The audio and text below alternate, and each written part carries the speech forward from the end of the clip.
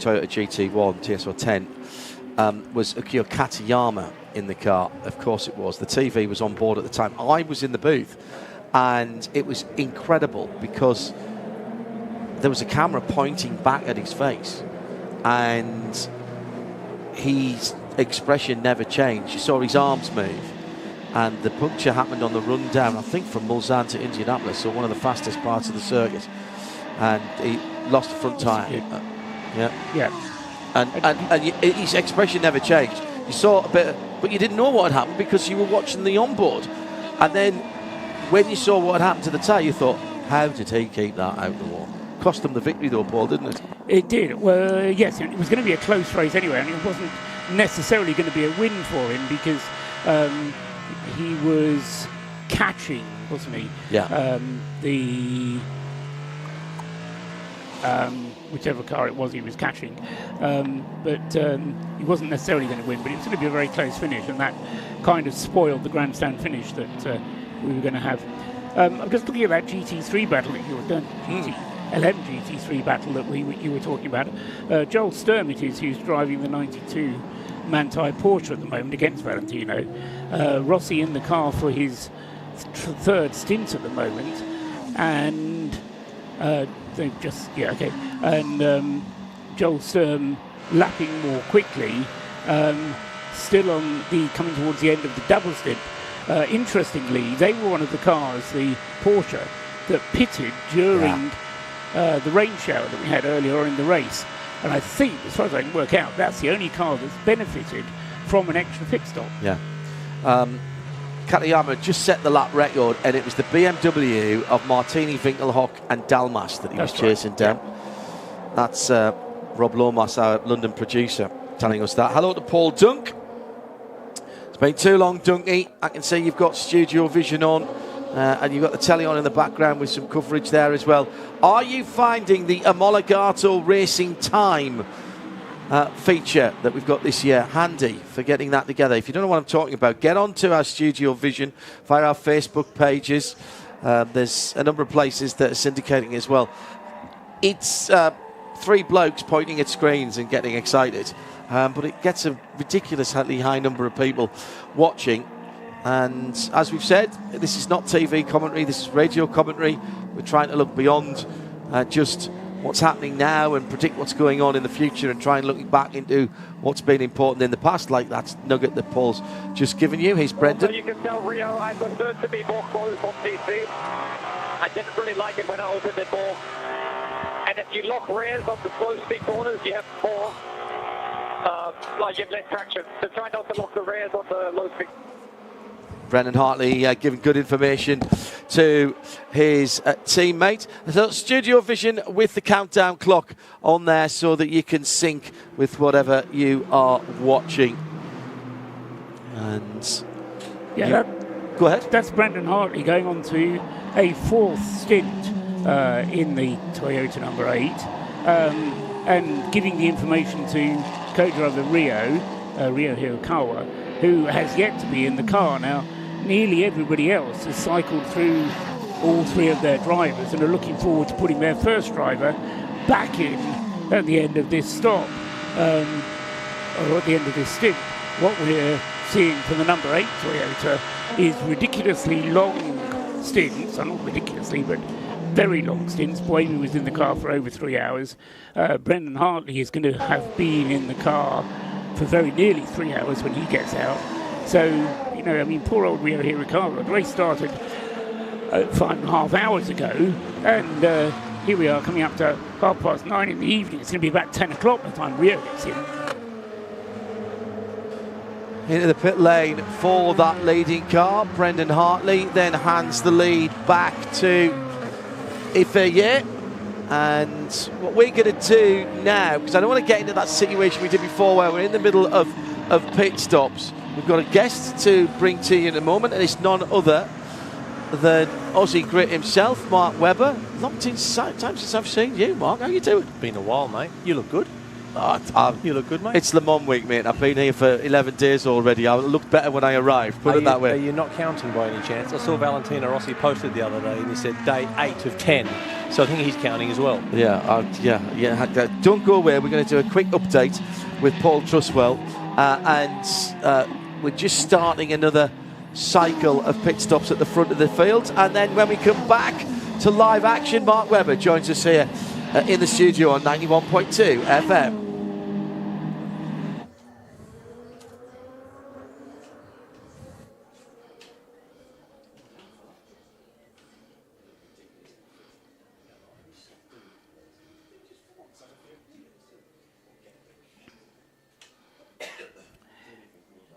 So we've got 87 laps on the board now, with just under 5.5 hours of the race elapsed. It's Sifier leading the way in the AF Corsa satellite operation Ferrari in car number 83. He has 20 seconds of an advantage over Miguel Molina, who's in second place in the car number 50 Ferrari. In third place is the number 5 Porsche, that being driven by Matt Campbell at the moment. He is only 9 seconds behind the second of the two Ferraris, though. And in fourth place on his outlap is now Ryo Hirakawa, who has taken over from Brendan Hartley. I suggested that he was not going to get in the car till the end of this stint, but he has taken the car over now, and Ryo Hirakawa is in fourth place in Toyota number 8. In fifth place is the Ferrari with Antonio Giovinazzi at the wheel, car number 51. In sixth is the Hertz Team Jota Porsche with Norman Nato driving. And just moving up into seventh place as a result of the pit stops now is Jenson Button in the number 38 Hertz Team Jota Porsche. Eighth is number 7, the Toyota with Paquito Lopez driving it. In ninth place is the Porsche with Kevin Estra behind the wheel. That's car number 6. And in 10th place is the Cadillac with Alex Palou driving car number 2. In the LMP2 category, the leader in LMP2 is still the Vector Sport car. I think that's been leading for most of the race now, certainly after the first couple of hours. Number 10 now is Stefan Richelmi driving. In second place is the Cool Racing Orica, number 37, in the hands of Lorenzo Fluxa. In third place is the United Autosports Orica with Norman Siegel driving it. That's car number 22. And in fourth place in the class is David Heinemeier Hansen driving United Autosports Orica, number 22. And in fifth place is the EDEX Sport car, which has Rechard de Garousse driving it, and that is car number 28. In LMGT3, the leader is car number 46, Valentino Rossi, who's got the lead back again now from the Manthey car of Joel Sturm, who's just been into the pits. So 46 leads 92, BMW leads Porsche. In third place is the second of the Porsches, car number 91, Yasser Shaheen at the wheel. In fourth place is Alessio Rivera in the Vista AF Corsa Ferrari. In fifth place, that's number 55 by the way, in fifth place is Nicola Costa driving the United Autosports McLaren, number 59. And in sixth, Ollie Milroy in the Inception Racing McLaren, car that started on pole position, number 70, had a bad start and dropped back, but is now beginning to move back up the field. And in fact, they've just gone through a driver change as well, because Milroy has handed the car back now to Brendan E. Reeb, who restarted the car about 5.5 hours ago. That's your hourly update with 5.5 hours on the clock.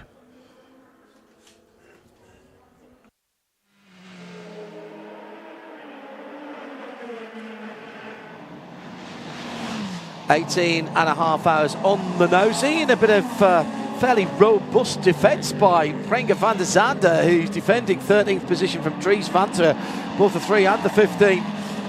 Not had the cleanest of runs coming down into the braking area at Mulsanne Corner. Mark Webber is alongside me, and shaking your head a bit earlier on there, Webber. Well. We've got a long way to go, haven't we? I mean, it's going to be a long 13 hours if he's going to pull this one off, which it's over already. So the move has been done for 13th place. And on they go on their merry way down to Indianapolis 1. So, yeah. But I'm happy to have these headsets on, mate. It's pretty fresh out there. I've walked across to the booth, and the headsets are nice and warm. And it's good to be in here with you, mate.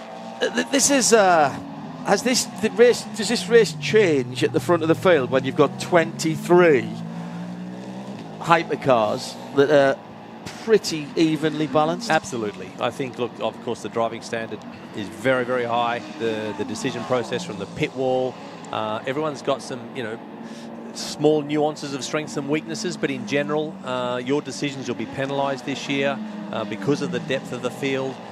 The weather's around. We know we haven't seen the back of that either. This race is absolutely, of course, so far from done. It's unbelievable. 2 Ferraris looking strong, but ultimately, yeah, mate, it's the depth is there. And how many cars we got on the lead lap? We've still got 18. I think the last I looked. Look at that. So we're not 5 or so hours in, but in general, it's an awesome field this year.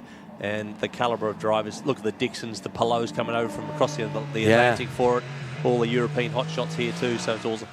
And mix into that your likes of your Felipe Drogovic and some of the up-and-coming F2 and F3 drivers looking for an alternative if their plan doesn't go right. But when you've got 9 manufacturers with at least a couple of cars each next year, that's the rules. That's 18 cars at least with 3 drivers in.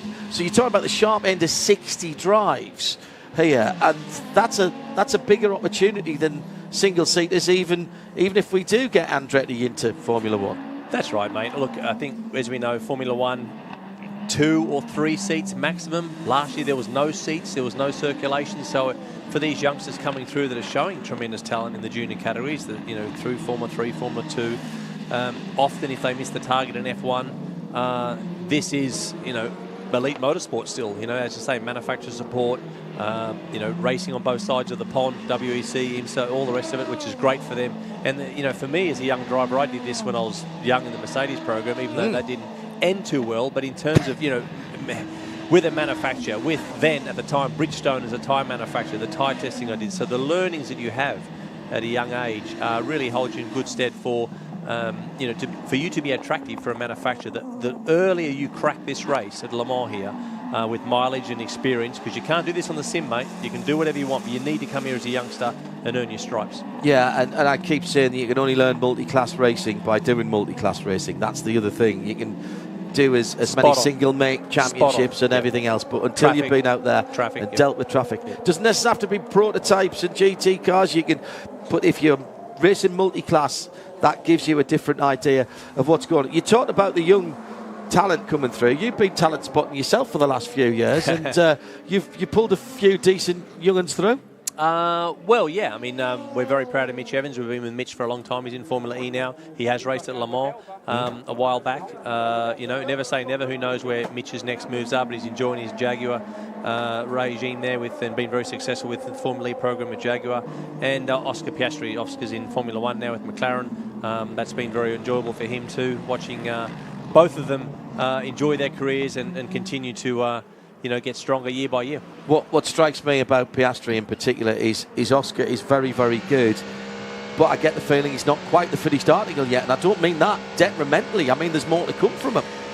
Well, absolutely. He's only 30 races in or something, and when he's hanging out with the next least experienced guy in those first 3 rows, he's 6 seasons in.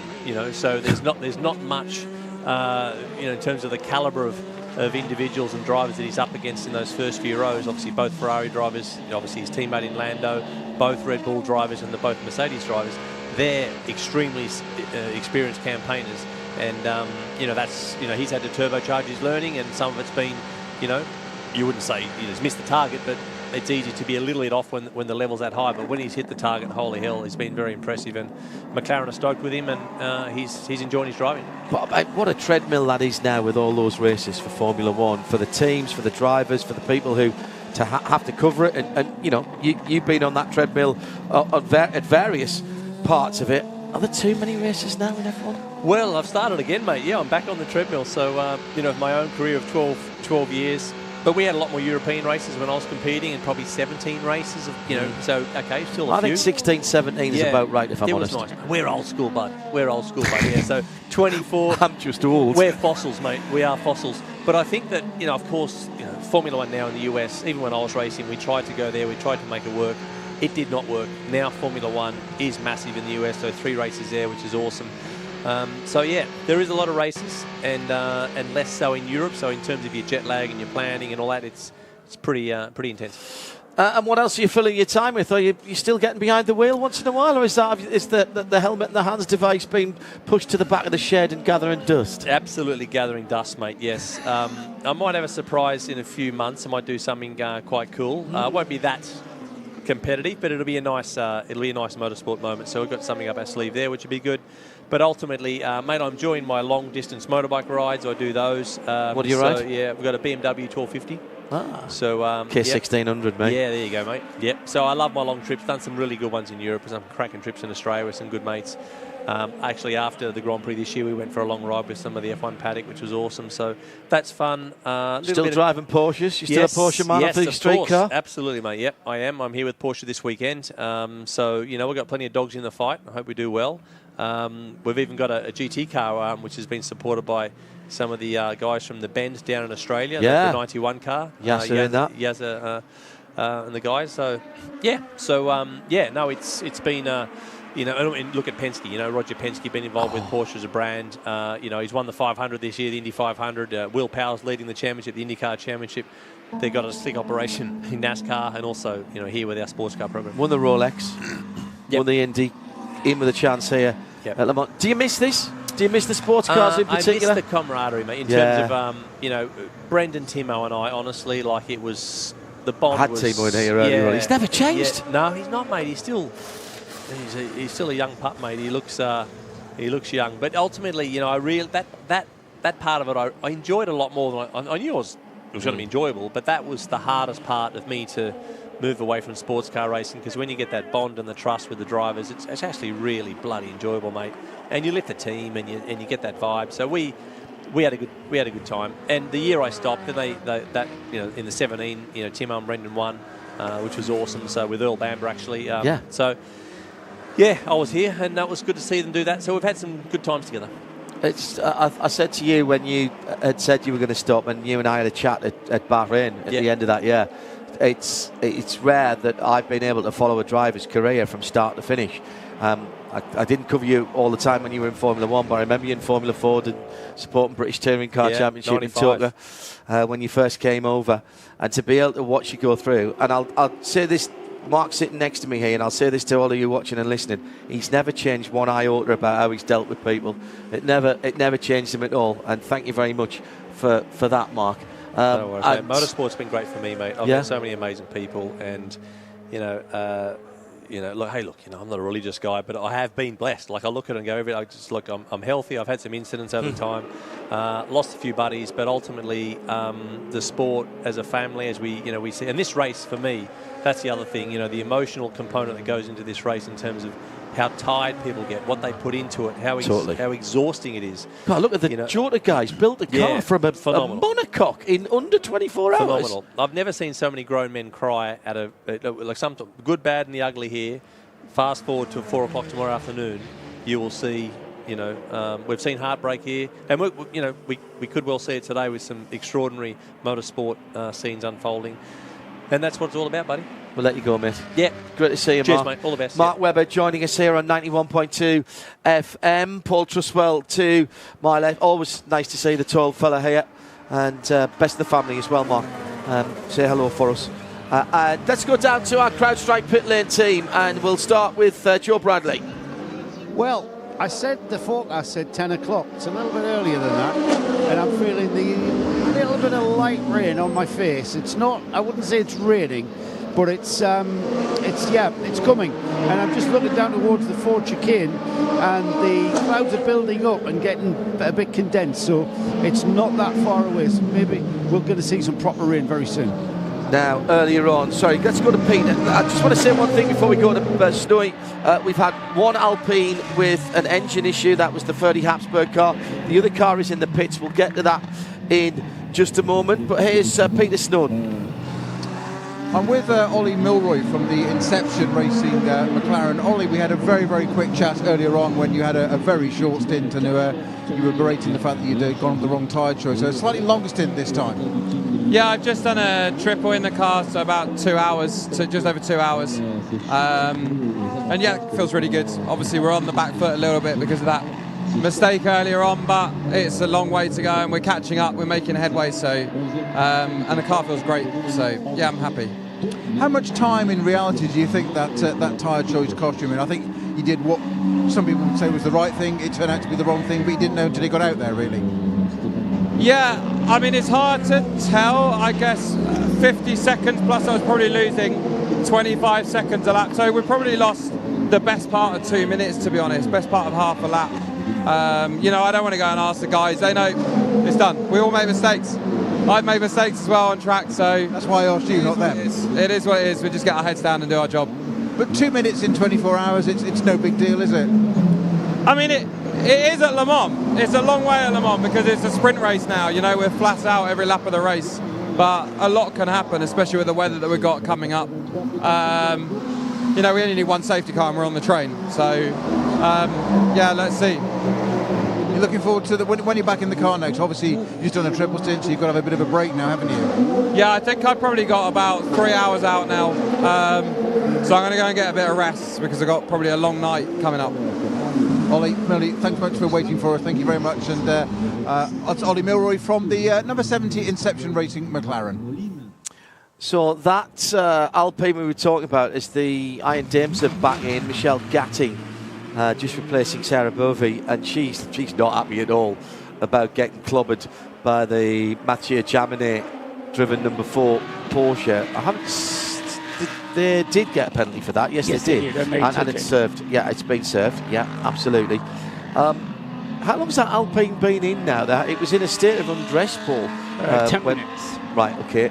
That's the number 36. That's annoying for them. Alpine that we're talking about. Well, it's especially annoying because they lost the other car, so it's all beginning to unravel a little bit. Nicolas Lapierre was in the car. They did have a car way up in the order at one point. It was in the top 10. Yeah, it was that car, the one that's in the pit lane now. Yeah. When he brought it in, just looking back for 35. Yeah, he was just outside the top 10 when he brought it in. 36 came in from 12th place. The track, though, before it starts raining, is clearly very quick because Ifie in the number 83 Ferrari has been putting in personal best lap times, setting a 3:29.922 a couple of laps ago. He's now coming across a bit of traffic, but he set a purple sector through the Porsche curve, so he's certainly pressing on pretty rapidly. Is Ifie trying to just extend that advantage by as much as he can while the sun shines, or at least before the sun goes down and before the rain comes. 28 seconds is the gap between Ye and Molina, and then Matt Campbell with the Porsche is in 3rd place. He's a further 12 seconds behind, and then Ryo Hirakawa is on a slightly different fuel strategy in the number 8 Toyota Gazoo Racing car. He is a further 12 seconds behind, but as we heard and as we saw last time around, when he completes his stint, which will not be for about another 4 or 25 minutes yet, he will, in all likelihood, take over the lead of the race just for a couple of laps. It's Paul Truswell, who is in the 4 Performance Global Broadcast Studio, or the 4 Performance Studios rather, here at the bottom of the Bugatti circuit, and I am joined by none other. And of course, just as I was about to introduce Nick Yellowly, we have the Proton competition. Jonas Reed coming to a halt in a spot where, Nick, you don't want to be going to a halt there with no lights on the car. No, one of the fastest parts of the circuit, and a little bit blind when you come out of Porsche 3, I think we call it, into karting. So not ideal to be parked there, particularly as the light is starting to fade. How are you? Good, thank you. How are you? I'm all right. Last spoke to you at the Nürburgring a couple of weeks ago, which was a fantastic race. I know it didn't end the way people wanted, but the 7 hours and 23 minutes that we had of that race were absolutely incredible. Yeah, exactly. I think you're getting confused, but we were at Detroit together. we were Detroit. Whilst you were doing the Nürburgring. Correct. Yes, but it was basically the same weekend. Yes, it was. It was a great race. I managed to follow the Nürburgring. Obviously, my usual team for the Nürburgring Rover were doing that race and doing very well, and BMW managed to get their podium. So also a great result for them. What was Detroit like? That's a tough track. It's a tight track. Very tough, particularly in those big prototypes, to be honest with you. Very tight and twisty. Difficult to extract consistent lap times. You felt like you were in the air, bouncing and hopping more than you were actually all four wheels on the floor. But in general, good fun. Yeah, good fun to drive. This has been an interesting start to the race, Nick. I mean, we've said this a billion times before. I said it with Mark Webber there earlier on. You've got 23 top-class cars here. Really, you have. We've not seen anything like this in my coming to Le Mans, which is more than your lifetime. But don't rub that in, if you don't mind.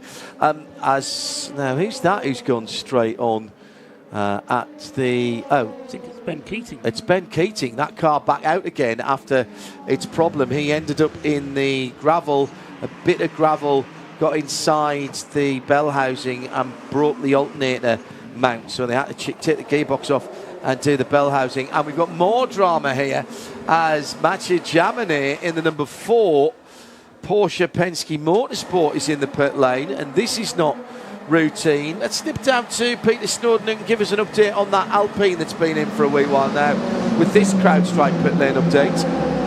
Yeah, well, it's sad news, I can tell you, that not exactly animated in working on this car, and the driver's just hopped out of it and just gone through and just hugged everybody in handshakes. So I think it's pretty safe to say that the 36 Alpine team car has also just retired from the 2024 Le Mans 24-hour race. 2, 1. Slow zones 8 and 9 are now deployed. Slow zone 8 and 9 are now deployed.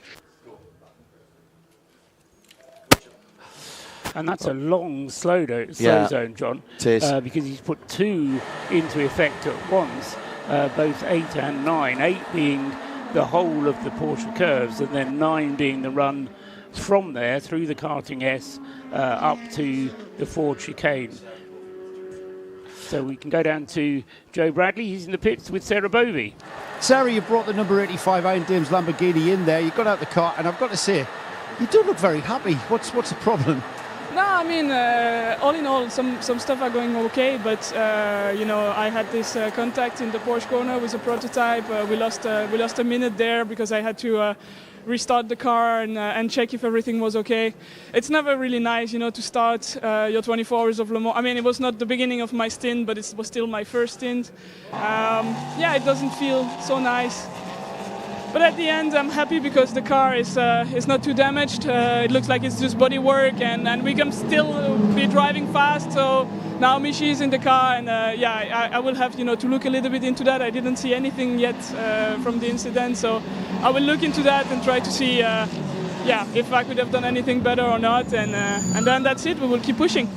I mean, all right, I can understand why you're disappointed. You were in the top 5. You've brought it into the pits in 10th, but now the pressure's off, Sarah, surely. You just have to, what you've got to do, and that's push flat out.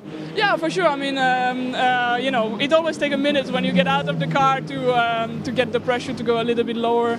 Obviously, I was very focused for the last 3 hours. But that's okay. I mean, I'm smiling now. I'm happy if we can be competitive, and as long as we stay in contact in the same lap than the leads, everything is possible in this race. We know it, so it's luckily for now just time lost. Let's hope that it's gonna stay like that for the rest. Thanks, Joe. And Michelle Gatting is Michi, who's in that car now. The Porsche number 4 was the car that was involved in that. And, oh, hello. What's going on with the number 6 Porsche? Kevin Estra coming out of the slow zone and missing the chicane, trying to catch up with Alex Palou as they battle for 8th and 9th position. Whilst that slow zone is on, Porsche number 4 is in, replacing part of the right-hand side pod, which is what was sideswiping the Lamborghini of Iron Dames there, and actually took out the whole of the illuminated number panel which sits in front of the radiators there. So the radiator was pretty exposed as well. That's what they're doing with that car. Sorry, Nick, you come in and you've caused chaos coming in here. We're having we're having a really quiet evening before that. And we were talking about the pace of this race and the intensity of this race with 23 cars in the top class. You can't just cruise around and get a result here anymore. All of the WEC races, you've really got to fight. Yeah, completely right, and that's the fun of it, isn't it? I think they're not really endurance races anymore. They're just 24-hour sprint races, aren't they? So you've got to be really on top of your game, make great strategic calls and be flat out as a driver, and balance that taking risk and not crashing. You and I spoke at a test with WRT when you were across, when we were in Belgium at Spa. It's quite a while ago now, isn't it? And that was a great weekend. I thoroughly enjoyed that. What do you guys from the RLL team in the States who've been running the car for a year, what can you bring to the WRT effort with Vincent Voss and the rest of the team? Yeah, I mean, obviously we have a lot of experience on doing things, let's say, first, making our first mistakes, doing things wrong, and being able to actually fix those so we can preempt or try and suggest things or directions we went that worked and didn't work. Obviously, the teams both stateside and here have a bit of contact. BMW are able to run across both programs, so know what's going on both sides of the pond. And I'm sure we got most of the small little issues and teething issues out of the way in our first year, which enabled them to take over a relatively developed car when they started testing it at the back end of last year. Is there much difference in the specification between the two cars? I know that there's some details within things like the wiring loom, the monitoring loom, if you like, the logging loom, that the two series use are very different. But in terms of the specification of the car? Very similar from what I understand. I think there's small things that you can change, i.e. on the homologation side with different blanking and stuff like that, but otherwise exactly the same. Right, now we've got a typical Le Mans situation here. Nick Yellerly in the booth with us. It's absolutely teeming down a rain. Everybody's on slick tyres, but here on the start-finish straight, it's bone dry. Lovely. Awesome. Yeah, just what you want as the lights fading as a driver. It will be very difficult to keep these tyres actually in temperature and working in any sort of window or range when it is like that. Already, as I'm sure you've seen plenty of times in this championship, the cars on outlaps can be, let's say, more than tricky before you've got them up to temperature. So the guys will be having a difficult time with it. Nicholas Nielsen's just got out and just put a brand new set of Michelin mediums, I think, that went on there, and they'll be cold. There's no tyre warmers. You're used to that. IMSA never had tyre warmers in IMSA. No, exactly. How hard is that then, when particularly in the cold of a night at Daytona, when you go out with that tight pit lane at the end with the wall almost wanting to grab you as you go out? Yeah, very difficult. I mean, you have superb racing drivers making mistakes on these cold tyres so easily. I think it was even one of the Acuras that spun in the pit lane last year or the year before. Oh, that's right, yeah. And was facing backwards and had to come down backwards. So very easy to do. And if you're adding that on top of a spitting of rain, trying to switch on a medium tyre, it's going to be very tricky out there. So you're not driving here this weekend, but you're still here. In what capacity? Because I know you love motor racing. So are you just here watching? Have you got a role within the team? Yeah, so I'm officially classed as the reserve driver. I did my 10 laps because I'd never been here before last Sunday. So I did my 10 laps. How was that? Great fun. We had a few, safety car laps or practices, so I didn't get many, let's say, push laps, but I got one before I managed to get out. And yeah, it was fun. Going into Indianapolis at 340 k's an hour just before you hit the brakes. That's an awesome corner, that, isn't it? It was an eye-opener. And just want to get back here in a full-time racing capacity and try and go for that win. Off to Watkins Glen next, of course, on the plane, probably like we are on Tuesday, and heading up, 6-hour race for the sale in 6 hours. That's a bit of a characterful circuit as well. Yes, one of my favourites on the calendar. It was my first time there. BMWs have gone well there. Yeah, I mean, exactly. We finished second on the road and ended up winning the race last year, which was great. One of our five or so podiums. So the car works well there. I think both myself and Connor seemingly go well around there. So yeah, time to execute and get that well-deserved podium that we all need. Kick off the season now. Exactly right. Right, Nick, always good to see you, mate. Thank you. Nick Yellerly joining us in the studio. Let's grab a couple of the pit stop reports. The Ford Porsche is back out again from the Penske Porsche Motorsport. Let's go down first of all an Alpine update with Peter. Yeah, sadness all around at Alpine at the moment. The second car, the garage door, is going to be pulled down very, very shortly. Totally deflated that garage. Mark Webber was just saying about the emotions of the marble. We've just seen one of those emotions playing out in that garage. It's an engine issue as per the other car, but they don't know whether it's the same engine issue, but it's definitely an engine, and that's brought that car down. And just to let you know, John, it is now absolutely teeming it down in the pit lane. We've got a very busy pit lane as everybody, it seems, is diving in for wets.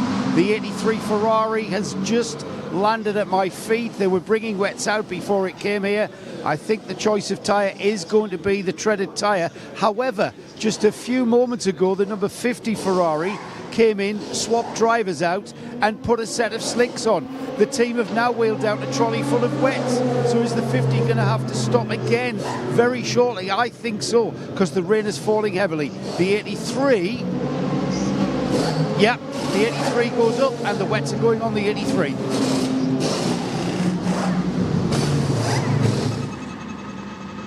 I can't now say that I've only ever been in dry conditions. 95 Richard Mille United McLaren is in the gravel and trying to extricate itself as well as it tries to pull out. That was at the first chicane at Dunlop. I think it's treacherous out there at the moment. The only choice right now, Paul, is wet weather tyres. It's not a choice at all, is it? No.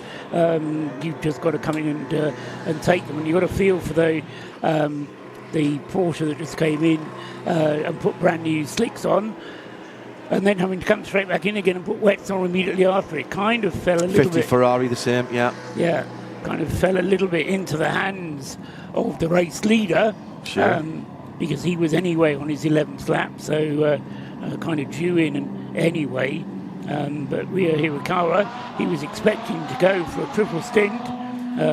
He's had to come in a little bit early, and the advantage that the Hirakawa car had of being on a slightly different strategy has now been taken away, because of course everybody comes in at the same point. Yeah. Everybody fills up with fuel, and it then resets the strategy so that everybody is on the same strategy, which, let's say, kind of takes away the advantage of the Toyota team there, which who knows how it would have played out over the rest of the race, but that little 3 laps difference in strategy sometimes plays exactly into your hands. This time it's actually played away from them.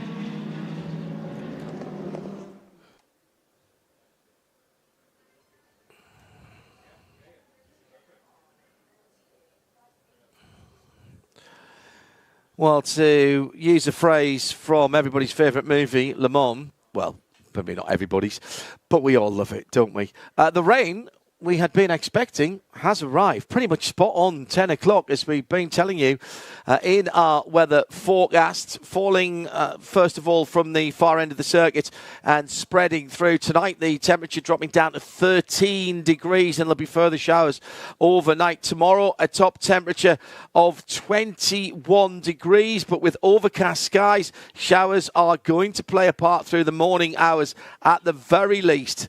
On Monday, if you're travelling home, it'll be warm, 22 degrees, but again, chances of showers in the morning. Right now, here at the end of the Bugatti circuit, the air temperature is just on 15 Celsius.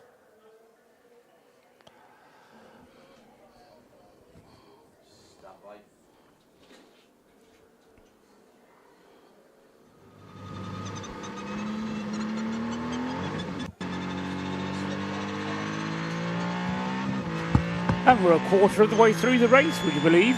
6 hours in and only 18 hours still to go. We've completed 95 laps. Now, I do remember a long, long time ago, I think it was 1988, when they completed 100 laps in the first 6 hours. We're not quite on schedule for a record distance, and certainly won't be if it continues to rain, but the pace has been very high indeed this year, and considering that these hypercars are considerably slower over a single lap than some of their predecessors have been, it would be a tall order indeed for a hypercar to make a record distance, and some have suggested that it's not possible anymore with the current breed hypercar. But as I say, we're not far off that. 95 laps completed in the first 6 hours, but the showers of rain don't help. Yiffy has had a pit stop. As I say, he came in after an 11 laps of his stint, and Robert Kubica has taken the car back out onto the track. So it's Kubica at the wheel of the number 83 Ferrari on his out lap at the moment on wet tyres. Fred Macavici has got into the second place Porsche number 5. He started the car, as did Robert Kubica, and so they've cycled completely through their driver lineup in the first quarter of the race, and so Kubica is on an out lap as well, almost a minute though behind the Ferrari. In third place is another Ferrari, being the Ferrari from the AF Corsa team. Nicholas Nielsen has taken that car over now, but he is only 6 seconds behind the Porsche. And then in fourth place is Ryo Hirakawa, who's out for the second part of his stint, but having started his stint on slicks, he's now on wet tyres. Hello, Johnny. Good evening, Paul. I'm back in the Ford Performance Studios. Johnny Palmer will introduce the rest of the gang in this part of the world in a moment or two. But first of all, straight to Joe Bradley for this CrowdStrike pit report. You found PJ Hyatt. Yeah, PJ has just brought the car in while it was pouring down. PJ, was that a scheduled stop or did the rain bring you in? No, I was clicking off laps like I'm supposed to, and it just started absolutely pouring as I came into Mulsanne. And then out of Mulsanne, it got worse. I had a little spin at Indy. Fortunately, was able to get it righted. And we decided to put Louis in the car. He hasn't been driving much today, so we figured we'd put him to work in the rain. Yeah. He is out on wets, though, isn't he? Yeah. It's always very exciting when it starts raining on part of the track. It's dry on the other part of the track. You got slicks on the car, and you're like, well, now what do I do? Is the team able to tell you where the rain is? And so, I mean, it must be a voyage of discovery when you go for that brake pedal. We try to get heads up. I think actually Race Control's been trying to give people heads up about where the rain's coming from or how heavy it is, but I mean, you don't know until you're in the middle of it. So it is like a search of discovery, figuring out where it is. I mean, I know there's a lot of this race to go, and it could end up being a lottery with the weather. But so far, PJ, you must be very proud of what you guys have achieved. You were on the class pole, LMP2 pole here at Le Mans, and that must have been a great scene. You know, Gunnar out there with the trophy with Louis. I mean, Louis put together a couple of phenomenal laps in qualifying. So yeah, we're all super proud of him, but the team has been doing just a phenomenal job this past week, for the starting at the test, but then all the way through practice up until the race today. So I couldn't be happier with what's going on right now. As long as we keep the car pointed the right direction, even if it starts raining out, we'll be all right. Yeah, not always travelling in the same way it's pointing, but pointing in the right direction. Thanks for talking to us, PJ. Great stuff. PJ Hyatt there, guys. Thank you, Joe, with the CrowdStrike pit lane report, and plenty more from Diana Binks and from Joe Bradley through this current segment. So 6 hours done. We're at 1/4 distance, 4 minutes into the 7th hour of the 92nd edition of the 24 Hours of Le Mans, around the circuit, 91.2 FM and around the world on radiolemans.com. A pit stop for 51 Ferrari, and this car's just come in very, very slowly indeed, still on slicks, and strangely enough, it's on medium slicks. They're actually preparing soft slicks to put on this car, and they look like very brand new tyres as well. Johnny Palmer, Paul Truswell, and we welcome to the broadcast, certainly for the race segment at least this week, for the first time, Davey Avema of Sports Car 365. Hello, Johnny. Thank you for having me. Not at all. You're very welcome, because you've been, hunting around the paddock for stories, been able to chat to drivers, so theoretically you're more in the know than I am right now. But that 51 Ferrari, I actually thought it had an issue, but it's tippy-toeing its way into pit lane for fear of throwing it off the racetrack at any moment, because it's this part of the track, start-finish line, pit lane, which is most affected by the weather. I think what we are seeing here is a similar situation to what we had earlier in the race when we had the first shower, where this is an extremely difficult decision to make because it's such a big track that it could be absolutely flooded here at start-finish, but if you get down to Indianapolis or the Mulsanne corner, it's bone dry. So I was looking, thinking, you're going from slicks to slicks, but maybe it could very well be that on the other end of the track it's extremely dry. Yeah. goes back to the point, Paul, that you were making to Johnny Molam about what slick compound would you like to be on when the track is half and half. Exactly. The benefit of the soft tyre is it doesn't cool off as much, or it doesn't matter if it cools off in the wet weather tyres. In the wet weather, with the medium tyre, that cools so quickly and it becomes less functional in the wet, whereas the soft slick, it's still a risk, because when you're on the water you need something to push the water away and stop yourself from aquaplaning. So, you know, the Ferrari, who is it? It's Antonio Giovinazzi at the wheel of the 51 at the moment. He's going to have to be very, very careful, but it's less of a risk. Another one more lap, it's raining, and now it will decrease. Just survive and stay out, we'll be okay. And that's why they didn't go to the wet then. That's Nicholas Nielsen, by the way. Team radio for Nicholas Nielsen in the number 50 Ferrari. And they reckon then that they, of course, checking the radar, that the rain may well ease off. A terrific bit of car control from the avoiding LMP2 car as number 30. Katzberg, was that Katzberg doing the avoiding? I think it was. That was a Crowdstrike car, and there's a spin for the 37 as well. Yeah, so the 37 is trying to get into pit road, and it has spun around like a top, and that was the LMP2 leader, by the way. Lorenzo Fluxa trying to get into pit lane. The Duquesne car that was rotating was John Falb, and you reckon Nicky Katzberg in the Crowdstrike car had to decide which way to go, left or right, leaving the chicane, and amazingly chose the right way. Well, he's got experience of winning this race at the end of the day. Isn't the rule go to where the car is now because it's going to keep moving? Isn't that the golden rule in terms of situations I think that's like a this? theory, but I've never done it, so I've never had the problem. Yeah, you hope that the car that is spinning has left the scene as you arrive upon it. Yeah, the movement continues, basically. Malte Jakobsen took over from Lorenzo Fluxa, I notice, and the 37 car is going again. Robert Kubica in the race-leading Ferrari, number 83, heading for Indianapolis.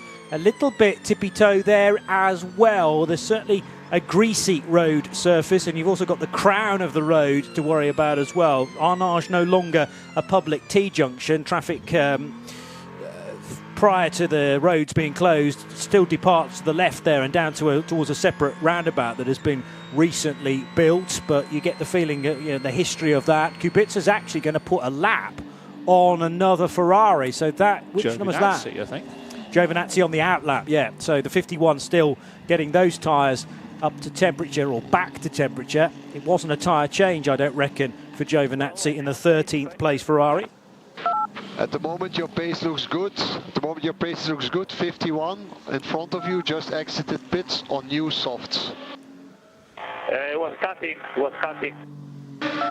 Car 51 in front, just exited the pits on new softs. So new softs for the 51. That was information to Kubica, just informing him in the race leading car. And the nice thing about this satellite team, therefore, I'm not sure that they're necessarily expected to be outpacing the two Ferraris 50 and 51, but actually those guys are giving information now to the yellow and red liveried car. Oh, there's been a rotation as well for the 60 Lamborghini, and it's more than that coming out of the second chicane, because nosing into, that's possibly Armco barrier actually behind the banner, and it's going to be a full course yellow because of car 60 and the Iron Lynx Lamborghini being driven by Claudio Schiavone, and that will have done quite a bit of damage to the nose of the Huracan, Davey. Yeah, you really see the smoke, or not necessarily the smoke, the steam pouring out, because you've got the radiator there in front. There's all bits of sensitive bits there on the front of the car, and this was just, I think it's still a slicks, and of course Claudio Schiavone, a very experienced bronze rater driver, but under these conditions it is so tricky and treacherous out there right now. You can see you just put the power on and the car snaps. There's no grip out there right now for these guys. It's very tricky with the full course yellow because of the requirement, I'll put it that way, of a full course yellow to be no more than 10 minutes. So they don't want them to be going around for more than a lap under full course yellow conditions. If the full course yellow is just to collect some debris, and I suspect it is, because that's Schiavone car, it was quite a long incident, wasn't it? And as a result of that, there's quite a lot of debris to tidy up. The full course yellow, of course, will close the pit lane, and as soon as full course yellow notification is given on the screen, the pit lane closes, the whole of the circuit is neutralised, everybody has to slow down to 80 kilometres an hour straight away, and it's a much quicker thing to put into force than a slow zone, which takes a little bit more time to set up. So if you want to neutralise the circuit quickly, then the full course yellow is the better option. But as I say, they've said in the briefings that it won't last longer than a lap. If they want it to last longer than a lap, then they'll put the safety car out. Okay, which is kind of what's been happening in the World Endurance Championship with this new thing, the virtual safety car. Virtual safety car's not in action for this race because the safety car systems, the safety car procedure works a tad differently. We've got 3 safety cars here if you're new to Le Mans, and then the way we get the race back underway after a safety car phase is actually all 3 safety car lines are merged, and then you have one long line, there's a wave by, and then finally we get racing again. A full course yellow should be dealt with, or should be from start to finish a lot quicker a process, and hopefully the recovery of the 60 Lamborghini can be done within that. Joe Bradley's been waiting patiently for this CrowdStrike pit report. It was just to add to that Ferrari message, to the number 51 Ferrari, that we're going to go on the soft slick, when in LMP2 land, certainly Cool Racing land, they were going to wets. We saw the 37 Cool Racing entry have that spin. That car came straight into the pits and went on to wet tyres, much to the happiness of the driver. I'm not quite sure who's in the 37. Then very shortly after that, we had the number 47 Cool Racing entry, came into the pits, damage to the front, the nose section of the car, and the front splitter completely destroyed. That had to be changed, and that car went on to wets because that's had an incident in these wet conditions. The rain has stopped, so it's going to be transitioning back to perhaps in favour of that 51 Ferrari. However, an LMP2 car might be a different kettle of fish out there in these conditions.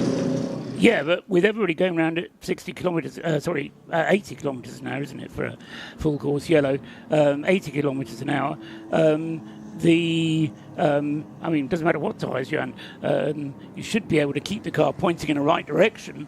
So soft slicks are exactly what you want if you're going to have the full course yellow. If the green flag then comes out again in time, and you can then carry on racing without having to worry. So the performance is there pretty quickly with a soft tyre versus the medium or indeed the hard. So you can start to push, you can build the temp, and that's the theory of coming out of a full course yellow as we've got on a relatively dry or drying track.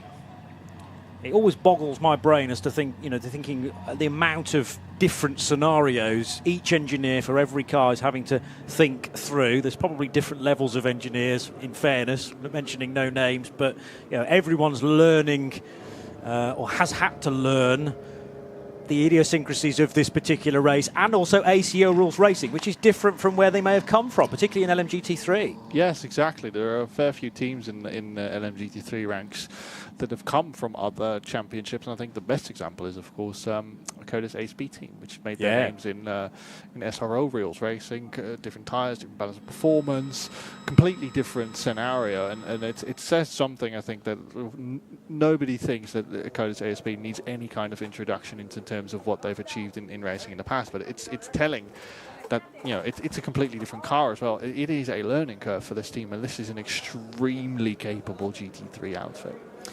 Repair work continues on the number 77 Proton Competition Mustang that Zachary Robichon brought in. We are green again, so as you quite rightly said, Paul, no more than a lap for the full course yellow, although I notice yellow flags are back, this time late on in the lap between Porsche curves and the Ford chicane. And Claudio Schiavone I don't know if he has made it back to the pits, but he was setting off for the pits despite the apparent damage to that. Davey? The tracker opposed, it is moving again, and it looks to be on its way to Indianapolis. I see the 60, well, its numbers now disappeared, but it does appear to be moving once more. Well, Eduardo Freitas and the rest in race direction, were happy to have that full course yellow out because they could see that Schiavone was at least moving. The car he was driving was moving, and he was doing a 3-point turn, and they were being very patient. Chance to describe that to you again. I wonder whether he caught a little bit of the white line, maybe. No, it was just a bit too much right foot. You were spot on with that, Davey, and it's just fired him left. This pendulum has started to swing, and then he cannot get it back again. Greasy road surface again. The bit in the middle of the road is higher, and the car's just slightly out of balance as it leaves the second chicane. And from the outside, actually, the contact with the barrier is less severe than it felt from Claudio's vantage point in the driver's seat. But he's continued on, and I have to admit that you would expect him to come into pit road. Surely, it's a very long middle sector, of course, and he hasn't yet got to the Ford chicane. But yeah, got to be down into the pit lane to try and repair the front of that car, which is somewhat battered and bruised now. I think it was somewhat fortunate that it was relatively low speed. Yes. Because we have a couple of penalties come through, including for all hypercars, actually. I think 19 is one of the Lamborghinis, 38 is Hertz Team Jota, 93 is one of the Peugeots. And the mighty 38 of Hertz Team Jota. So yes, all hypercars. The gold, one of two gold Porsche 963s. The 12 cars the better positioned for Team Jota, running in 6th place. Car 38 though, only a couple of spots further back, and they are drive-through penalties again for slow zone procedures. So I'm not sure whether actually drivers would be more grateful for a full course yellow, because at least you know where you are with that and you're counted into it regardless of where you are around the track. The difficulty is spotting the next slow warning to then know that one of the 9 slow zones is restricted to 80 kph. We've seen a lot of penalties for those, I'm guessing, not down to that speed in time. And the penalty is deliberately pretty severe. So you're going to have to serve a drive-through penalty entirely separately from any other pit stop that's taking place in the race. A couple of moments ago, in a slow zone, or maybe the full course yellow, the 46 BMW that has spent some time leading the race in the hands of Maxime Martin. He's in 2nd place and then begins to overlap the 23. Oh, and then there was some contact with the 23 car. That's, again, not very far away from the end of the lap. So that was some confusion possibly coming out of the speed limited area. And also a spin for the CrowdStrike Racing by APR car of Nicky Katzberg. That may well have been as a result of some contact as well. But the 23 United Autosports USA car, which sadly is a long way down, and Ben Hanley must be thinking what on earth he has to do to get a break. I didn't actually see, Johnny, whether that was at the end of a slow zone or at the end of the full course yellow. Because if it was at the end of the full course yellow, then Maxime Martin was entirely within his rights to start accelerating because he could see a green. Yes. A full course yellow ends when you can see a green. A slow zone ends when you pass the green. And that's an important difference for the drivers to know about. But I don't know what it is. Probably temperature. Yeah, no problem. Keep pushing, keep going. That's Robert Kubica being told to keep pushing, to keep his tyres up to temperature. Yeah. I don't think Robert needs much encouragement to keep pushing. Probably not. Some sort of alarm. I caught the word alarm at the front of the first sort of start of that. And possibly warning him about too much temperature or a lack of temperature. Generally, the more concerning message is that something's starting to spike in the car somewhere, but he's still being told by his engineer to push.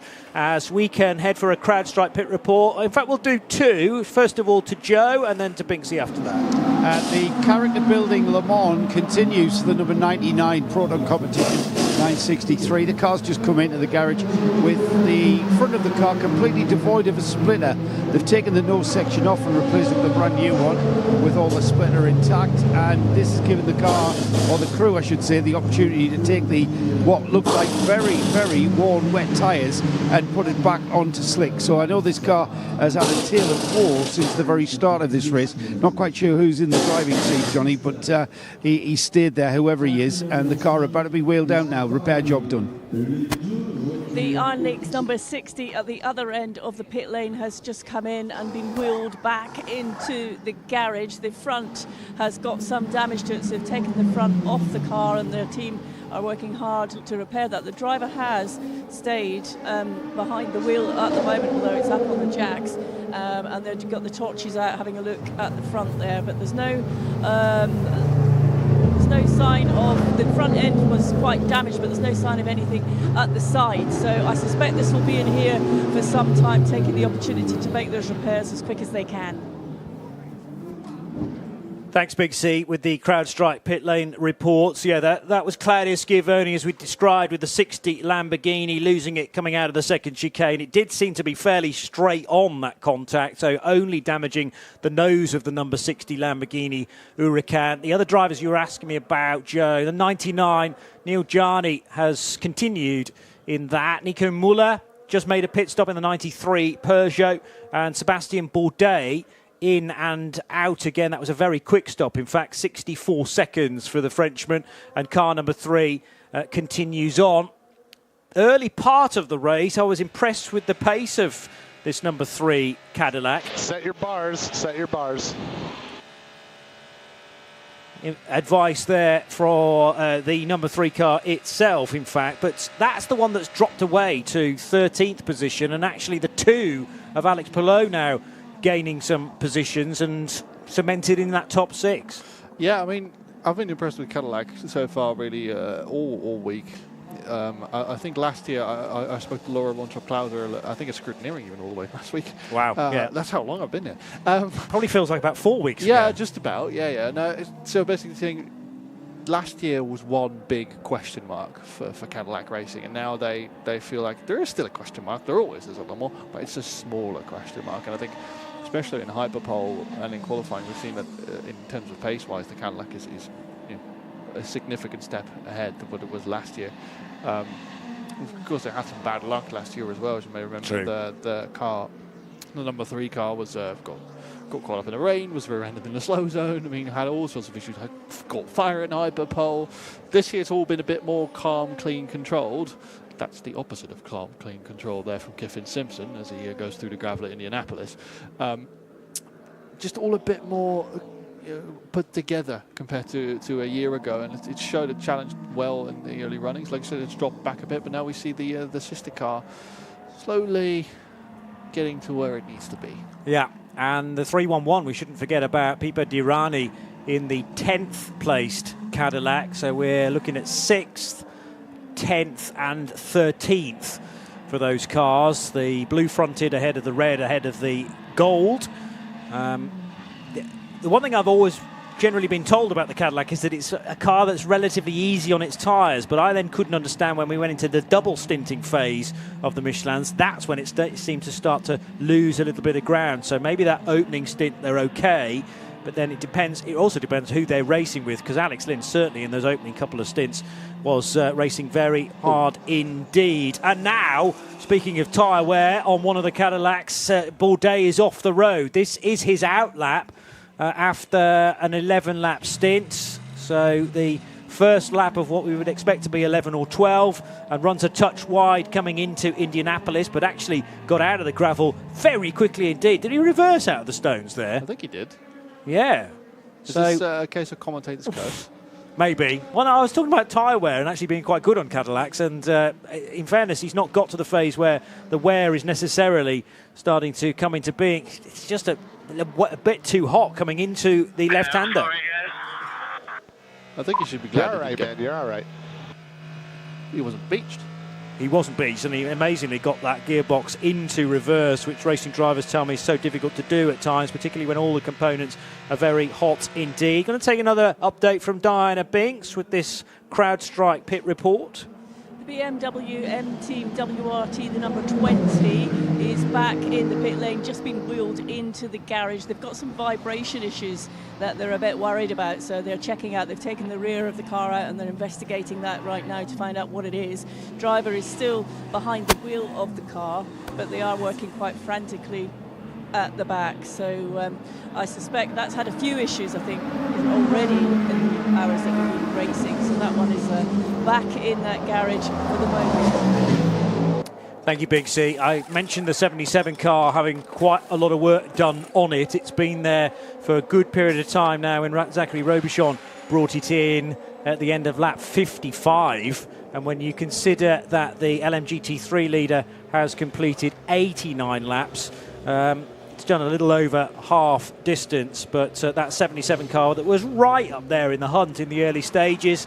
I remember Fred Schandorf and Ben Barker, after their first pit stop, came out almost glued together, and that must be even more of a disappointment, that knowing that the 77 was a quick race car this weekend. Yeah, I think Ford's maybe not what they were hoping for, but the car has been up there. I mean, it's quickest in qualifying. Yeah. And how efficient was Ben Barker in that initial qualifying session as well, doing 4 laps? Yeah, very, efficient is the right word. It didn't need very much, indeed. But yeah, it is a proving ground, isn't it? It's the first time the Mustang GT3 has been to this race to race at this circuit. And we always like to say that certain tracks are car testers or car breakers. I like to think that this is definitely one, and that falls under both of those categories.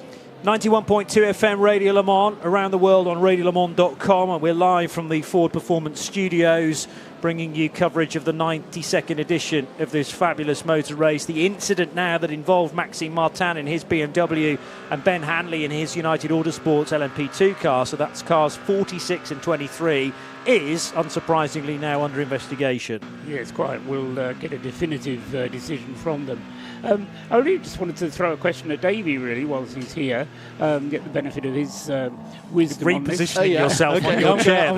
It's not my chair for this one. It's not a difficult one, really. So we've seen both of the Alpine strike problems, and completely now we've got both of the Alpines out of the race. Neither of the BMWs are featuring anywhere near the front. Robin Freins, having had that spin earlier on that lost the car about 15 minutes. Dries Van Toor in the number 15 BMW is just on the lead lap, but nearly being lapped now. So I'm just... And we were talking about Cadillacs, but I just wonder whether that's a surprise or whether we expected it. But whilst Davey considers that, we can go down to the pits. Here's Joe. I've got Larry Hall to... Larry, hopefully you'll be able to explain to our listeners what's gone on with the 77 and what are those boys and girls trying to fix. Yeah, it's a steering rack. We had a steering rack failure, an actual rack, not a, everybody go, oh, tie rod end, that's going to be... Tie rod end's going to be, it's not a tie rod end, we actually had a rack failure. Zach said he took quite a bit of curb in the Dunlop curb. We got quite a big hit off of it. I mean, we've never had a failure like this before, but again, it's a first-year car, so it's not really during the race fixing a whole rack. A tie rod end would be, or a damper, but a whole rack replacement. There's a lot of alignment and stuff to be done with it, with the steering wheel and everything. But we took the decision that first year here with the car, let's take the time. We'll fix it. We'll put it back out and use the rest of it as an ongoing test. Is the rack at the front of the engine or the back? It's at the front. Thank God for that, eh? Because I'm just noticing how low that engine is in that engine bay. That's not what the road car looks like, is it? That is so low. No, that is not like what the road car looks like. It's to the rules. It's as low as it'll go, and it's as back as far. In fact, the rack goes down. One of the things you got to do with a car like this, if you put the engine down that far, is you got to get the rack out in front of the engine. So that's where they're at. We've got that, and it's buried deep in there. So it's a really big job for the boys and girls to get that done, but they've got it done, and we're going to go and use the rest of the race as a test. Yeah, Larry, when we talk about a car being new to a competition, this car very early at the start of its development, is that something that is made a note of, and then you go and look at the loads and the forces that's broken? Yeah, well, in racing, I think you probably know everything's lifed, right? You don't. This isn't like a road car, and you don't expect your rack to, you expect it to go the forever. So everything's got a life on it. We even have lifing on the rack, and everything's built down to a weight. So this is the first rack failure we've seen, but this is the first place I've had turtles like what the boys are going over. So we've probably learned something here. Maybe look at different lifing on it, or looking at it more often. The other thing that put these guys under challenge was, because we didn't plan to put one in. We have spare parts, but we didn't have an assembled one. So if you'd seen what we were doing, we spent 40 minutes making the assembly up, and then the rest of this time has been putting it in the car. And again, moving on from that, next time you come here, you'll have one ready assembled, won't you? I'll have it live properly, and we won't have this problem. Yes, we will have assembly. Yeah, I'll have it assembled. I mean, that's what we mean by development, isn't it? You're learning all the time. Yeah. Thanks, Larry. That was great insight. Anytime.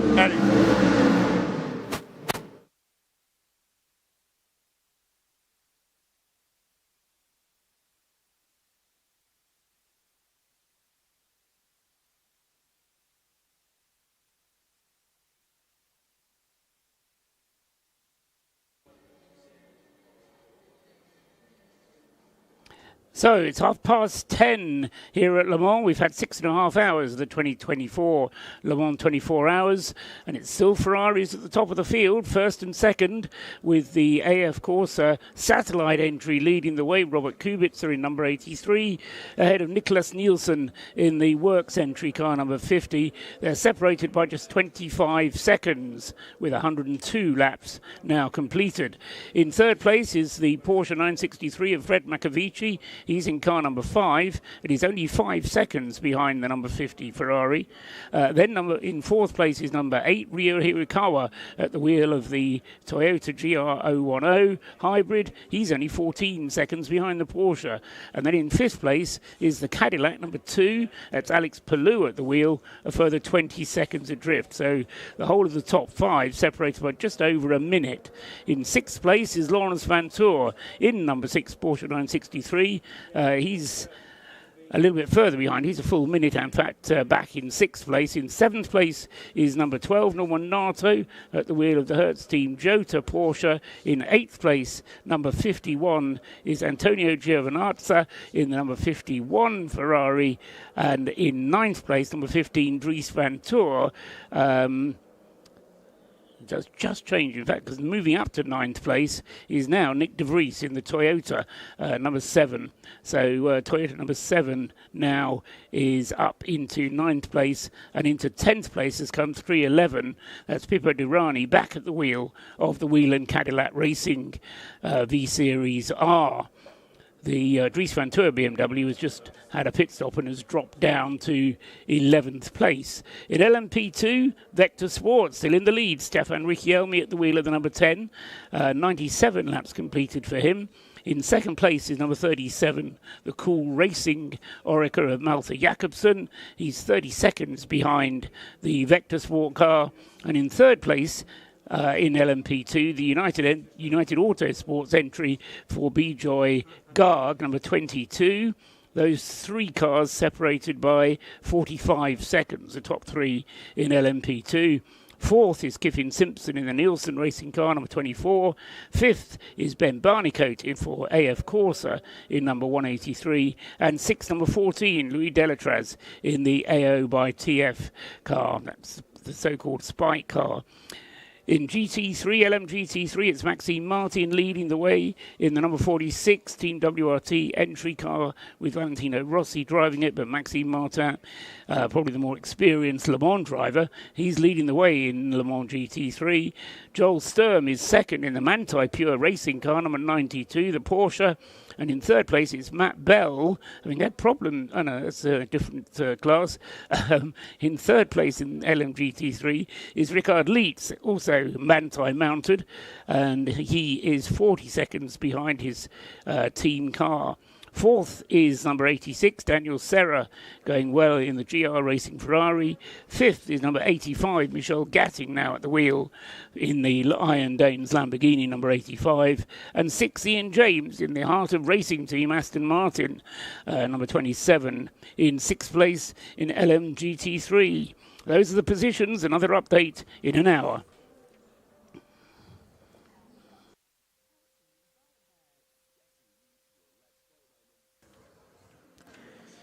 91.2 FM Radio Le Mans. Remember, you can get involved on social media at RSL_studio. Make sure you use the hashtag RLM_24H. And as we go back to live action, not a pretty sight. The number 15 BMW has gone straight on and very heavily into a barrier, trying to work out precisely where this is on the racetrack. And in fact, it was doing battle with the 83 Ferrari, and they've gone side by side with the race leading Robert Kubica car and not given enough room, potentially into Arnage. It's Mulsanne, was it? I beg pardon. So it's Dries Vanthoor who's going, what on earth happened there? Eyes wide on stalks, and it has absolutely battered the front of the number 15 BMW. Well, they were having a pretty dire race as it was, and now this car looks like it may go no further. We'll wait and see. Awful day gets even worse for BMW and WRT there, because when we were in the Audi after, we actually got an update on the other car. You know the saying, when it rains it pours, Johnny? Yes. The other car, the number 20, this comes directly from BMW and Motorsport, is back in the garage for further precautionary repairs at the rear and floor, but the car will be back out soon. I'm afraid the same cannot be said for the 15 of Dries Vanthoor, because that was a big hit. Well, we'll cover that in a moment. Slow procedure is cancelled, interestingly, but this is all happening very close to Marshall Post 20. The BMWs are new at Le Mans this year. Other cars new at Le Mans this year, the Lamborghini SC63s, and one of their drivers now joins Diana Binks. Yeah, Daniel Kvyat's just jumped out of the car. He's only got a few seconds. Daniel, how was it out there on the track during that stint for you? Yeah, changeable conditions, so very busy session, and but we managed well the situation, I think, overall. So can be quite happy with our work, so it's not too bad. Yes, I think we are going in the right direction. Tricky conditions tonight, quite challenging. What's been the biggest challenge so far? Well, I mean, the weather conditions, they've been tricky. The tire behavior has been a bit inconsistent too, so we are just trying to learn about it as much as we can at the moment. And now the night will be tricky as well, so we need to try and manage it the best we can. Daniel, thank you for your time. But Joe, I understand you've got something at the other end of the pits.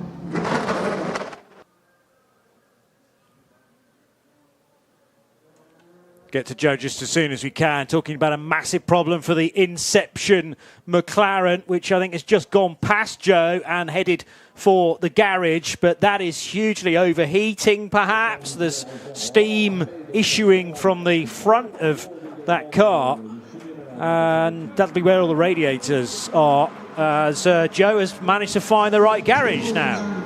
Yeah, I was in front of it. It's just for some reason the string didn't stretch.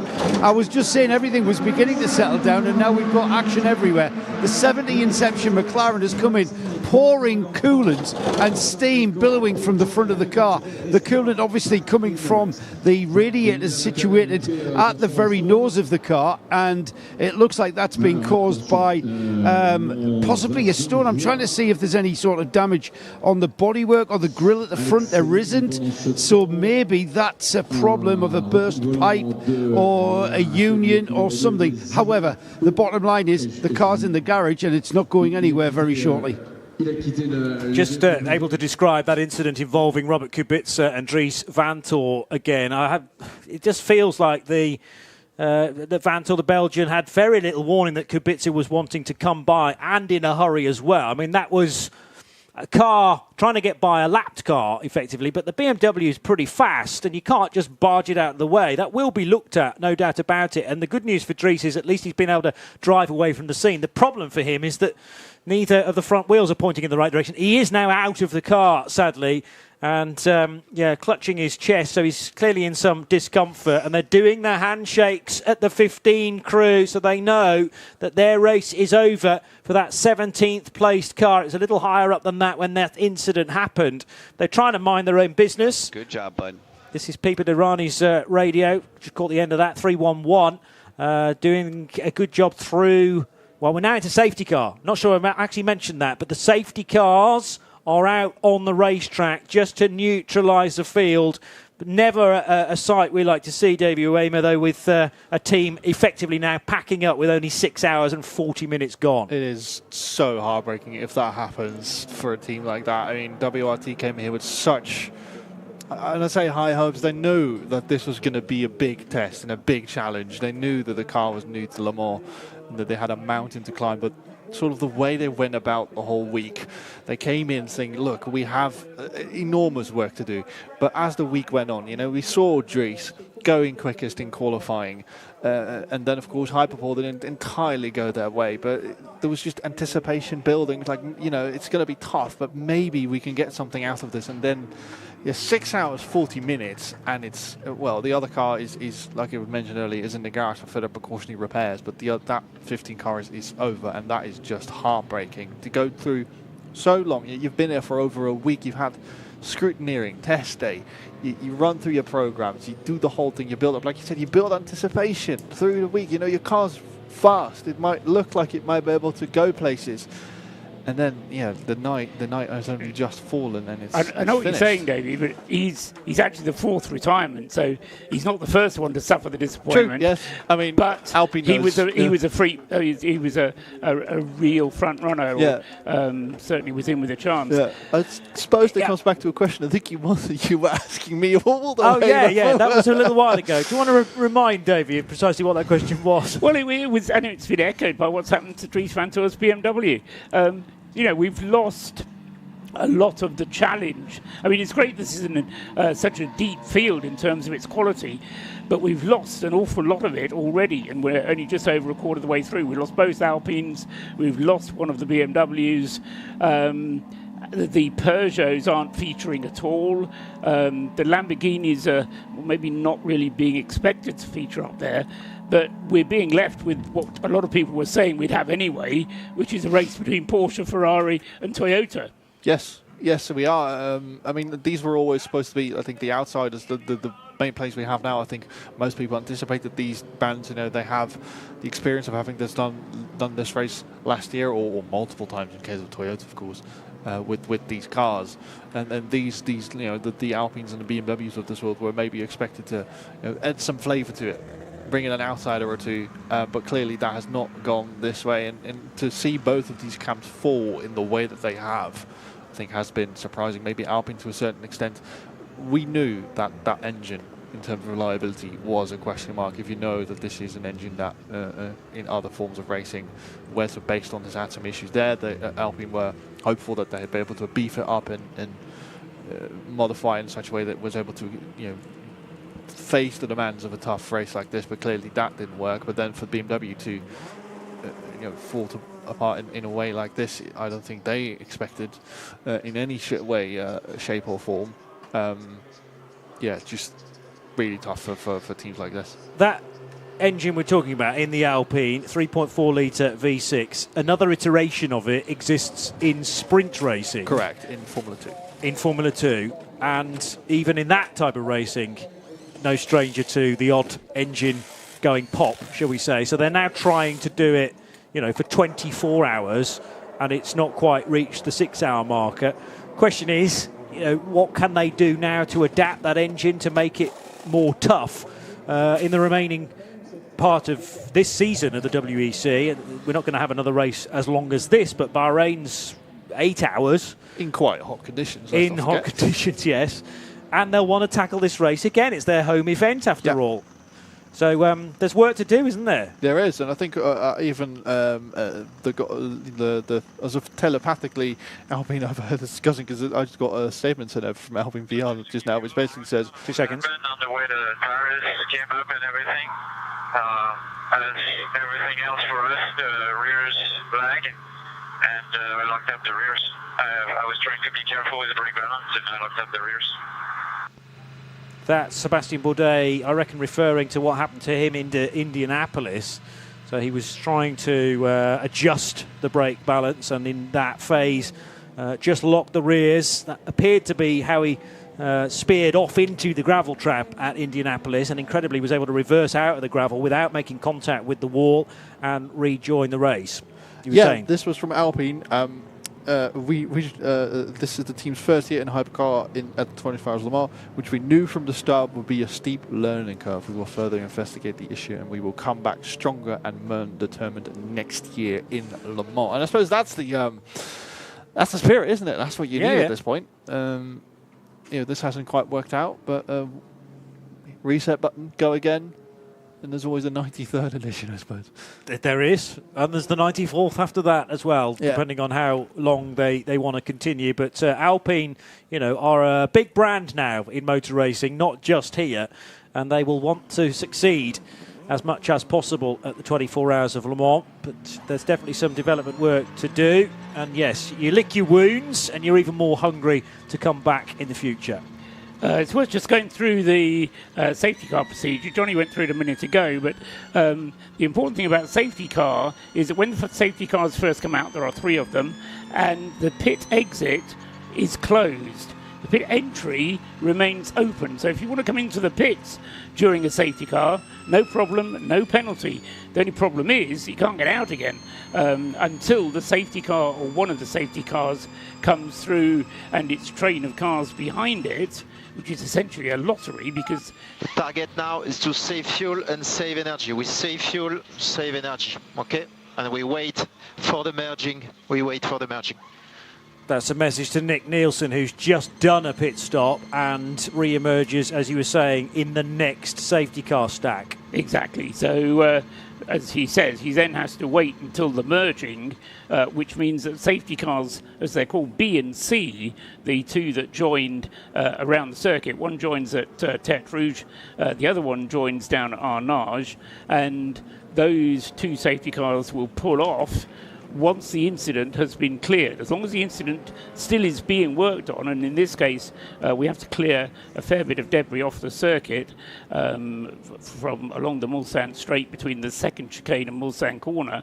Once that has been cleared, then we get the merging process, and when the merging happens, at that point the pit entrance closes, so then you can't get into the pits at all.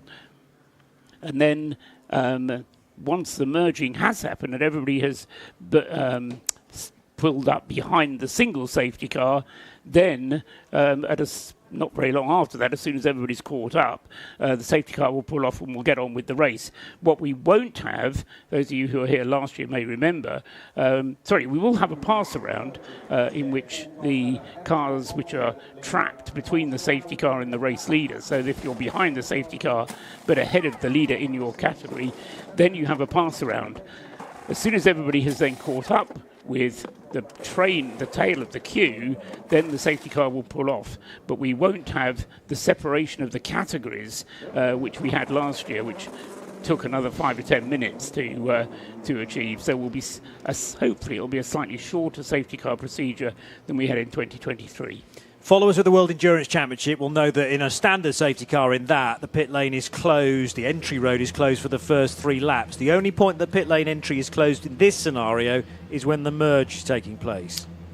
And from then until it goes green. Ah, right. So there is no point where you can make a non-emergency pit stop after the merge has taken place until we're back racing again. Useful to know.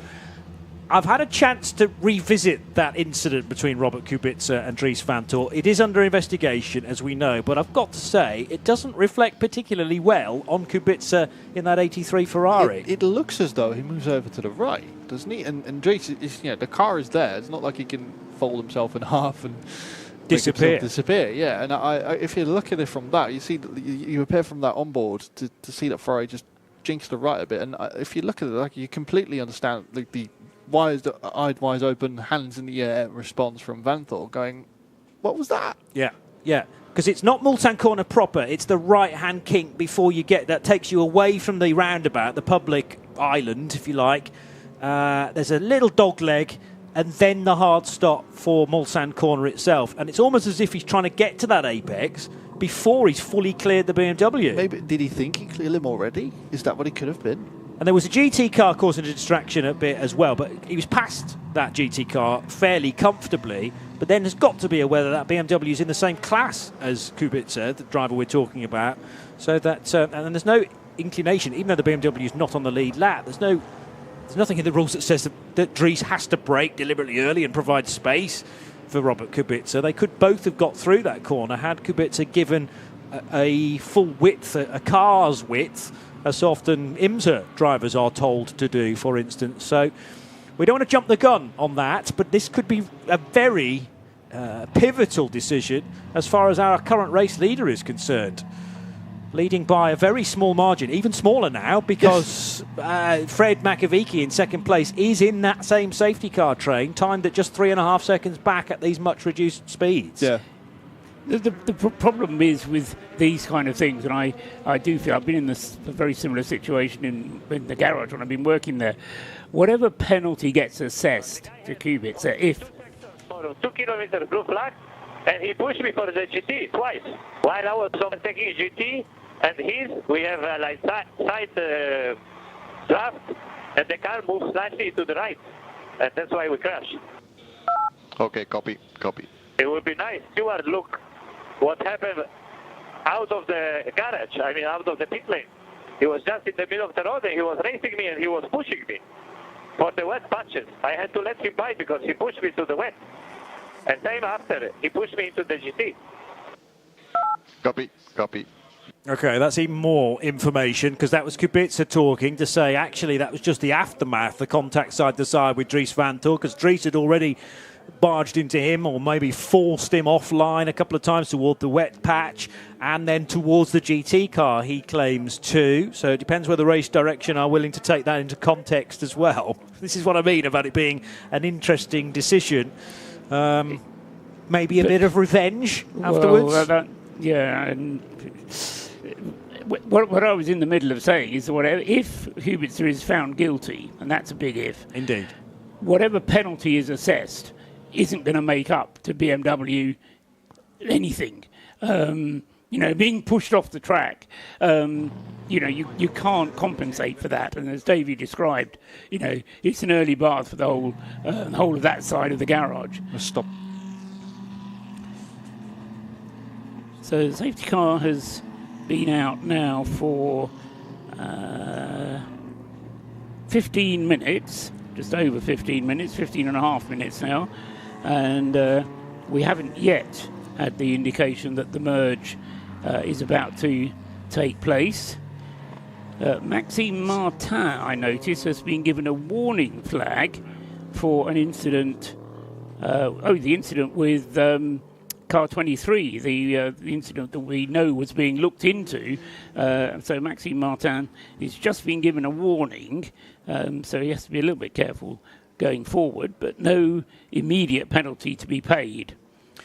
We're trying to get to the bottom of whether there's an issue with the number 10 Vector Sport car of Stefan Riquelme. That will certainly have been held at the end of pit road to drop back a safety car and then rejoin just as soon as that next phase, that next wave of cars come through. So it's very, very long Sector 1 time for car number 10, still in fourth position, but crucially for me, it's not being shown as stopped on the racetrack. Repair trucks driving here? Yeah, it looks to be. It's, I think it's Robert Kubica in the straight line that pushed your brother to the barrier. Your brother is fine, just the car is done. And he hit the barrier, so they need to repair it.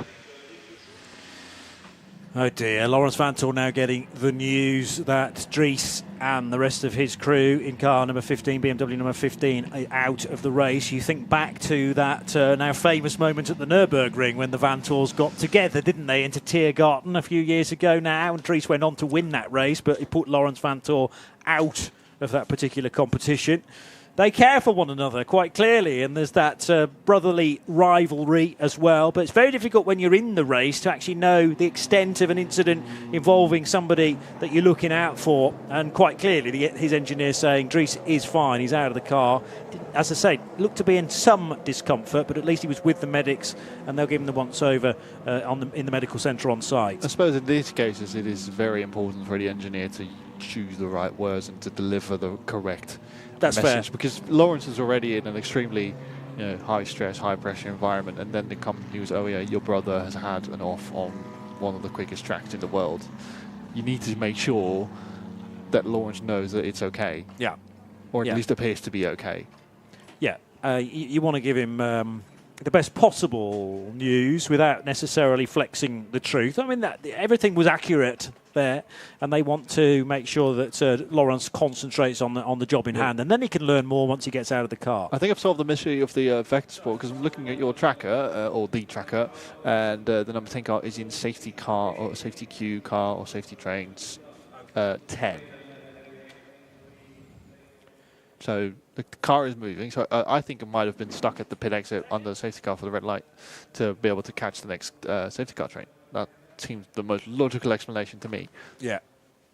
27 Aston Martin is into pit lane, and this still okay because the merge has not started to take place, so you can get into pit road, but you'll be held at the end of pit lane. We're another 4 minutes away from the top of the hour, so 7 hours being completed. And in LMGT3, yeah, I mentioned the 27 Heart of Racing Aston Martin for Ian James making a pit stop. Let's just hear from Nick de Vries. Nick, I just want to rule out that we are limited in fuel, so let's really make sure we save energy and fuel here. Just a reminder on the restart procedure. So once the incident is cleared, we will merge all to one safety car, and then everybody will restart in one block. So we're going to be all together with the hypercars until position 12. Currently, we are P9. Obviously the restart will be...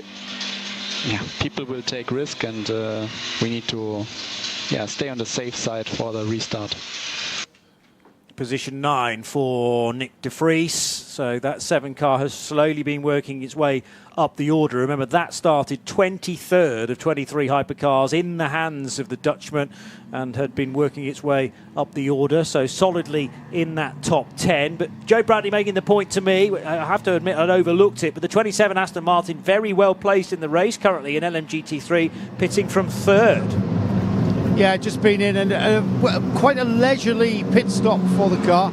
Took on fuel, and the crew was able to take its time getting every speck of dirt off the windscreen and the headlights. And the reasons are we're under safety car, so there was plenty of time. They could wait until the safety car was about to appear and then finish off the little bit of a service and then release the car to join in at the back of the trail behind the safety car. And that's exactly what's happened, JP. Joe Bradley with that CrowdStrike pit report. Davey, unfortunately, we're going to have to say goodbye to you very shortly, at least for this segment. I know you've been wanting to jump in a little more, but welcome to Radio Le Mans, because this is how frantic it is. Well, it's into the fire or something like that. It's really enjoyable. Out of the frying pan into the fire. Yeah, that's supposed to want to. I mean, you come here for a break from Sports Car 365, and it's potentially even more busy for you. But thank you for your insight, nevertheless. Thank you for having me, gentlemen. And you're coming back? I don't think I am. We will have my very esteemed editor-in-chief, John de Geese, is going to be heard of John de Geese, the morning. But as far as I'm concerned, I think this, unless something changes, I think this might very well be it. So thank you, Davey Vamer, and we wish you well for the... Are you going to stay up all night? No. We need to obviously stay sharp, so we are... Why ever not? No, well, we need to... We have an obligation to our readers to deliver the It's got to make sense, Paul. Yeah. Not like you tomorrow morning. I'm not sure my race reports would be very good on no sleep after this night is over. So no, we're taking it in shifts and make sure everybody has the rest that they need to be able to deliver the content that we always do. It's not like it used to be, is it, Trossers? No chance. Thank you, Davey. Thank you very much, gentlemen. We'll catch up with you, I'm sure, in the future here on 91.2 FM Radio Le Mans. So almost the end of another hour. We're under a safety car because of barrier repairs after Dries Van Toor's big incident. So time right now at 9:50 to check the weather.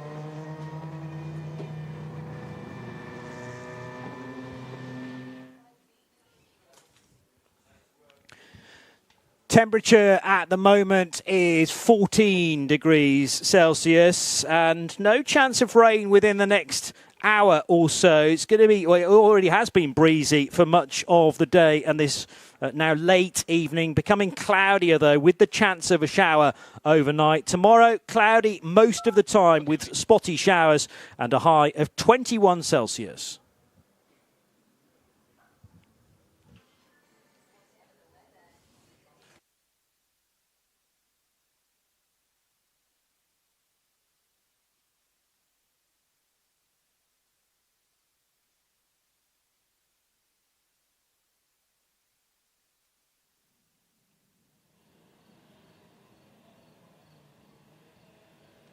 .2 FM, Radio Le Mans, and around the world on radiolemans.com. And also, we're bringing the whole race live this year, as usual, on Sirius Channel 137 for 2024 or XM 202.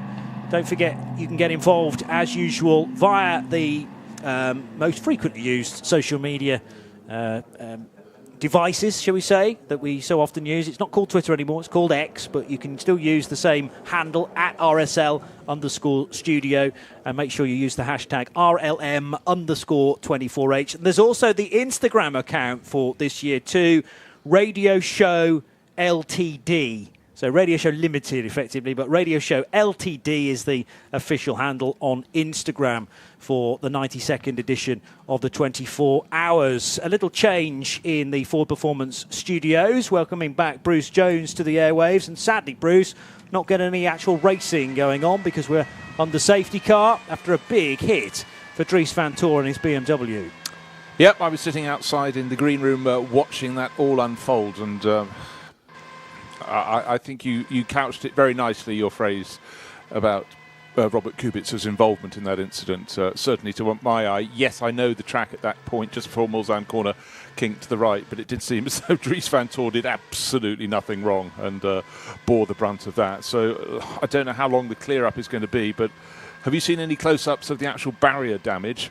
Well, yes, it's quite substantial. It's not a very long section, so that's a good thing. The problem is if you have to replace a barrier, you have to replace a barrier.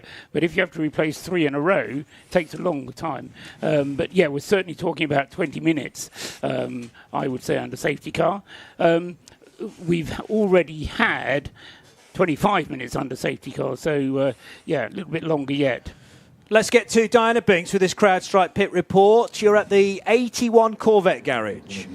I am, yes, with Charlie Eastwood, who's just jumped out of the car to hand it over. Charlie, first of all, how were conditions out there tonight during your stint? Yeah, I think the rain's following me. Same happened in the first one. It was bone dry and then started raining. And it's odd, obviously, with a 13-kilometre track, you just get pockets of rain. So when it starts to become dark and you can't see the surface, it then takes a bit of risk and judgment to try and understand, is the track still slippy, is it dried out? So yeah, on full alert there for that one, but thankfully got through it, and obviously a pretty big shunt there, so we've tried to just get Tom in our bronze just to try and get some of his drive time up under safety car, because it's kind of free time on that side. So yeah, all going okay. When the conditions are like that, when you know it's wet, dry, how does that change your racing line? It depends on how wet it is. Like down the Mulsanne, it got very wet, so we started having to use curbs, go wide, because as we've been driving now for 10 hours, there's quite a bit of rubber on line, so we had to start going off it. But the hard bit was then when it started to dry out again, it was how early you were going to commit back to the dry line, and so often you just sort of feel a lot of grip and you'd aim towards the curb and you'd have the grip. So yeah, super tricky scenario, but thankful to get through it. Well, you're experienced. You've been here on numerous occasions, we know. We're into the night sessions now. What's the traffic management like? It's pretty hectic. The hypercars, obviously there's a lot of them now, and they are full push. As you see, the competition's got so strong up at the top, so with that they just have to take that little bit more risk going around the outside of Porsche curves. And again, when it started getting damp there, they were still trying to make the moves offline, and we have ABS, they don't, so we were actually better in a lot of the brake zones. So traffic is definitely tricky, and also with the LMP2s, a lot of them went to wets there, and as it dried out, you're sort of getting caught in traffic. So yeah, it's all the tests that you expect at Le Mans, and to be honest, we're probably missing a little bit of speed, so we want all of this stuff. We just want it to rain, we want it to pour, and we want, you know, the TAF are so experienced here and making the right calls, making the right tyres, staying out of trouble, and hopefully we get to the end. Thanks, Charlie. Thank you. Charlie Eastwood chatting to Diana Binks in that CrowdStrike pit report. Di, as she mentions, relatively experienced at this race. That was his 5th start, or this year represents his 5th start. Has won the race in 2020 in the GTE AM category for Aston Martin when he raced for TF Sport. TF, of course, have changed manufacturer, but shared that car with Johnny Adam and Sally Yoluch in the COVID year. So that was the September race from memory. It was much later in the year for obvious reasons, and has had to adjust now to a very different car because a Corvette is a mid-engined machine these days. But Charlie, having come from Porsche racing in the UK initially, now has experience of all positions of the motor, front, mid and rear as well, and he's a great guy to have in your camp. Yeah, he really is. He's been one of those very, very popular co-drivers, but just the ability to swap between types of car is something that not every driver can manage, but Charlie Eastwood does a fantastic job with that. Good news, I think we've just had the number 70 Inception Racing McLaren go back into the race. That's had quite a lot of work on it in the garage. Let's go to Nick Damon now, as we've had another shift change in the pit lane. This CrowdStrike report. Who have you got? I'm with Ben Barnicoat out of the 183. I just saw you bounding. The energies you bounded over the pit wall there. So you're obviously not feeling any of the 11 o'clock sort of down yet then. Well, I've only done. I took the race start, did a 40-minute stint. That's all our Orica LMP2 has on fuel, and then I just did another little bit in the rain, a little bit in the dry. Now we've put Francois in under the safety car. Looks like it could be a long delay, but yeah. So I've not burnt up too much energy just yet. I love the way you go. I did a little bit in the wet and a little bit in the dry. How tricky was a little bit in the wet and a little bit in the dry? So obviously when you go out in the wet, it's always pretty nerve-wracking around here. You know, at that point you only feel like you can make mistakes. But it went okay. The pace was really good. I think we timed it really well. We got into the pits and put the wets on just before it got heavy, and we got the slicks on just as it was drying up. So that all kind of fell for us. But you know, Le Mans always fun, whether it's wet or dry. And the Goodyear wets, are they good wets? Because we know that some wets from some companies aren't very good. Do they suit the car well? No, the Goodyear wet is good. I have no complaints, honestly. The only issue I did have is I did a big burnout when I set off, and the tyres span on the rim, so the rear tyres were really out of balance. I wasn't sure if the guys actually got the tyre on okay, and I was like, it's not getting any worse, so I'm going to keep going, and luckily it all stayed intact, and the balance was just out. So effectively, they had too much grip that you could spin them on the wheels. So what is it? So you're doing the clever thing now, getting some hours into your bronze driver, but I take it therefore Francois will have to take the restart. What have you told him about that? I've just told him to be really careful. You know, the safety car is going to be long, and when you're behind it, you want to save as much fuel as you can, which then means that you're not warming your tyres and your brakes as much. So it's effectively like coming out the pits with a fully cold car, like it's been sat in the garage overnight. So, you know, when they get the call it's going to go green, just told him to really work the brakes and the tyres. And I actually just ran over to our engineer there when you saw me bound over the pit wall, as you described it, just to let him know that where the car's gone off in Mulsanne, they actually took out the 100-metre sign, which is all of our references for, you know, that's the last minute, you just brake just after there and turn in. So, yeah, can easily get caught out by that. These, you know, Francois is obviously a top hand, but they rely a bit more upon the signs than we do. Great, thanks, Ben. And good luck for you when you next get out in it. Thank you very much.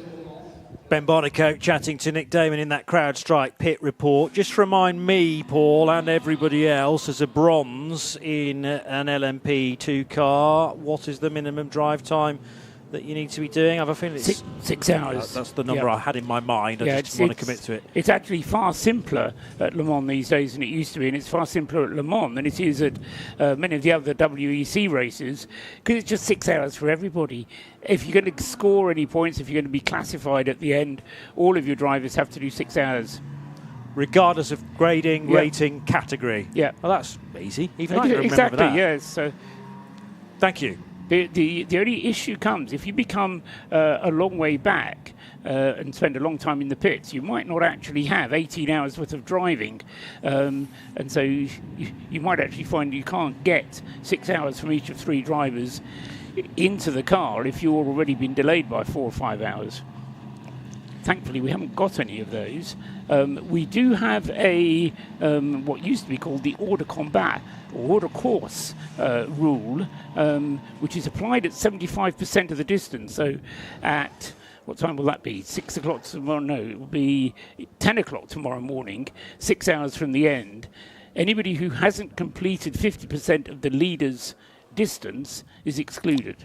So it's just something to bear in mind, which saves us from having people who are a long way behind coming back into the race in the last few hours of the race. It does become a little more complicated because of the 4 hours in only 6, doesn't it? That's where the strategists really do earn their money, because it's a sliding scale of any period of 6 hours, making sure that each driver doesn't do more than 4 hours within that 6. Which was where Toyota came unstuck last year, because if you remember, towards the end of the race, they put Ryo Hirakawa in the car, and that was because of Sebastian Buemi was out of drive time effectively. He hadn't gone over his drive time limit, but if he'd have gone back in the car after the stint, which Hartley, I think it was, who'd just finished, then he would have gone over his 4 hours by the end of the race. And so they were forced, in a sense, to put Hirakawa into the car because otherwise Buemi would have gone over his drive time.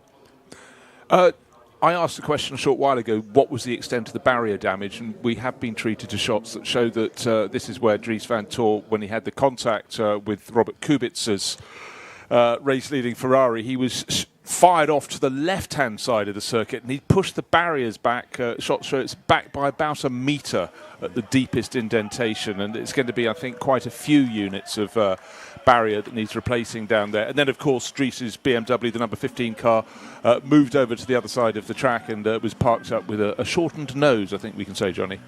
Spirit's still high elsewhere in the BMW camp, which is good to see, because there's a vacuum cleaner that's been located, and they're doing a little bit of tidying up at the 36 camp, the 31 camp, I should say, and the 46 is the other BMW. So Darren Young's car, 13th in category, but the 46 BMW much better place. Ahmad Al-Hati in that Team WRT car. So the Armani driver at the wheel of that, burning some bronze time in second position, chasing down Joel Sturm in the Manthey Pure Racing car. The damage to the Armco is not similar to that of the Thursday incident in the Road to Le Mans race, which actually opened up a yawning gap between the top layer and the mid. But it's the extent of how far that barrier has been pushed back from its original location. You reckon a metre? It might even be 2, actually. And also there's quite a long length of it will need to be repaired, which is what Paul was talking about as well. So we're set for those repair vehicles to be in place for some time yet. The other thing we haven't yet mentioned, I don't think, is that car number 9, which is the Proton competition in LMP2, the Orica, was in the hands of Jonas Reed, has stopped out on the circuit somewhere. I haven't actually established exactly where he has stopped. He's not in the pits, or at least he's not being shown as being in the pits. Exeter Porsche curves, thank you, Bruce. And he's being investigated under a possible breach of Article 12.3.2, which doesn't tell anybody anything. But Article 12.3.2 says that during the race, apart from in those areas situated in front of or inside the garage and on the starting grid, repairs must be carried out by the driver alone with the tools and components transported on board his car. Now, that's one of the nice old-fashioned rules that pretty much has always been in place at Le Mans. In fact, in the very old days, as you will remember, Bruce, the driver had to work on the car in the pits as well, but they did away with that one. Anyway, the more significant point is the penalty for any offence under 12.3.2 is disqualification. And it's not disqualification at the discretion of the race director. It's not disqualification if there's a good reason for it. It's straightforward. If you work on the car away from the pits and don't just have the driver working with the components that are held in the car, then you're out. So there is that sword of Damocles hanging over the number 9 Proton Orica in the LMP2 class, which, say, Jonas Reed was driving at the time. I like the fact that the various safety car stages are numbered, so I can tell you we're still in the intervention phase of these safety cars. Number 1 of 4, so the grouping together of the 3 safety car trains will be stage 2. The merge, well, that is the merge. Then there's a wave by, which will be stage 3, and then into stage 4 once the wave by is completed. Is that right? Stage 1 is intervention, stage 2 is merge, stage 3 is pass around, stage 4 is ready to go. Safety car lights go out. Okay, fine. Well, we're a little way off that. Still at safety car stage 1. We'll hear from Bruce Jones in just a moment because Nick Damon's very close to the BMW, the other BMW M hybrid that's in the race, and car 20's been in its garage for some time now, Nick. Yeah, car 20, the ARC car, sister car of the 15, which has gone down the barriers and causes delay. Well, I've been looking at it for a few minutes. It was sitting there, cleaned up and ready to go, but no one was touching. I thought, oh, what they're going to do. They plugged in the umbilical cord, and everyone wandered away for 5 or 6 minutes, and then they decided to take literally everything off. They had brand new tyres off. They've come off it. They've taken off the front deck. They've taken off the nose. They've taken off the wheel. They're literally stripping the thing right down. I have no idea whether this is a precursor to retirement, a precursor to try and fix something enormous.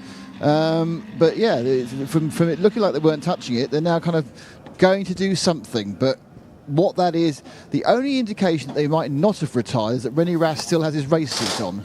But that's it. For the rest of it, there's so little urgency, it's like, not sure. But it's not been a great first 6 or 7 hours of BMW. Copy that, mate. Copy that. Not a lot we can do about it, and there will be everybody on the same boat at the restart. Once I know a bit more, don't worry, I will allow you to work on your brakes and work on your tires. For the moment, focus on energy save. Yeah, it's still a long way, I think, for the barrier. Yeah. I check every lap, it seems that they have to remove everything first, then change it, and they didn't remove anything yet. Only one part, so it's going to be quite long yet.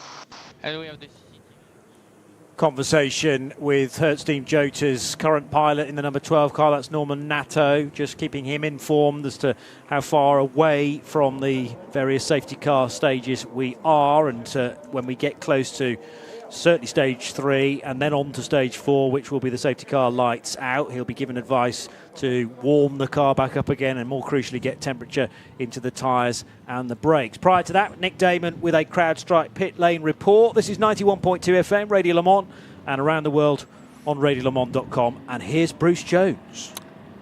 I was waiting to cut in You because there's so much happening. We have a safety car period. We have the 3 safety car groups going around, and already three cars, the drivers thereof, have been noted for possible safety car procedure errors, and one of them is car 23. We've talked about the United Autosports Orica number 23 quite a lot in this race, but things have been going wrong rather than right for them. They are one of the 3 cars in the mix. That's Ben Hanley on board. Another one that's under investigation is the Codis ASP number 78 Lexus, and that is the second of those. And car 65, which is an LMP2 runner from Panis Racing, also being looked at. So these moments in which you can trip up, some people do trip up, and it just undoes so much the good And really, all the drivers say, particularly now the cars are sort of balanced performance, equalises their potential performance. It's the slip-ups that really, really cost. Yeah, everybody will have been briefed in their respective briefings, whether they've been mechanics or refuelers or drivers, the lollipop man, about the need to avoid penalties. I did one of those things that when I started, I didn't quite realise how complicated it was going to be, but I went through the supplementary regulations for Le Mans, and I counted the word procedure. I got to 63, and then I gave up. And that was just in the French, in the English version. Sorry, say again, rear anti-roll bar is stuck, question? Yeah, I'm trying to get... Okay, Nick, try to work on your steering angle to unlock it, and if it's stuck in position 1, try to push it first forward and then pull it backward. Rear anti-roll bar is stuck on the number 7 Toyota for Nick de Vries, and again there's a procedure to try and get that working again. Difficult to do though when you've got to continue to be in motion behind a safety car. It was a bit like somebody trying to explain to me how to open the door of the studio. You have to just lift it and push it at the same time. It's all very well. It needs some practice though, and yes, I'm sure they've probably simulated that, but they need a broken anti-roll bar to start with to actually free it up. You can imagine it being busted and then trying to fix it, but okay, the advice has been offered to Nick and he's going to have to try and do that. At least we are in safety car when that issue is hit, and car number 7 is in 9th position. The sister Toyota much better placed in the hands of Ryo Hirakawa for Toyota, running in 3rd as we get this CrowdStrike pit lane report with Nick. With Ollie Jarvis. How frustrating as a driver is it, both in the car and a member of the team, when you've got this massive, probably hour-long safety car? Yeah, it's difficult. I mean, especially for the person in the car. You know, there's nothing worse than driving around at a sort of, I don't know, 80 mile an hour, 100 mile an hour.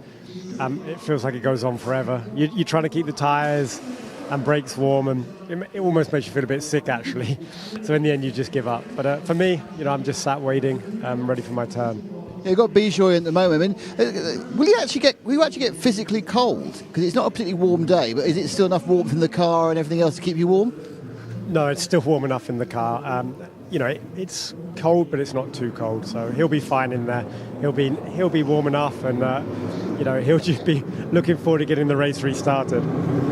So 23 so far. It's been, you out of the UAT cars. You've had the clean run. I mean, it's so far. I say, you know, you're running 2nd. You must be very pleased with the first few hours have gone. Yeah, it's gone really well. You know, the plan was just to try and stay out of trouble. You can't take anything for granted in Le Mans.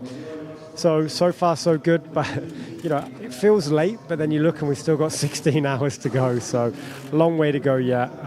Lots of, you know, especially with the weather on the way, I think it's going to be a chaotic race, and you know, the person that makes the least mistake and stays out of trouble could end up winning it. Now, we all think that when the rain comes tomorrow morning, it's going to stay for a long time. Is that actually better if it gets wet and stays wet rather than this constant, dry, wet change? Yeah, if it's going to rain, I think, you know, just rain. Let us put wets on. I think the most difficult is, you know, you're out there on slicks, you know, in the night, and it rains on a corner or a couple of corners, and every lap you arrive, it's different, you know, because with a 3.5 minute lap, you know, if that rain cloud's moving around, you know, you can come one lap and it's dry, next lap it's wet, and then you get to the next corner. So that's really difficult as a driver, and you're so reliant on the pit wall telling you, you know, it's now raining in Mulsanne, be careful. But even so, you know, you can leave margin and still get caught out. I mean, the other thing about the rain, I mean, how much does the rain affect visibility? Not with a spray, but just generally because these windscreen wipers seem pretty rubbish, to be honest. Yeah, you know, on the prototypes, it's a very curved screen for aerodynamic reasons, and I don't think windscreen wipers would ever really design to go on a curved screen. So on your own, visibility is not too bad, to be honest, but when you get behind someone, you know, you mentioned it, these cars just pull up so much water because of the downforce effect, and, you know, the spray becomes a real issue. Now, so Bijoy's in the car. Are you taking over next, or have you got a chance to get a bit of rest? No, I should be in the car at some point. It depends how long this safety car goes on. I think he's still got a bit of fuel left, so he could be out there a little while longer. Ollie, thanks very much. Thank you. Oliver Jarvis chatting to Nick Damon in that CrowdStrike pit report. And whilst that was happening, the 46 BMW came into pit lane, but very, very slowly. There are marshals out on the racetrack, I think, doing a bit of a sweep in the gaps between the various safety cars. And it was having to obviously make sure that it was going at the correct speed and not overtaking anybody, although generally the pit lane entry road is exempt from that. Once you cross the safety car line, you can normally come in at a higher speed. So I'm not quite sure whether there was an issue for the BMW there. Yeah, and there was a fairly routine-looking pit stop. And it's now stopped at the end of pit lane, and that's standard. Now, though, some wildlife out on track as well. That's a dog on the Circuit de la Sarthe asphalt that has found its way in other parts around the world, particularly I'm thinking Bathurst. The odd kangaroo is fairly commonplace, but there's now a dog on the racetrack. Yeah, Bruce. or marmots in Montreal, but a black dog by looks of things running down a dark track in the middle of the night. Very, very tricky indeed. A couple of marshals trying to do their best to get close to it, but it's rather quicker than them. That is not a very good thing at all. And of course, we've got the three groups going behind the safety cars. It's obviously one of the gaps in between those. On a more positive point, the number 77 Proton Competition Mustang, the one that's had the steering rack changed, was a short while ago wheeled out onto the pit apron, hasn't yet been listed as leaving the pit lane. It should be Ryan Hardwick at the wheel of that, we think, because Zach Robichon brought it in long, long ago. But my main concern is for that dog and for the safeties of the marshals trying to chase it off the track. Yeah. Yes, of course, just going back to something that Johnny was saying a few moments ago, one of the impacts of having a safety car, of course, is once we've had the merge and the pass around, even though we're not having the categories separated out together, we will get basically the field in each category of those cars who are on the lead lap bunched right up together. And that, as far as the hypercar class is concerned, is going to put the top 12 cars all up together on the same behind the safety car. Yes, there may be some slower cars between them and the car in front, but as I say, you'll have 12 cars within half a minute of each other. Yeah, one of those groups is just going out of Tête Rouge down towards the first chicane, and that is where the dog is on the track, and hopefully they've got it off before that group of cars comes down behind the safety car. I'm sure it'll run off the track rather than try and compete with the safety car. Yes, I mean, why the dog was allowed into the... I mean, there is no... in the UK, dogs are not allowed into the circuits anyway. At Le Mans, I know that dogs are allowed. We are expecting some very light rain in 10 minutes. Okay. Lawrence Van Tor being told about the latest weather as well to expect. So in 10 minutes, there will be some light rain, presumably again from the west initially, so affecting Porsche curves and on towards the start-finish straight. As the ongoing repair work or maybe deconstruction work on car 20, as Nick Damon described not too long ago, is continuing. Where was that dog loose on the track? Mulsanne Straight? No, where it was first spotted at Marshall Post 7, which is exit of Tête Rouge, and has lolloped its way down towards the first chicane. Hopefully by now it's not on the track, but I haven't had any notification, not they sent it to me personally as a dog lover, that it's been cleared from the track. Was it running in the direction of travel? Well, I couldn't tell which way the camera was facing. It was very dark, and all they had was the dog being lit up. But I think yes. So it's been to the driver's briefing at the very least. Yes, it wasn't going against the flow of the traffic. No, because it's now at Marshall Post 10, so it's going in the right way. And they need to either catch up with that or kind of cut it off with marshals coming in the other direction and surround that poor dog and maybe then get it out, guide it towards one of the overlaps, ideally pick it up and rescue it and take it to the French equivalent of the RSPCA. Yeah. Trouble is, there's nothing reflective on the back end of a dog, whereas the front end has two eyes that can catch a little bit of reflection. That's a good point. We could move on from that. It's a good point, yeah. Very, very tricky, and as marshals sign up to get involved in motor racing, that's not necessarily the first job in the list, but they have to be very adaptable, do marshals, as well at a race meeting.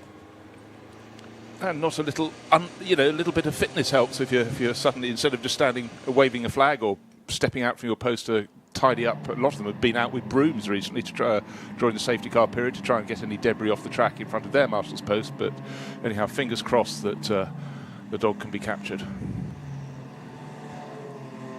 So almost another half an hour of the race completed. 29 minutes past 11.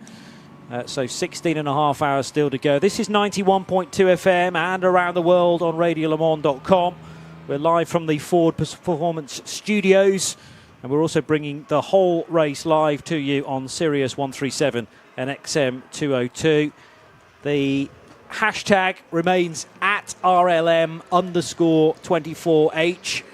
Maybe memories of wildlife on racetracks around the world across the years. There's certainly been a variety. I remember calling a Nürburgring 24 hours when we had... No, in fact, that was a Spa 24 hours, I think. And I was on air with Nick Damon, who's looking after the CrowdStrike pit reports, and I was trying to get him to guess what particular animal had been loose. Larger than a hare.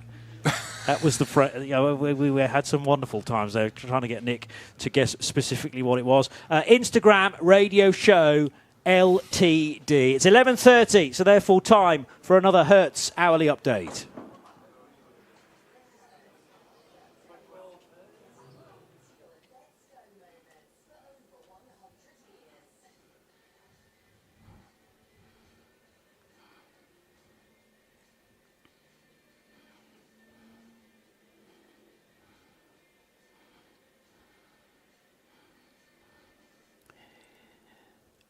It's just gone 11:30 here at Le Mans. We've had 7.5 hours of the race. We've got just under 16.5 hours still to go. They're ticking them off slowly under safety car conditions at the moment. So that's why I say slowly.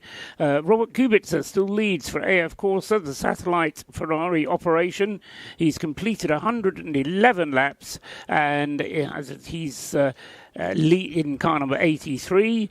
In second place is car number 5, Fred Macavici, at the wheel of the Porsche Penske Motorsport Porsche 963 number 5. He's behind the same safety car as Robert Kubica, so they'll be restarting eventually at pretty much nose to tail. In third place is car number 8, Ryo Hirakawa, at the wheel of the Toyota GR010, and he is right up on the tail of Fred Macavici. So Ferrari, Porsche, Toyota, the first three, as I say, all behind the same safety car. Behind the next safety car back is the fourth place driver, and that's Nicholas Nielsen at the wheel of the number 50 Ferrari, followed by Laurens Vanthoor, although he is not behind the same safety car. So Nicholas Nielsen alone behind that safety car, but then Laurens Vanthoor is next up in car number 6 in the Porsche. Behind Laurens Vanthoor, and literally just behind him, is Alex Lynn in Cadillac number 2. In 6th place. In 7th place is number 51, Antonio Giovinazzi's Ferrari. In 8th place, Norman Nato at the wheel of the Hertz Team Jota Porsche, car number 12. And then in 9th place is number 7, Nick de Vries in his Toyota, followed by 10th place, Pippo Durrani, car number 311, in the Whelan Cadillac. And apart from Pippo Durrani, those are all behind the same safety car. And they are all, importantly, on the lead lap. So, as I say, once we get the merge process, then it'll be very close indeed between, in fact, the top 12 cars in the hypercar class. LMP2 is now being led by the Cool Racing Oreca, car 37, Malte Jakobsen, having got himself up to the front there, following a rather longer pit stop from the Vector Sport Oreca, which is down in third place. So it's 37, Malte Jakobsen, leading Bijoy Garg in the United Oreca, number 22, and then the Vector Sport car of Stefan Richelme, car number 10. In 4th place in LMP2, David Heinemeier Hansen for Nielsen Racing. Then number 14, Louis Delatraz for AO by TF.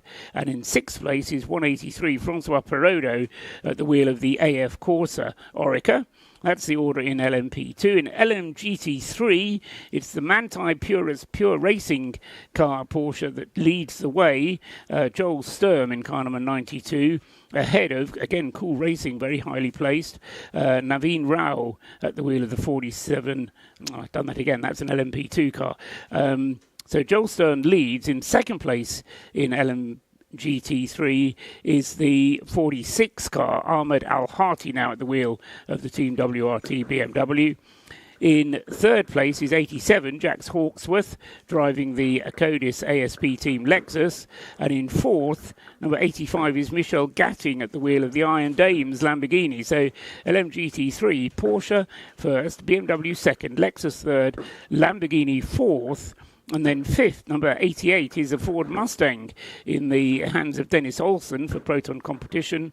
And in sixth place in LMGT3, James Cottingham in the United Autosports McLaren. So that actually makes 6 different brands in the top 6 as far as LMGT3 is concerned. And it won't get much closer than that because we've got 2 cars behind one safety car and then about 3 cars behind the rest of them. That's the end of the hourly update. Let's go and watch some fireworks.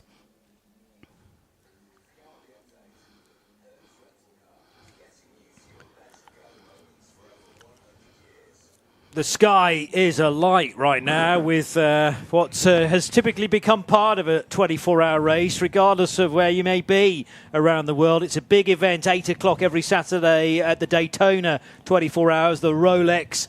And these started a little earlier than I was expecting. I thought this was going to be a midnight affair, but 11:30, maybe all the way through till midnight. And the great thing is, if you're here at the track, there's actually no racing to feast your eyes upon because we're behind 3 separate safety cars. So hopefully you've got a cracking view of these fireworks being set off from the inside of the Bugatti circuit. And in fact, heading into Porsche curves, even the drivers out for this current stint can see them right in the distance there. That will pique their interest as well and give them something to focus on. Entirely so. I sort of wondered actually if they decided to bring them forward. I too thought they were coming at midnight. Maybe they looked at the weather forecast and thought it might be chucking down in half an hour's time. Or maybe they just took pity on people who tried to sit down with their eyes closed somewhere around the circuit for a short while. Dangerous thing to do, I feel. But the circuit lit up not just by the fireworks, but what always strikes me are the areas of light and dark around this circuit. The stretch from the Porsche curves right the way through to the exit of the Dunlop curves and the drops to the Forest S's. Almost like daylight. You'll remember the days of light up the sky with standard fireworks, won't you, Bruce?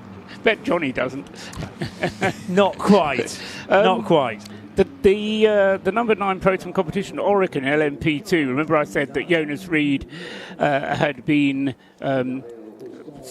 reported for a possible violation of working on the car with something other than equipment held on the car. Well, he's decided to retire the car anyway, so that is now an official retirement, number 9, which brings us to 1, 2, 3, 4, 5 official retirements.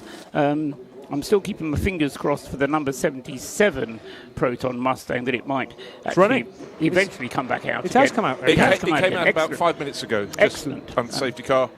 I suppose we've got to the number 20 BMW M Team WRT hypercar. They've been working on it, but as I think it was Nick Damon down in the pits explained, not with a great deal of vigour, but they do look as though that car will go out and just get some testing mileage under its belts. I saw René Rast in the background of the garage about an hour ago, and his face was long. Yes, not surprisingly, as Davey Uema was describing, it's you build yourself up for the 24 hours, and all you want to do is get to the finish. You know, though, that not everybody is going to get to the finish, and you just hope that you're not going to be one of them that doesn't get to the finish. And you just hope that the team manager has booked a hotel somewhere so that you can actually all get back and stay somewhere on the night that you were expecting to spend at the circuit working on cars. Yes, it's bad enough to be deflated by the fact your race has been punctured, but then to have nowhere to kit. Yes. It's insult to injury, isn't it? A 10 to anyone? It's happened. Yeah, there are 1 or 2 members of the 91.2 FM Radio Le Mans on-air talent who are actually trying to get a bit of a snooze in at the moment, and that's not happening right now because the fireworks have just been set off, mentioning no names. It's raining again, the west side of the circuit, which does include the pit lane as well. We're going to head there now for Diana Binks and a CrowdStrike pit report. Are you staying dry, Di? Yes, I just snuck into someone's garage actually as the rain just started, but Stefan Rakelme from the number 10 Vector Sport car just brought the car in to hand it over. Stefan, you just brought the car in now, just before that rain started. I guess the car's gone back out in slicks. Yeah, unfortunately we just got back in slick because when I stopped it was fully dry and it's been messy since the beginning. It's the magic of Le Mans, let's say, but for sure it's not ideal for us because we just lost a pit stop maybe. We'll see if it lasts long or we have to go back with the wet tires. Otherwise we're going to lose too much. Now it's up to Patrick in the car. He has a lot of experience, so he knows what he's doing, but with the night it's not easy, especially with a safety car. He's got to put some temperature in the car, but we'll see. It's too bad that it's raining like 5 minutes right after we stop. How satisfied were you with the stint that you did? Yeah, I was on the dry. I was managing because we were supposed to triple or make 4 stints with the tire, so I didn't push that much in the first stint. I was controlling the pace. Then unfortunately I stalled at the first pit stop, so the cool car passed us at the pit stop. And then arrived the rain, managed pretty well because they didn't do any mistakes, and we opened the gap from the cool and the United. But then with the safety car, we lost this gap again. It's Le Mans, let's say it's really long, and look, now it's just raining again, so we'll see. The thing is, you don't know how long this rain's going to last. It seems to be doing this, spots of rain for 10 minutes, and then it just cleans up again. Yeah, and I mean, it's impossible to predict, to forecast anything. And the team, when I jump in the car, the team say, you're going to drive under the dry for long, but actually it was in rain, so no one can say what's going on. So, it's good for TV. Let's say. Now during that safety car period, we were sort of saying, the guys in the commentary were saying, they've started the fireworks early. Did you see them? Yes, I saw when I was just come back to the pit. It's true that it was really a long time in the safety car and quite boring. It's the way it is. I mean, so I was sipping to the team not to fall asleep. Stefan, thank you so much. Stefan Rakelme chatting to Binksy as part of that CrowdStrike pit report. Paul Truswell, Bruce Jones and I are trying to now get to the bottom of the messages from race control. This is the first safety car period we've had in this year's race, and there is a sort of new system. It's been readjusted for 2024. We're into the merging phase now, so this is stage 2 of 4. And it'll mean that no longer will you see around the racetrack 3 safety cars, A, B and C. We're going to be left with safety car A on the racetrack, and the lines behind B and C now being allowed to catch up. That's right, exactly that. Without overtaking and without endangering safety. And of course, if it is raining, they're all on very cold slicks. That might actually mean that it's not that simple. Well, no, true. And there was an element of rehearsing this during test day last Sunday, but it wasn't raining at the time, and you wouldn't have had drivers who, not all, of course, have done the 7 hours and 42 minutes that we've just had, but nevertheless, it's been a busy week. Most of them have been involved since Wednesday morning, and there's all the stuff going on away from the track as well. So you have to have your wits about you.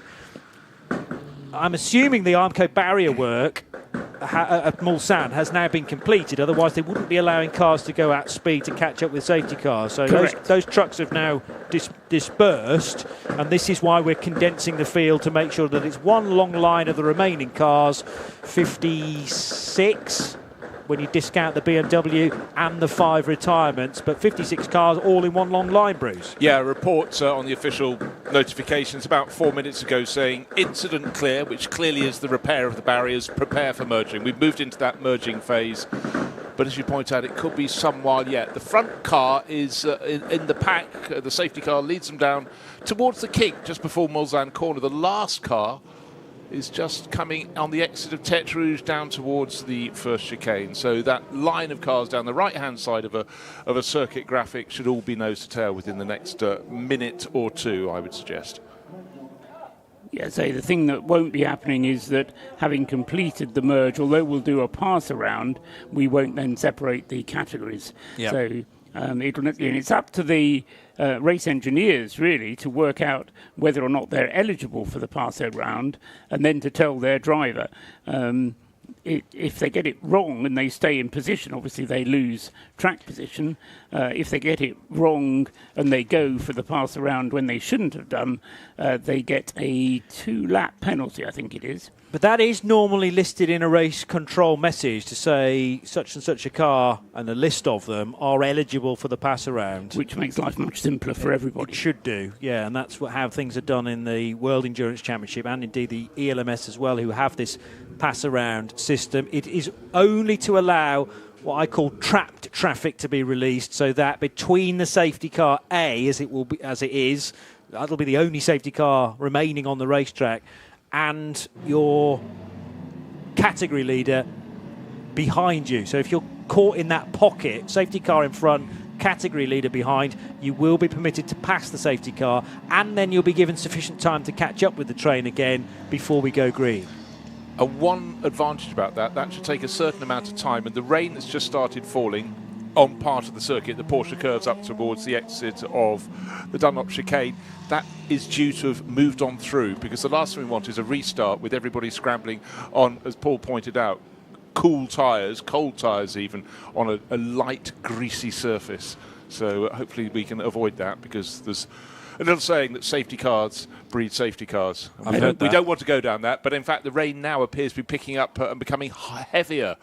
They talked about 20 minutes, didn't say how heavy. In fact, they did. They said very light rain was expected. I think we've moved a step or two above that. Yes, the situation with the pit lane is that the pit lane entrance is still open, and if you come into the pits, then you'll get held at the exit until the single safety car queue comes through. So you could lose anything up to about 3.5 minutes under those circumstances. As soon as the prepare for pass around message appears, then the pit lane entrance is closed unless you have damage or a short of fuel. I would think that makes an awful lot of sense, but it's not what it says here. Under cover of darkness, you can dissect that one. I get your meaning, Paul.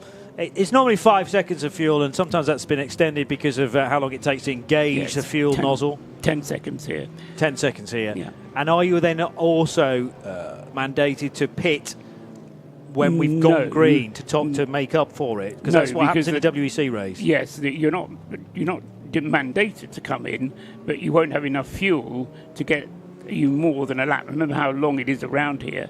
I'm not quite sure what the fuel consumption per lap is around here. But okay, so it's 10 seconds because of the long lap. Yeah. And it's enough to get you a lap. Yeah.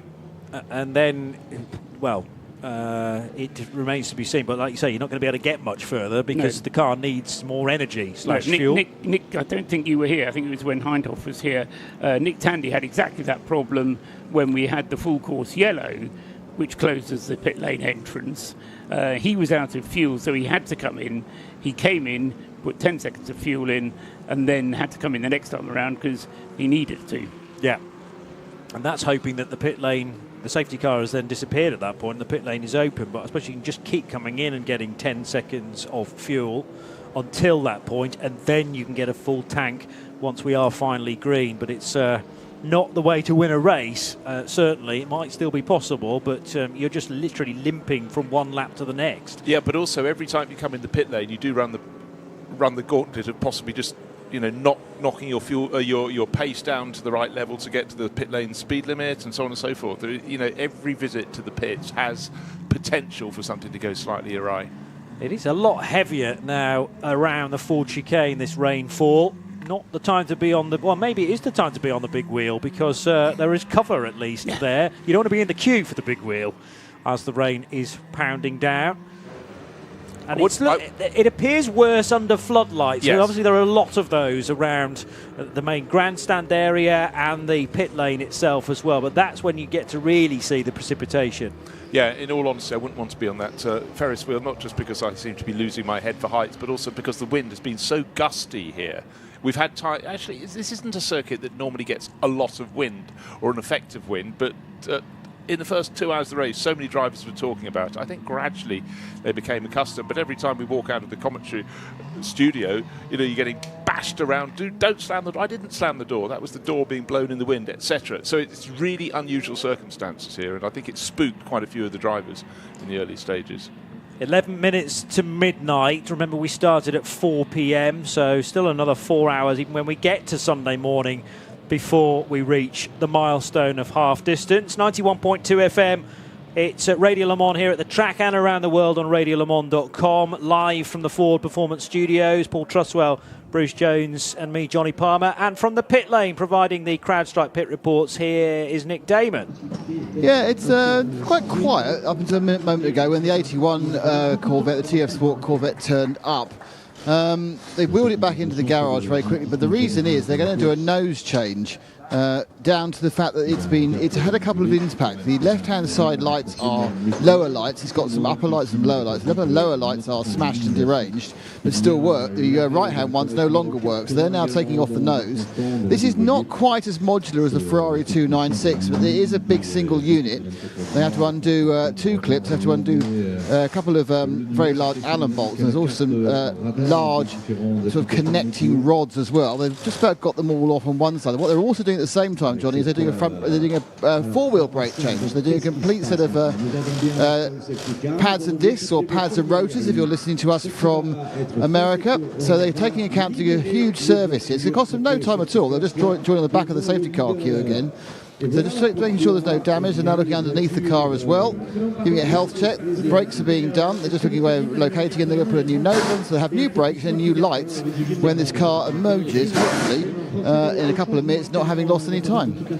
CrowdStrike pit report with Nick Damon at RSL_studio on X. We've got at Radio Le Mans as the handle as well. And you can use the hashtag RLM_24H to beam us your comments. I was going to say tweet, but you don't really use that terminology anymore because it is no longer Twitter. Post your thoughts on the situation as we begin the pass around now. This is safety car stage 3. So this is the point where the pit lane is closed. That's right, Johnny. And I don't think we're going to get any emergencies here, but we are getting fairly heavily into some of the stints for some of the teams and drivers. The safety car has been out now for very nearly an hour and a quarter. And take it easy during this lap. We want energy. If you can put energy, we're happy. If you can get a bit of tire temp. In the meantime, pay attention with the track condition. Nick Nielsen's race engineer there for the number 50 Ferrari 499P. Paul? Yes, being asked to get energy into the tyres without taking any risks and spinning off the circuit on a damp track. So Robert Kubica is on his 13th lap at the moment. If it were dry and green, then he'd be out of fuel. So it depends how much he's saved fuel. Fred Macavici is on his 14th lap. Ria Hirakawa is on his 13th lap. So the top 3 are all, as soon as it goes green, going to be running out of fuel within a couple or maybe 3 at most laps. Nicholas Nielsen, on the other hand, in the number 50 Ferrari, is far less far into his stint. So he'll be able to keep going, I reckon, for probably another 6 laps after we go green. Now, of course, because everybody is nose to tail, that will hand the Ferrari number 50 quite a big advantage. Won't happen straight away, but as I say, we'll have the top 3 coming in for pit stops, and Nicholas Nielsen in the number 50 Ferrari for will be another 15 minutes. Kubica being told, I reckon that was the rain will continue for another 15 minutes. Okay. Might have been the safety car, but the pass around's taking place. It shouldn't take another 15 minutes because the pass around's now concluded. Maybe his fuel has got another 15 minutes. Yeah, possibly. But so we're through stage 3, and very shortly the safety car lights will be turned off.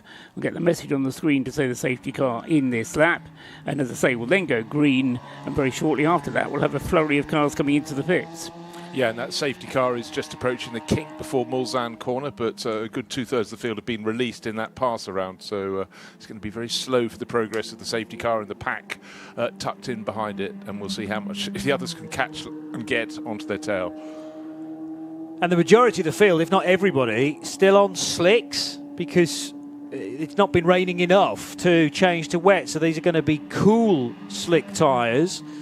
They will have foreseen the rain coming. So the sensible option, as we've been talking about earlier on, was to put them onto the soft Michelins in the case of the hypercars. There is no soft Goodyear. It's medium or hard. Is that right? Yeah. And there's no intermediate anymore. We used to have intermediates in the GT category last year, as recently as that, for GTE AM, but you needed to have decided whether you're going to go slick or grooved. Again, LMGT3s, all about the slick tyre. It has to be, because not enough of the track is currently wet, Bruce. It's a really, really tricky one. You could jump either way, and that's the worst thing for a team. You don't want a choice where you can go either way. You want one that's definitive. Yeah. But it's changing by the moment. The rain is forecast to last until around midnight here. That's only 5 minutes away from now, so maybe that call to Robert Kubica, the race leader, was where they were mentioning 15 minutes was how long I think the rain's going to be here. It's one of the many choices, but the pit lane is about to become very, very busy indeed. So our CrowdStrike pit lane reporters, I think, are about to become as busy there as they have been at any point since they were going down the grid before the start of the race. More fireworks. I hadn't realised that they were being restocked, I suppose. It took a bit of time, but maybe even more than were planned are being set off now because we're still under the safety car. And there's a risk of getting, letting the concentration wane. I'm sure if you're here at the racetrack, you're desperate for some green flag running, but hopefully look to the skies for your entertainment for the time being. 5 more minutes before Saturday night becomes Sunday morning. And glorious sound just above the Ford Performance Studios, where we can hear the fireworks for real. That might even be heard on our microphones, but probably not above if you're on the start-finish straight and observing them for real. But they make a wonderful sound. The race engines are somewhat quelled for the time being, although a long line of cars, as I say, 56 behind the safety car, just have gone on to another lap. This will be for the race leader, Robert Kubica, lap 115. Now, the rain has been coming in and out. I'm looking at one weather app, and I've been told, well, the weather app is telling me no rain likely to come until 4 o'clock in the morning. Could we have 4 hours of dry track? It's not dry yet, and it won't be for a handful yet, but fingers crossed. But, famously with one weather app, it'll tell you a different story to another. But the one I've been looking at is saying clear skies until 4 in the morning. Let's hope they're right. Nick saying that it's still absolutely hammering it down in pit lane. So the rain unabating for the time being, as Kubica still in the same safety car train as Fred Makovici in his number 5 Porsche Penske Motorsport 963. Ryo Hirakawa in the 8 Toyota in 3rd, and then in the safety car, catching up, attempting to catch up, but there will be cars between Niklas Nielsen and Ryo Hirakawa. So that's currently timed at, plus 4 minutes, but they go through the next split, and it's 3:47. So he's definitely able now to cut the gap and close up towards the top 3. As the wave by, the pass around is concluded. But interestingly, we're not yet into phase 4 of the safety car. Well, that is the lights going out, though, isn't it? So that's the very end of the safety car sequence, and will be moments before the green flag is waved. Yes, I think it's when the message comes on our screen to say safety car in this lap, which defines the start of phase 4. And when the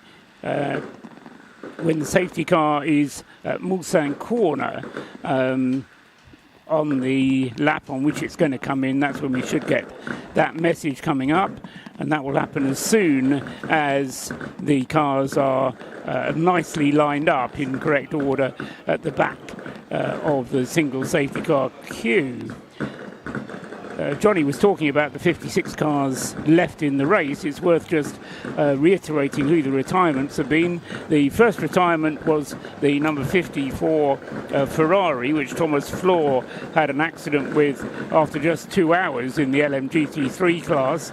Then we had the retirement of the two Alpines, not too far apart, it has to be said, 35 and 36, lasting around about 5 hours each. The Alpines of 35 and 36, 35 retiring on the track, 36 retiring in the pit lane. Then we had the retirement, the forced retirement of the BMW number 15, which Dries van Toor was driving when he had that coming together with Robert Kubica. That was after about 6.5 hours of the race. And then the final retirement that we've had so far is the forced retirement of the Jonas Reed Proton Orica from the LMP2 class, car number 9, which again stopped out on the circuit with a mechanical issue. But Jonas Reed, despite we think attempting a repair on his own, wasn't successful in that effort and has had to retire the car. So those are the 6, count them up again, Trussers, 1, 2, 3, 4, 5 retirements that we've had thus far. So out of the 62 cars that started, we're now down to 57 cars still going, 58 cars still going.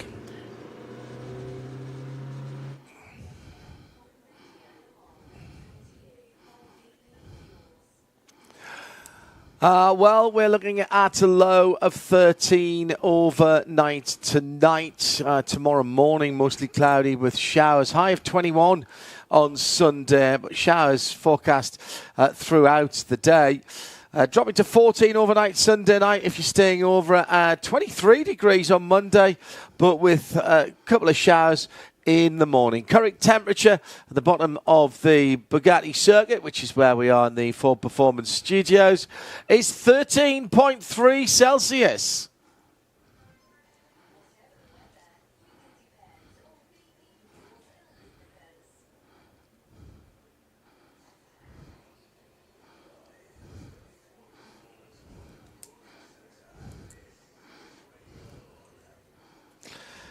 Well, we've finished the fireworks, so we can get back to racing now.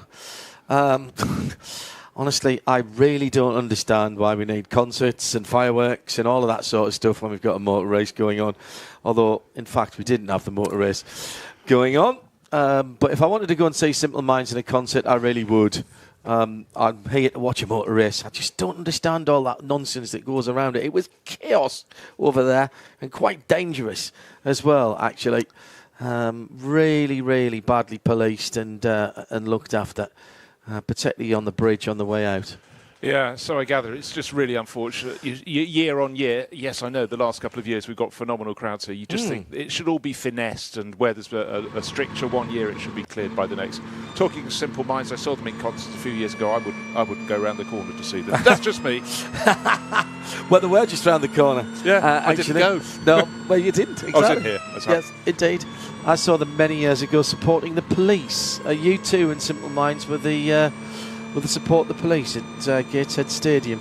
It was about 1981, something like that. Years ago. Indeed so. The pass around is concluded. We are waiting in the rain still for the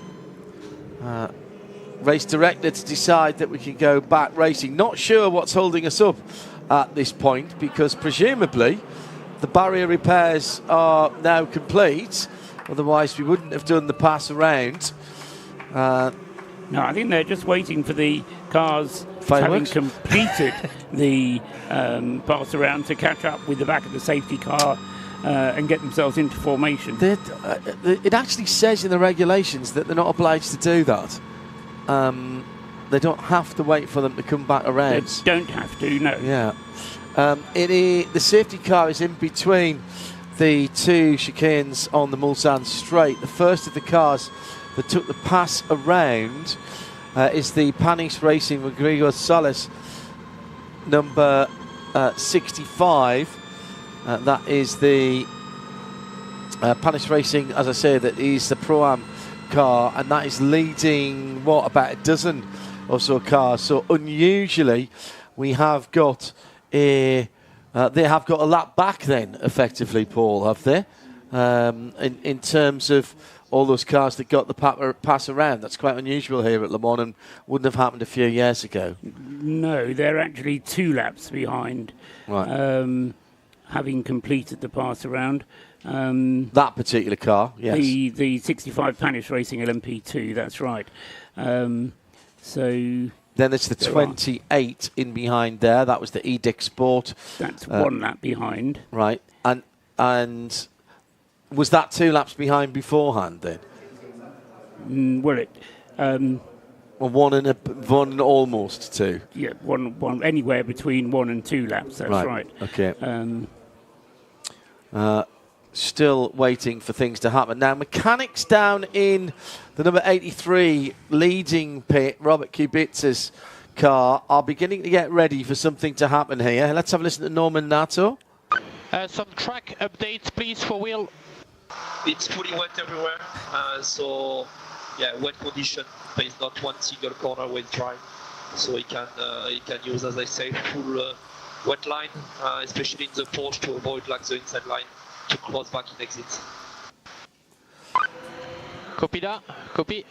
I think we could have told you that, to be honest. Yes, I mean, the problem is that we reckon pretty much everybody's on slick tyres at the moment. Yeah. And they're on cold slick tyres because they haven't been running for the last hour. So as soon as we go green, actually everybody's going to follow the safety car into the pits. Indeed. Can you do that? Or do yes. you have to let the safety car, do you have to go round one more? I'm not sure. I mean, certainly the pit lane opens when the circuit goes green. So the circuit doesn't go green, I suppose, until the safety car pulls off. Interesting point, that one. Not quite sure that even race control thought about it. But it differs from series to series, which is why... well, and for Le Mans, it has its own, as you know, John, its own separate set of regulations. But we would have been... I mean, the thing is about clumping everybody back together behind the safety car, doing this merge, that... I think is it's good in one respect in that it gets everybody back together. It's bad in that it gets everybody back together because you've got a mixed up field. You're not doing a class split. And really, if they're pulling everybody back together, they should do a class split and put the hypercars back at the front of the field. Well, that's what they did last year, and everybody complained that it took too long. But now you could only let everybody go at the start-finish line, so that takes time as well. I thought it was better last year, and it took less time than this. To actually get, because the only bit that mattered was the time from when the hazard was cleared to going back to green, and that wasn't that amount of time. You can't take into account how long it took to fix the issues. No, I agree with that. But yeah,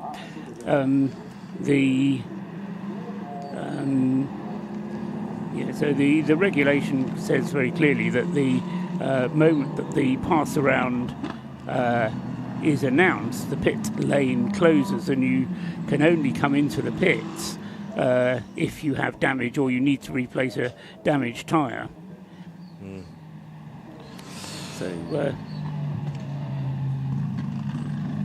So waiting still for race control. I have the race director faded up and ready to go. So if there is any utterance from them. Yes, we've moved on from Eduardo's stint now into Nils now, isn't it? Nils, who's on the race direction seat.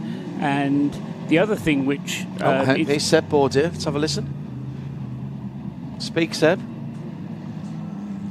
No? Maybe not? Go back green now, they're going to get another yellow right away. Yeah. Yep, copy that. That's what I thought. We do have safety car in this lap message up hurrah! on the screen. So we move into stage 4, therefore. The other thing which is affecting everybody is that because we haven't had any pit stops for a long time, although people have been saving fuel, fuel is getting a bit of an issue now, particularly for the number 51, Antonio Giovinazzi's Ferrari, has on his 20th lap of his stint. Now, admittedly, most of those 20 laps have been under safety car, but even 20 laps is a tall order. Right, everybody we expect to come in the lane. I'll take the Porsche Turbo safety car for the next couple of laps, thanks very much, because it's all-wheel drive with traction control and ABS. It's scooted away from whoever's at the front of the field. Which will be Robert Kubica. Well, is it though? Did they pick up the leader? It may not be. Yeah. I saw some cars ahead of Kubica in a shot a few minutes. But they should have got the wave by though, shouldn't they? It's Joel Sturm. It's Joel Sturm that leads behind because he's a class leader. Because he's a class leader. Yeah. So the GT3 cars that were at the head of the field have not pitted. I've just seen a Corvette, and I think it was the GR machine as well. The number 5 Porsche is going to go on to another lap. That's the second place car. So Fred Makovecki is going to take the lead of the motor race as we go back to green. And Makovecki in the number 5 Racing for Charity Porsche is still out there with a huge number of cars ahead of him. Pretty much all GT3 cars. I don't think Hawksworth came in, Al Harty didn't come in, Michelle Gatting didn't come in, James Cottingham didn't come in. Amazing. So the GT3 cars, Bruce, have stayed out there. Yeah, but bear in mind we were talking about how these were predominantly on slicks, and as the field was released after that lengthy hour-long plus period behind the safety car, suddenly the rain is coming down much more heavily, so this is going to be a really precarious lap. And the car that just took the lead, the Porsche Penske Motorsport number 5, Fred Makovecki, you talked about it. By the time he got to Dunlop curves, he was on tiptoes. Yeah, absolutely right. Rio Hirakawa waiting to be cleared, and he can't get out of his pit box because there's so many cars coming up the acceleration lane at the moment. They are fueling that car. They have fueled that car, but they had to wait until it was safe to pull out. The 7 car is in behind the 8 car. And it's all wet weather Michelin tyres that are going on. Porsche are in as well. So the only 2 of the top running hypercars that didn't come in was Fred Makovecki in the number 6 Porsche Penske Motorsport. Pipo Derani in the 311. They'll be first and second. Felipe Nasser, who's a lap off the lead, stayed out as well in the number 4. So he presumably is trying to get a lap back somewhere, but of course the other 2 didn't pit, so that's not worked for him. United Autosports, P-Joy Garg stayed out in the 22 car in LMP2, they lead. Vlad Lomko in the Inter Europol number 34 car stayed out, and pretty much all of certainly the top 8 GT3 cars stayed out. Extraordinary difference in tactics as Ferrari go to work on another pit stop. That's the 51 car. So now let's see how quickly they can get the wets up to temperature. The leaders are tiptoeing around. It tells you how wet it is, Bruce, that Fred Makovecki has not cleared the GT3 cars yet. Yeah, and I'll tell you what, when... spin that's Joel Sturm, who was leading the right at the front of his class. He's rotated his Porsche, the number 92 Porsche. So that was directly after the restart, and that's why Jack Hawksworth is now leading from Michelle Gatting, the Iron Dames, who thought they were out of it an hour and a bit ago after being sideswiped by the number 4 Porsche from Porsche Penske Motorsport. Michelle Gatting now in second position. But the point I was about to go to there was, I think when the GT3 cars that were at the head of the queue, ahead of the front-running cars in a hypercar, when they approached pit in, it was still light rain. By the time they got up to the Dunlop curves, it was heaving down, and Fred Makovecki was the first driver in a hypercar class to get up there, and even he had to go right down the gearbox, tiptoe around the corner, trying to find traction where traction is becoming rare. And these cars out on the track are still on slick tyres, John. This is really precarious. However, as they get towards the end of the lap, the rain is not as heavy as it was. Arnage is looking relatively dry. Please confirm. If it stops to rain, we can stay like that. Well, Fred Makovecki says if it stopped raining, I can stay out like this. he's a brave man to say that. He's not hanging about. He's coming into the Porsche curves now with two GT3 cars ahead of him, and those two are, I can't see actually on the tracker at the moment. Let's see if I can pick off what they are. It's drier in the Porsche curves. And in fact, his windscreen wiper now, he's not moving any water. It's making scummy marks on the screen. But he's still tiptoeing. I suspect that's because the track temperature has dropped down to under 16 Celsius. And that will be more of a problem. I believe he's on the white-walled soft tyres. The GT3s ahead of him have steered out. And Makoviecki staying out.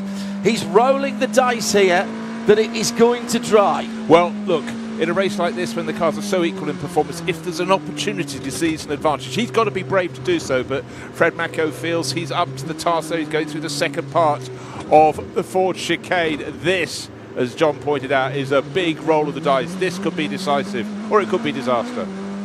Let's go. Nick Damon down in the pit lane for a crowd strike. Hang on a second, Hirakawa on the radio. 2 seconds quicker than the 83. 2 seconds quicker than the 83 in Sector 2. Good job.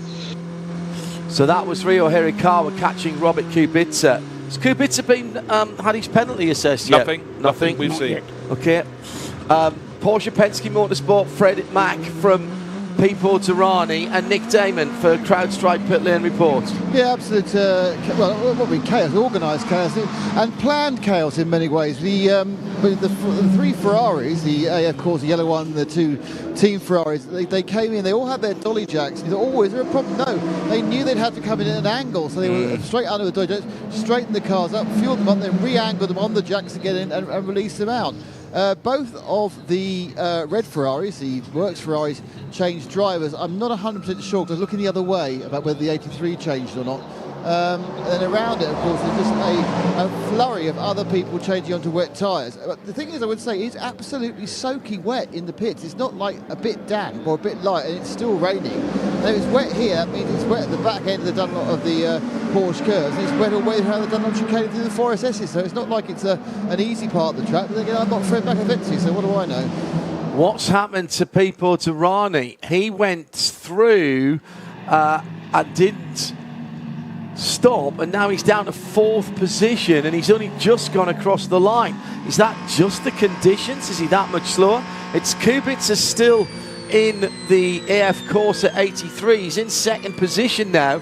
Toyota Gazoo Racing, Ryo Hirakawa trying to gain on him, 11.8 seconds behind. There's 31 seconds between Fred Mack and Robert Kubica, then Hirakawa, 5.83 and 8.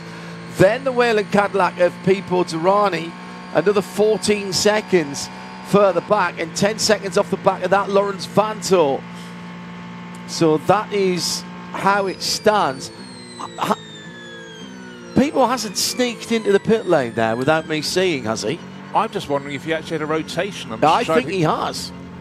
It's quite possible. He lost about 10 seconds to Fred Makoviecki. That could have just popped him back. But I guess what we need to see is at the end of this lap, the actual pace of Robert Kubica, who'll be the front runner. He's in 2nd place at the moment. He's the first one of these cars onto wet weather tyres, onto rain tyres, whereas, of course, Fred Makoviecki is tiptoeing around on a wet, dry circuit. He took 12 seconds out of Fred Mack in the first sector last time around, and 10 seconds out of Pipo Durrani, and taking about, well, we'll see what he comes through the second one. So that is just pace differential at the front of the field, but people dropping back even from Fred Mack. I don't think he has pitted, Paul. I think that's been an issue for people. Yeah, so he's not being to the pits, no.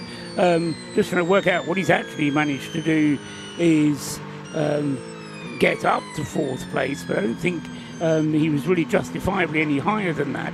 The car that he's battling with on the track is obviously the car ahead of him, the Toyota. Well, he's just been passed by 2 more cars, Paul, actually. Vanthoor and De Vries have already gone through, and Foucault now, so he's now down to 7th and struggling. But, of course, if they can weather the storm, pun intended, and by the way, Fred Makoviecki is now cleared the rest of the GT3 cars, if they can weather this storm, they'll save a pit stop. They will not have to come back in again. Well, they will, because they need fuel. Right. And because they've been out for over an hour and a half now on this tank of fuel. Okay, they've been behind the safety car, and they've been saving fuel and energy as much as they can.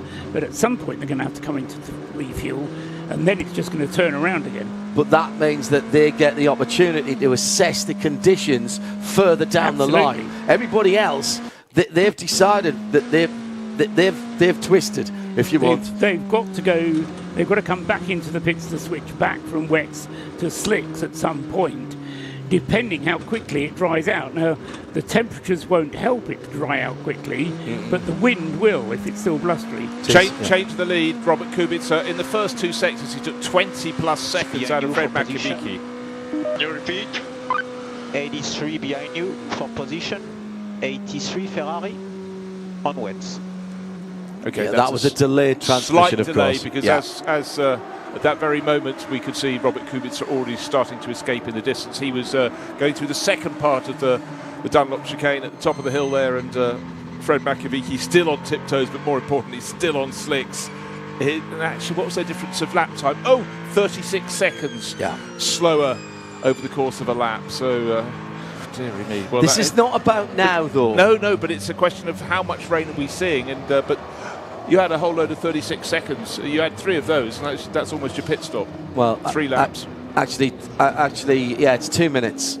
You lose 2 minutes in road time to do a pit stop with tyres. There's still spray being thrown up through Turk Rouge and on the way down to the first chicane. Now, this time of night, of course, we don't have all the cameras around the circuit, but they are the ones. There's 1 or 2 unmanned cameras that give us some big long shots. Big shout out to our camera operators, by the way, who've had to endure the weather, particularly those who were up a height. A job that I would never be able to do. A, because I'm not very good at pointing a camera at anything. B, I'm absolutely petrified of heights. So yeah, I never used to be, but it certainly comes the way. But it's one of those jobs. It's a bit like if you make coffee well, suddenly that's your job for a long time. But if you're happy to be up a cherry picker, you've got it. Now here we go. This is the lead car. Will have to come into the pits for a 30-second stop and hold for the crash with Dries Van Tor on the BMW. We were debating what that would be outside. I thought it might be a minute, but I was absolutely positive there would be a stop and hold and not just a drive through. That will cost that car. That is going to drop that car down to the bottom end of the top 10. Yeah, I don't think because it won't be standing still. So how long is the transition time, Paul? About 22 seconds. So it'll drop it down to about 6. About 6, yeah. But get it taken early. The point is that, as I said at the time, if you're Dries Van Tor, it's no compensation at all. Doesn't put him back on the track. Doesn't matter whether it gets a 1-minute penalty or anything. And he's out of the race, but it will give some Schadenfreude to his competitors, which are currently being led by Rio Hirakawa's Toyota, number 8, and then Fred Makovici struggling on the wets, but trying to stay out there as long as he can. Car 83 ahead has a 30-second stop and go penalty. Once it serves it, you will be in P1. You're position 1 now. Copy. Yeah, that's good info. Basically, he's 9 seconds away from him and gaining on him hand over fist. So don't bust a gut, and certainly don't end up in the wall for chasing this car down that we know he's going to have to stop shortly. But what's now quite interesting is to compare like with like, those cars who are on wet tyres against the other cars that are on wet tyres. And Kubica, despite his pace earlier on, isn't as quick on his wets as Hirakawa or Laurens Vanthoor in the Porsche. Who else is going quickly? Phil Hansen in his Porsche as well is touring around very rapidly indeed. And Nick de Vries as well. The Toyotas are suddenly looking very, very handy. Yes, they've got the right tyres, but they are quicker than everybody else. But also don't forget the Ferraris and the Toyotas are all-wheel drive, whereas the Porsches and the Cadillacs are not. They're rear-wheel drive only. Now, all right, deployment only comes in at fairly high speed, but even so, that means you can also. That also means that you can harvest on the front axle and use that as you're not allowed to ABS, of course, on the hypercars, but using the harvesting on the front axle can certainly help your retardation. There's a very specific description of what ABS is, and that is a switched system on the brake discs. You can use your electric harvesting to emulate ABS on the front axle.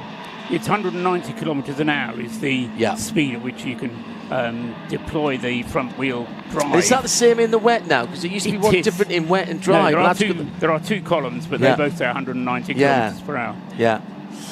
Because it didn't used to be like that, did it? They had one slightly lower in the wet. Yeah. I thought it was interesting.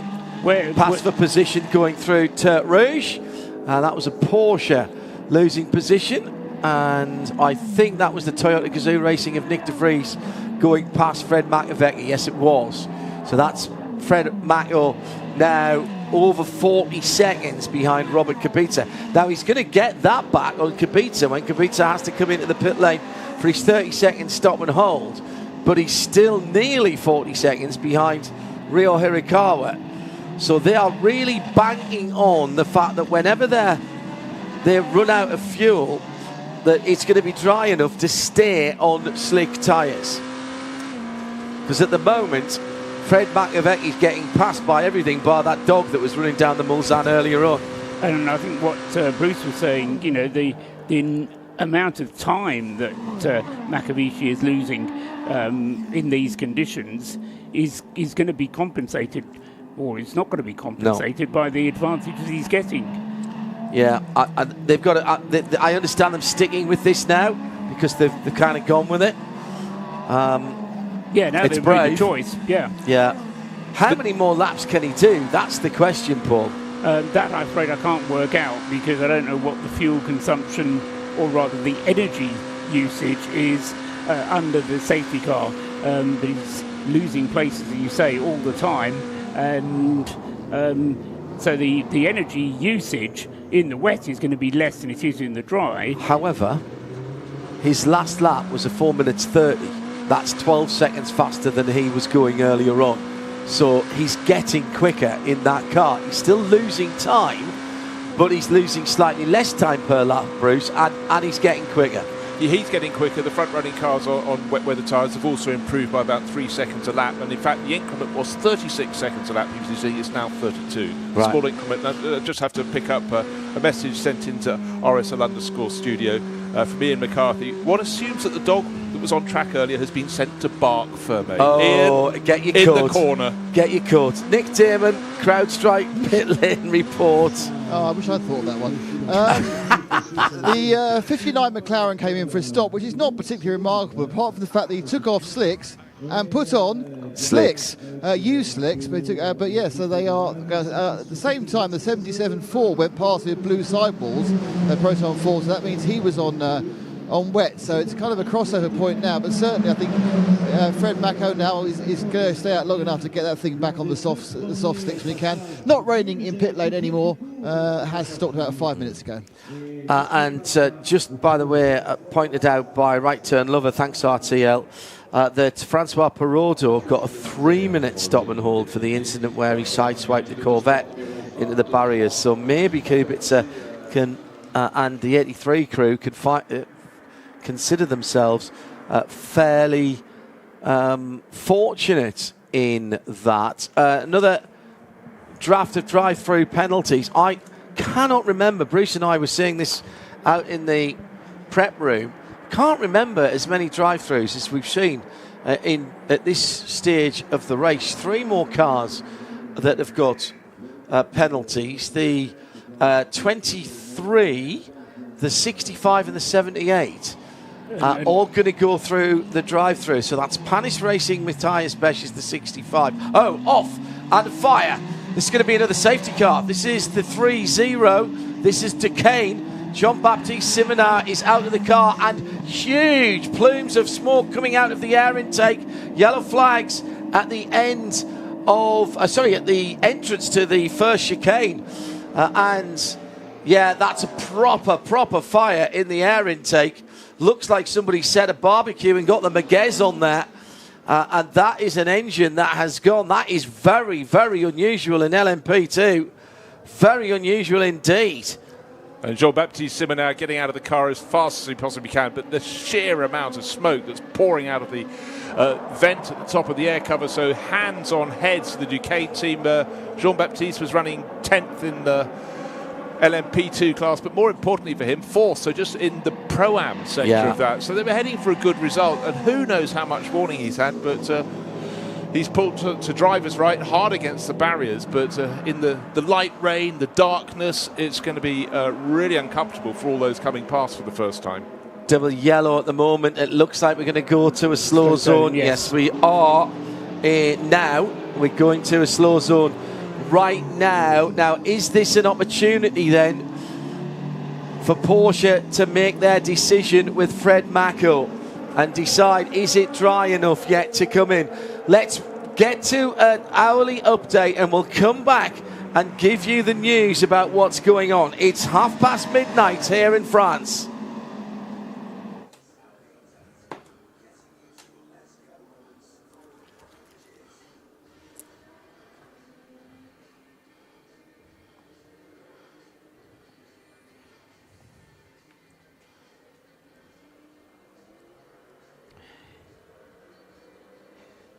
So midnight on Sunday morning, 8.5 hours into the Le Mans 24 hours, 15.5 hours only remain. And the race is being led once again by Robert Kubica, as he was at the end of the last hour in car number 83. But there's been quite a lot of action over the last 60 minutes to have kept them busy, despite the fact that most of that time has been under safety car. But Robert Kubica then in the lead in the number 83 Ferrari by just over 5 seconds. Ryo Hirakawa in second place with the Toyota GR010, car number 8. But Kubica, of course, has this 30-second stop and hold penalty hanging over him, which he has to take within 4 laps. In third place is Laurens Vanthoor with the Porsche 962 from the Penske Motorsport team as Kubica comes into the pits. That's car number 6 in third place. He is less than half a minute behind Kubica, who's making his stop-go penalty as I speak. In fourth place, number 7, Nick de Vries with his Toyota. So Toyota's now first and fourth. Fifth is the Ferrari of Antonio Fuoco, number 50. In sixth place, Alex Lim with the Cadillac, car number 2, slowly climbing back up the leaderboard. In 7th place, last year's winners, the Ferrari number 51 with James Collado at the wheel. In 8th place, Phil Hansen with the mighty 38 Hertz Team Jota Porsche. In 9th place is Fred Macavici, still out on slick tyres on a drying track, but losing a lot of places. He was in the lead when the safety car withdrew, but has now slipped to 9th. And in 10th place, Sebastian Bourdais with the Cadillac, car number 3. That's the hypercar positions. In LMP2, Malte Jakobsen leads for Cool Racing in his Oreca with number 37. In second place is number 24, Fabio Scherer for Nielsen Racing. And in third, of course, Oreca, Ben Barnicoat at the wheel. That's car number 183. Louis Delatraz is fourth in the Spike car, number 14.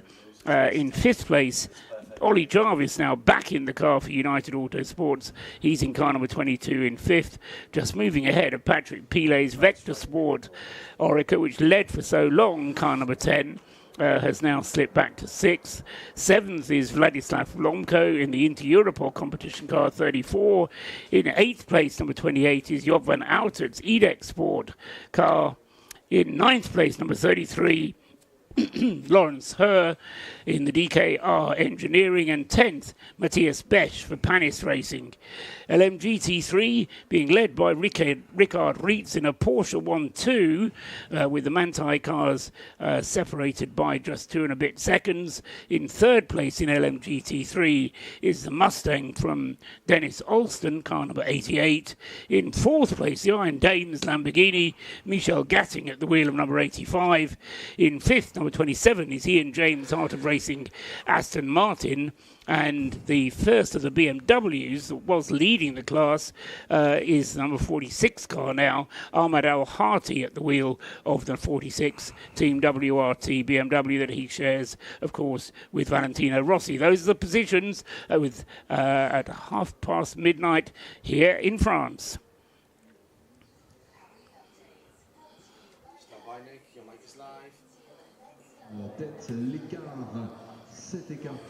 With a CrowdStrike pit delay report. Yes, so whilst we having the rundown, in came Robert Kubica, served his penalty, fired away. That 30 seconds is a very long time just waiting there. But of course, very good idea. There's a slow zone. This means he's going to lose less time, and they've been a completely green track. So they've used tactics, they've burnt the penalty, and now they can go and race. And there's nothing wrong with that either, Paul and Bruce, because that is allowed. The pit lane is open. It's not. If that was a full course yellow or a safety car, of course he wouldn't have been able to serve his stop and hold. But it wasn't, so he does. That's smart, and people that know the rules. Entirely so. I mean, it's good fortune the slow zone was there, because Jean-Baptiste Simonin laying down that trail of smoke and hopefully not too much oil onto a wet circuit. Yeah. But it was a gift, and you don't look at a gift horse in the mouth. So in the mouth, man. Yeah, they've grabbed that moment, and I'm just trying to work out where he's slotted back in. I'm waiting for the next timing sector, because it's in about sixth or seventh. We position. said he'd be sixth, I think, and I think we're on the money with that. Fred Bakovic, he's still circulating. He's not yet come in for his pit stop, so he's still got fuel in that 963, and they are just hoping and praying that the cars going around are drying this track enough that they can go back on to the white-walled, soft, i.e. colder weather tyres. And he's dropped, however, some 93 seconds now to the Toyota of Rio Hirakawa. Remember, he was well in the lead. What was his last lap time? Oh, that doesn't matter, because we've got a slow zone still at Marshall Post 6. Is that where it's dry, or is that where it's wet? It's starting to look drier on the far side of the circuit.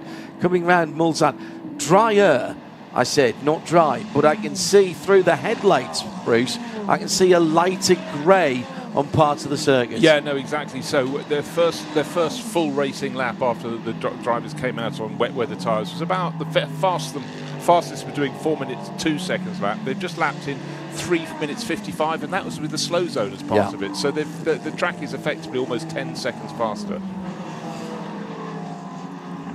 So the leader now, Rio Hirakawa, with Lawrence Van Tor some 21.5 seconds behind in the best of the Porsches. It is the Porsche Penske Motorsport number 6, Toyota Gazoo Racing Nick de Vries in third place. Toyota Gazoo Racing looking very strong indeed with the GRO 10s into the pit lane for the 31 BMW from WRT. That car, Darren Leung, from the British GT champion, down in 10th position as it's released from the pit lane. And I think that was fuel only on that car, because I didn't see any tyres going on. Oh, big slide from Alex Lynn in the number 2 Cadillac, sitting in 6th position at the moment. Make that 5th, because he has got by Kubica. Yeah, Kubica had a very slow lap that time around. That includes his... it includes his 30 seconds. Includes 30 seconds, doesn't it? Yeah. Which obviously manifests itself with the in and out about 50 seconds. Yeah, so that explains why he's a minute slower on his overall lap time start-finish line. The timing beam being at the pit lane entrance, or the beginning of the start-finish straight.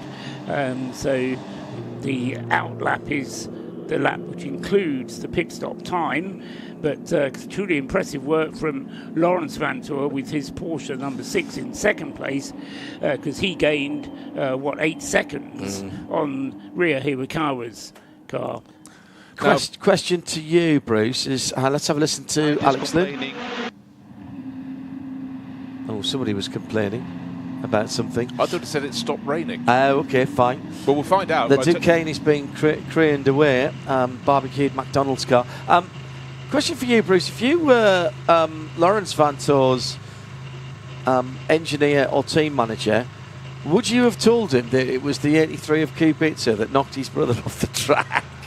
I did wonder. I do remember Days of Thunder a very long time ago, and Retribution, a driver leaving pit lane and not quite turning turning left sufficiently. No, an interesting one, because he and Dries are just such a pair of brothers. They race so much together, sharing an RV this week, each other, and yes, I know, really interesting one. Just want to pick up Fred Makovici, still out there on his slick tyres. He's fallen to 11th place overall, so effectively 10 of the cars that fitted wet weather tyres have gone ahead of him. But if that was Alex Lynn saying it's no longer raining, it could swing back the other way. But of course, we've still got the slow zone. But how much fuel has he got left? Yeah, I mean, you can't have too much fuel. It depends how much was saved in the safety car. But he's lost 2 minutes. He's got 2 minutes to make up. That's at a slow zone. Don't forget there's a slow zone in there. So it's not really 2 minutes on a green track. Yeah. And at the moment, they're lapping in 5 minutes sevens when they were doing 3:58. So there's a full 2 minutes longer. Yeah, still 2.5 minutes that he's lost. No, I think it's, we'll see how it pans out. I understand why they took the risk, and having done it, and still with 15 hours 20 and 43, 42, 41, 40, 39 seconds to go. I understand. And it was Kubica's call. Sorry, it was Makovici's call. It was. Mako was asked, he said no, and the team made the offer. How are the conditions? Is that still crazy? So far the wets are still looking faster. Yeah, I think 2 to 3 laps. Yeah, copy that.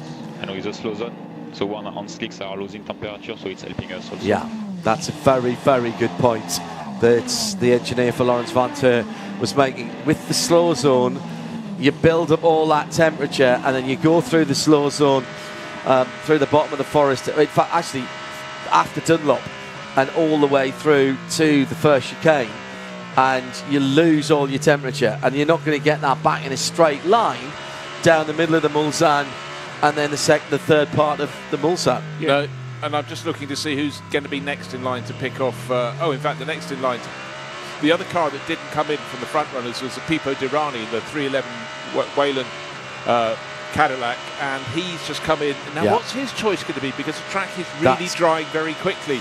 Maybe if he'd come in a lap later, Fred Makovici would have an advantage. Well, let's find out from Nick Damon, who's watching the red and grey 311 Wayland Cadillac. Yeah, he's been and gone. More importantly, he left those wet tyres on, and the only other tyres... Wets or slicks? He left the wets on. And he was on slicks when he came in. Was he? He didn't change. Okay. Well, in which case he hasn't changed again then, because there were wets about to be offered and they weren't put on. It's very similar situation with Fred Mako. They're waiting for him. I think he's coming in this lap. The lollipop man's engaged. The fueler is holding the nozzle. There are 4 wet tyres laid out behind them, but they don't look particularly active. So my guess is, in which case they may well do the same thing and stay on the slicks as well. But he should be in this lap, or they're going to get very tired carrying that very heavy fuel nozzle. Thank you, Nick. Yeah, it's going to be 22 laps altogether for Makovici, which is very nearly double what he would do under dry conditions. But of course, as I say, there was an hour. In fact, he actually got into the car before the safety car came out. Really? He then had 2 laps and an hour and 20 minutes sitting behind the safety car, and now he's had these 6 laps since the safety car has... Al-Harti's off in the 46 car. This is the Team WRT BMW. He was 5th in class at the time. And he's gone off after the Dunlop Bridge. I think, is that the Dunlop Bridge that I can see on the other side of the car? Oh my goodness me, he's beached the car. It had led earlier on, and he's coming to the first chicane. He's gone straight on to start with at the chicane, and then as he rejoins, he's going to lose it as he gets back on and drop the car over the top of the brow. And did he hit the wall? He did. Oh, that's big damage to the front end. Here he is on the phone. I lost it. I lost the car. Oh, that is such bad luck for Ahmed El Harti. Just coming across the rise. There is actually paint on the road there on the left-hand side for the extended pit lane that they actually don't use here at Le Mans. We come out much earlier. So Fred Mako into the pit lane. The dice was rolled. Nick Damon is watching. There will be Michelin tyres there. The question will be, Nick, are they going to be used? Well, also what's arrived is another set of slicks as well. Some fresh slicks are being looked at. Ooh. As it is, it's fuel and a wipe down. He's on white walls, isn't he? He's on softs. And I don't think you really want. I'd be surprised if you want to put new softs on because they'll be absolutely freezing cold. No tyre warmers this year. Certainly, there's no indication they're going to change the tyres whatsoever. They've kind of rolled the dice, have to stick with it now. They've only done 22 laps, those soft tyres, which is pretty much all behind the safety car. So they haven't actually been worked that much. Nick? He's gone, no tyre change, just the fuel, and he's out. And now the second half of the gamble should come in because at least we'll get half a minute back with the others change back their tyres again. Which is possibly as quickly as 2 or 3 laps, is what Lawrence Vanthoor was saying. So now he's got to make this work. He's coming back out onto the track. Has he lost the lead lap? That's the question. It's going to be close. And he's just coming into a slow zone there for the recovery of Ahmed Al Harti's car. Gravel and you have water leak. So I think the radiator is damaged. That was Ahmed El Harti staying in the car. He was hoping to get put back on the track, but he's cracked the front of the car. Okay, but you did the maximum. The conditions were very difficult. Okay, wait for the marshal. That's good man management as well. Really good man management. He's going to be beating himself up for that one. BMW have had no luck here, Paul, have they? Whatever sort of BMW it's been, they've certainly been. I mean, they've been pushing hard. Conditions have been very difficult, and one thing that I have felt, rather than necessarily observed, but felt about the Toyota approach has been extreme caution. Yeah. No risk, being very careful. Whether it turns out to be right or wrong in the end, we'll still have to wait and see. But it's been a very cautious approach throughout by Toyota. And at the moment, Ryo Hirakawa then with the lead of the race, but only 18 seconds.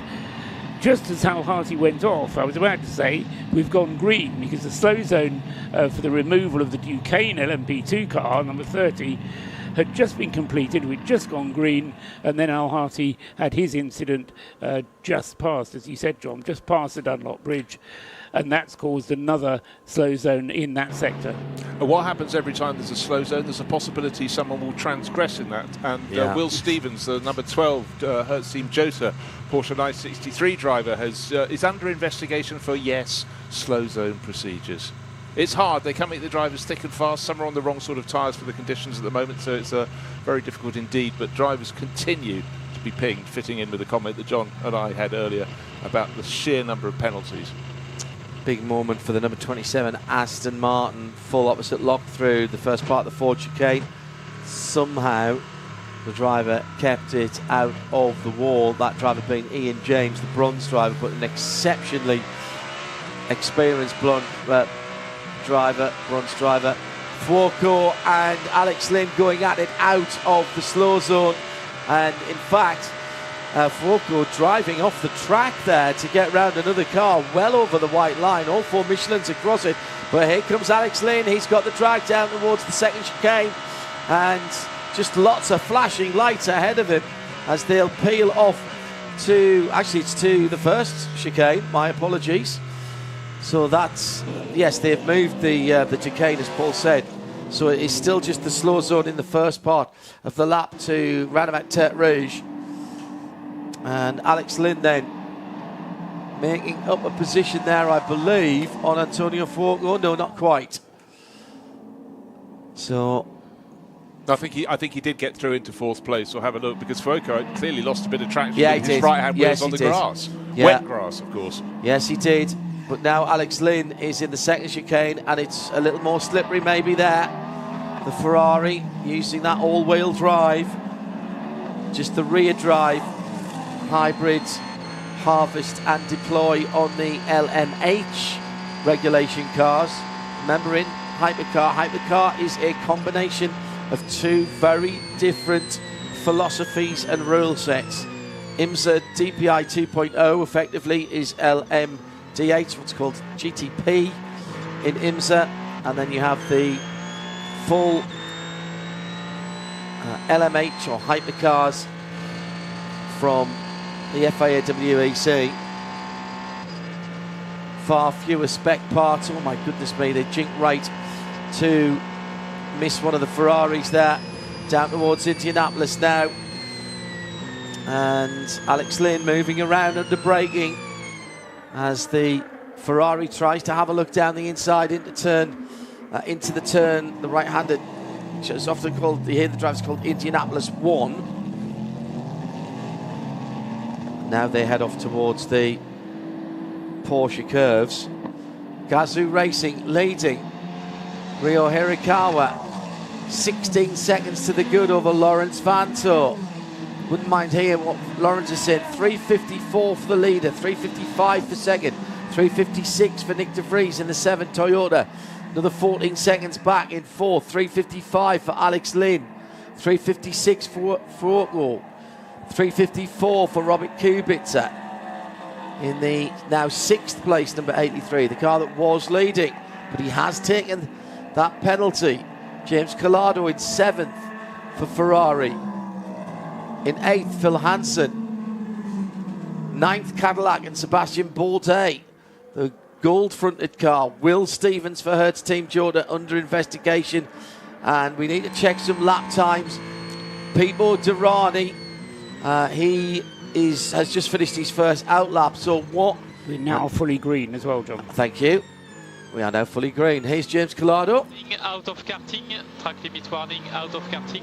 Can you repeat your answer about the soft? Right, so they're thinking about what they're doing at Ferrari with Collado. How's Makovecchi's times? Remember, he did not change tyres. 5:33. He still had the slow zone. We'll have to see him come round next time. Right, here's a little situation, John. 5th, 6th and 7th positions are where we find the 3 Ferraris. It's number 50 with Antonio Fuoco. He's 11 seconds up the road. But Robert Kubica had James Collado right on his tail. At the end of that lap, though, Collado fell back a little bit. But I think that was down to traffic. But with the Ferraris having been so fast, the fact that the best place is in 5th place at the moment, I know things are going to chop and change when the pit stops come around again. But I think in these conditions, the Toyotas are just looking really, really good in these mixed conditions in, well, what are we coming up to nearly 1 in the morning, and that's why they're 1st and 3rd. And then, of course, Fred Makowiecki and Porsche Penske Motorsport took that gamble, left him out on slick tyres, and I think he was really rather taken aback by how heavy the rain was when he passed the pits and went up the hill to the Dunlop curve. But he has fallen down to 11th place. His fight back is there. He's going to be as quick, I would reckon, as most of the others around them. And now another gaggle of cars under investigation for overtaking before the end of the safety car procedure. And just a short while ago, we had a problem for a warning for car number 12. Will Stevens on board that Hertz Team Jota Porsche 963. He's under investigation for that. So is car number 70, the Inception Racing McLaren, and Pipo Derani's all his best efforts by staying out on slicks, and he is the 3rd of that trio, with possible trouble brewing for them. Indeed so. That's the voice of Bruce Jones, along with Paul Trustwell and Major Hindhoff in the Ford Performance Studios. Nick Damon on duty solo for our CrowdStrike pit lane reports at the moment, as we're in prime time for those of you in the US. The only live free coverage in the States, once again, for Le Mans this year. And don't forget, Sirius 137 XM 202 if you are moving around. take a look at our Instagram, Radio Show LTD, and keep in touch with us on RSL_studio or at Radio Le Mans, and use the hashtag RLM_24H. Your message is coming thick and fast, Paul. There's a danger that we forget about it, but just so that we don't, the Assetto Fraschini is still going. Yep. Jean-Carl Vernet, okay, he's only 18th, and the car has slipped down now to be 3 laps behind the race leaders. But it's it's not featuring, but it is still down there. And we've hardly mentioned at all either of the 2 Peugeots. Remember last year's race, it was in these kind of damp conditions when they excelled. They are both 1 lap down on the race leader. Paul Di Resta is in the 94 car and is in 13th place. Nico Müller is in the 93 car and is just behind him in 14th place. They're running around not quite nose to tail, separated though by 2 seconds on the track. But they haven't had any particular problems, but they've just lacked pace. They've done a couple of extra pit stops. They got caught out by the first rain shower, but their lap times just aren't quite with the cars in the top 10, even though, even bearing in mind the conditions are very tricky at the moment. Thank you, Paul. Coming down to 6 minutes away from another racing hour having been completed. I suppose whilst discussing the also rans, I should mention the 2 Lamborghinis, because they're running nose to tail as well, or at least less than 10 seconds apart. The 63 Edoardo Mortara Lamborghini SC63 is ahead of the 19 Andrea Caldarelli, who's, as I say, those 2 cars running 15th and 16th. Again, having had a couple of spins here and there and extra pit stops, but running 1 lap behind the race leaders. So they were unable to get any benefit from the safety car when it was out, because unlike in some series where you can get a lap back if you're clever, or if you just follow the rules, you can get a lap back on the safety car. It's not possible in the way the safety cars run here. In fact, if anything, you're in danger of losing time if you need to make a pit stop under safety car conditions. If you get the wave by, the pass around, oh, hang on a second, that is, I think, the 45 LMP2 car. Yes, it is. This is the CrowdStrike by APR machine spinning at the Dunlop chicane. That car lost some time earlier on. And Nicky Katzberg spinning. There's words that I don't say very often. For the second time. Had problems early on with an ill-timed full course yellow when George Kurtz was in the car. Had to come in for emergency service and therefore come back in again on the next available lap. That sort of took them out of it. I think the interesting thing in P2 at the moment, Vector Sports sort of got the timing of their previous visit to the pits a little bit wrong. They fell down from the lead of the class down to 4th place, but Patrick Pilet is catching Ben Barnicoat really hand over fist at the moment. So this is something that's going to be ebbing and flowing, but Vector Sport have really got their act together this year. Porsche number 4, Felipe Nasr, Porsche Penske Motorsport, going to have a drive through. The 11 the 12 is going to get a drive through. This is all for slow zone procedures. The 12 is Will Stevens. 3 more laps. I think we're quite close to go back to the 6. What do you think? No, but it's super hard to tell out here. Obviously it's dry in places, but it's super difficult to see where it's dry or not. That was Will Stevens on the radio, so he's going to have a drive through after his scheduled pit stop, or just before it maybe. And the other car was the number 23, which is the LMP2. Where is that?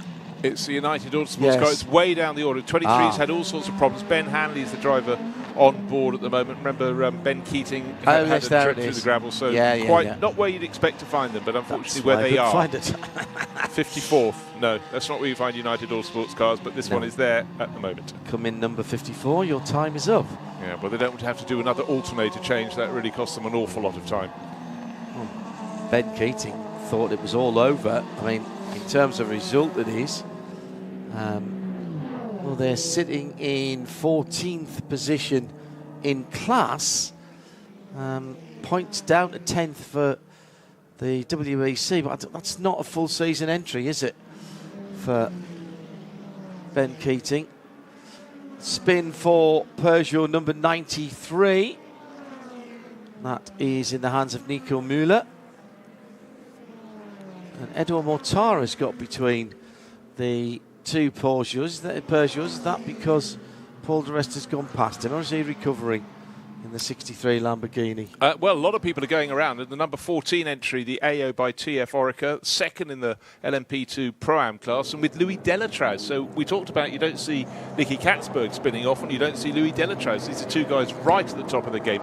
That is how tricky the conditions are. I wonder if the Duquesne actually dropped some oil that was on an odd line or was on the racing line that they weren't taking when it was wet, and as it's drying up they're going back on the racing line and finding the oil. Yeah, very good point. Going into the Dunlop chicane, of course, it was only a couple of corners, about 3-4 corners later, that clearly whatever was happening for Jean-Baptiste Simonau's Duquesne Orica, or more to the point, the Gibson engine in the tail of it, was unfolding. Slick tyres for Manthey number 92. That's a class leader in LMGT3, and Klaus Bachler, who's just been doing an astonishingly good job, stays on board. He's in the zone, isn't he, on that one? Yeah, Bachler and the wet holds absolutely no worries for him. Also coming in for Cadillac and Sebastian Bourdais, and Peter Snowden has joined us in the pit lane. Yeah, just a quick update though, for you just mentioned one of the other cars going on to slicks, but the Proton Competition 88 Ford Mustang from the LMGT3 category class has just also swapped onto slicks, so that does answer the question that some people feel it's appropriate now, and lots of high fives going on here. Very, very slick, no pun intended. Little pit stop for them there. Hello to M. Says made it across the checkered flag. Oh, that's Moni. Sorry, Moni Elysium. Hello, you've got home. So now you can settle down and watch the Studiovision. Hello, Moni. I'm pleased you got home safely. Johnny Main, one of the Orange Army from the UK, did say I was going to build my Lego Peugeot 9X8 during Le Mans. I've been busy with house stuff, so responsible stuff has got in the way of fun. But the Radio Le Mans 91.2 FM coverage has been keeping us going. And Stephen Gardner has been cooking this evening a barbecue rib dinner, which looks good. Liking that. Andrew Mather, who's here at the circuit this year. Hello, Andrew. He's, I think, at the Ford Chicane. Passed on the news about Ian James earlier on. He says, a question for Paul Trustwell. How are the Peugeots looking pace-wise? In terms of just their raw speeds, 93 and 94? Not great is the short answer. They've just moved up a position, actually. Paul di Resta in the 94 car. His last lap time, the 3 minutes 51. But a bit like the Lamborghinis, they just haven't been able to maintain that. 93 will box the lap after us, so we'll be free in the pit lane. Oh, Collado goes off on the way into the pits. Clean the windscreen. He went off on the way into the pits. Sorry, Paul. It's all right. Neither the Peugeots nor the Lamborghinis really having the pace required, although the conditions have been difficult and have contrived against them a little bit. But both Peugeots 93 and 94 and both Lamborghinis 19 and 63 are off the lead lap now, which is going to be a tall order to try and get back on terms, or I would suggest even back into the top 10 before the end of the race.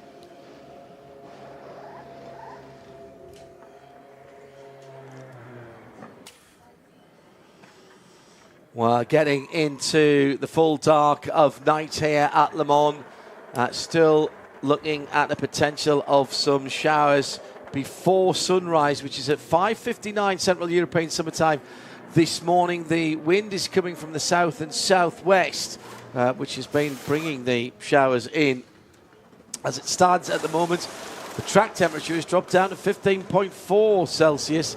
And the air temperature here at the Ford Performance Studios on the Bugatti circuit, just 13 Celsius. Tomorrow, Sunday, high of 21, but showers around with rather cloudy skies.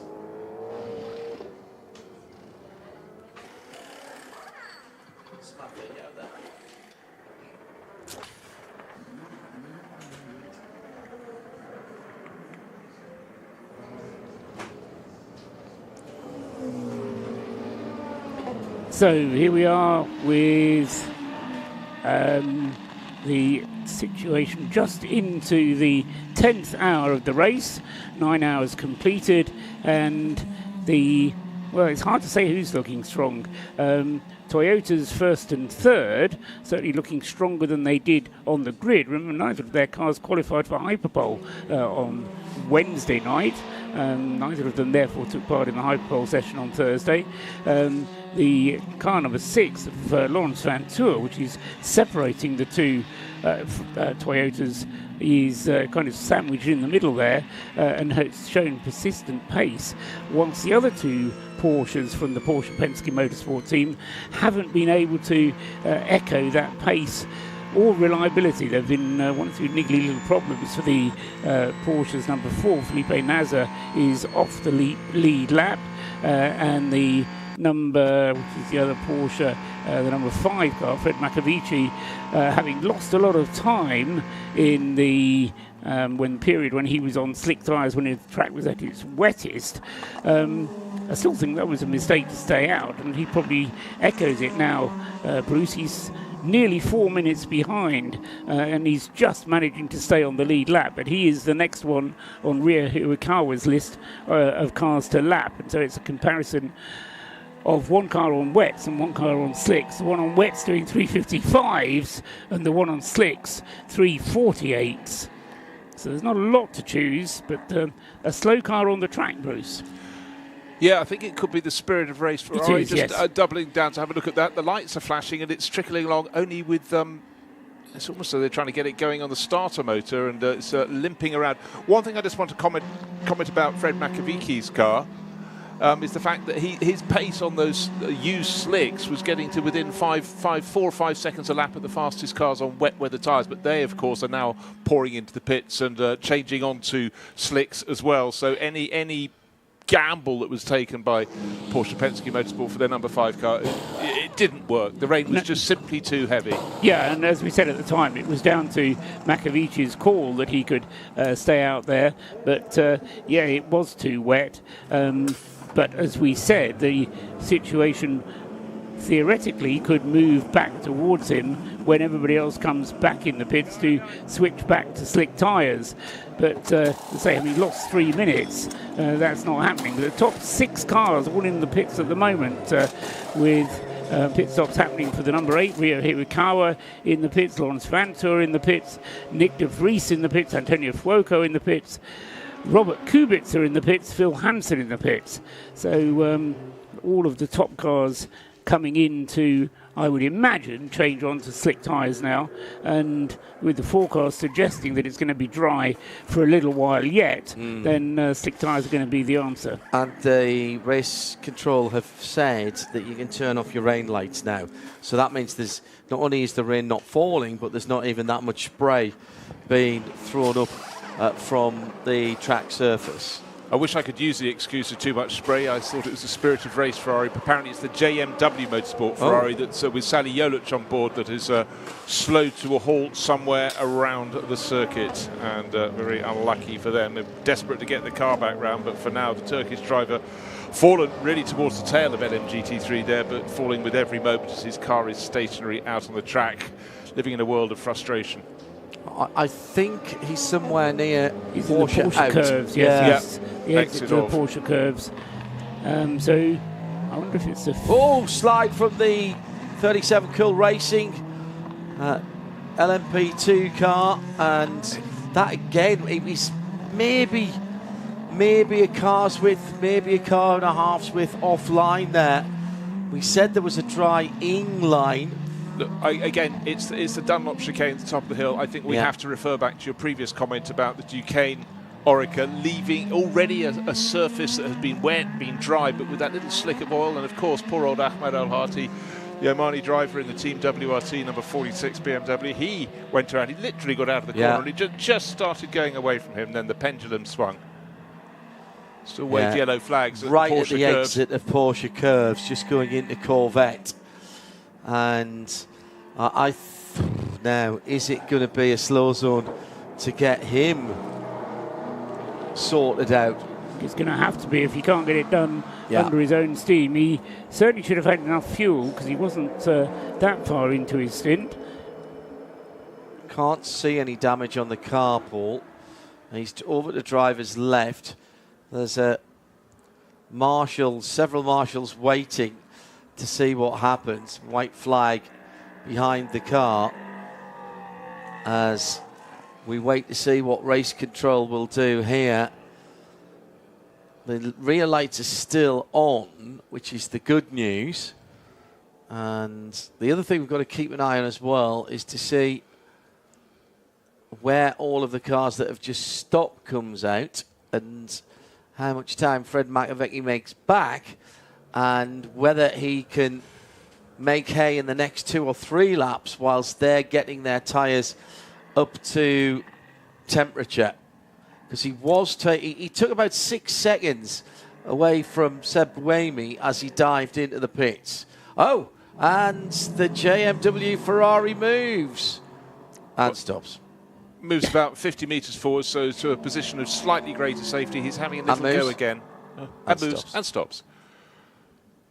This could take some time. The car's on driver's left as they come out. You turn right into the Porsche curves, the most critical part of it, and then you turn left, and that's about as far as, and on the left-hand side of the circuit, just after the apex, and now slightly closer to safety. Sally Yoluk still sitting there, but for JMW, who were just going so well in this race, every sort of hour went past, they were in the mix. And for Sally Yoluk, unfortunately, it ain't going anywhere at the moment. Those pit stops you were referring to, John, they were all pretty much of a muchness around the 1 minute 30 mark. Actually, the Toyota number 8 was the slowest of them, the leader, 1 minute 32. A 1 minute 30 for the Penske Porsche in second place, number 6. The number 7 Toyota turned it around in 1 minute 28, and it was another 1 minute 28 for the Ferrari. So, as I say, they're all pretty much of a muchness, and we've gone slow zone again. Had to happen, I think, Paul. You were spot on. You know, I know it's frustrating for everybody, but I'll tell you now that... Well, it's better than the safety car. Well, but there's nothing else that can be done, Paul, when there's a car in an area of the track that is, has literally no runoff area and is the closest thing to, a street circuit through the end of the Porsche curves, beginning and the end of the Porsche curves. It's fast and can't put anybody out there to recover it. A proper dry line appearing through Ford chicane now in the last couple of minutes. The track seems to have turned. Pit entry catching people out, though, says Andrew in the tribunes there. Hashtag RLM_24H. And XPS McLaren checking in from the east coast of the US. Listening to RLM's commentary over XM, inspired by the Jota rebuild. So I've put together some Lego, built a McLaren F1 car. Excellent, well done. Listening on the Mulsanne, Joe Bramble will be back for many more. This is my first Le Mans trackside. Well, congratulations, you never forget your first. He's already decided he's going to come back for many more. Many more. Excellent. Well, no, hang on. I've got to say, though, come on, Paul, we're 9 hours and 11 minutes in to the race. Surely you would have known before that. Yeah, I have to admit, the first time I came, it did have the same impact on me. And as I say, I've only missed them when I've had to. And it's that kind of a place somehow. Totally agree. And I think the more you come, the the more intel you pick up, the more you can extract from the event, the more you can finesse where and when you eat, how you lie down, if you lie down, etc., etc. But it's also that you think about how people can access information now, not having to stand by a PA column, a pillar, waiting for a little bit of noise just as the cars come past. Yes, quite. But the magic of the place still exists. I've spent a lot of time this week wandering around, and even though there's been many changes over the years, it still is a magical place, and racing at night is a very special experience. Yes, there's a lot of other races these days that hold races at night, but it's just the speed at this place, the fast corners, the commitment which the drivers have to show, the number of cars on the circuit, the number of overtakes that they have to do. These split-second decisions. Okay, we saw it all go horribly wrong for Dries van Toor, but these are decisions which you make and live with the consequences of. Well, you do, and always, of course, it's manifest by the fact we've got such a long lap here. It's particularly with the rain coming and going. Fred Makiewicz, that first lap when he continued on slick tyres and others were diving in for rain tyres, if it was a 3-mile lap, that'd be one thing. But when it's almost 3 times that, it's not as bad as Nürburgring nor Schleifer, but certainly he's paid the cost of that. More overtaking under slow zones. The number 70 car will be coming down the pit lane for Inception. Fred Shandov behind the wheel of that, and the 311 again. Pete Buzzarani will have to peel out a 12th position. But amazing. We're still seeing drivers slipping up at various points on the circuit. The 5th place Ferrari, Antonio Fuoco, was very close to the tail of Earl Bamber at Arnage. Earl turned right in his Cadillac, but the Ferrari went straight on and was hauled away from hitting the tyre wall on the outside there. So still drivers are just trying to work out, is there enough grip? And in certain places there are not. But also just around beyond there, of course, they're about to go into a slow zone. We are down at what is forecast to be the lowest air temperature of tonight. It's 13 degrees, so not freezing, but certainly chilly, or frisqué, as they would say around here. And just a moment or two ago, Porsche number 4 going straight on its outlap. That was at the Porsche curves, though, wasn't it? So that was well round the outlap. Nick Tandy reinstalled into that car, sitting right in behind the number 24 Nielsen Racing. Actually, nearly ran up the back of it, which is why he had to dodge to the right. Coming into the end of it. Paul de Rester is under investigation for slow zone procedures. I think, John, that Nick Tandy got caught out going into the slow zone, that the fact the car in front of him slowed rather more than he expected, and Totally he had to take evasive action. Totally agree. The lifting gear has been thrown onto the roof hooks of the stranded car. They are mandatory, and each of the recovery vehicles has a bar set at the right length and the drop links to be able to pick up these cars. And the hooks are in the right place so that the car goes up roughly horizontal. Correct. With the centre of balance. Yes, quite. And that's slightly different for each car manufacturer. That does change, of course, depending how much fuel you've got on board. Porsche fuel tank is in the front, and that will significantly change the centre of balance on that car. It's a very clever system, actually, and the FIA and the ACO pack all that stuff up and take it all the way around the world so that it just fastens on to whatever lifting equipment the circuit has. Now, there's a driver who's going incredibly well, young Austrian driver, you might not have heard of him, in a Porsche, Richard Lietz, leading by 30 seconds the LMGT3 class. And we've got the two Manthey Porsches, Manthey EMA, which is the entry that Richard's at the wheel of, car number 91, 30 seconds clear of Klaus Bachler in the Manthey Pure Racing example. So conditions, you know, John, as a Porsche man, that when conditions are slightly slippery, sometimes they can really favour a 911. Most experienced driver here this year is Richard Lietz. Really? Completing his 18th 24 hours. Spin for the Peugeot number 93. Yes. Mikkel Jensen. and clipped the wall with the front of that car, again coming out of the Forest S's on that little sliver of grass to driver's left before you turn in to Tertre Rouge. I think he's done damage to the front of the bodywork at least. See what happens when he comes around next time around. Look, going back to what you've said, Richard Lietz and Klaus Bachler in those two Porsches, when conditions are greasy and either very hot or very cold or just a bit damp, 911s come into their own. Now this new 4.2 litre engine that the LMGT3 car uses is extremely user-friendly, non-turbocharged of course, and very nicely balanced. You've got a lot of weight over the rear wheels to give you a bit of grip. Those guys know it very well. Richard Lietz, who also runs the customer program, been with Porsche for a very, very long time, and knows his engineering as well, sort of following the long-held tradition. Will he be the last of the great driver stroke engineers? He has run programs before.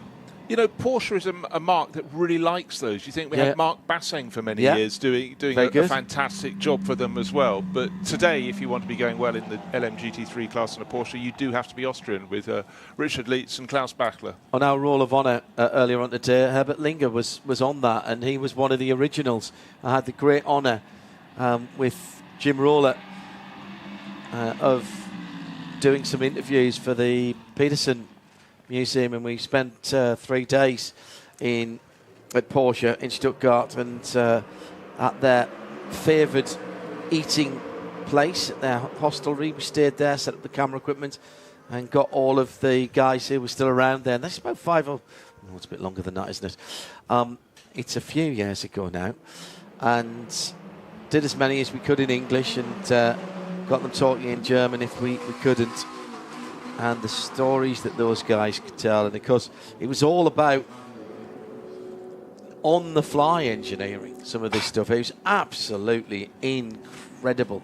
I mean, I always used to say Porsche were an engineering company who just happened to build cars, and you know that was very much the mentality back in those days. It was, and you think of some of the races they did then, I just immediately started thinking about the Targa Florio before they sort of emasculated that. But yeah, I mean, it's a company that has engineering very much to the fore. I was just having a quick check. It's the 20th season that Richard Lietz has been racing a Porsche. Finished third in the German Porsche Super Cup, and one of the Lexuses has just gone off and rejoined the circuit. And that, I think, could be young Esteban Masson. It is, and Michel Gatting is about to take the position from him. He was in third position in that class. Pedersen's already gone past him in the Mustang, and Michel Gatting is about to go. That was 3 of them all battling, I think, for position. There's certainly a third car in there, which I think is another GT. Is that the Mustang as it goes through? Can't tell. No, I think the Mustang's a fair distance up the road. Ah, okay. It's safe in third place. It was just Gatting fighting very hard with Masson there. But still, those 2 Porsches. I didn't see. I could see a movement of car and headlights, I'm afraid, but certainly Esteban Masson was being hunted down by Michel Gatting and is still there in the Lexus for a Codis ASP. The sister cars had more penalties in somewhat further down the order. But, you know, for Jerome Policon and the gang, it's starting to come together in their first season in the World Endurance Championship. Of course, they should have been having Jose Maria Lopez as one of their drivers. He got promoted to the Toyota hypercar class when Mike Conway went, oof, off his bike just ahead of them. He did that, you can tell. Yeah, but that was the very least that he did. Typical cycling incident with some rib injuries and a broken collarbone. And the upshot of that is that we had Jose Maria Lopez drafted back into the team, had to relearn the car. It was significantly different, the hypercar, than when he left. That meant Jack Hawksworth had to come across from the States and slot in to the Accordis team, having never met his teammates. And that also left Parker Thompson into the ride that Jack was supposed to be having on test day weekend at Mid-Ohio in the Toyota GR Supra, the Hattori racing car. And Parker Thompson absolutely laid that field to waste until the car gave up on him. He was absolutely bossing that race. Good to see Parker, who is a full-time Lexus driver now, having won the Porsche Carrera Cup North America, of course. Good to see him getting a full-time manufacturer drive. Something which I've just realised I'm surprised by, if that makes sense. We've had all these... Are you surprised that you're surprised by it? No, not at all. I always get surprised here. I mean, we've talked about the various drive-through penalties that we've had, and we've had many of them, and they've all been procedural. They've all been safety car procedures, slow zone procedures, and offences for doing things wrong. We haven't yet, and I'm saying so in order to trigger some, we haven't had any penalties for track limits. We've had lots of warnings. There's lots of warnings. There's a screen that we've got here which shows us all of the warnings that have been issued, but none of them have actually led to a penalty yet, which makes me think that there's a reset function. They announce that there's a reset function in some other 24-hour races, where after a couple of hours, any warnings that you've had kind of get pushed to one side and they start the count again. Bruce is pointed out familiar with these because he's seen a lot of the races where they do have this every couple of hours where they reset. But as I say, of all the penalties that we had, and you think back to the qualifying sessions we had and the free practice sessions we had, where track limits were being rammed home by the race director, this race haven't had any penalties associated with those. Intriguing, isn't it? We've had every other sort of penalty, but yes. Staying clear for now. Right, great little scrap out on track at the moment in the battle for fourth place. Cadillac Racing number 2 holds that, and that's Earl Bamber. But Antonio Fuoco, the number 50 Ferrari AF Corsa entry, is right on his tail. They're lapping now 3 minutes 40, 3 minutes 41. Just shows how the track is just getting drier and drier. It's still clearly very slippery up through the Porsche chicane, still having quite a few cars maybe 5-10 minutes ago going around there. And we've also now removed the slow zone which had been put into place to deal with the JMW Ferrari, although their troubles are not over, because I don't know who runs JMW these days, and I presume it's still Jim McWhirter. Yeah, still the family. So he's, or at least his nominated team manager, has been asked to go to race control. Normally that happens when a driver does something wrong and he has to explain exactly what was in the driver's mind. And as, not always easy to judge. Sally Ulich having his problems on the track and then eventually getting the car to restart. You have to be very careful about how you do that without creating a safety danger. Jack Shalowski saying, I'm hearing that cycling is far too dangerous. I'll have to continue putting off most exercise just in case. Very wise. Yeah, very wise. Richard Kelly, is there a provision or plan to increase the GT3 field size for next year, missing the deep growl of the AMGs and the sweet pitch of the Audis? It's a continuing conversation, I think it's fair to say. Stefan Wendel, who I spoke to a couple of weeks ago at the Nürburgring in an interview that we've played this week, asked him that question. He was very happy to talk about it. He met with the ACO and the WEC at Spa earlier in the year, had some very constructive conversations. The situation could arise, of course, where AMG and Audi, which are eligible for the Asian Le Mans Series, but not for the ELMS or the WEC, they could win the Asian Le Mans Series in the 4 races in Dubai and Abu Dhabi in February next year, and their team would get an invitation to Le Mans, but they wouldn't be able to take either an AMG or an Audi to Le Mans, which Stefan Wendel says, and I don't disagree with him, isn't acceptable as far as they're concerned. They shouldn't be having to pass their successful customers over to another manufacturer. And he said in that interview, and I think it's been posted on radiolemans.com actually, it's part of the archive. If not, we'll get it up as quickly as we can.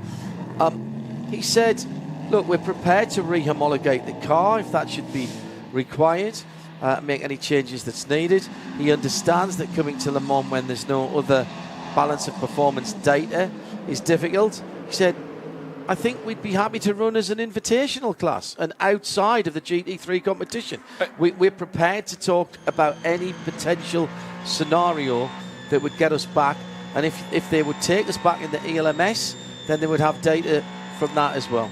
You know, it's a very good point there, actually. You spend years, sometimes even decades, nurturing customer support programs, guiding the teams, bringing on the drivers. It must be so hard when it's the turn of the bean counters to take over a manufacturer and they go, let's rescind all the stuff all those marketing people did by getting us racing to improve our brand. And, you know, we know it goes up, it goes down. I mean, the example is Ford, for example, coming back here with the Mustangs. They will improve and improve. In fact, we've seen great pace in the Proton competition crews.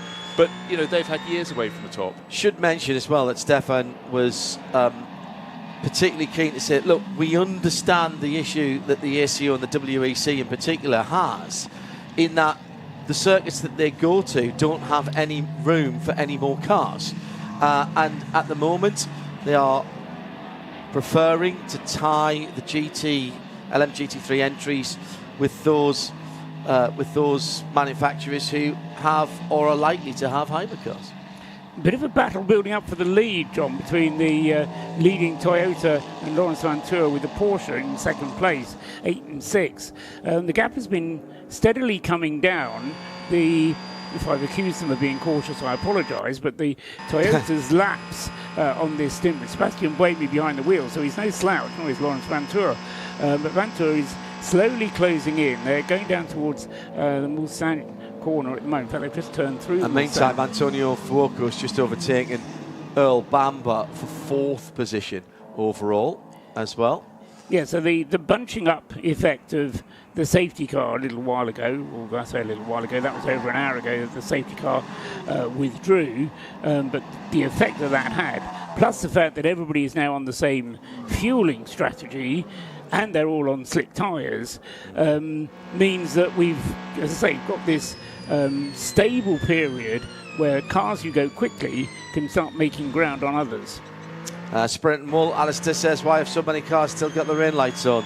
Yeah, well, they'll have to be told exactly which switch it is to turn it off. You're listening to 2024's Le Mans 24 Hours, the 92nd running of the Grand Prix d'Endurance on Radio Le Mans, 91.2 FM around the circuit, RS1 around the world.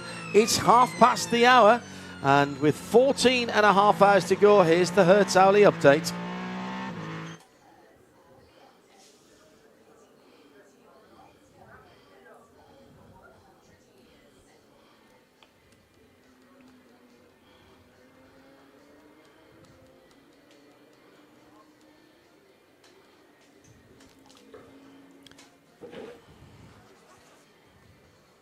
(1:30 in the morning in France. That means 9.5 hours have gone, and Toyota leads Le Mans. They've completed 135 laps now, although they're being closed in upon. Sebastian Buemi at the wheel of the Toyota is being closed in upon by Lawrence Vantour in the number 6 Porsche.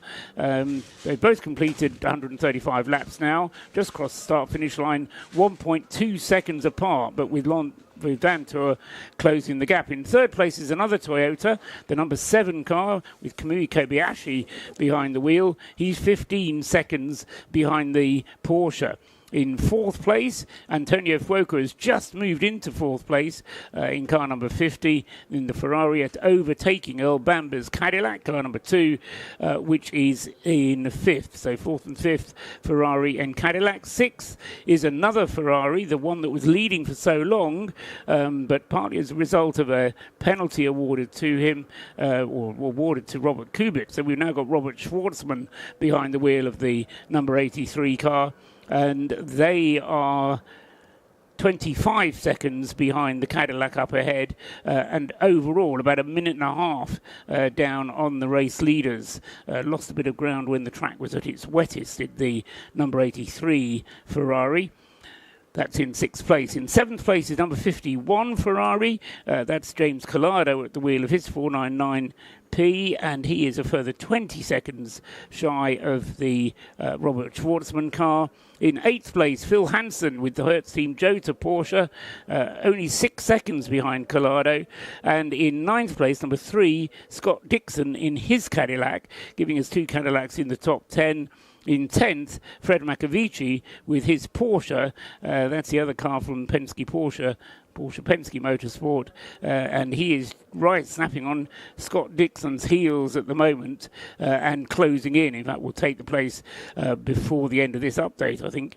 In LMP2, Louis Delatraz leads with Spike, the car number 14, entered by AO by TF. That car, remember, started on pole position in the class, and in fact, it's just been taken over by PJ Hyatt, which probably means he's going to lose the lead of the class. He has lost the lead of the class because Ben Barnicoat hasn't yet made the equivalent pit stop. So Ben Barnicoat in 183 takes over the lead of the LMP2 class, ahead of Patrick Pilet in the Vector Sport car, who moves up to second now.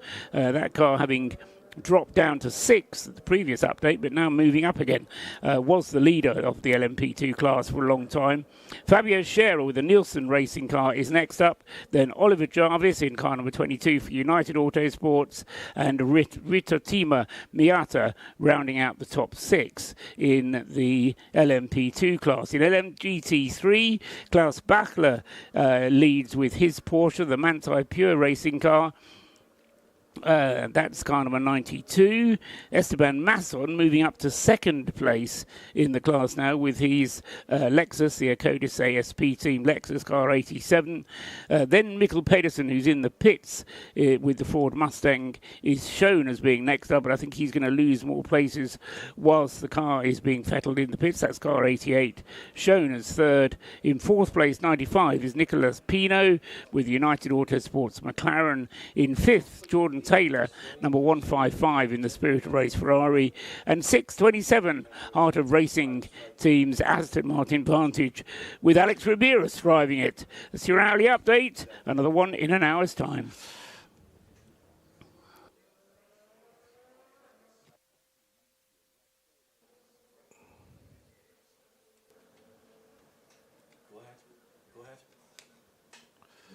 So, CrowdStrike pit report here with Porsche Penske Motorsport. Get them in the right order. The number 5 car. I've just been watching the 6 mechanics warming up in the garage. I just not with a coach. Would you believe? I don't mean a bus. I mean a training coach. They've just gone through a whole series of exercises for about 5 minutes. There's a lot of hip rotation that goes into mechanics changing these wheels and tyres on the cars and refueling. So they're all completely warmed up, ready. So Fred Makovic is about to bring the number 5 car in. Any second now, waiting for it in the pit lane, but just usual Porsche efficiency, which I know we're familiar with, but just seeing it in action at 1:30 in the morning, the guys incredibly warmed up. I don't get up and do exercises that much in the morning, never mind for a pit stop at 1:30 in the morning. I think it was, I can't remember if it was Toyota that started that a few years ago. We have seen that before. Yes, I mean, and it's crucially important, particularly when the air temperatures go down. Yeah. You've had your mechanics, they've been lying in deck chairs or in comfy chairs at least, getting for a half bit an hour probably, getting a bit of relaxation, and you've got to get things warmed up again. And it's crucial as well because very many of these teams won't necessarily want to have somebody else doing somebody else's job. If somebody does twist a knee or an ankle or does something which just strains a muscle. And remember, those wheel and tyre combinations are about 23 kilos. So that is the heaviest case that you can take on an airline. And that, I don't mean in the cabin, I mean that is the heaviest amount that you can take. So what a big case is 23 kilos. And they pick them up one-handed. Yeah, no, absolutely. They're very heavy indeed. I'm not quite sure what the rules are in WEC actually, but I've certainly seen rule changes in other series to prevent the mechanics from picking up 2 at a time, because there was a time where it was efficient to go around and put 2 at a time up. But yeah, you certainly have to be strong, but you have to be nimble as well, because you have to be nimble and quick, getting the car, getting the wheels off and the new ones on. In the days when I still did a shift or two down in the pit lane, I remember it was probably maybe on 1 or 2, either the first or the second of the Bentley years, and they're videotaped, and it was videotaped in those days, with about 3 different cameras, all of their pit stops, to make sure they were getting the choreography right about who went over the line first and whether they did one side or opposite corners or front to back. And they'd obviously clearly looked at this back of the shop and worked out which way. And they were looking at it for 3 or 4 different angles at the end of each stop going, yeah, look, I got in your way there. I needed to be 1 step to the left. Well, as you know, John, I do quite a lot of work with Red Camel. And that's a race team, by the way, not a sunburnt dromedary. But yes, we do practice a lot, and you do look at the options. So you don't just do what you do, but you look at other ways of doing it. And in fact, we've actually changed the pattern depending who's doing it, because some people are better at carrying the wheel, and the other thing you have to do is to get it on at the right height so that you're not fiddling around, moving it. You have to watch on Studiovision, moving the thing up and down to try and get it to locate onto the axle. And how skillful people are in judging that doesn't actually depend on their strength. That's where dexterity comes into it. And as I say, we have changed the procedures just depending on who's on the crew. Which personnel you've got with you that weekend. Which is why I say you don't want to necessarily change the personnel halfway through the race because one of them's hurt his leg. So the Penske Porsche has now come into the pit lane and parked at the feet of Peter Snowden. It's long gone already, actually. Really? Yeah, absolutely. It was that efficient. You were just listening to yourself and Paul discussing that and videoing stuff. Porsche are still doing that. I've just been at the back of this garage. They've got 5, 4 and 6 in that order in the garage here. And there's still a bank of cameras here watching that, and that is now under review already. Wow. That pit stop. Very interesting. Very interesting indeed. Thank you, Snowy. Peter Snowden, CrowdStrike Racing pit lane reporter. Jesse Young saying if AMG can't get their GT3 homologated for WEC ELMS, I'm absolutely all for an invitational Garage 56. The unrestricted AMG was insane when it was at Bathurst. Imagine it racing. It's the 130 car celebrating 130 years of Mercedes-Benz and its related brands in motor racing. First off is Daimler, of course, an engine that won 130 years ago in a Peugeot chassis, believe it or not. Look that one up. I wasn't around in those days. I know I'm old, but not quite that old. It's quite me. I did not even turn my head your way. No, not at all.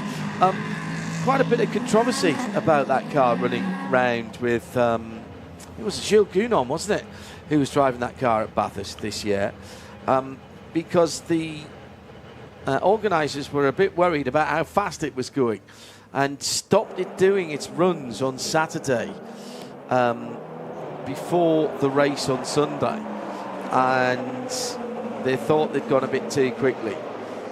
And then the superfan and Roman Dumas absolutely blew it out the water, blew the lap record out the water. So I think it's fair to say that Ford were very happy, Ford Performance were very happy, and Romain Dumas taking the new Lightning super truck up Pikes Peak next weekend, trying to break his own record. The man is an animal, as John Clennon might have said. But the AMG didn't get the chance to do it. So Ford happy, AMG not happy. Sorry, Paul, go ahead. Yeah, sorry.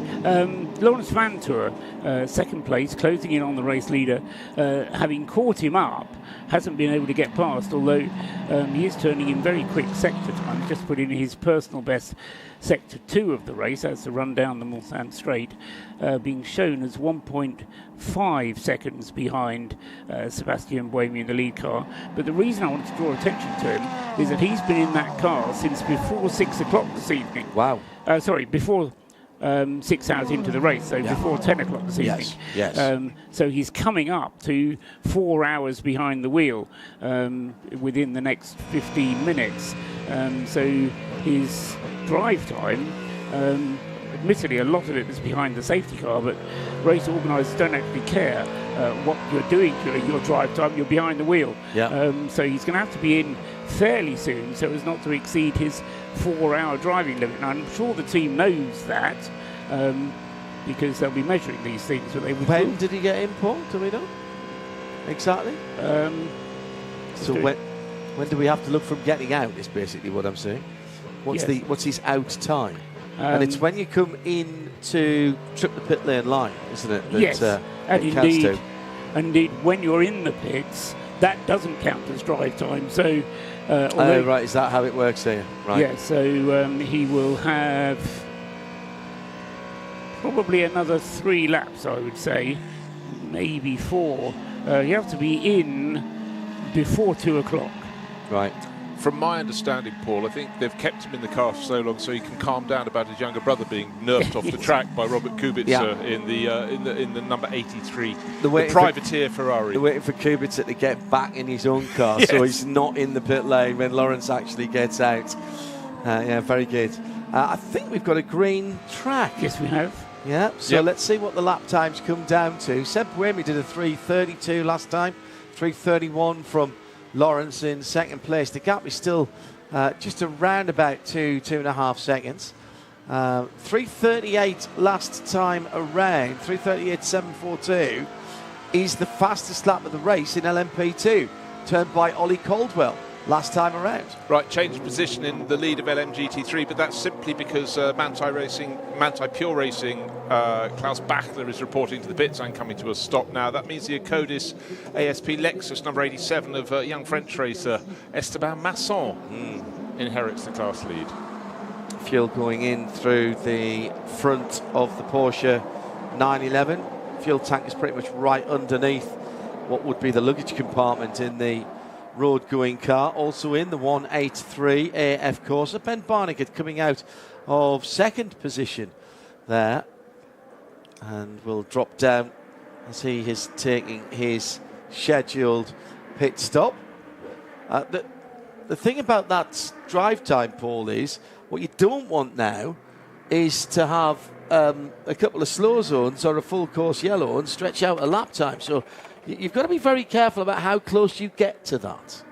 That's right, absolutely. If you break it, are you DQ'd out? The whole car is DQ'd, or just the driver? No, there's a penalty. You're not disqualified. There's a penalty to be paid. I can't remember how much or what There's a sliding scale depending how much over the limit you've gone. You then have to spend in the pit serving a stop and go penalty.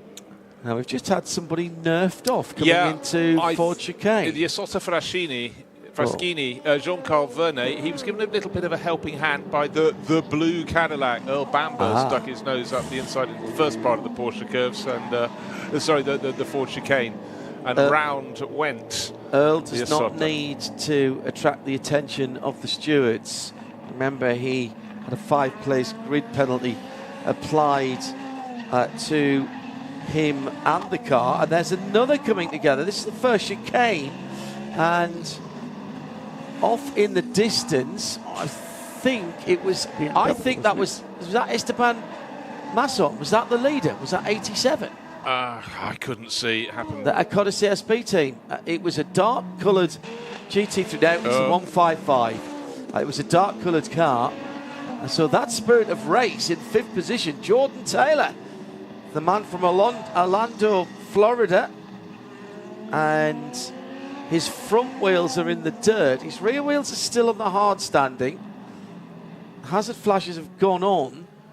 Now somebody went straight on, and he got absolutely nailed. Yeah, absolutely nailed by the 59 United McLaren, which was battling for position around about that area, and that's Gregoire Saucy. That was a mistake, big mistake by Saucy. Yeah, no blame could be apportioned there to the American racer Jordan Taylor, but unfortunately he's borne the brunt of that one. So his crew, or an AF Corsa crew, are getting ready to sort of help fettle that car when it comes back. There was an LMP2 car that went straight on at that point as well. I wonder if that just slightly took the attention of Saucy as he was coming into the braking area. Still no excuse really. Might have been a reason, but not an excuse. Jack Aitken in the 16th position, 311 Whelen Cadillac. They've had an up and down day, haven't they? That car has run quickly, but there's been rather too many penalties for that car. We're in the football Euros in Germany at the moment, and there's been more penalties here than there have there so far. Yeah, not just the penalties restricting that, rather like Fred Makovici in the number 5 Porsche Penske Motorsport 963, the 311 Cadillac stayed out on the wrong tyres, stayed out on the slick tyres, and they tumbled down the order, you know, out of the top dozen in the hypercar class, and that's where they remain, 16th place at the moment for Jack Aitken. Here's the Ford Performance Studios at the end of the Bugatti circuit in the TV compound.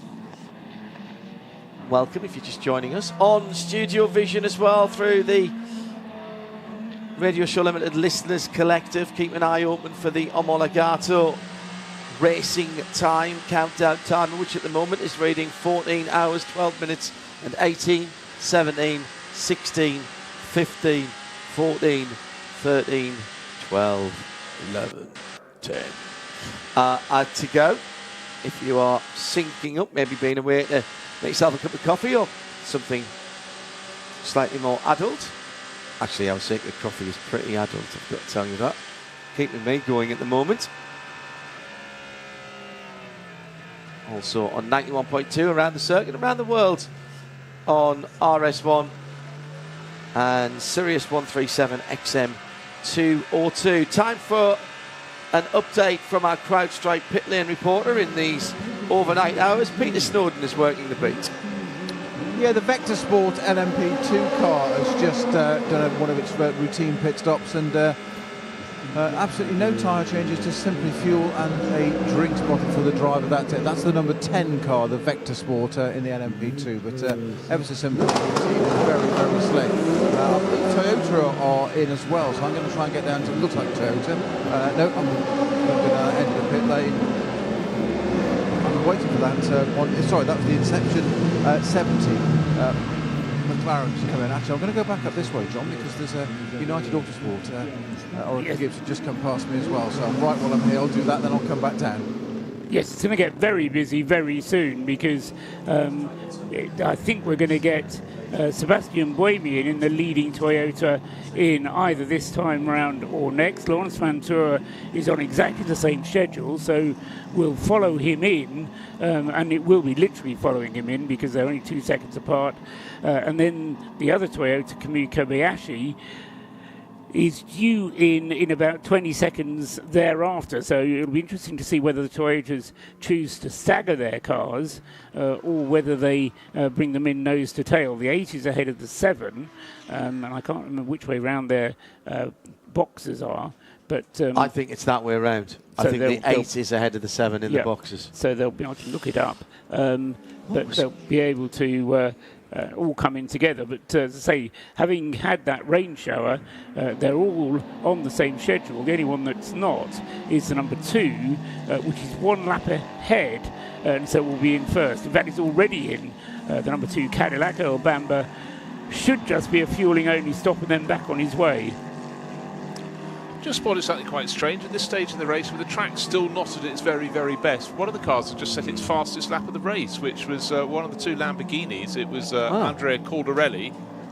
Or was that an anomaly? No, that was the previous lap. He did a 3 minutes 31. It's as good as anyone else, but they've really not been quite there with the Lamborghinis, but doing what he can. Let's go down to Peter, who's managed to collar the head of LMP2 racing for United Autosport, Gary Robertshaw, in this CrowdStrike Racing pit report. Gary, you've just been described as the head of LMP2 racing for United Autosports by John Hindhaugh. Did you know that? Yeah, well, I'm the chief engineer, let's say, for the LMP2. I thought you might have a different view on that. Sorry, I missed that. I thought you might have a different title on that. So you had a little bit of complications with the 22 car early on. Yeah, I mean, actually, the issue is with the 23. We had alternator failure, which the alternator in these cars is buried in the bell housing, and to fix that, we have to split the car in two, and that took, a good 30 minutes. I mean, the guys did an amazing job, but it's such a big job to do in the middle of a race. So it begs the question why something so crucial is right down there in the bottom of the bell housing. To be honest, they're always normally very, very reliable.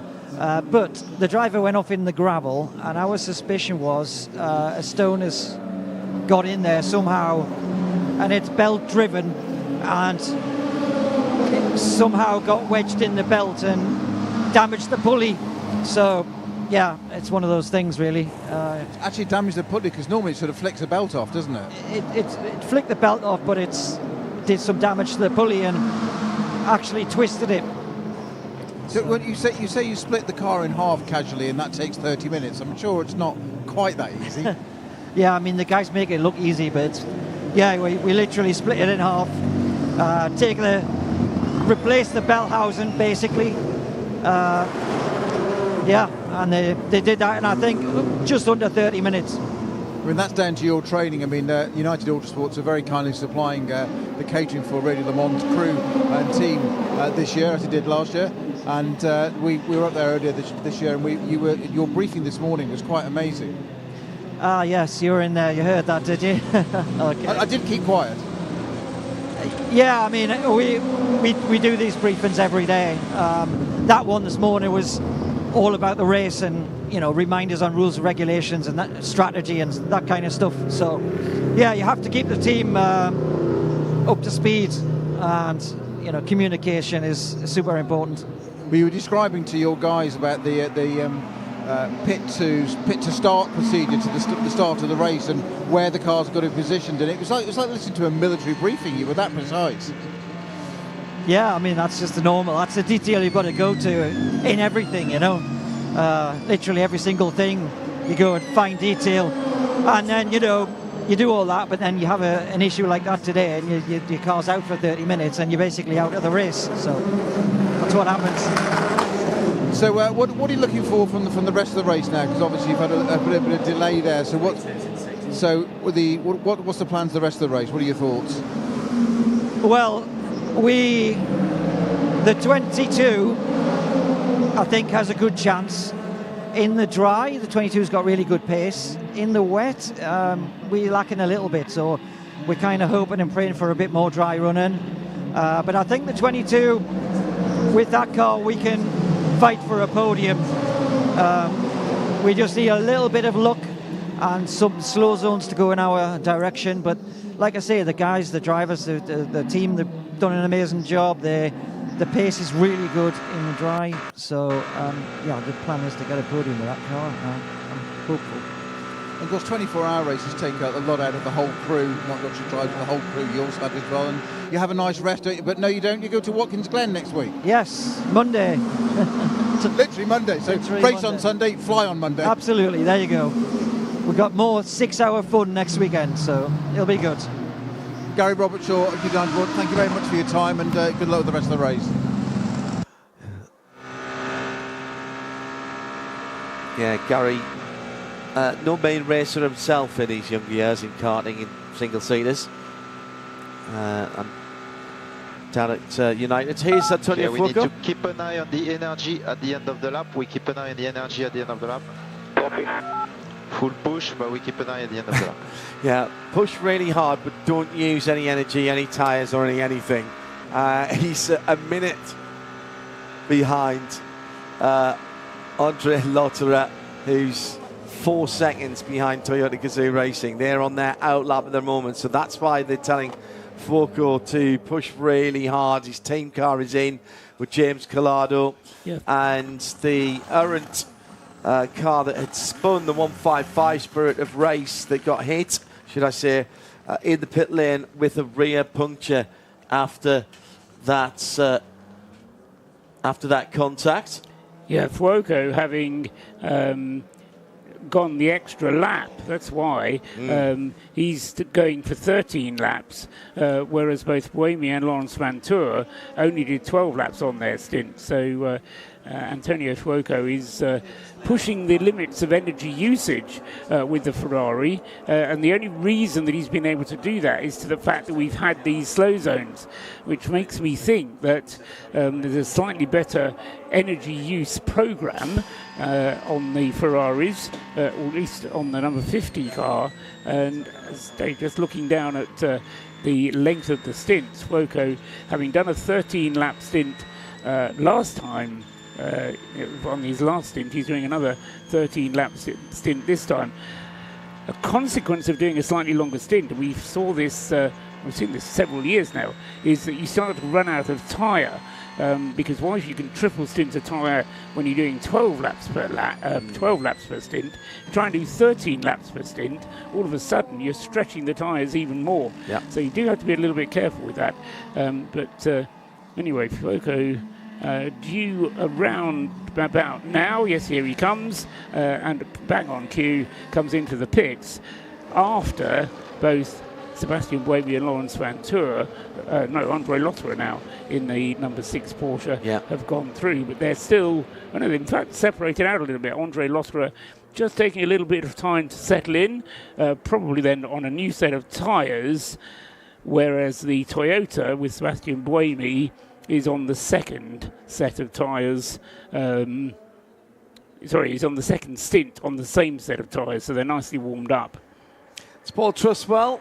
Bruce Jones is going to step aside in a moment, and Johnny Morland will rejoin us here in the Ford Performance Studios. Moving into the meat of the race now, Bruce, and strange things happening in the dead of night at Le Mans.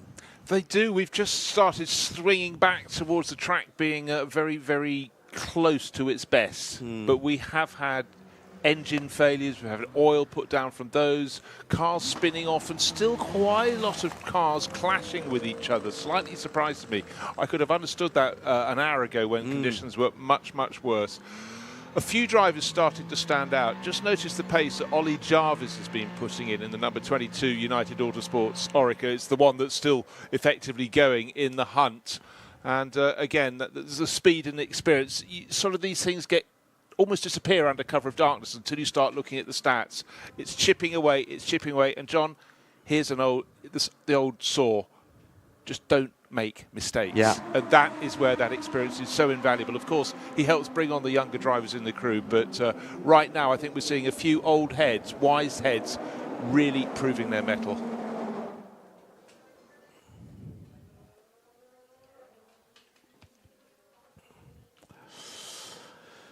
Well, the temperature dropping down to 13 Celsius overnight. That's where it is at the moment. Tomorrow morning, we're looking at mostly cloudy with a couple of showers. There is a little rain front just off to the south and west, which is where the weather has been coming from. South-southwest wind at 27 kilometres an hour at its peak, gusting to 49 kilometres an hour.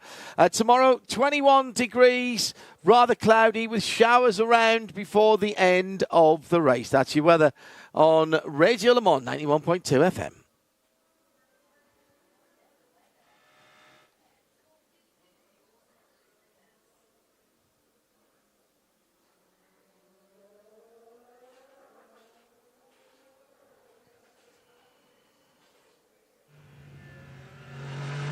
And Johnny Morland rejoins. A fresh-smelling Johnny Morland as he was. You give yourself a spray before you came in there, J-Bo? No, I didn't. This is just my natural fresh aroma. This is your aroma. How you feeling? Yeah, not bad, actually. Not bad at all. I said to Bruce, this is the time of the night when things can happen. This is where concentration can start to wane. This 2 till 4 till 6 in the morning. You're not quite out. You'll start to see a few vestiges of light in the sky in an hour or two's time. But right now, if this was warfare, this is when you attack, because that's when everybody's at their lowest. Absolutely, and especially if you're a driver that's been woken up at, say, 1 in the morning and got into the car. That sort of 2 till 3 till 4, the dew, even if it's not raining, there's a dew that kind of drops quite often at night in Le Mans and makes the curbs a little bit slippery. Obviously at night it's harder to see if there's oil on the track or debris or just water or whatever to hit and have a problem. I've fallen foul of that, not personally, but my car when we were leading with Ferrari by nearly a lap and a half at sort of 4 in the morning had an incident. And so this is the time when it can all go wrong, as I overheard Bruce just saying to you, and there's not a lot of massively to be gained at this point, but it can go the other way. And it's interesting that about 6, 7 o'clock when the sun starts coming up, I think you said it's 1 minute past 6? 1 minute 2:06. 1 minute 2:06. 5:59. So before that it'll start getting light, and as soon as it starts getting light it kind of just re-energizes you. But at this moment this is really that sort of a graveyard shift, as they call it. Did you like to do that transition period from darkness into light? I think all drivers did, because normally that's when the track's at its quickest, depending on weather again. And it's always nice to be in the car when you're setting your own car's purple sectors. Yeah. I always seem to get chosen for the graveyard shift. A number of times I got woken up at 1 in the morning and stuffed in the car till 4, and then taken out just before the graveyard shift. But it's a tough one, and those are the times when you question. I've never done Le Mans without questioning my sanity on various occasions, and I always found that when I was being woken up at, say, 1 o'clock and told I'm going to be in the car in an hour, that's when I'm just thinking, blimey. I do exactly the same thing, Johnny. Sitting here, I think, why am I just still here? why don't I go off somewhere? And it's amazing, isn't it, Paul, though, because literally within hours of the race finishing, you want to come back. It's very strange. Well, not quite. I quoted Hugh Chamberlain earlier on about the much missed Hugh Chamberlain about what nothing good happens in warm-up. Hugh's other great pronouncement about Le Mans, there's two. If it's going to break, make sure it happens before the pub's closed, which is what I always loved with him. But he would say Le Mans is probably one of the only places where you're driving out on Monday or Tuesday, whenever it is, when you've packed up, and you're driving out, and as you're getting out the gates, you've worked hard for 10 days, nearly 2 weeks now. In the old days, it would be, a test day and then away for a couple of weeks and then back. So you're driving out and go, right, I don't have to come back here for another 51 weeks of the year. And by the time you get onto the péage and the sign of Le Mans is disappearing in your rearview mirror, you go, I don't have to go back there for another 51 weeks. And you've completely done 180 degrees in your emotions. It's like, thank God I'm seeing the back of that. And then, it's absolutely when do we get true. back?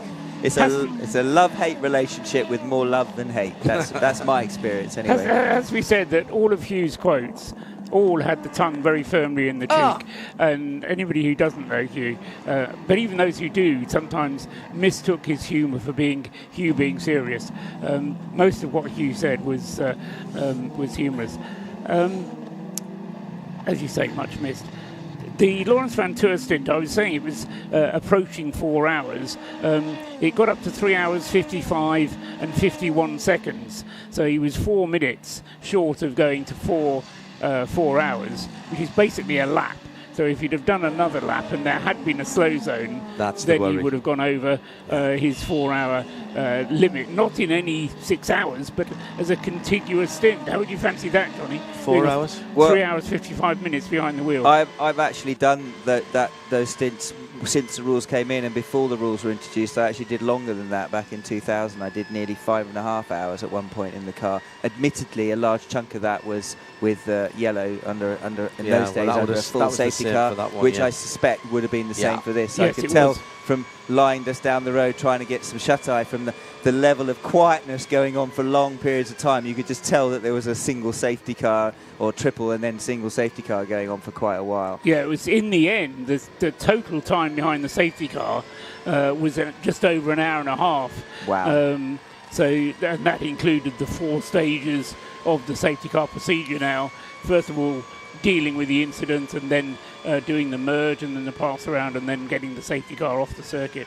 And I will say, one thing I will say, I get asked this a lot back when I was doing this race. People say, well, don't you get tired? Don't you find that you struggle to not fall asleep? And I can honestly say when the race is going on, no, because you might lose concentration, your reflexes might drop, that focus might drop, and you don't realise it until it's too late. That might happen. But in terms of falling asleep, it's about as likely as falling asleep as when you're running, no matter how tired you are. But When you're under a Safety car. safety car and you're tooling around on the safety car, I've had that happen where I've really struggled to Keep sort of forcing your eyes open. keeping myself awake when you're tooling around behind a safety car. In one of the Silverstone 24 hours that we were covering many, many years ago, my co-commentator from ITV, Simon Hill, was driving, actually, I think, a BMW, and it was foggy, and we went under safety car. And he went off behind the safety car as Klaus Bachler has just done in second place. He was at the first chicane, not behind the safety car, as he's trying to chase down Maurice Schuring. He's only about 3 seconds behind, but he's lost a little bit of time there as he just missed his braking point, trying to overtake another car. Yes, Simon went off behind the safety car because he couldn't actually see the track at Silverstone. It was so foggy because they didn't have any lights, of course, around there. And then another time, it was so cold and so foggy that he did the same thing, and he was just about dozing off behind the wheel. And it's so hard to do. I remember riding a motorcycle down to across the M18 from Newcastle, where I was working on Galaxy FM, to Silverstone to do the British Grand Prix radio. And again, in the fog and in the cold, it's not good for you. And it's really hard to keep awake, even on a motorcycle. Which you wouldn't think you could fall asleep while you're riding a motorcycle, but I tell you what, it wasn't very pleasant. I had to stop, get all my kit off, and have a good cup of coffee. Up to second now in LMP2, Corby's finest, Nielsen Racing. That's awesome. I'm so pleased for them. I don't know. Paul will tell me whether that's just because of pit stops due or whatever. They certainly look to be one pit stop less than the car that's leading LMP2 with Nicholas Veroni in the AF Corsa 183 at the wheel. But for Nielsen to be running that high up at this stage, this many hours in, is fantastic achievement by a very small family-run team. Fantastic people. Sven Thompson, the team owner, absolutely brilliant bloke. So they thoroughly deserve that, and hopefully they can keep on and keep in that position towards the end of the race. I haven't got a new pair of socks from them yet. I have an old pair of Nielsen livery socks. I haven't had my new ones yet, Sven. Veroni just putting in his best lap of the race, in fact, talking about the track being in good conditions. Last lap around for Nicola Veroni was a lost him, where was he? 3 minutes 38.364, not the fastest lap in LMP2, but the personal best for that car. And as you say, David Heinemeier Hansen about half a minute behind. In fact, if anything, the Nielsen Racing Orica is a little bit heavier than the Veroni, because they pitted the Veroni AF Corsa car pitted first, and the Nielsen Racing car pitting a lap later. So that is a good performance from Nielsen Racing, but still pretty close in the top part of LMP2. And you were mentioning as well the situation in LMGT3, John. Yeah. Maurice Schuring in the lead of the class there with the Manthey EMA class, and then Klaus Bachler having made that mistake in something of a battle with Kelvin van der Linde in the faster of the two Lexuses, with Takeshi Kimura next up with the Lexus, then in third and fourth places. So Porsche's first and second, Lexus third and fourth. Maurice Schuring, just 19 years old. I could tell a little story about him, if I may, because how many years ago was it? It was 2021 when we were in Dubai. He was actually racing for the Red Camel team that I was working with. At that stage, Maurice was only 16, and long before now, about 10 o'clock, 10:30 in the evening, Maurice's dad came up to me and said, was it all right if Maurice went to bed now? Because as a 16-year-old, he wasn't going to be up, but now he's now 19, but he's allowed to stay up all night and do the night shift. But I'm pleased to see him, and he's going well in the Manthey Racing car. I mean, he's a very quick little peddler. I'm not a great judge of good drivers, but he was very consistent in the when we were running him in the Dubai 24 hours. Was that in the Cup car? No, that was before we had the Cup car. That was in the Cupra. Right, okay. Well, that seems reasonable. Hearing from a number of people, including Marcel Duke, who a couple of weekends ago was running the Mühlner Motorsport Porsche backup car for Alex Brundle, actually, who's broadcasting here this weekend on, I think, on one of the peer channels.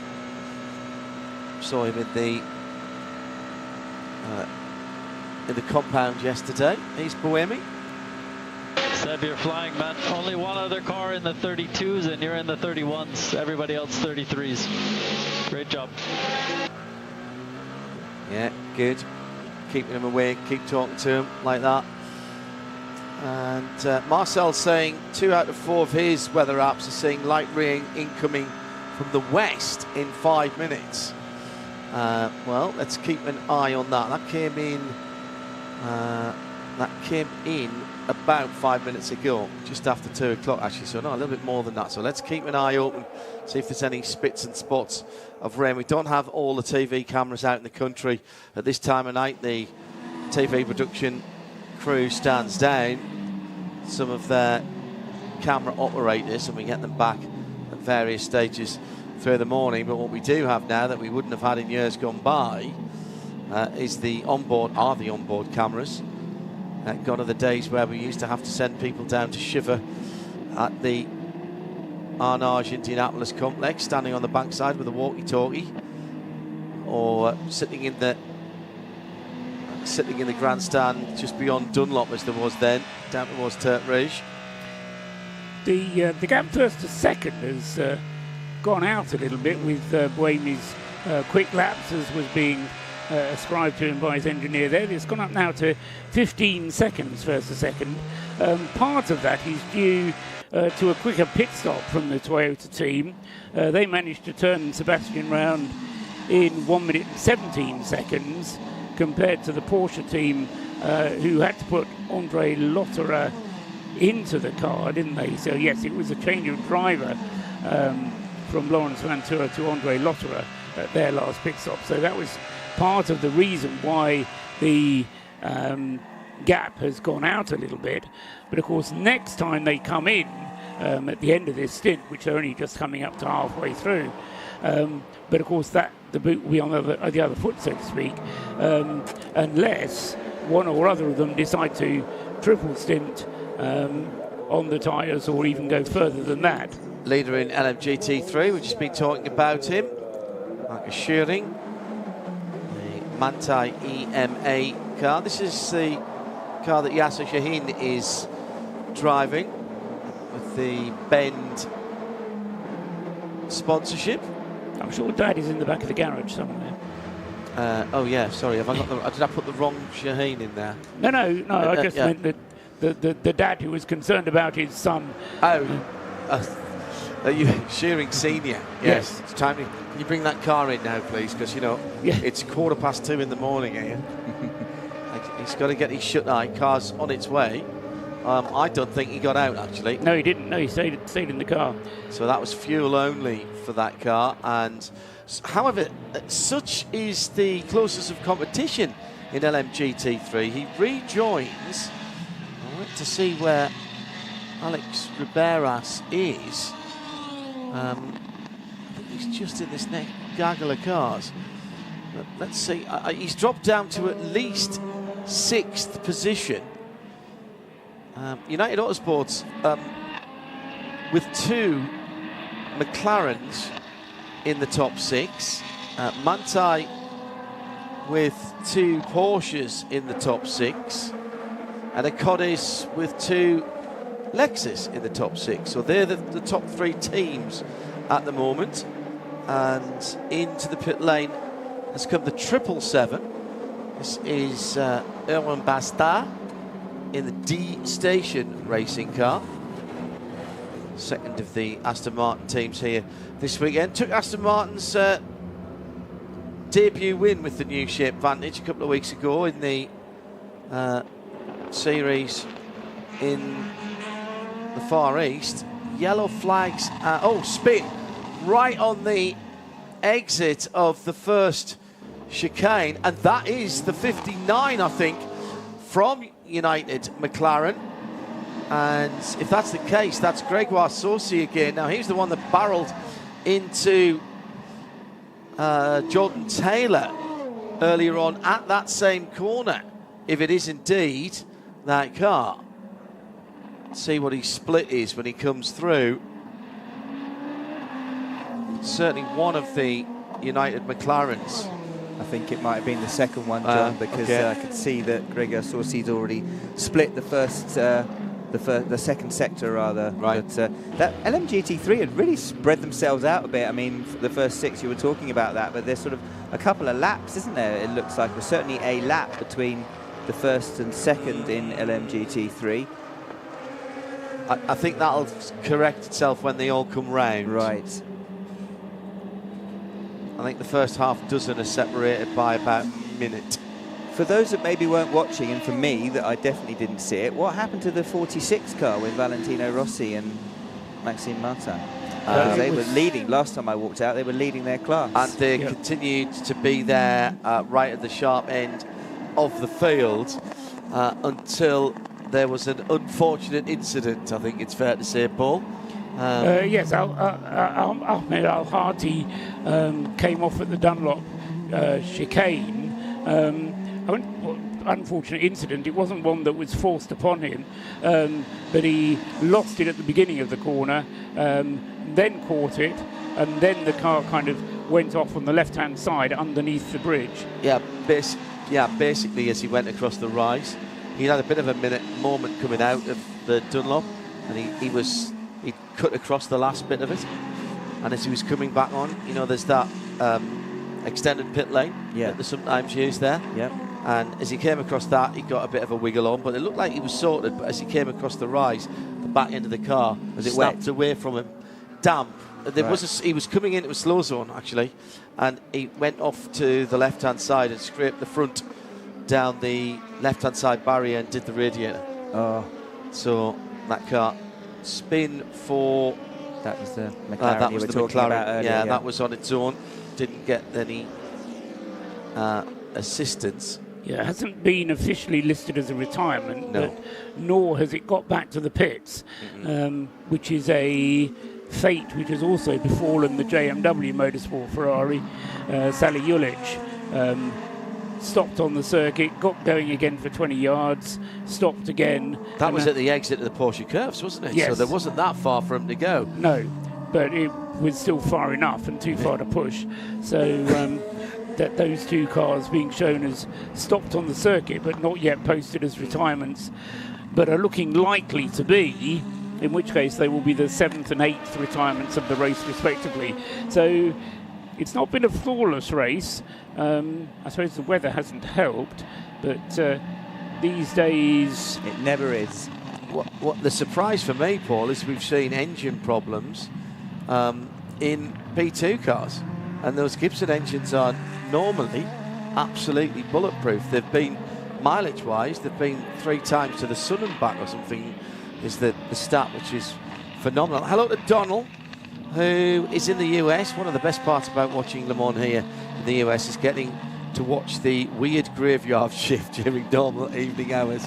Hello, whichever camera we're on at the moment on Studiovision. Don't forget our Studiovision with our Homologato racing time countdown clock, as well, of course, as our Instagram radio show LTD, hashtag RLM_24H. If you are in the States and you've got to move away from watching us on Studiovision, the whole race live this weekend on Sirius 137 XM 202 around the world at RS1 91.2 FM here at the circuits. Peter Snowden is our lone wolf, our lone grey wolf in the pit lane, and has this for us in this CrowdStrike pit lane report. I think I resemble some of those comments. You certainly do, mate. Yeah, thank you. I'm just with TF Sport, who are expecting their number 81 Corvette any second now. And just following on from the theme of Penske Porsche and the warm-up exercises there's a whole Pilates class going on in TF Sport here. And I mean downward dog and all sorts of stuff going on here. Nick Damon would be in his absolute element here, but it's a shame it's my shift. But just behind me as well, we've also got the 311 Whelen Cadillac's just popped in as well, and I'm just getting out of the way because this TF Sport car is right here because they're adjacent Gaudy South. That's the different one. That's the AO by TF LMP2 that's come in first. That's the number 14 car. That's had to stop at an angle and then be rotated on the skate to get its slot because the 311 Cadillac is in place. It's you've got an empty pit lane, then 2 cars come in consecutive, would you believe, both wanting the same pit boxes. Pete, I wonder if you could do us a favour. One of our listeners, Connor J, not sure where he is in the world, using the hashtag RSL_24Ace, is asking about the art car, the BMW number 20. I know it's been in the pits for a while. It hit the wall and then it got back out again, and then it came in with a vibration. It's been in the pits for quite a long time. It's not yet shown as retired. Could you investigate, please? 4 hours it's been in the pits, says Paul. I thought Joe was our resident pit lane detective, but of course I will, Joe. Thank you very much, Peter. Peter Snowden down in the pit lane for us. Jack Aitken on board the 311. Just out of the pits, that car. Down through Dunlop, John, I'm just looking a little bit out of Dunlop. It looks a little bit greasy offline still, and there's still a little bit of dampness out there. Walking back over to come into the studio, I noticed that the ground is still incredibly wet in all the car parks, even on the tarmac, and so there's going to be sections at night when you're overtaking slower cars, sort of LMP2s and the hypercars overtaking LMGT3s in particular, where it's going to, you have to have your wits about you when you're moving offline, because it will lose you quite a bit of grip. And of course the other thing is, if you have different levels of grip on different sides of the car under braking, I mean, you induce that when you're doing ABS demonstration for various things. He's the race director. Car 78, manager car 78. We're getting reports that your rear lights are not working, your rear brake lights are not working. Please make sure you fix that problem immediately. Right, that's not a next pit stop type of thing. That is right now for Kelvin von der Linde and the Acordis ASP Lexus. Now that hopefully will just be a loose wire. Porsche cutting through the traffic. It's amazing the speed differential now between these hypercars and the GT3 cars, and these GT3 cars are much faster than GT3 cars used to be, but there's still a big difference down the Mulsanne. Yeah, they're topping 285, and then you've got the hypercars going well into the 300s in terms of kilometres per hour. But again, even more reason, given that message, why you need to have your rear lights working. Yeah. It was Nick Yellerly earlier on saying when he did the 10 laps on test day, coming into that first right-hand kink, Indianapolis 1, 340 there. Yeah. In the BMW. Yeah. Whew. That's quick. That is quick, actually. I think the fastest I ever went here in the P1 days was 337, so that just shows you, yeah. Wow. That's going back a little bit. But what was that? What would that have been then? In the Creation. In the Creation, yeah. That was a nice car, that. Not round here. For whatever reason, we kept throwing it at the undergrowth, so it wasn't a particularly fun car to drive. But, but it was a nice car, you're right, based on the Zytek chassis. Yeah, of course, absolutely. 59, Gregoire Saucy, 155, the Ferrari. That was at the first chicane. It's been investigated for causing a collision. I suspect that won't take long if they see what we saw. And I think the finger of guilt will be squarely pointed, I'm afraid to say, at the United McLaren, which currently sits in third position. That will be at the very least a drive save. I did see as well a moment or two ago a second warning. There we are. It was for the 88 car, which has had a second warning, Paul. A second offence, in fact. Second offence, yes. This is the Proton. This is the Proton Ford. Yes, the Mustang getting a 5-second stop and go penalty, and we speculated that the technical infringement was all to do with the sending back of data to race control and using too much energy on a stint, or failing to send the energy figures back, or there's some technical problem on the car that wasn't working properly. So there is obviously something going wrong with that car. It's Hansen on the 38. Hansen, Philippe Hansen. So that's interesting. Who was that? Collado. It was James, was it? Asking who is in the car right behind him. In the car behind him, it's Phil Hansen. Who's 1.6 seconds behind him. Yeah. That's interesting. Always good to know, John. Always good to know who are in the cars, because you do.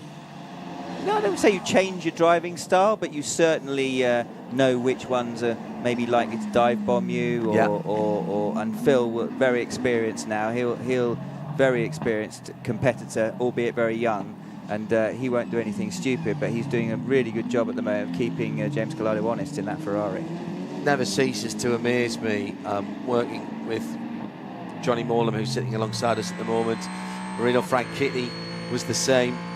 Here's Collado again, hang on. From what I see, we should triple these tires with you stay on the wheel.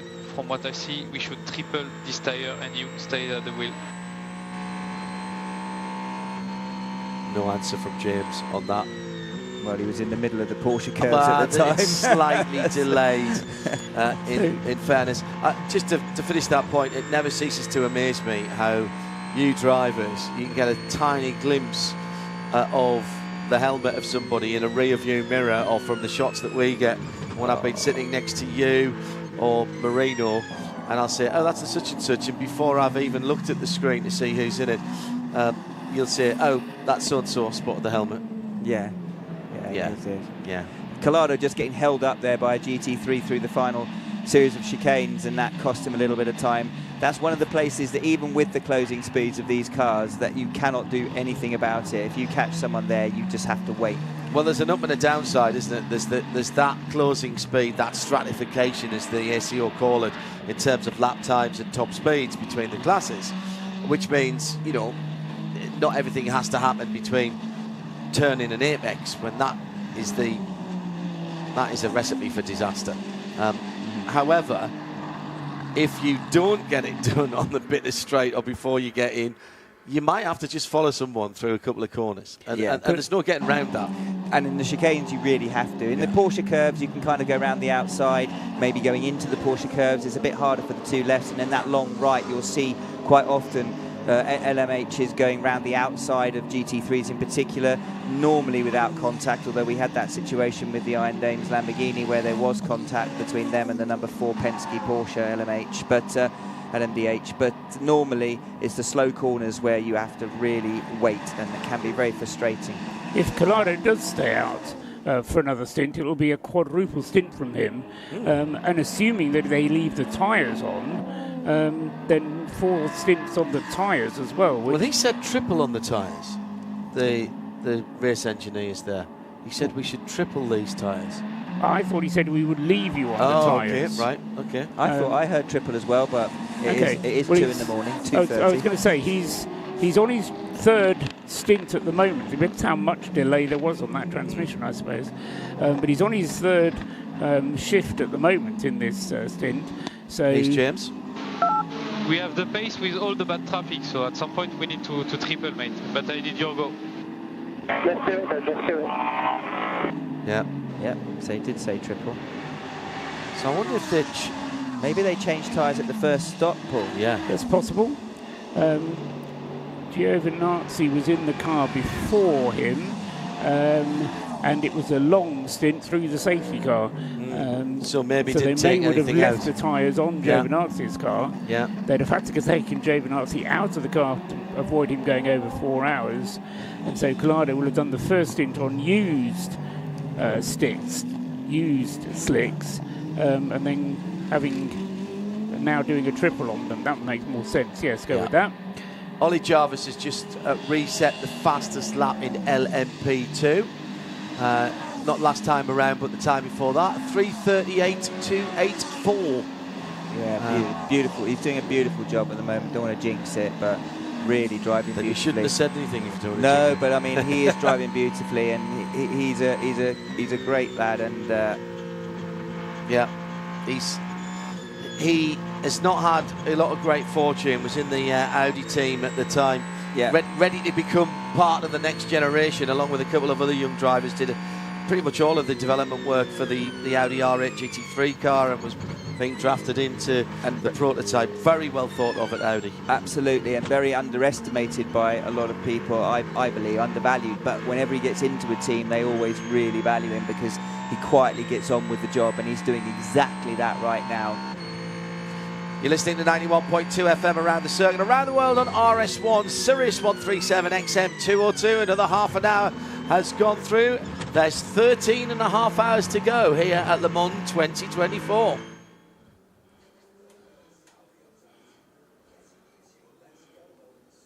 I'm off heads for a second.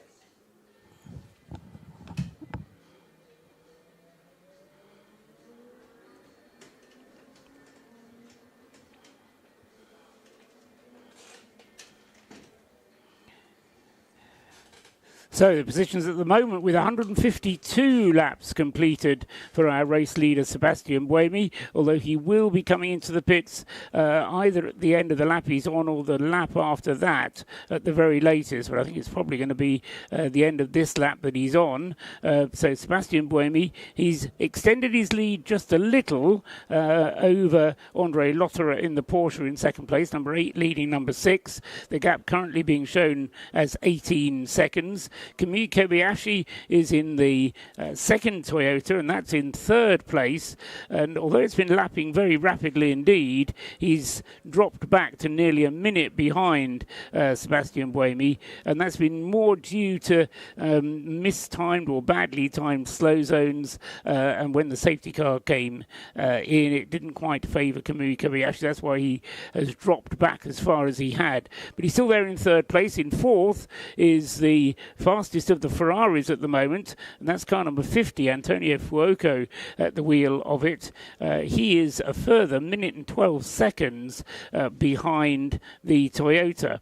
So that's in fourth place. In fifth place is Earl Bamber in the Cadillac, car number 2. He's only 9 seconds behind the Ferrari.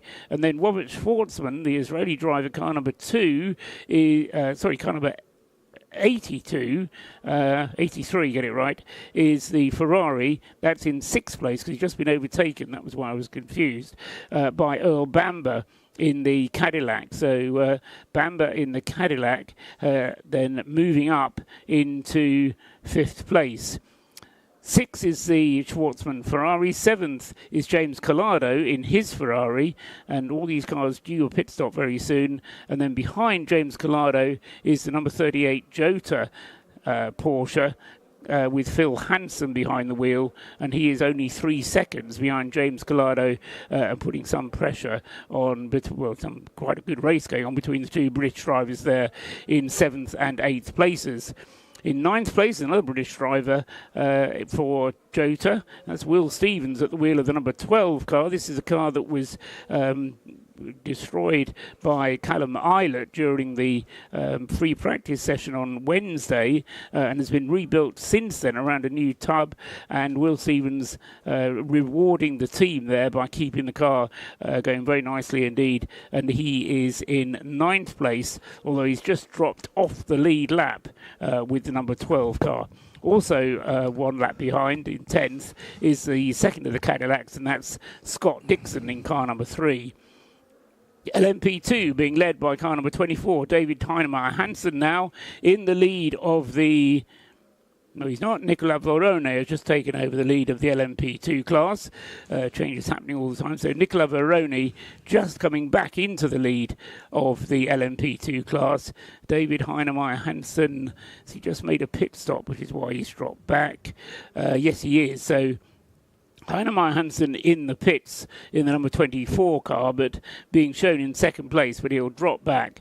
In third is number 37 for Cool Racing, Ritoma Mataya, and he is in car number 37, around about 30 seconds behind Nicola Verone now. Then it's Oliver Jarvis. He'll be due to move up another place in the United car, number 22.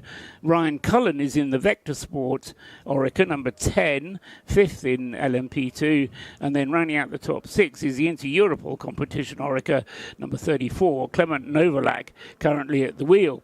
LMGT3, Gregoire Sossi leading that for United Autosports, the McLaren number 59, ahead of the Lexus of Takeshi Kimura, car number 87. Third in the class is Maurice Schuring in the Manthey EMA Porsche number 91. Fourth, Arnaud Robin in his Lexus, car 78. Fifth, number 92, Alexander Malyakin in the Pure Racing Manthey Porsche. And sixth, number 27, Alex Riberas driving the Aston Martin of the Heart of Racing team. And they are all on the same lap. And the total gap between those top 6 cars is only just over a minute. So they're very closely matched indeed in LMGT3. That's the update. More in another hour.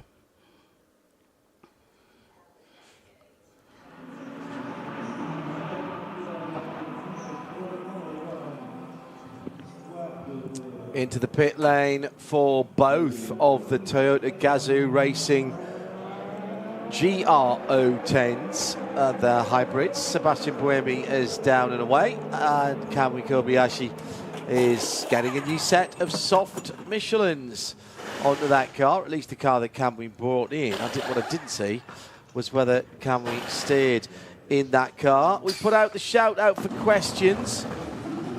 We'll be looking at them in the next hour and a half or so.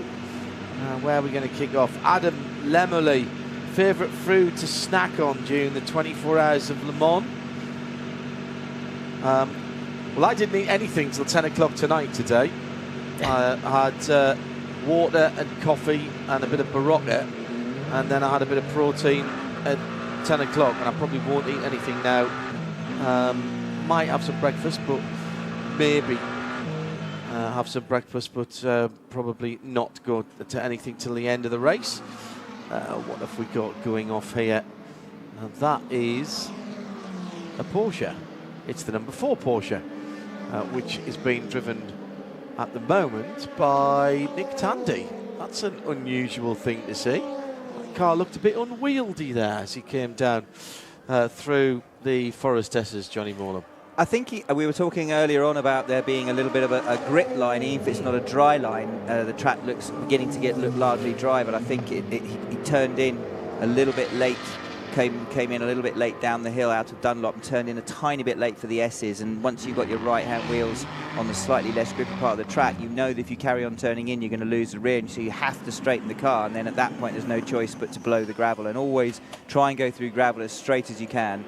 Not get stuck in it, but don't turn the wheel while you're going through the gravel. Keep the momentum up if you can. In comes Ferrari number 51, James Collado at the wheel. Now we know that they're going to triple these tyres. Maybe a little bit of graining on the right rear, but then again he's just come in through the pit lane, so he might have just had a little bit of a pick up on that. What did you used to eat in your racing days in terms of a snack? Because you don't want to have a big meal while you're racing. Going back to that pit stop, interesting to see the Michelin man pouring over those rear tyres and really examining them. For me, it was pasta and bananas. Not necessarily at the same time. Not necessarily at the same time. And that's kind of what the pasta sort of get out of the car, do the debrief for the engineer, maybe get yourself into some change of clothes, dry clothes, maybe get a quick massage if you needed it on your my feet struggled a lot with the pressures on the brake pedal, so I would have a lot of work done on my right foot. Then get left foot brake? No, I didn't left foot brake. I come from an era where I used to use my left foot to put the clutch up and down, John. You see, showing my age now.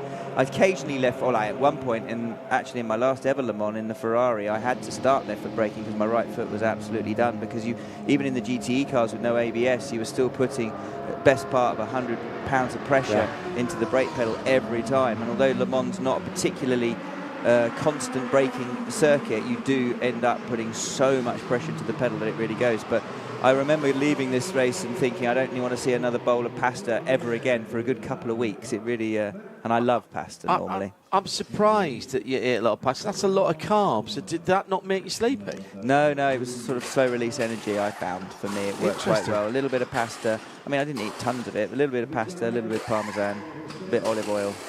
Just nice and simple. I'm beginning to feel quite peckish now. Oh, very simple. Yeah. No meat. No meat. No protein? No, because if you have protein and carbohydrate, it uses different enzymes to break it down, and so actually that's when I found, so if you just stick to one or the other, it's not too bad. I can't eat carbs now without wanting to fall asleep about 20 minutes later. It's very, very bizarre. Stopped it quite some time ago. That's a good one, Adam, thank you. How's the weather look at the moment, says Jam? Changeable, I think, is the answer to that question. Peter Snowden has our eyes and ears down in the pit lane before he gives us this CrowdStrike update. What's the weather looking like with you, Pete? It's almost balmy down here, to be honest. I exaggerate for clarity, but it isn't actually that chilly, and it's certainly bone dry. John, you asked me about the WRT BMW team, the number 20 car. The number 20 car.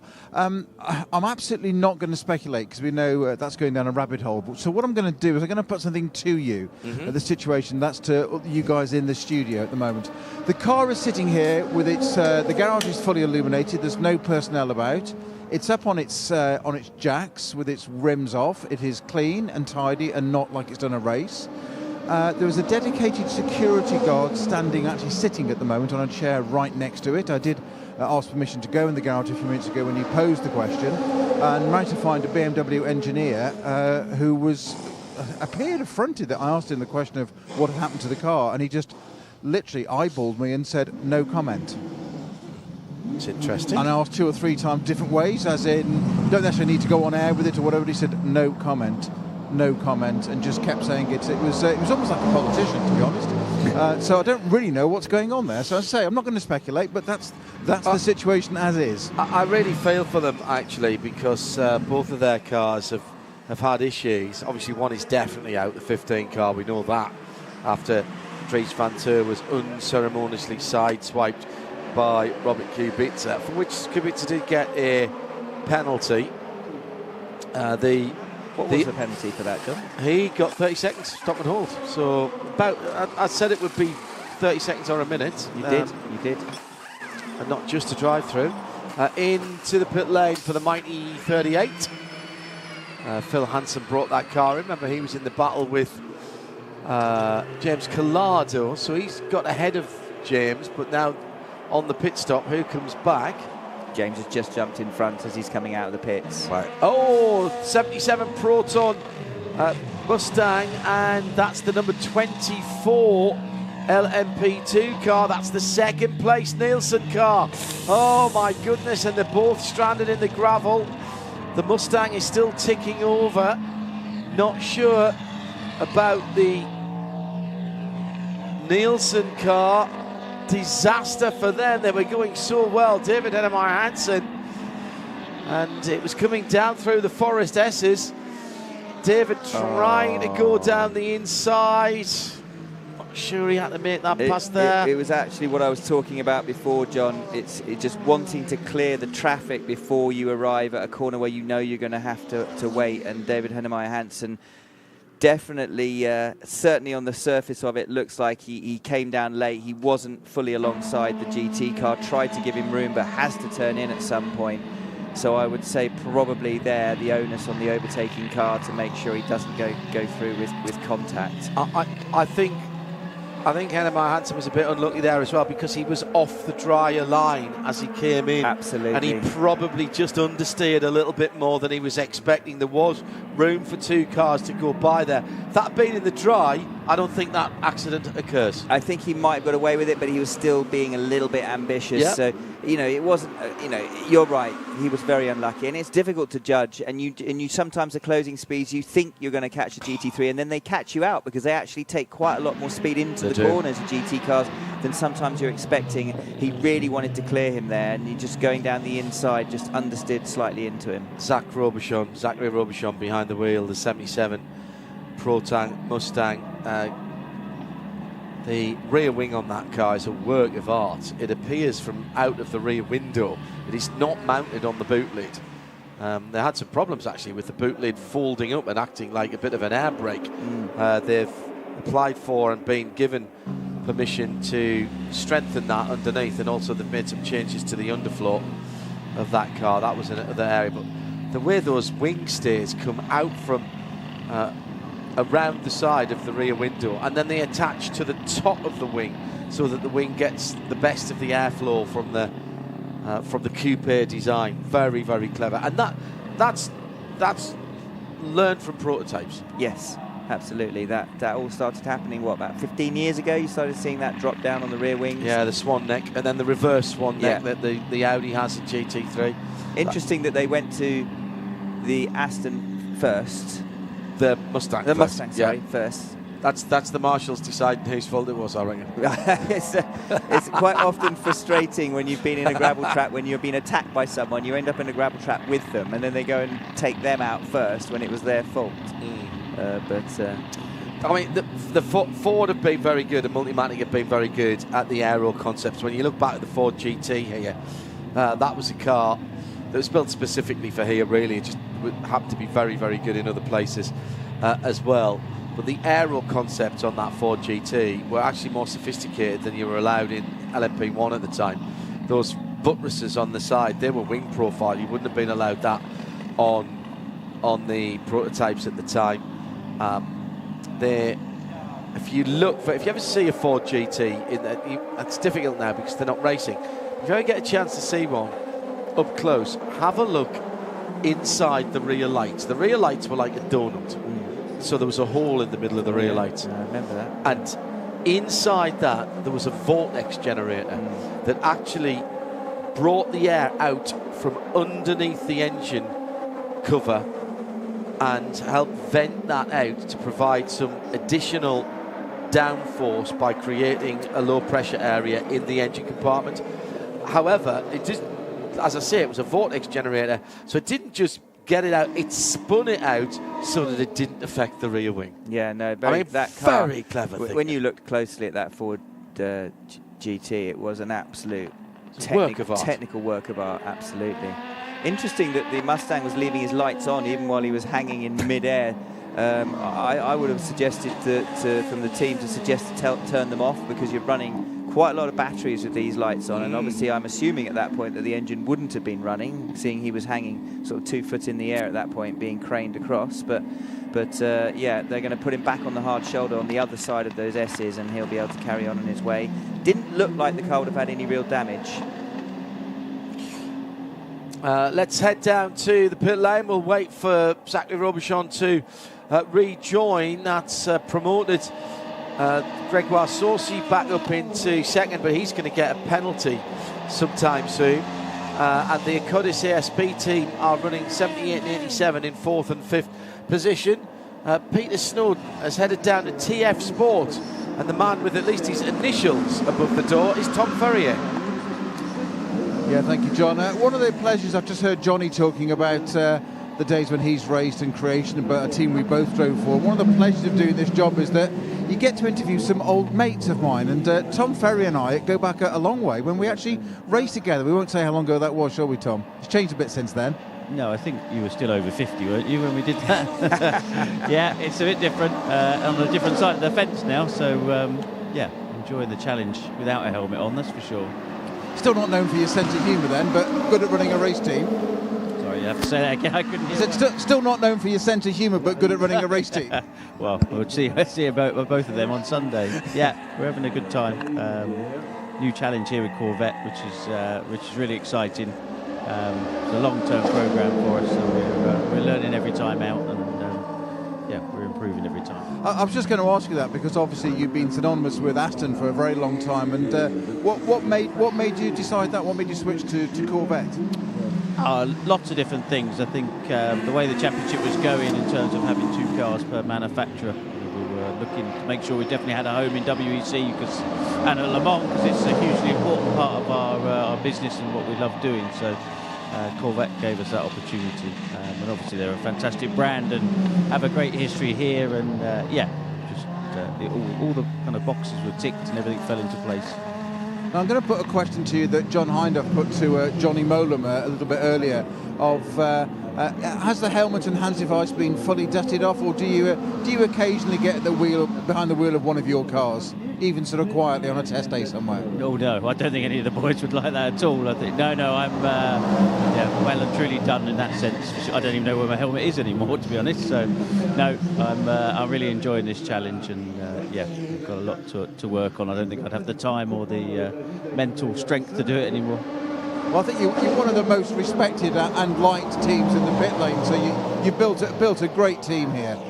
Yeah, it's fantastic. I mean, I'm lucky. Some of the guys here actually were still working on my car when I was still driving. So we've known each other a long time, a lot of us, and had a really good core group together. So yeah, the boys are fantastic. They carry me well, and and like I say, it's a couple with Corvette coming on board now, and there's a few new faces, but the backbone of the team's the same, and it's working well.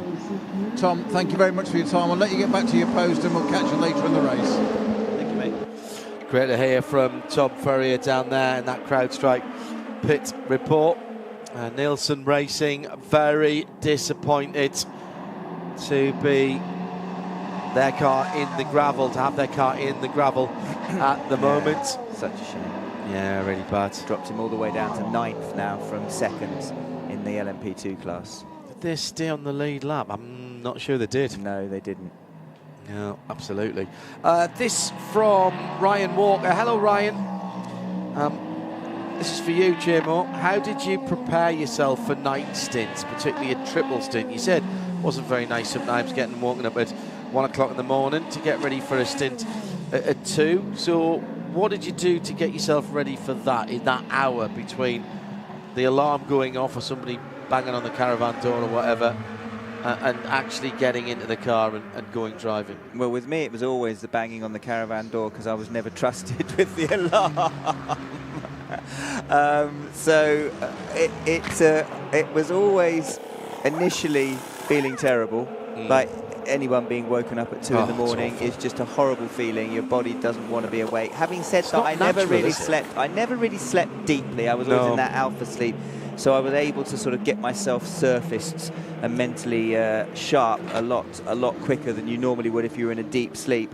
And then I would just normally for me it was really drinking some cold water seemed to wake me up and get me going, get into the garage, and the minute you walk into the garage with all the boys and you look up at the screen, you find out where your car is, have a chat with the engineer, he tells you if anything's going on you need to watch for, if there's anything to protect in the car, and at that point you're just mentally on it and you're just waiting. At that time, by the time you've got there, it's probably about 35-40 minutes to go before you're due to get in, and you just spend that time sort of waiting. I tended not to sit down too much at that point, just get yourself fired up, and by the time you're in the car's in, you hear the wheel guns going, it just fires you up. So by the time you're out driving out onto the track, you feel 100% ready. Did you like to get all your kit on early? Yeah, I personally would go into change out of all my wet, sweaty stuff, stick it in the dryer, and then put all my new stuff on. Maybe not my actual race suit, but put everything else on, fresh socks, underwear, everything. Obviously, you got helmet dryers that you leave your helmet in the pits on the helmet dryer,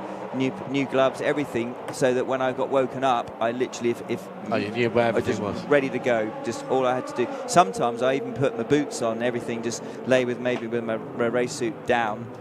But around my waist, but then I literally slept like that. So all I had to do was get up, pull my race suit over my shoulders, throw in my jacket, a woolly hat, because most of the time Le Mans at 2 in the morning is pretty chilly. It feels freezing, even if it's 11 degrees, it feels freezing. And then head to the pits. And you normally in our day, you were behind the paddock, you're walking. I didn't tend to take scooters, so you'd walk, and that also gets your blood going. Gets your blood going. Yeah. I was always worried about forgetting to put my earplugs in and things like that. You get your helmet, you'll be all ready, and then go, oh, hang on a second, what have I done with my earplugs? And I plug that in. There's so much reflex memory, John, that when you're doing it time and time again, because it's not just Le Mans that you do that. You do that every time you get in a car, with Daytona, Did you have a particular way of doing it? Did Did you put your left boot on first, or was there anything that you... I was more superstitious early on in my career, and it would always be right boot first, and then, to be honest, and right glove first, and then I still have a few of those foibles now, even doing some of the Pro-Am stuff, but you become less superstitious as you get older. At least mine wasn't superstition, it was just making sure I actually got everything on. It's a bit like knowing where my wallet, my phone and my passport is. And as I said that to Johnny, I tapped in order, my left pocket, my right pocket, and my left rear pocket, because that's wallet, phone, and passport when I'm travelling around. As you get older, you need these things to keep yourself in order, Mr. Trustwell. I've just answered your question about what you snack on, because I've just been out for... What did you snack on? A banana, a bag of crisps, and my favourite little sausages that the lovely Samantha always seems to source for me. The little tiny dried sausages that... yeah, they're very good, aren't they? Keep me going as well. And a little cup of soup as well that I've sneaked in behind me. But I know I'm not supposed to, but you're... No, that's fine. Yes, I was watching the incidents unfolding out on the circuit. I'm surprised that the incidents that... maybe I shouldn't go there, but But he's going to anyway. But anywhere. He's picking his words very carefully. I've worked with Paul a long time. He's thinking about how to get this framed correctly. The incidents that we've had so far have all been dealt with very quickly and very efficiently, with the exception of the one which did for the Dries Van Tour BMW. Yeah. And I hope it continues in that same vein. No, I agree.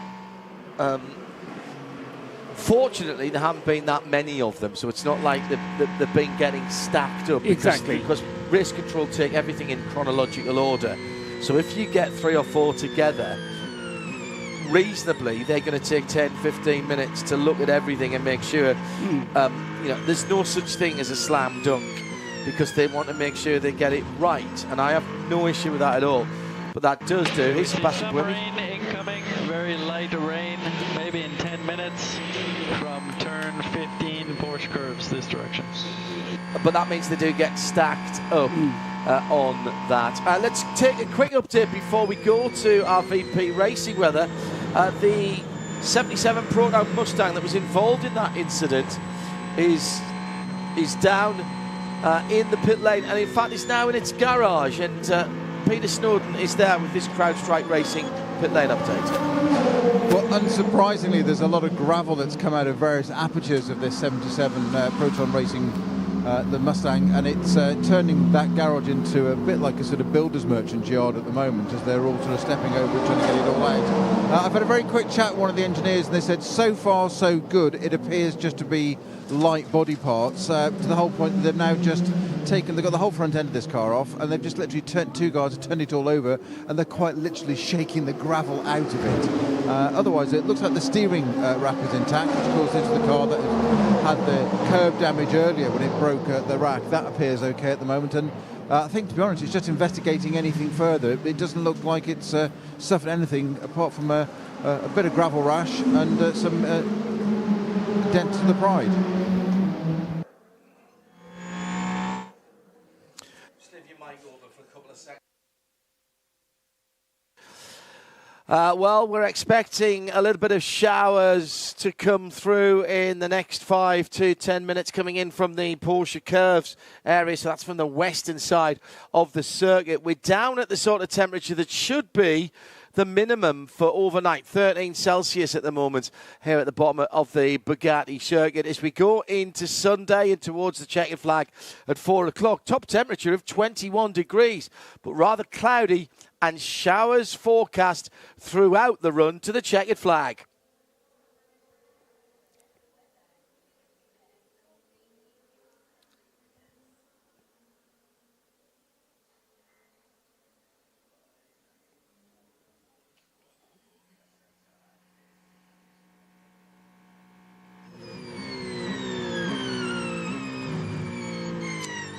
"13 hours remain at the Le Mans 2024. 24 hours, 92nd running of the Grand Prix John Durance.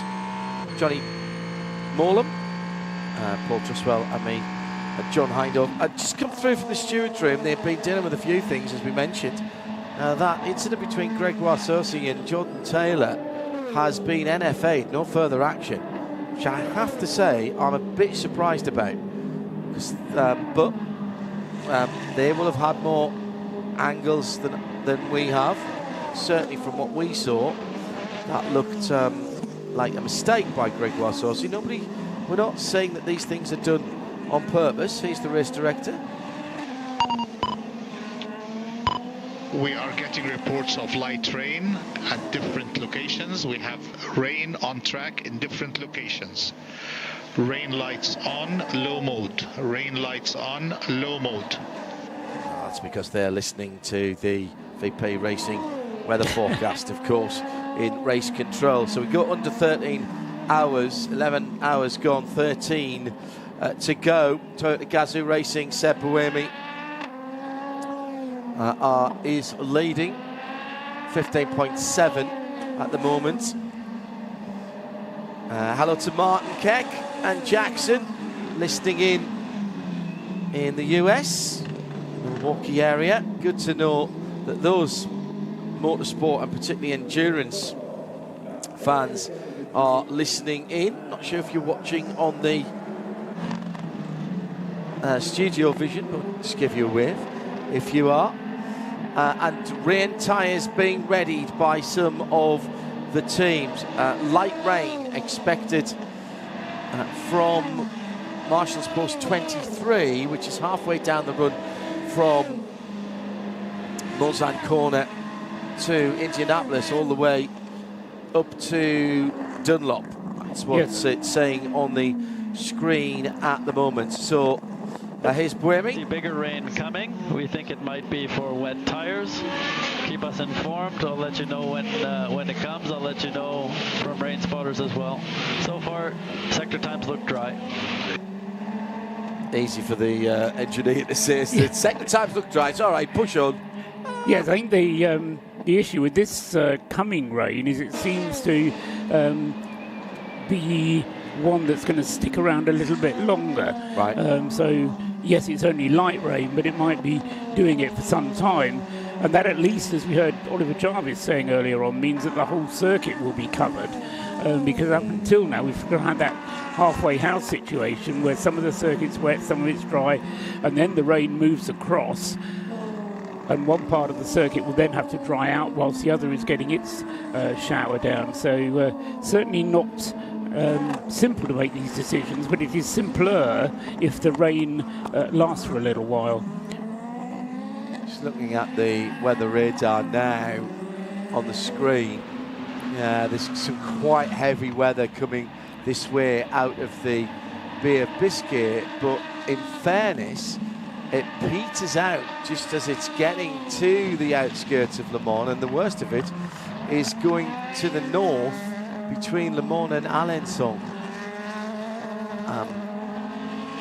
If the weather radar is to be believed. Now, that said, we're still going to get a little cell that will go right across the track between here and La Flèche. The thing I'm just reflecting on, John, I'm sure, because you've kind of dipped in and out.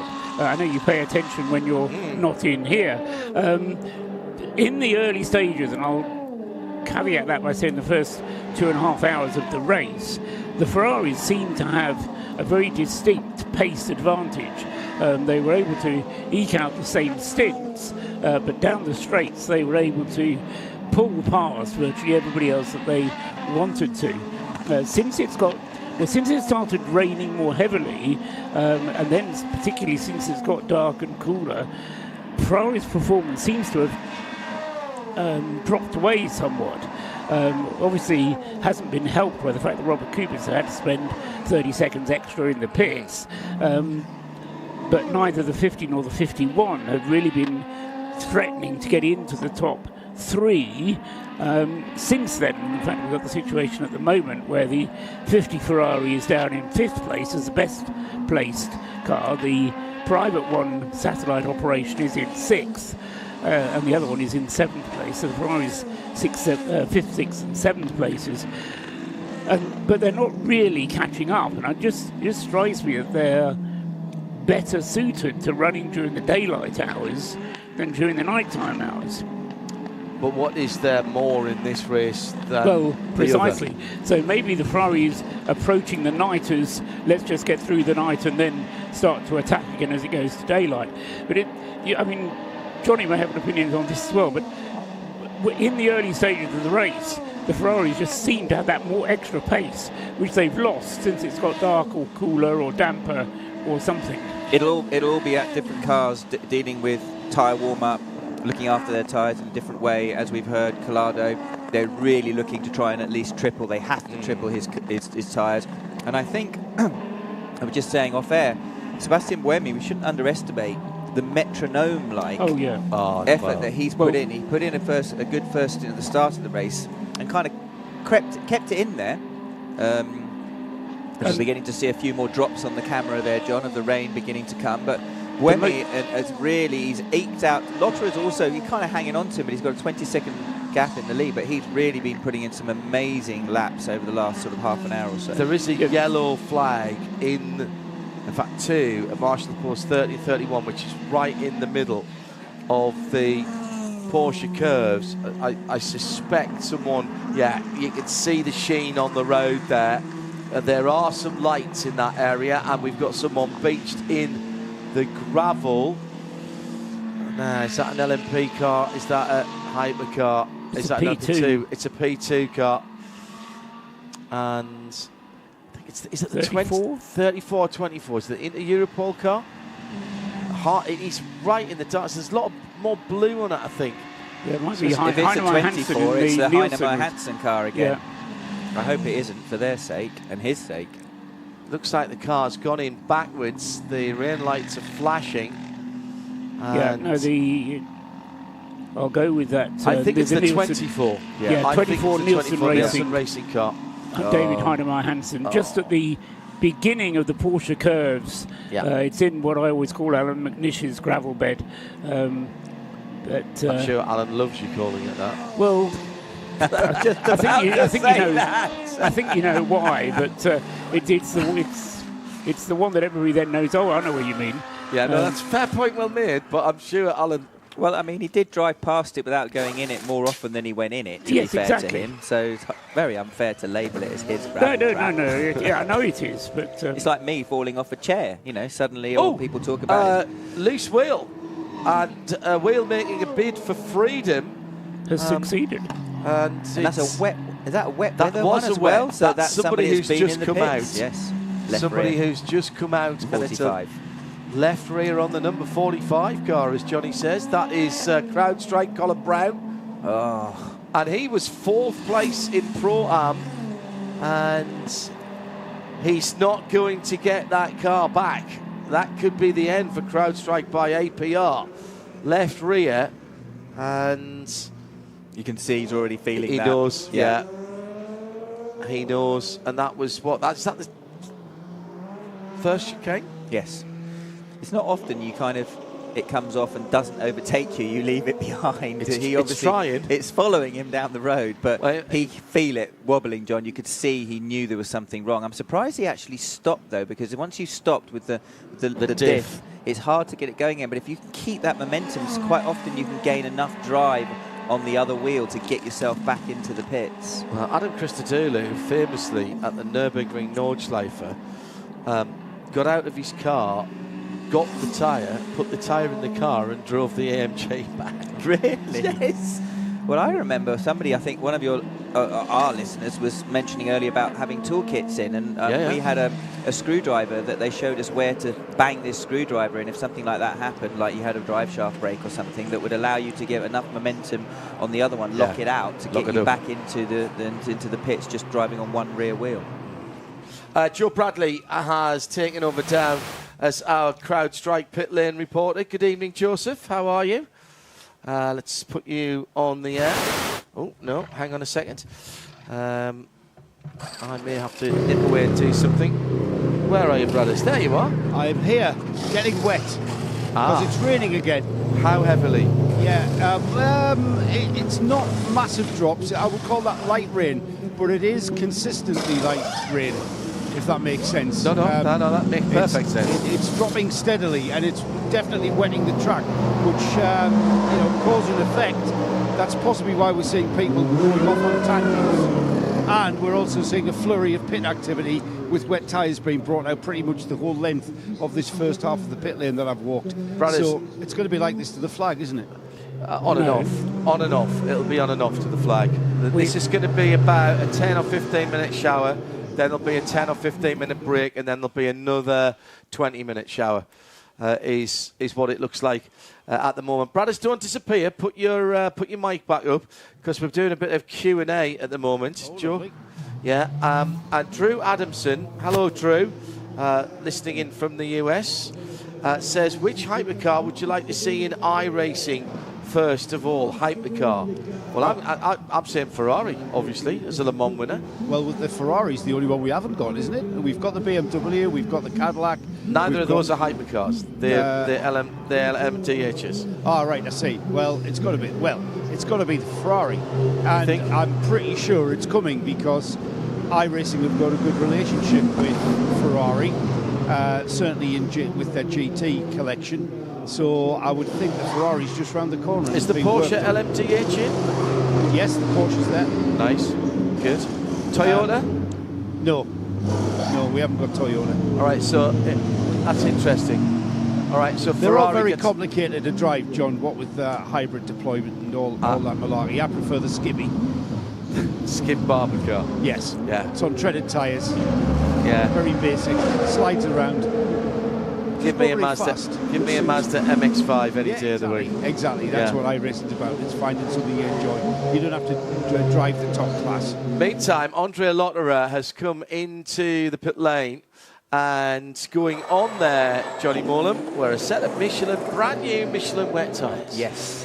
I think they can see. I think they're getting to understand how the rain comes and know when to stay out and when not to stay out. When to come in rather than change onto the wets. And I think, especially at night, with the track probably already being slightly damp from before the previous rain shower, they can see what's coming, John.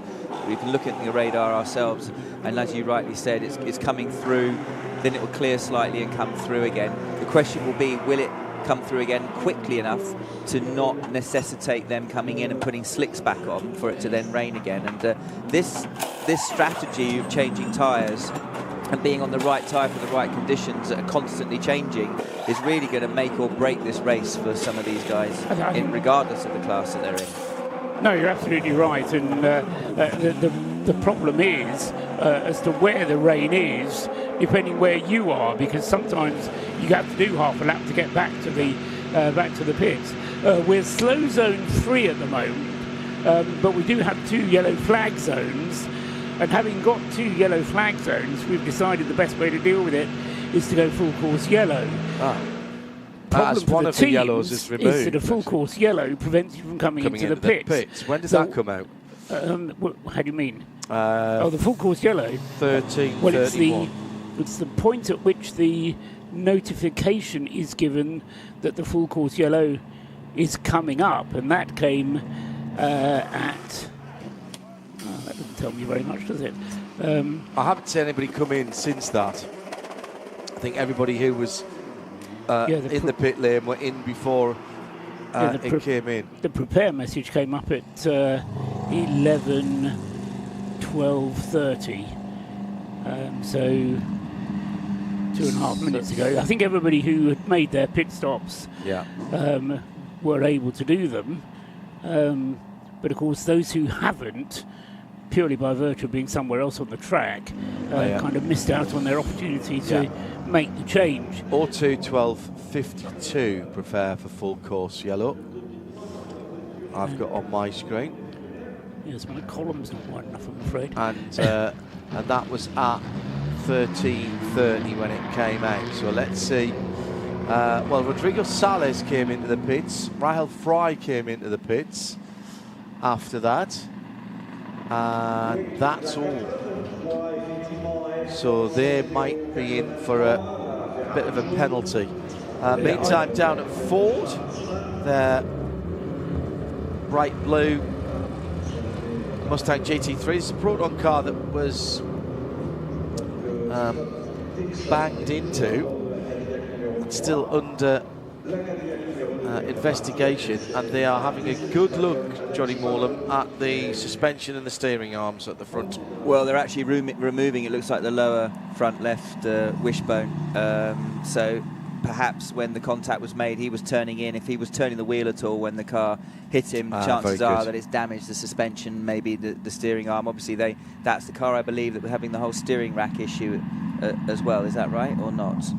Well, that's a good point. Yes, that was. So that was they've the car that smashed up the steering rack. many laps down, and as you heard Larry Holt saying earlier on, it's all about just gathering information. So there's no point in sending the car out in a rush. They might as well make sure it's absolutely spot on before sending it out and carrying on gathering information. As we see Colin Braun pushing the 45 back in behind. Yeah, they're not going to barrier. try and get this car back. He's not going to try and get it back. He's helping the marshals by steering and pushing the car.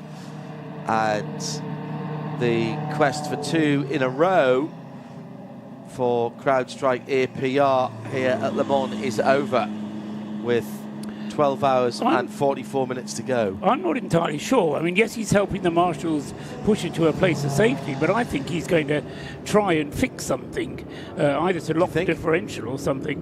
But I don't think he's going to give up just yet, is all I'm saying. Carry a spare wheel, would you? Yeah, but you'd struggle to put it on anyway without a gun. Yeah, true. Because they've got all those. But if he can lock the differential, then you have to push it through the things that are supposed to stop the wheel nut popping off. Yeah. We'll see. So he looked as though I hope so, Paul. He looked as though he was trying to get involved with it. Because he stopped very quickly and kind of, if he isn't, then he kind of he must know something we don't, because he kind of gave up on the car moving very quickly. Yeah. And he did stop it at a place where it could be pulled back in on yeah, one of the orange. That is a good point. You know, on one of the next to one of the orange. Explain that to people that don't know. Of course, know. yellow has been withdrawn. So we are green flag back on the track. Why is that important, Johnny? Well, just as a driver, you can see those openings, you know where they are. And so if you want to get your car off the track and get it safe, you tend to stop closer to one of those. Also, if you're on fire, you stop near where you see one of the marshal posts where they've got the fire bottles. Exactly. There's markings on the side of the fencing, and you get to see them. Sometimes as well on various tracks. There's a couple of places at Kota where you use those orange end fences as aiming points. That's done pretty much everywhere. Yeah. Wherever there's an orange marker, that means there's a gap in the arm code, which is wide enough for a car. Yeah, which is very good.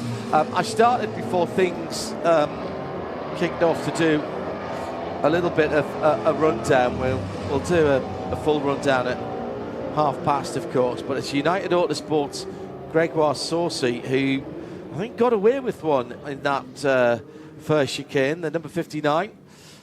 They lead, and in second place it's the number 91 Manthey EMA, the Porsche, then the Acordis Lexus in third. In LMP2, the 183 AF Corsa Pro Am leads from United Autosport's Nolan Siegel, the up-and-coming single-seater driver, in second of the 22. Cool Racing, the 37, in third. Lorenzo Fluxer.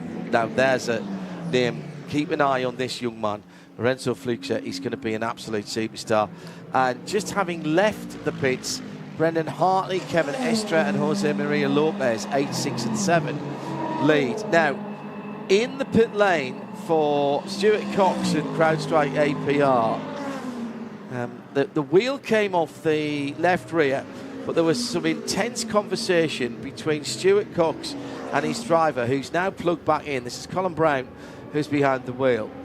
And also one of the engineers was bringing out a tool or a screwdriver or something to let Stuart describe what Colin has to do, I reckon. Yeah, it definitely looked like that, didn't it, John? The body language was such, as we were observing that it looked like Stuart Cox was telling him what to do, and then the number 12 in, again, onto wet weather tyres, obviously the tyre of Toys, number Team Hertz, Team Jota. And it looked like one of the mechanics walked over and sort of, it didn't look like a screwdriver, but it was definitely, and I remember being told where to shove it. Where to shove it, yeah. And it looked like something that he might have on board that he could actually push into to lock up on the left. Star drive. Yeah, and so I think Paul, about Paul's superior wisdom, I think he's absolutely right. I think Colin is not going to give up on that CrowdStrike car. Joe Bradley with this CrowdStrike pit lane report is at that garage. Joe. I thought I'd pop in and see what was happening here. There's obviously something going on, as you guys described more than adequately. Stuart Cox is definitely having some sort of communications line to someone, and I'm not sure whether he's talking to the pit wall, who is in contact with the driver. I don't think Stuart will be in contact with the driver. That'll be the pit wall. But Stuart certainly using his hands to kind of, as he was talking, the way you do, you know, and he was kind of making sort of gestures about doing something and shoving something in. But there's definitely frustration here about what's happened to that car, and it probably would take a simple fix to get the car back. However, a simple fix out there in the field, so to speak, isn't a simple fix. You haven't got the tools, you haven't got the jack, you haven't got the, you know, you might have found the wheel, but as I think Jimo's just said, you know, do you carry a spare wheel nut? And Stuart's still on the phone, metaphorically, quite literally, on the radio, talking to me. And I think this might be it, because Stuart's walked away. So whatever the process he's been trying to relay to whoever he's been trying to relay to, and I think the pit wall, who then passes that on to the driver, and Stuart's frustrated, so I'm not going to talk to him now. I'll wait a bit. I know Stuart Cox well. Knowing him as well, I know him as well. I can't imagine he's going via the pit wall either. I think he's talking direct to the driver as well. And I think when has he ever delegated in his life? No. Let's face it. He bows only to Sam. in fairness, had a chat with Sam earlier on in the week. They were really confident as well. Ife actually has just jumped into the AF Corsa number 83. Ferrari has led the race. Ferrari's at the moment in 4th, 6th and 7th. Cadillac number 3 just come into the pit lane. That's a set of wets as well. That's Scott Dixon who brought that car in. I think Dixie stayed in that car. Renger van der Zande got in. Yes. That's interesting. I noticed the last time Scott pitted on the previous that Renger was there, suited and booted, ready to go, but did not get in. I think it was just in case there was an issue. Quite often you do that in case he suddenly got cramps or something, but Scott stayed in. But this time, Scott Dixon definitely got out of the car and Renger van der Zande hopped in. Goodyear wets for the number 44, sorry Paul, for the number 44 Mustang, which is about to leave now. And one final word from Bradders before we get some notes from Paul Truswell. John? Yeah, the rain is actually increasing in density, I'd say, and it's very persistent. And my satellite app is telling me that it's going to stay like this. It's kind of the dark blue version, which is light rain but steady all the way through till 8 a.m. before it starts brightening up. And it's going to get a bit heavier towards 8 a.m. with some pretty heavy downfall, but it's going to stay like this for quite a while according to my app, and it's been pretty accurate till now. I predicted 10 o'clock for the rain last night, and it was absolutely on the nosy. So I think we're in for a bit of a wet race for now. I still think it's going to dry up in about 15-20 minutes. Paul? Yeah, just noting those last little flurry of pit stops. Of course, all those cars that just made a pit stop were the ones that would have made their pit stop earlier, but for the fact we had a full course yellow and they couldn't get into the pit lane. It might actually turn into work in their favour, provided they didn't lose too much time out on the track, because they now have more fuel aboard to take them to the end of this current stint. So, for example, the leading runners at the moment, Brendan Hartley in the Toyota, Kevin Estra in the Porsche, and Jose Maria Lopez in the other Porsche, the other Toyota top 3, they've all made their pit stops, but they've already done 2 laps on the tank of fuel, so 10 more laps and they'll be in. Whereas Alex Palou in the Cadillac, we've got Miguel Molina in the Ferrari, one Ferrari, and in the other Ferrari, the number 51 car, that's got James Collado in.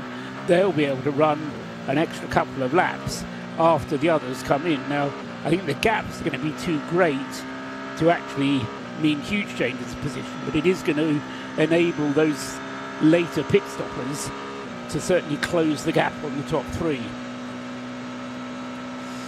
We've been asking for questions. Barry McCockinier says, I hope I said that right. Cochinier Barry, is this the last time we'll see the Peugeot at Le Mans? I hope not. France needs a car to cheer for. Alpine, yes, as well. But Peugeot, you know, they've been around for a while. They were the car that broke the Audi stranglehold, let's not forget. There's pressure. Remember, that's a partially state-owned company, and spending a lot of money on motor racing in times when you were laying off workers is why they had to pull out the last time. Well, that was what, a dozen years ago, when WEC was just about to start. Peugeot wanted WEC, and the first season they couldn't take part because of what was going on with the recession. There's a place for them here, and they've given us plenty of excitement and sometimes some controversy as well. I hope they do continue here. Here's Brendan Hartley for Toyota number 8. Brendan, sector 2, same as Porsche 6 behind. Sector 1, we were 1 second slower. Gap is 13. You're doing well, mate. Just settle in. So Brendan Hartley just got into that car, whereas the Porsche that is chasing him down is Kevin Estre, who's been in that car for a wee while. That's why the encouragement is coming from his engineer. That kind of information is absolutely good. How a driver wants to be fed it. Yeah. You're being told where you're good. He obviously was working his first sector. He probably knows he had a bit of traffic in that 39-second sector where he was a second off of the chasing Kevin Estre, who obviously set the pole. But middle sector was exactly the same, and that's the information you need. Support from the pit lane with all the info. I'm going to throw this one at you from Benny Paul. Should Le Mans and the ACO allow cars to be covered back to the pits and rejoin if they are damaged or suffer mechanical issues out on the track?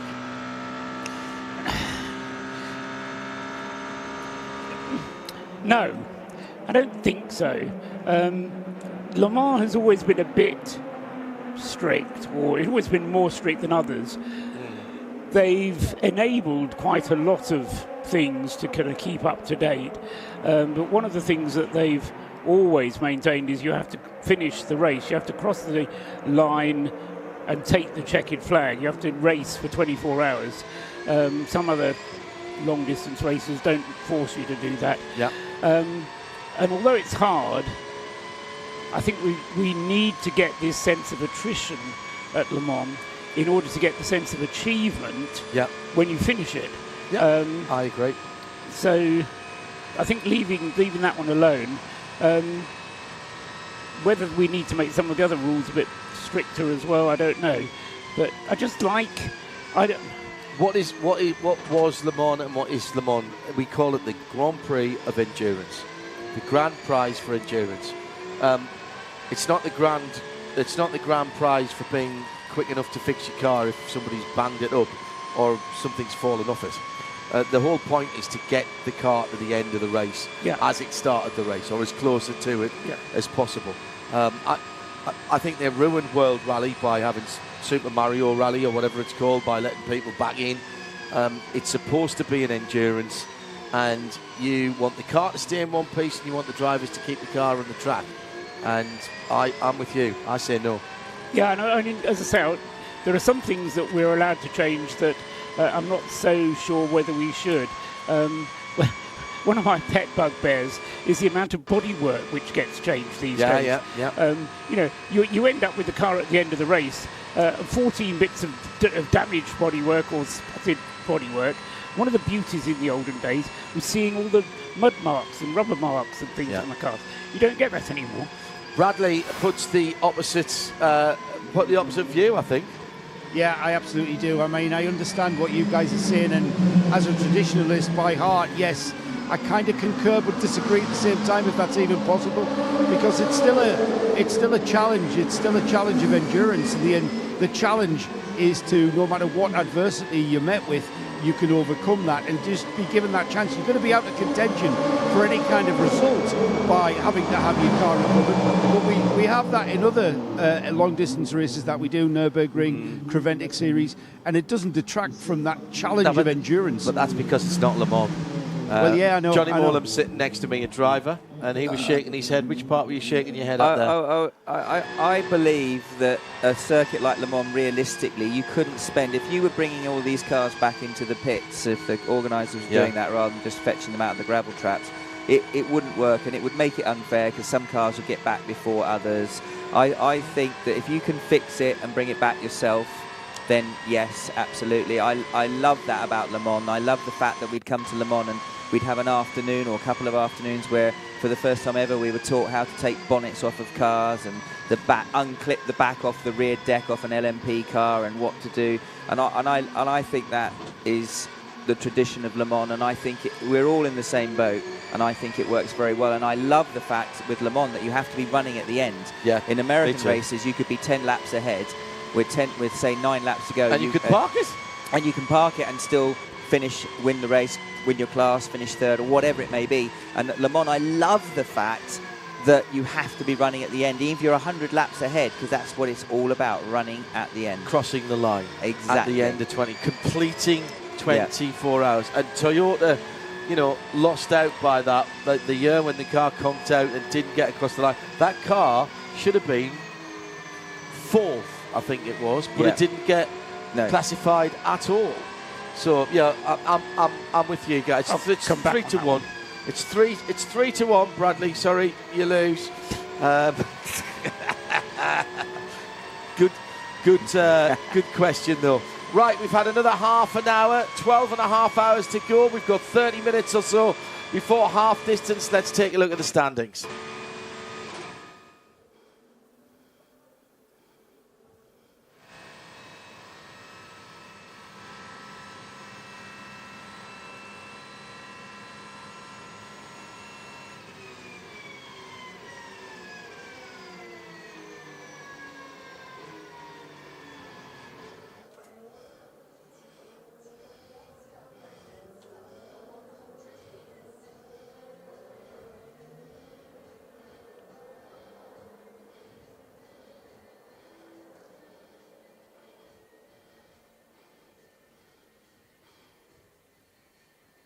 So here we are then, 3:30 in the morning, with just half an hour to go until the half-distance point. And Brendan Hartley, in the lead of the race in the Toyota GR010, has completed 166 laps now and has 10 seconds only of an advantage over Kevin Estra, who on the last time around was a second and a half quicker than the Toyota in his Porsche Penske Motorsport 963. So 8 leads number 6. In third place is number 7. That's another Toyota. It's Jose Maria Lopez at the wheel, and he has closed the gap to the leaders as well a little bit. He's down to 47 seconds between second and third.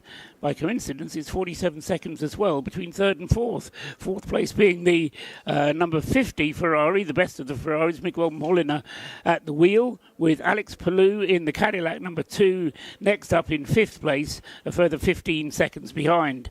Alessandro Pierguidi is sixth in his Ferrari, number 51. Seventh, Iffy A in the 83 satellite operation Ferrari, the yellow car, but just 18 seconds behind Pierre Guidi. In 8th place is Oliver Rasmussen's Jota Porsche. That's car number 38. And then 9th, freshly out of the pits, number 3, Renger van der Zande at the wheel of the Cadillac V-Series R, although he has, following that pit stop, fallen off the lead lap. Michael Christensen in the number 5 Porsche is 10th, also a lap behind the race leaders.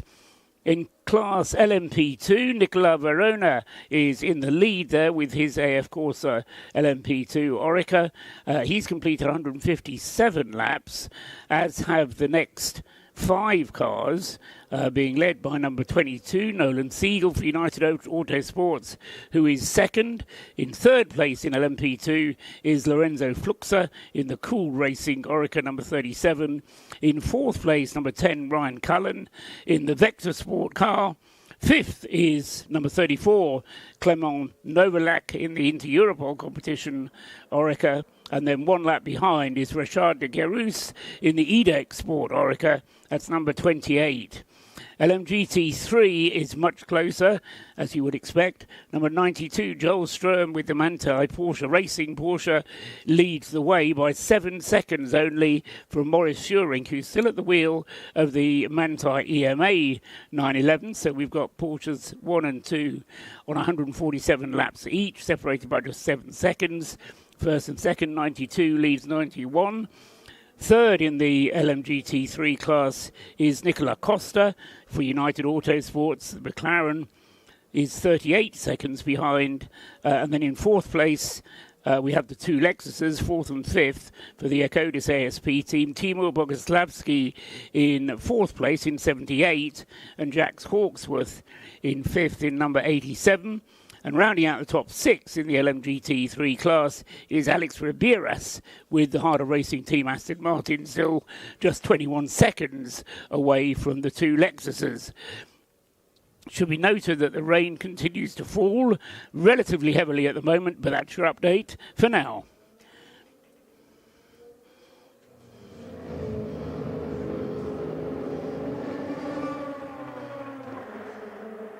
Filthy weather now here at Le Mans. Johnny Morlam has just looked at me, and for possibly the only time since I've known Jay Moore, which is quite a long time now, I get the feeling that you're not that bothered about sitting in the booth rather than being out in the car right now, Jay Moore. And you like driving in the wet. You were good in the wet. We were just running on board with the Manthey Porsche. I think it was Joel Sturm, and I was looking through the windshield at the rain pouring down on it. It's actually heavier out there than I thought it was, and watching all the puddles on the track forming and everything, and at night in the wet, it is kind of enjoyable, but in a perverse masochistic kind of way. So I must admit, as I tucked into a jammy Dodger, I thought, yeah, maybe it's quite nice here in the studio. Other snacks are available. Sorry. Yeah, not your healthy ball of pasta either. No, well, my health went out the window. Yeah. Thank you for all your questions. Keep them coming using the hashtag RLM_24H. Cars that have to make it back under their own steam promote clever thinking on what we can do to make cars drive on 3 or 2 wheels. How do we service them quickly? Look at the cars that have dragged themselves back in the past 15 years and created their own endurance stories, says Simon Huff.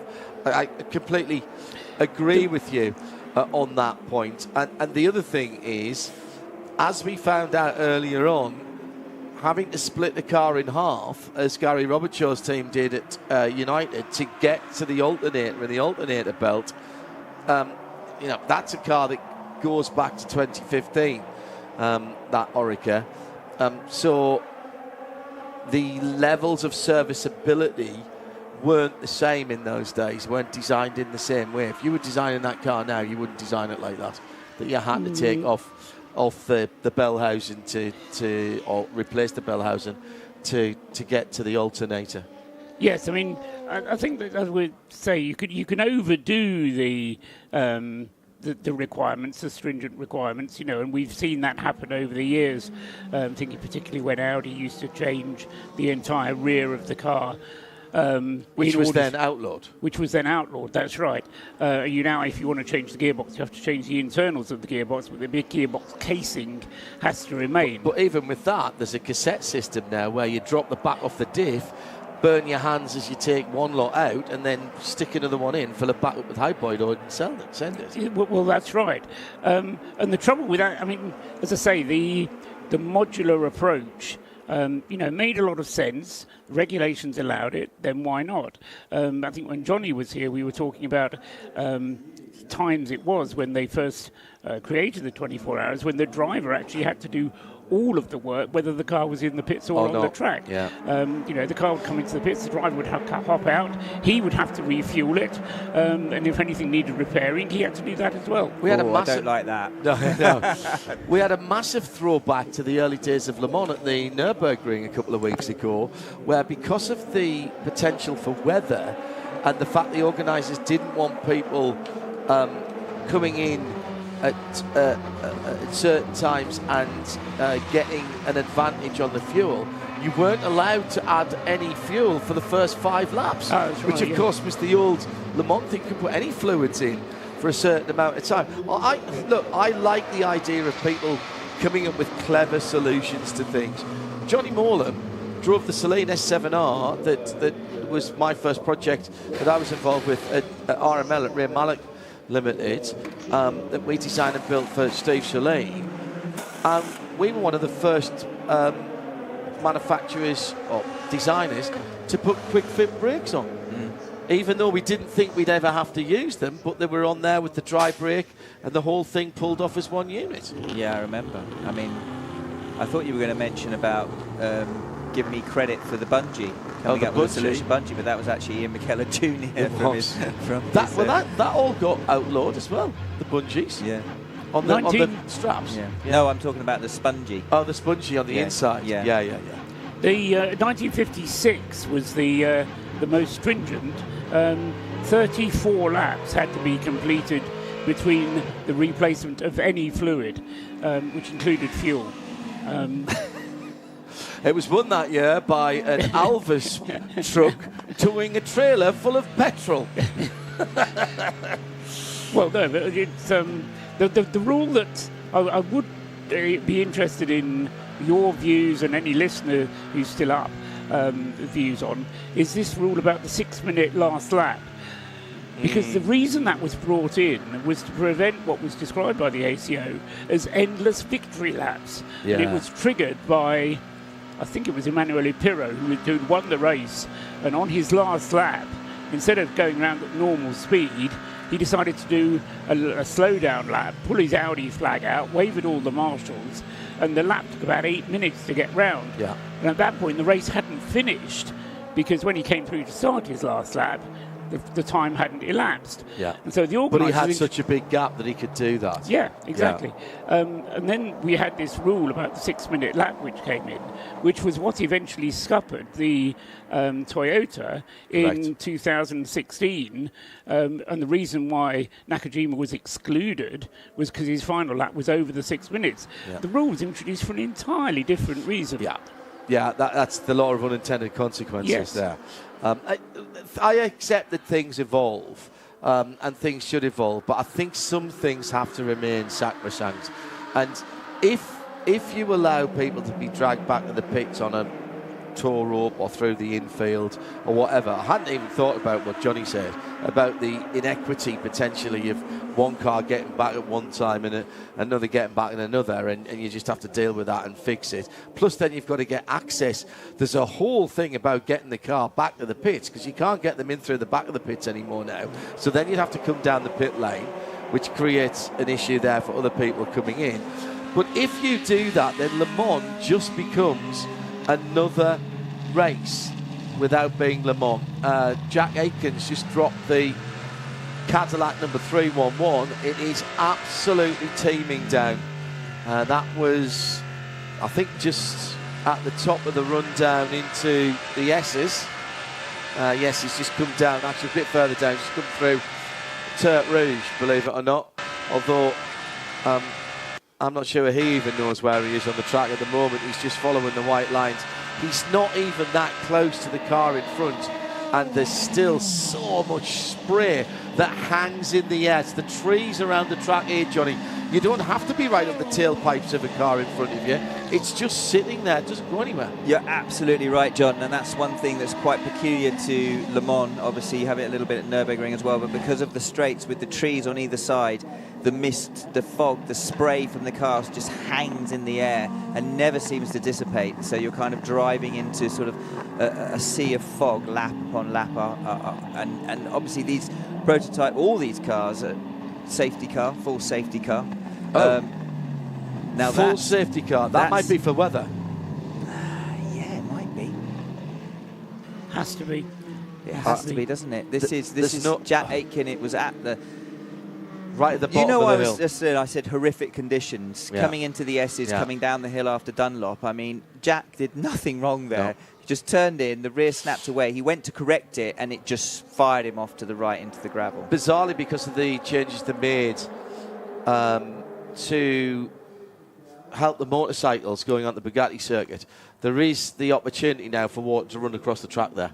And you do get a little bit of a river sometimes. 3 safety cars, 3 Porsche safety cars going out then to neutralise the race. They come out at 3 different places. Safety car A comes out at the end of the pit lane, and who has he picked up?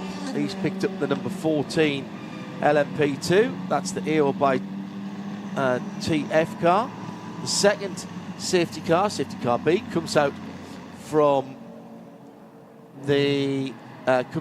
Arnage, and the third car, safety car C, comes out from the first chicane on the Mulsanne.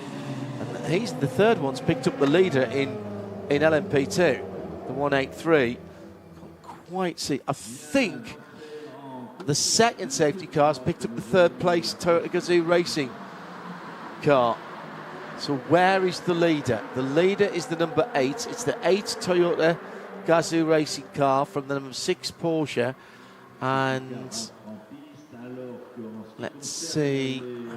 Maybe that wasn't. Maybe that's Ife behind there, the 83. Have to see them as they come round, which is not the easiest thing to spot. Safety car A is going on to the Mulsanne straight now at Tertre Rouge. And according to the list here, John, safety car A has Alex Palou immediately behind it in the number 2. Right. And in terms of hypercars, also has Alessandro Pierguidi behind it. That's the 51 car. That's about 3 or 4 cars further back. Safety car B has Rui Andrade immediately behind it. That's the number 81 car. Really? In terms of hypercars, FIA is right there behind it in the 83, and then safety car C has the number 11 car, the Isotto Fraschini behind it, with Antonio Serravala behind the safety car, followed by... And the leaders in the pits. Brendan Hartley's in the pits behind safety car B's line. Joe Bradley is down at the pits. It would be sheer luck if he was at the right place, and he's actually in the middle at the moment. This is fuel at the moment, fuel only. No problem with that coming into the pits under safety car. The problem is getting out. He's going to be fine. And well, you have to drop, don't you, behind the one behind you anyway. You have to, if you come in on the safety car B, you have to wait and drop to safety car C, for example. Exactly. You have to wait for a safety car to come past. But they will then do just one safety car, do all the wave bys, so all of this will shake out. It will shake out. So the default at the end of pit lane is red when you come into the pit lane. So he's going to come to a red light now, and it will stay red until safety car C. This is going to confuse people, because safety car C is nowhere near the front straight. Normally you would only close the pits as the car was on the safety on the front straight, but because of Le Mans and because of the length of it and the 3 safety cars, Brendan was not quite on the back of safety car B. He's come in, and you would have thought, he can get in and out and get onto the back of safety car B. That's not allowed. So he's now waiting at the end of pit lane for safety car C, which is coming through the Porsche curves now. And as that car goes past, and the last car in the safety car line goes past the safety car stripe on the track, that's when Brendan and anyone else who's sitting behind him, including Jose Maria Lopez in the other Toyota and Miguel Molina in the Ferrari, so he will actually drop behind Miguel Molina. So he's going to lose his second place. I haven't worked out where Kevin Estra is behind safety car B. I can see him now, just going through the first chicane. So Brendan's going to lose track position and actually lose places to those cars, and he'll only be allowed to pull out when the last car in that safety car snake passes the safety car line on the track. And as soon as Brendan goes, and if there's anybody else behind Brendan, they goes well. As soon as they go, the light goes back to red again until safety car A comes all the way back round again. But you would have had the benefit of fueling under the safety car. Correct. So although he's lost track position, he's out there just behind them with a full tank of gas, and they still have to pit. And if they pit under green, then he gains a huge advantage. But how long is the safety car going to sum out? Because if it's well, the weather looks related, awful, Paul. I mean, we were just riding on board with Kevin Estra, and his wipers, and these are proper designed wipers, were going flat out, and he was just behind the safety car, and the spray from the safety car is nothing like the spray from a race car, and he could barely see through the windshield. So exactly. It could go on for a while. Which means that he's going to be using all that fuel whilst he's out. Yeah. If he would have left it a bit later, then he could have refueled later, because this is. But you've got to time it though, haven't you, Paul? Yes. Because if you go to one safety car, you're not allowed to pit when it goes to one safety car. Right, here's and you won't Jose Maria Lopez in the pit lane. Joe Bradley's down in the pit lane. How heavy is it raining now, Joe? Oh yeah, it's still raining quite heavy. It's not letting up at all. New set of wets going on the Toyota for Lopez. The number 8 sat there for what seemed like an age. It completed its pit stop a while ago, and as you guys were explaining the process of getting out of the pits, which has now gone to red at pit exit. So all of these cars that I have with me in the pit lane now, as the number 7 of Lopez goes by, Joe, he can will park. Can you check with Toyota to see whether that was a 4-tyre stop for Lopez? Because I only saw them put the new tyres on the front of that car, which would seem odd. But Brendan Hartley did not take any tyres. His tyres only had 3 laps on them. So he did not take tyres. The Ferrari I'll make some inquiries. Thank you. The Ferrari number 51 has put a new set of Michelin wets on. So that was quite a little queue. Brendan left, of course, when the queue that all of the cars that are sitting at the end of pit lane left went by. So now we've got half a dozen cars, Paul, sitting at the end of pit lane. Yes, but the two that we said were going to pass Brendan, which were Lopez and Molina, didn't pass him because they came in the pits as well.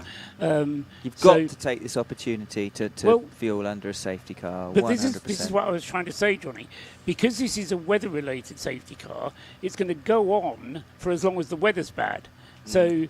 But you're using virtually no fuel, especially the EVs. You're using very little fuel under a safety car. And if you time it wrong and you didn't pit and they go to one safety car and start doing the wave-by, which they could do quite early, especially even if it is full weather, they might decide to do that early. And you haven't come in at that point, then you're going to get in trouble. They're constrained. Once they do the merge, they're constrained to letting the safety. They've made a decision then to bring the safety car in as soon as the merge is complete. Yeah. They can't leave the safety car out. But the pit's closed at that point. And the pits are closed. But it takes 20 minutes to do that, so they might then decide to do that and assume that the weather will have eased off by then, and the way the weather is at the moment. So I don't think they've done the wrong. I think they've done the right thing. I really do. I would have come in that situation. I don't think it takes 20 minutes to do the merge. I thought it was 16 to 20 minutes. I don't see any reason why it should do that. Take that amount of time. That's what they said in the FIA meeting yesterday. Well, I could speed that up for them. Okay. There's no reason for it to take that long. If it's taking that long, then there's no point in doing it, I'm afraid. 'Cause you're not gaining any time at that point if you pull the 3 safety cars. Well, how many laps does the safety car need to do to get to let everyone by and then go around in these conditions and catch back up? They don't have to catch back up. It's in the regulations that you don't have to catch back up. You just have to get them out of the way. They do not have to catch back up on the end of the train. I mean, here they don't have to. No, but they like to do it. There's nothing to stop them. No. The whole idea is to bunch the field up. So, yes. But anyway, okay. But the other thing Johnny is, and I will agree to disagree again. Absolutely. The other thing about doing it this way, if you're going to do it this way, then you have to reorder the field behind the safety car and put the hypercars first. Because otherwise it's not safe, particularly when it's wet and you do a restart in the wet. You need to reorder the field and put the safety car back at the front. JMO's going to take his leave, which means that Bruce Jones is going to come and sit next to me for a couple of minutes whilst we do a double change here. And in the next 4 hours or so, will be looked after by our very own Johnny Palmer. Kevin Estre comes into the pit lane from the lead of the race and heads in. This is his first opportunity to come in the pit lane because he was behind safety car B. Okay. Actually, no, that can't be true. No, I because think safety car, I think he missed it first time round. I think he's using the Trustwell strategy rather than the Molam strategy of just leaving it a little bit later to come in, because he now has a lap of fuel more. Okay, they don't use much fuel under safety car, but I promise you they will be using some. And I mean, let's go down to Joe, who's watching this pit stop. Yeah, it looks certainly like it's going to be fuel and a new set of wets. The fueling is still being done. Kevin Estre in the car, stayed in the car, did not take fresh tyres, and they did have a check of that rear wing. So that rear wing rechecked there to see if that was still secure, and it clearly was, because they've released the car. Not very far, it's going to join the queue at the end of pit lane. We have another official retirement. It is the CrowdStrike Algarve Pro Racing number 45. They've tweeted it, and it's now popped up on the screen as our most recent retirement. Out of the 92nd 24 Hours of Le Mans, having lost his left rear wheel. Sad end to the team's quest for a second consecutive LMP2 Pro-Am win. In the pit lane at the moment, the dark red, the sanguinous Ferrari 155, and that car is getting a brake change on the front end of that car. It's unusual nowadays. Well, yeah, but these are GT3 cars. Ah, yes, a good point. Yeah, but even... all right, yeah, okay. GT3s will probably need 3 sets of brakes for a 24-hour race. Really? Wow. ABS? Is that because of the ABS? They work harder? I don't know the Still why. got steel brakes, of course. I don't know why, but that's what happens in regular GT3 races. I admit that these are LM GT3 cars, so they are of a slightly different specification, but in terms of the material and type of brake discs and brake pads, you're looking at certainly 1 and probably 2 brake disc changes, depending on the temperature. Well, this is nearly halfway through the race for this car, and they've done front discs and pads, or front rotors and pads. In fact, they did a whole caliper set as well. The whole thing's been changed over. So they've got a quick release system on that. That's pretty good for that car, for Spirit of Race. And they've got to the end of the pit lane just before safety car C came through. Kevin Estre will roll out. Now, Estre's going to lose the lead here. He is, because Brendan Hartley is right in front. Yeah. He's right at the back of the safety car queue, which is passing the pits at the moment. Although Estre will get out at the back of it as well. Right on the end of the lead lap, Michael Christensen is in that line as well. Where is he? He is in 11th position. He's further up the line than Brendan Hartley, who will be the leader of the race as he crosses the line now. But Estre wasn't in the lead of the race anyway. So Estre he came in from the lead because he inherited that when Hartley pitted. Yeah. So Estre took the lead from Brendan Hartley, and he's now going to give it back to Brendan Hartley, and the top positions in effect will be as you were, with Alex Palou now in 3rd place, but Alex Palou in the number 2 Cadillac hasn't pitted at all since this safety car has been deployed, unless he came in quickly when we were watching Kevin Estre. I think he may have come in while we were watching Kevin Estre. Okay. We are coming up to half distance. I'll drop out for a few hours and leave you in the capable hands of Bruce Jones, Paul Trustwell and Johnny Palmer, who you'll hear after the weather here on 91.2 FM.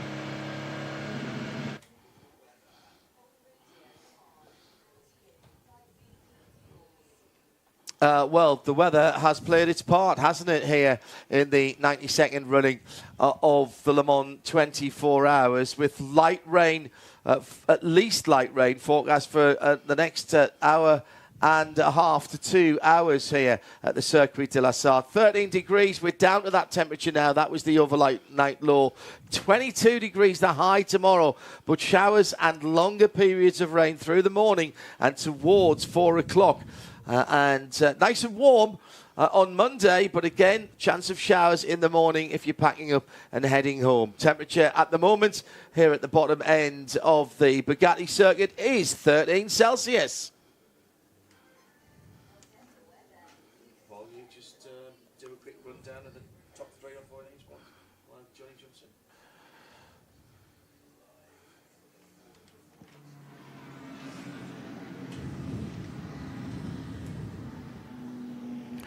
So not entirely expected, both Alex Palou in the Cadillac and Alessandro Pierguidi in the Ferrari, number 51, have both now come into the pits. And they come in even later whilst the safety car is still out. So changes will be happening through the field, but as I say, once they've all done their pit stop, the order will be as it was before. The gaps will be dependent on how many cars there are between these cars when the merge has taken place and we're back underway with the race. But in effect, what will happen is both the Cadillac number 2 and the Ferrari of 51 will have a little bit more fuel aboard. Whether that will actually see them in good stead or not, we'll wait and see. But they have the fascinating prospect of having to deal with night time and the rain. So the positions, as I say, once they pan out, and assuming that we don't get any additional pit stops, sees Brendan Hartley in the lead with the Toyota number 8, Kevin Estre in second with Porsche number 6, and Jose Maria Lopez with Toyota number 7 in third place. Now, Brendan Hartley and Kevin Estre are very close to one another in behind one of the safety cars. Jose Maria Lopez is then behind the next safety car, with Miguel Molina in the Ferrari just behind him. And then behind the safety car after that should be returning to the fray Alex Palou in number 2, Alessandro Pierguidi in number 51, and Ifie in the AF Corsa Ferrari, the yellow Ferrari, number 83, although I think actually if he may have caught himself one safety car further back, so he will... We'll wait and see how that one falls out, but it has, as I say, caused a slight jumble in the order for the moment whilst the safety car is out. Good morning, everybody. Good morning, Johnny. It's the Ford Performance Studios for the 92nd edition of the 24 Hours of Le Mans, as we had a little movement around of people on shift for this segment, passing the halfway point, so 12 hours now in the bank, 11 hours and 57 minutes still to go, and retained in the pit lane with this CrowdStrike pit report about the 59 McLaren is Joe Bradley. Yeah, it was, I was just quite in awe, really. The 59 McLaren came in, that's the United car, still in contention in LMGT3, and whilst behind this safety car, they took the opportunity to service the front brakes, so discs and pads went on the front, but they did it on the pit apron, which in this weather is quite ghastly, but the mechanics did it really, really swiftly. Incredible time, or lack of time, to do that brake change, and that car is now back out. I say back out, it's back in the queue. Just next door to it, the 23. That's another United Autosports entry, this time in the LMP2 class. Philippe Albuquerque has just handed the car to Ben Hanley, the car out of contention after a tale of woe, and that car back in. I'll see if I can get a word with Philippe and just find out just how he's staying motivated with this car well out of contention now. Thank you, Joe. And just while you're saying, you described the weather as ghastly in the pit lane. I just looked out of our booth, and it was light rain, but it really comes back at them off the track. You know, of course, the spray hangs for quite some while. Or would you describe it as heavy rain from when you're standing? No, not at all, Bruce. It's been persistent light rain. However, it's not as persistent now. It's beginning to get less dense, but it hasn't been. You know what you mean by heavy rain is the big droplets. The droplets have been tiny, but there's been a lot of them, if that makes sense. Whereas now it's beginning to just stop slightly. It's certainly reduced in density, so we may be going through a bit of a drier patch. But I did see on my satellite light rain all the way through till about 8 a.m. I think is what it said. Yeah, the chance of these showers, and they're coming in banks and waves, very likely to continue for some time yet. We'll be doing the weather again at 5 a.m. for a further update on that. It seems that we may be staying longer than we expected with the safety cars on track.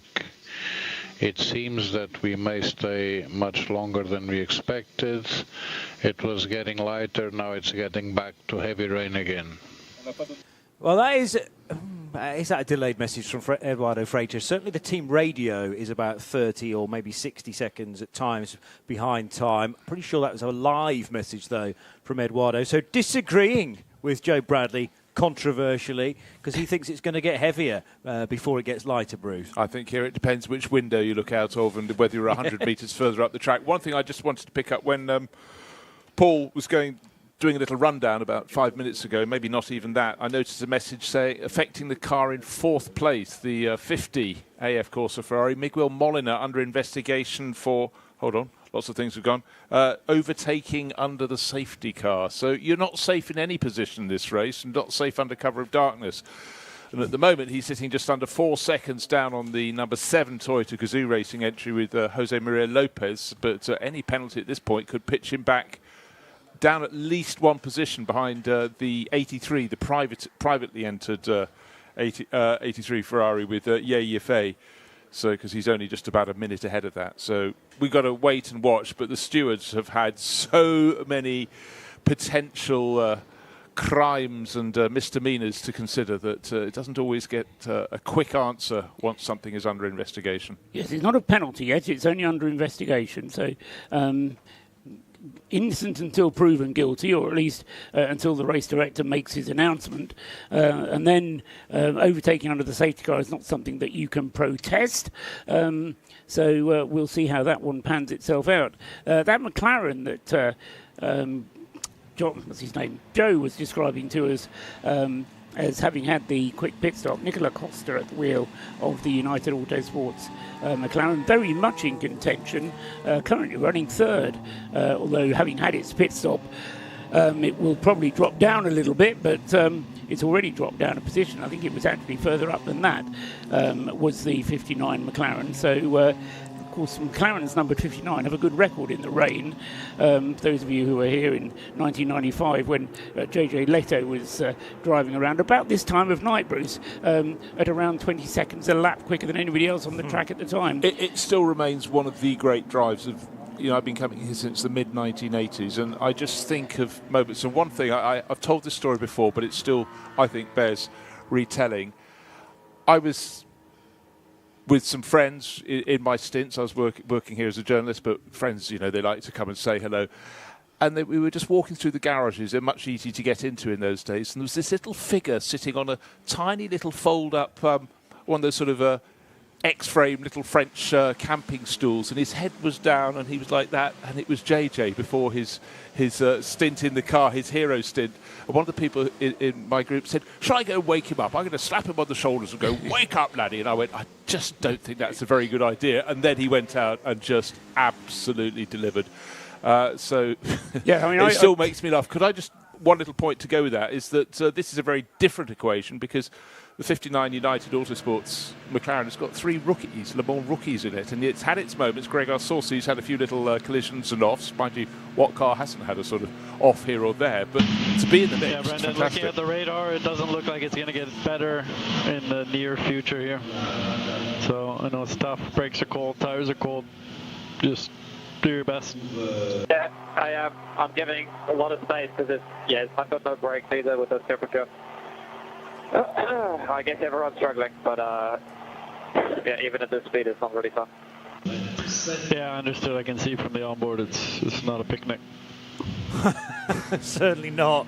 You wouldn't fancy throwing the rug down and getting the sandwiches out in these types of condition. The problem also, 5 kilometres per hour, 5 kph, I should say, the wind speed. So it's not taking the cloud away at any great speed. Absolutely pounding down through the Porsche curves as well. Hopefully Joe Bradley's able to take some cover and he can bring us a CrowdStrike pit report. Not my first barbecue, Johnny. We know that. Yes, in many ways. I've plodded many a street in this weather, and this one's my favourite.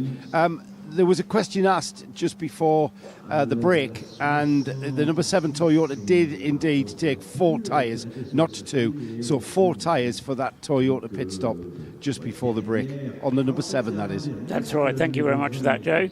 I think it was purely that we didn't get a shot on the monitor we got up here of what was going on at the back end of the car. They were focusing on the fronts, and they were so quick at rushing from the front to the rears to change them there that we weren't able to see it. So new tyres all around, wet tyres all around for, I think, pretty much all of the front-running cars, and top-ups with fuel, but notification from Eduardo Freitas that this period of safety car, tantalisingly, he didn't tell us how long he expected the safety car to be out for. He just said it was going to be out for longer than he expected. Yeah, we had one safety car already, which ended up being an hour and a half, which I think was under your jurisdiction as well, wasn't it, Johnny? Yeah, but I can't be responsible for this. I mean, it had begun well before I returned at 4 o'clock. Yeah, no, I think the responsibility is that, because if the safety cars are Porsches, and you know the biggest Porsche fan we've got, he goes We're all out neutral, apparently. He goes out of here and he gets into one of the safety cars. As in the same manufacturer, rather than one of the safety cars getting picked up. That would be quite fun if you knew they were coming in, because they really do not hang around on their run into pit road. But at this speed, well, it's kind of the job of the safety car drivers to be as quick as possible, because those behind trying to maintain any sort of tyre temperature, but that's ebbing away because the road surface will be so cold now. Track temperature anyway is 14.5 degrees Celsius, and then you add wet water on top of that as well, and that's reducing the temperature and really going against anything that Michelin or Goodyear would want. And the most difficult thing then will be to try and build that tyre temperature once we get information that we'll be going to safety car stages 2 and 3, and then 4 will be when we're back racing, pretty much, when the safety car lights are extinguished, but we'll be into one long safety car train at that point. Message on the screen telling us that this intermittent rain is going to continue until 6 o'clock. So that's an hour and 45 minutes, not necessarily continuing to rain all the way through that. That's the nature of being intermittent. And Joe Bradley, for the time being, is also our weatherman, being the only member of our team actually out in it, to give us an indication of what it's like on the west side of the circuit. And of course, once it starts to be dry there, it's going to take a bit more time for the Mulsanne to be entirely dry as well. And that's a call that Eduardo Freitas and everybody else then around the circuit getting information to him, they are the ones that make that, to say, well, a significant portion of the track now is dry enough, but it does feel like we're a little way away from that. Cars can still come into pit lane. If you do decide to do that, you'll drop back a safety car line, though, because until the next safety car plus cars behind it go over the start and finish line, then the exit light from pit road will be on red. But it does mean that teams, if they wish to, can make the odd setup change. I just noticed that into Europol competition, they had a new rear deck ready for their car. So we'll wait to see whether that happens in a hurry. It also depends where that car is and in which safety car train. But Clement Novalak in the Inter Europol competition car number 34 may be asking for some slight adjustment there, Bruce. Yeah, and about five, maybe 10 minutes ago now, the number 2 Cadillac that's been running pretty well. It's down in 9th position at the moment with Alex Palou. That was treated to a new nose section, whether there was any difference aerodynamically, but I guess it was maybe making sure, maybe the lights weren't working properly on the other, but they took the moment under the safety car. They had the spare there, they're using it. And right. I think a lot of teams might be looking at this period for a little bit of running repair as if they have to come in. If they need to do it, then it's a sensible time to do it. Romain Grosjean needs some running repairs because he's got running water. Paddle to manual deploy, just to manage the SOC and keep temperature in the battery. So I didn't mean to over-speak on what he was saying there, but he's got water coming into his the air vent that allows him to get a bit of extra air into the car. And poor chap, he's being given instructions by his engineer about how to drive the car, and really what he's worried about is water coming in and getting him wet there. But I suppose there are worse things. If it's in an open car, then it would be very soggy in there by now.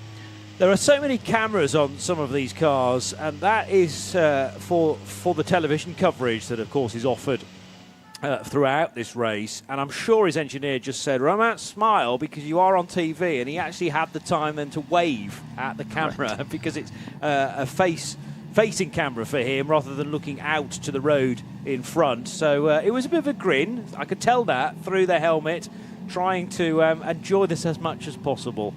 But you could in the same shot see the water every now and again just dripping out of the vent coming into the car. But having heard a few minutes ago from Brendan Hartley in the race-leading number 8 Toyota, everything is just, or nothing is working as it should when the cars are running at this speed, this temperature. It's 94% humidity, so the rain's going nowhere for a while. As you pointed out, the wind speed's down to next to nothing. But whatever rest the drivers have had between their stints, it's gone 4 in the morning. They're tired. It's getting cold in the cars. The cars aren't sticking to the track at all well. They've got spray in their faces. It's, you've lucked out if you're doing this stint. And if you're down for the next 2 hours, as we heard from Ricardo Freitas, the race director, you could be in heavy, heavy rain for the next 2 hours. It's no picnic. It ain't no picnic. You're right. And nor is it a barbecue, despite Joe Bradley's comments. We should remember that a decade ago, some of these cars were entirely open cockpits. Absolutely. So at least they've got a roof over their heads these days. One more time at you. Yeah, nothing happens. Copy. Stand by. That's the number 4 Porsche Penske Motorsport 963, and a message to Mathieu Jaminet, who says, yeah, nothing happens. That's about the car, I think, rather than anything changing in the race. So it might be the windscreen wiper. Yeah, it's not working at all. Yeah, good spot. You know that thing in a classic sports car when you're driving around, you don't dare use the windscreen wiper because it doesn't work very well. It's sort of stuck to the windscreen, and in that first moment when you smear everything, you either do it or don't. But there's no way that Jaminet would want to drive around with no blade going across that windscreen. So much spray from the car in front. I'm just trying to work out where he is on the track. He's on the Mulsanne currently in that second sector, and I don't know when the fault was first spotted by Mathieu and indeed the rest of the team, but thankfully he's not. I don't believe he's the first car behind the safety car, so there are tail lights to at least aim for. But you've got to have a rough idea as to where you are on the track and what to expect next. He was actually following not too far behind, about 4 seconds behind the Lamborghini that we've just seen inside with Romain Grosjean, with the sort of influx of water, but he's now falling away a little bit, but he just simply cannot be able to see at all well. 1 and 2, use dry line. Harnage, good grip, use dry line. Porsche, average grip, outside line. Karting, a lot of understeer exit. Ford, not great grip, dry line. That was Kevin Estre just talking through to say how much grip level there is around the circuit and to which line to use. So the dry line being the racing line, which might be a car's width, if that. And then the very wet areas, more like the karting wet line that you might take, trying to go to the higher points of the circuits to avoid where all that standing water is. I mean, that's an amazing ability to be able to, keep control of the car and also keep in your memory where all the good places to drive the car are, and that's very useful information for engineers to hand over to future drivers as well, depending on when Kevin Estre needs to get out. He is circulating just a couple of cars behind Brendan Hartley. Those two are in one safety car line, and then Jose Maria Lopez will be in the next one back in the third place Toyota car number 7. Let's get some more information from Joe Bradley with this CrowdStrike report. I've just got a mate down at Mulsanne. Matt Riddles has just messaged me that the rain is getting heavier. The rain drops, I'm sure there's a formula to measure raindrops, are getting bigger, and so the rain heavy at Mulsanne, and it's coming here when it's at Mulsanne. That's been the tendency of it coming in from the west. Thank you. Paul? Yeah, other cars who have yet to pit in the leading group, the 83 satellite-operated yellow Ferrari, EVA, is in the car at the moment. But as I say, since the safety car has been out, he's just been sitting behind his safety car, making up a few places while those have pitted around him. And in the similar situation, I nearly said boat, is Oliver Rasmussen in the 38 Jota Porsche. So a Ferrari and a Porsche probably still to make pit stops, and I would say Oliver Rasmussen probably more likely to come in next in the 38 Jota Porsche. And then if he possibly could, if he stays out a little bit longer, say he's not going to lose anything as long as he stays out there, and he may well gain by delaying his pit stop still a little bit further. But that's where Johnny and I had our little disagreement before he left. T'other Johnny you're talking about, Johnny Molam. Yes, Johnny Molam I'm talking about. But the point being that it's far from clear what is the best strategy in these circumstances. But the cars are so close that you can still make a difference by calling the right or making the right call. Would you believe I'm actually looking at, after Joe's comment, I'm actually now looking online how to measure raindrop size. Apparently have you an answer? It's very difficult because measuring falling raindrops is not very accurate because they actually change shape as they fall. So they're not consistent. But you can measure the thickness of cloud, for instance, and various other things too. But that's tricky. I mean, it's not like a snowflake landing on your glove in the wintertime, is it? You get a few moments to fully assess that, but that's a kind of consistent thing, whereas rain, a very different beast. It's more fluid, isn't it? Very good. I like what you did there. Sometimes I thank the mercy for safety car periods, don't you? But there already is You're always learning, aren't you? Every day's a school day. Yeah, there already is a thing called a rain gauge. It's not a raindrop gauge, though, is it? It's a device for meteorological offices. Apparently so. Yeah, we need to get somebody from the meteorological department maybe to go and have a chat with Joe to make sure he's been kitted out with all the right equipment. Just looking down at the world of LMGT3, and we've got still those two Manthey-entered Porsches, 92, leading the class, the pure racing entry with Alexander Malakin. Then Yasser Shaheen in the Manthey EMA entry, that's car number 91. They're separated by just under 2 seconds. But then there's a gap because of the safety car groupings of another 2 minutes and 10 seconds or so back to Nicolas Costa. We mentioned the Brazilian driver was third in class for United Autosports in his McLaren, and the sister McLaren from United Autosports is fourth in the class. So it's very much 2x2, and I suppose going on to the ARC is quite applicable in this weather conditions. So it's two Porsches in LMGT3, followed by the two United Autosports McLarens, and the Heart of Racing team with Ian James running fifth with their Aston Martin. But again, of course, when you've got these three safety car groupings, the gaps between the groups can seem enormous at times. Yes, and say with the merging process, which will eventually take place before we go back to green, that will remove most of those gaps. And certainly the any gap that the leader has will be closed up, and anybody else who is on the same lap as him. And in LMGT3, just to continue Bruce's theme, we've got 11 cars on the lead lap in LMGT3.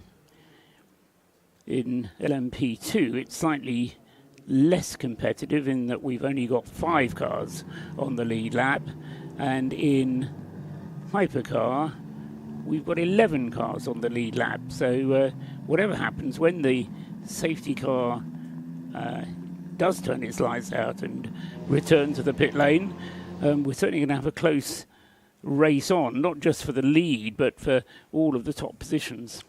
We had that report a short while ago from Joe saying he'd had communication from Mulsanne saying the rain was getting heavier, and it absolutely is doing that now. It's bouncing back off the tarmac. In fact, it's bouncing back off the puddles, because at various points the track really is quite submerged.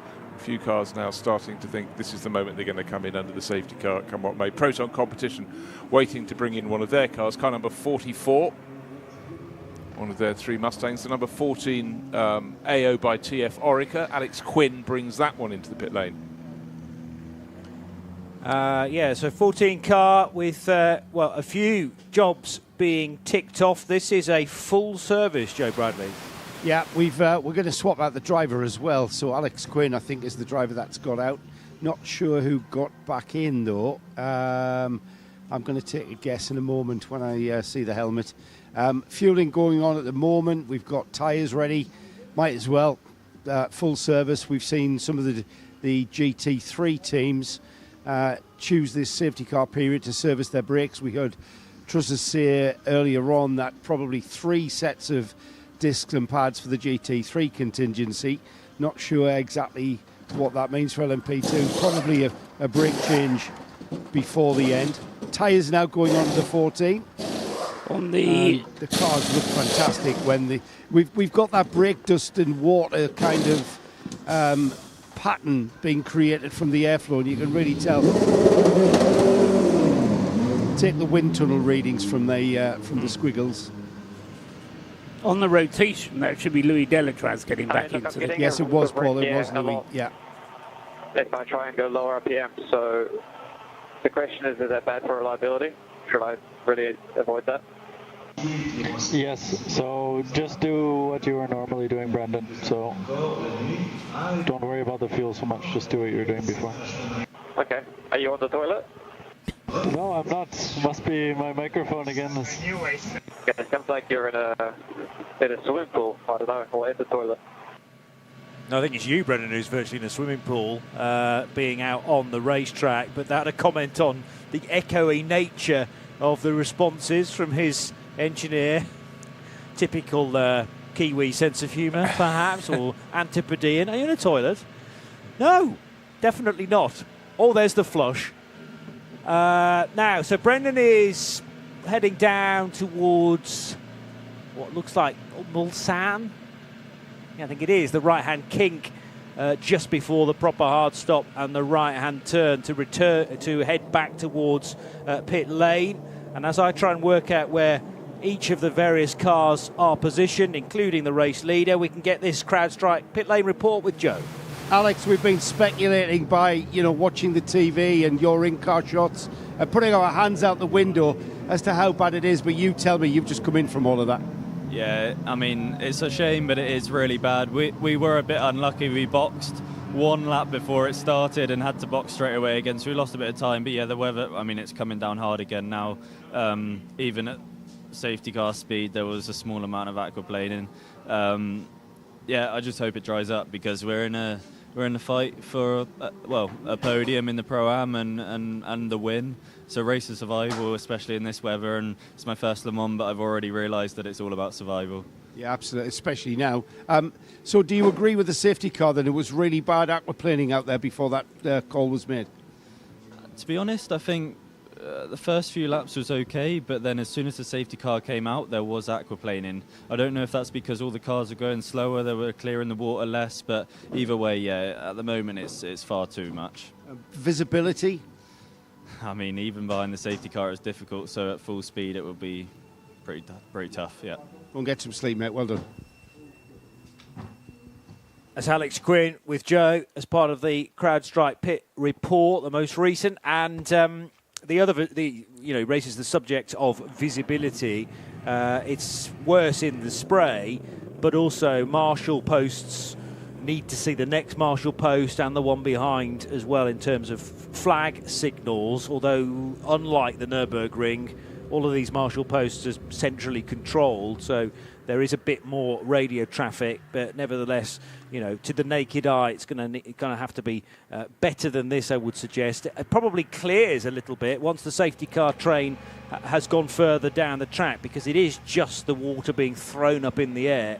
It doesn't really help the situation about the rainwater on the track, because Alex makes a good point there. Cars need to be going around far more quickly than this in an attempt to clear the water, plus the fact it's just landing back on the track again because it's raining pretty hard in certain places.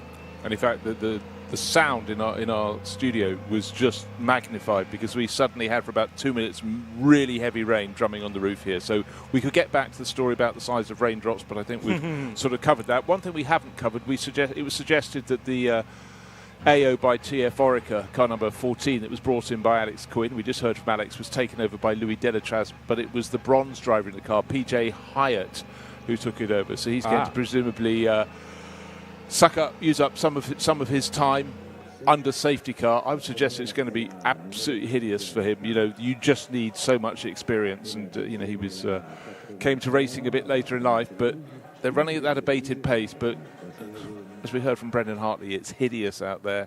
Heard it from Alex Quinn. Anybody out there would just say it's so hard to spot anything, but it's also the fact we've gone to heavy rain rather than just this constant wetting rain that we had earlier. Just half an hour ago it was light drops, as Joe explained, but now it's definitely ramped up a bit. Yeah, PJ Hyatt, incidentally, the reason I said it was Delatraz was based on the rotation. Hyatt was in the car immediately before Alex Quinn and had done a double stint. Alex Quinn was in the car for barely an hour, and now we've got PJ Hyatt back in the car again.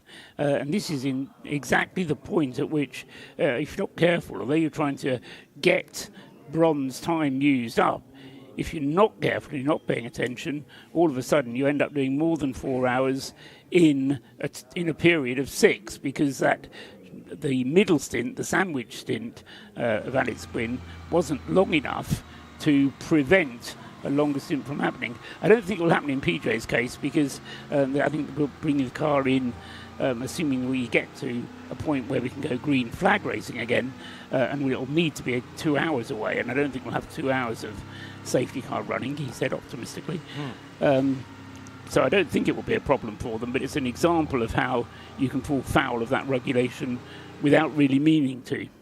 Current LMP2 leader is in the pit lane. Nico Varone's brought the 183 AF Corsa car, which is a Pro-Am driver combination in, and Rodrigo Sales about to take over the number 65 car from Scott Huffaker as well. Head to Joe in a moment, but I've just noticed there's a message on the screen about the number 50 Ferrari, which has clearly been under investigation for overtaking under the safety car. And they've had a look at that and said no further action is necessary. So how long ago did that potential offence take place, Paul? I mean, is that an hour or so ago? Half an hour. Half an hour. Certainly prior to before Bruce and I took over. Yeah, it was just after we took over, 2 minutes past 4. So okay. As you were settling down into seat, plumping the cushions. Yeah. Actually, it's timed at 6.5 minutes to 4, which was the offence that they were looking at. And, yes, they were looking for and observing for a little while. We'll get to Joe in a moment, because I've just noticed the time, 4:33, and therefore we must get a Hertz hourly update.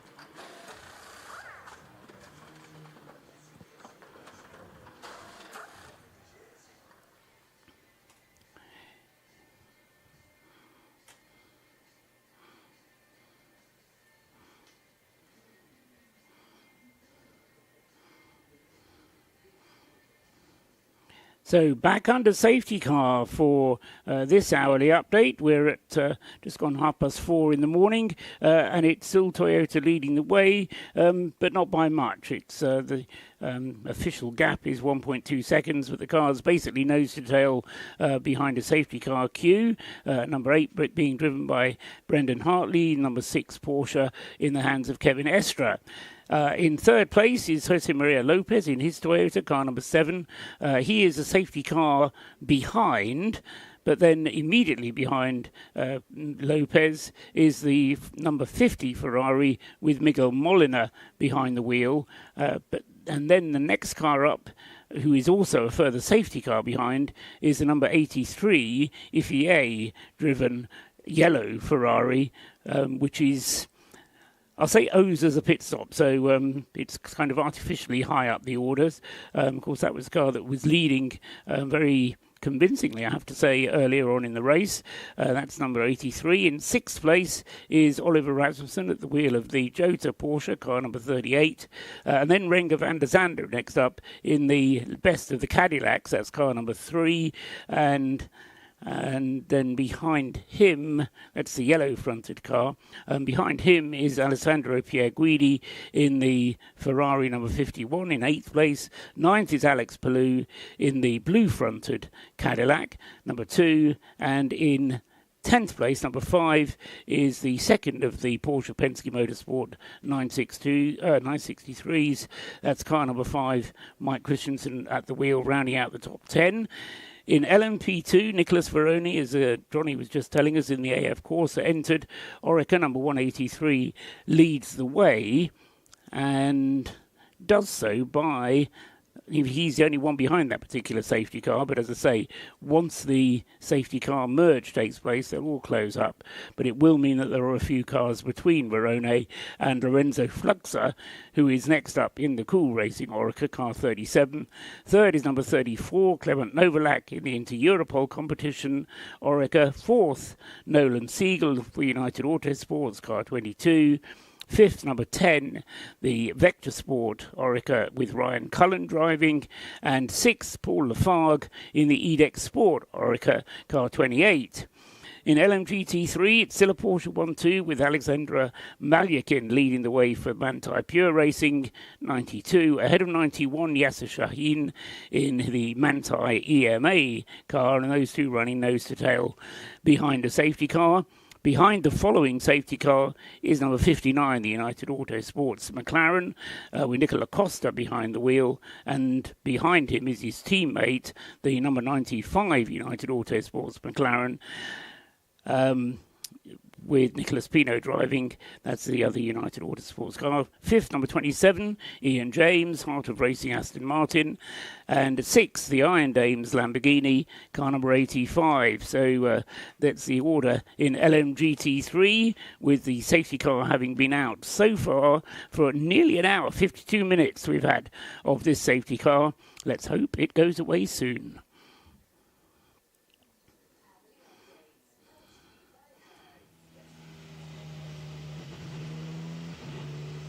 91.2 FM, Radio Le Mans here at the track and around the world on radiolemans.com. Live from the Ford Performance Studios, Johnny Palmer, Bruce Jones and Paul Truswell with Joe Bradley in the pit lane. Been waiting patiently and can bring us another CrowdStrike pit report.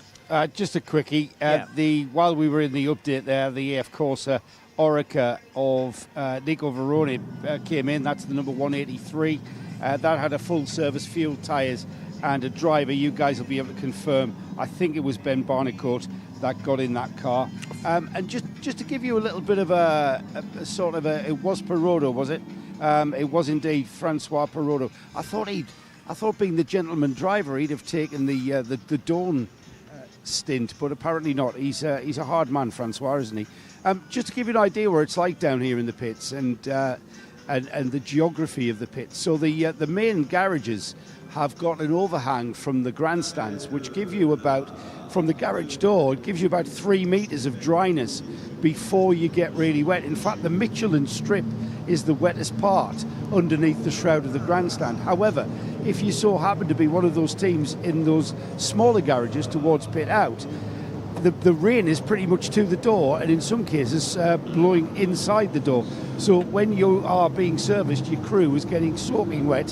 When your driver is being interviewed, he's getting soaking wet too. So not exactly ideal conditions, but then again, neither is it any ideal conditions out there for our fans who have stayed awake and are across there in the grandstands just watching this thing unfold.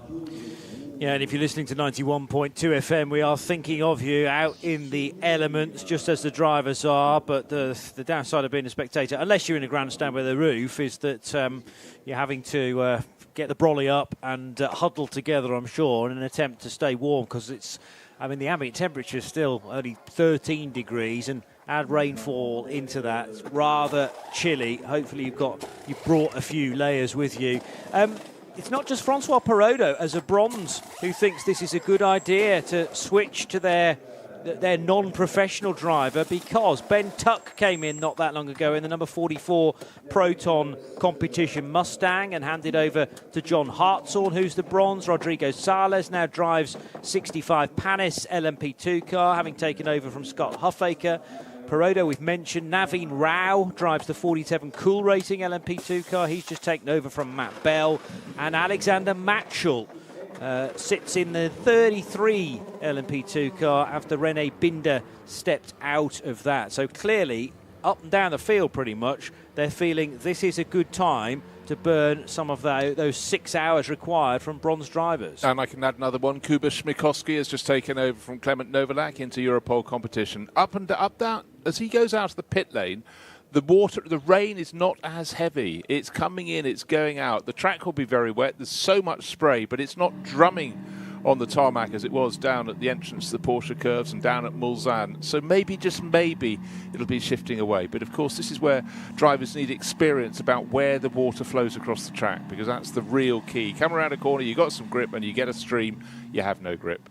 Yeah, and I would have thought, compared to a track like the Nürburgring, not only is this place shorter, but also it feels like the water is going to be more consistent, more predictable, unlike Nürburgring, which, you know, has little rivers and standing water in unusual spots. Plus, of course, that track is twisting and turning so much, so you've got different camber angles as well.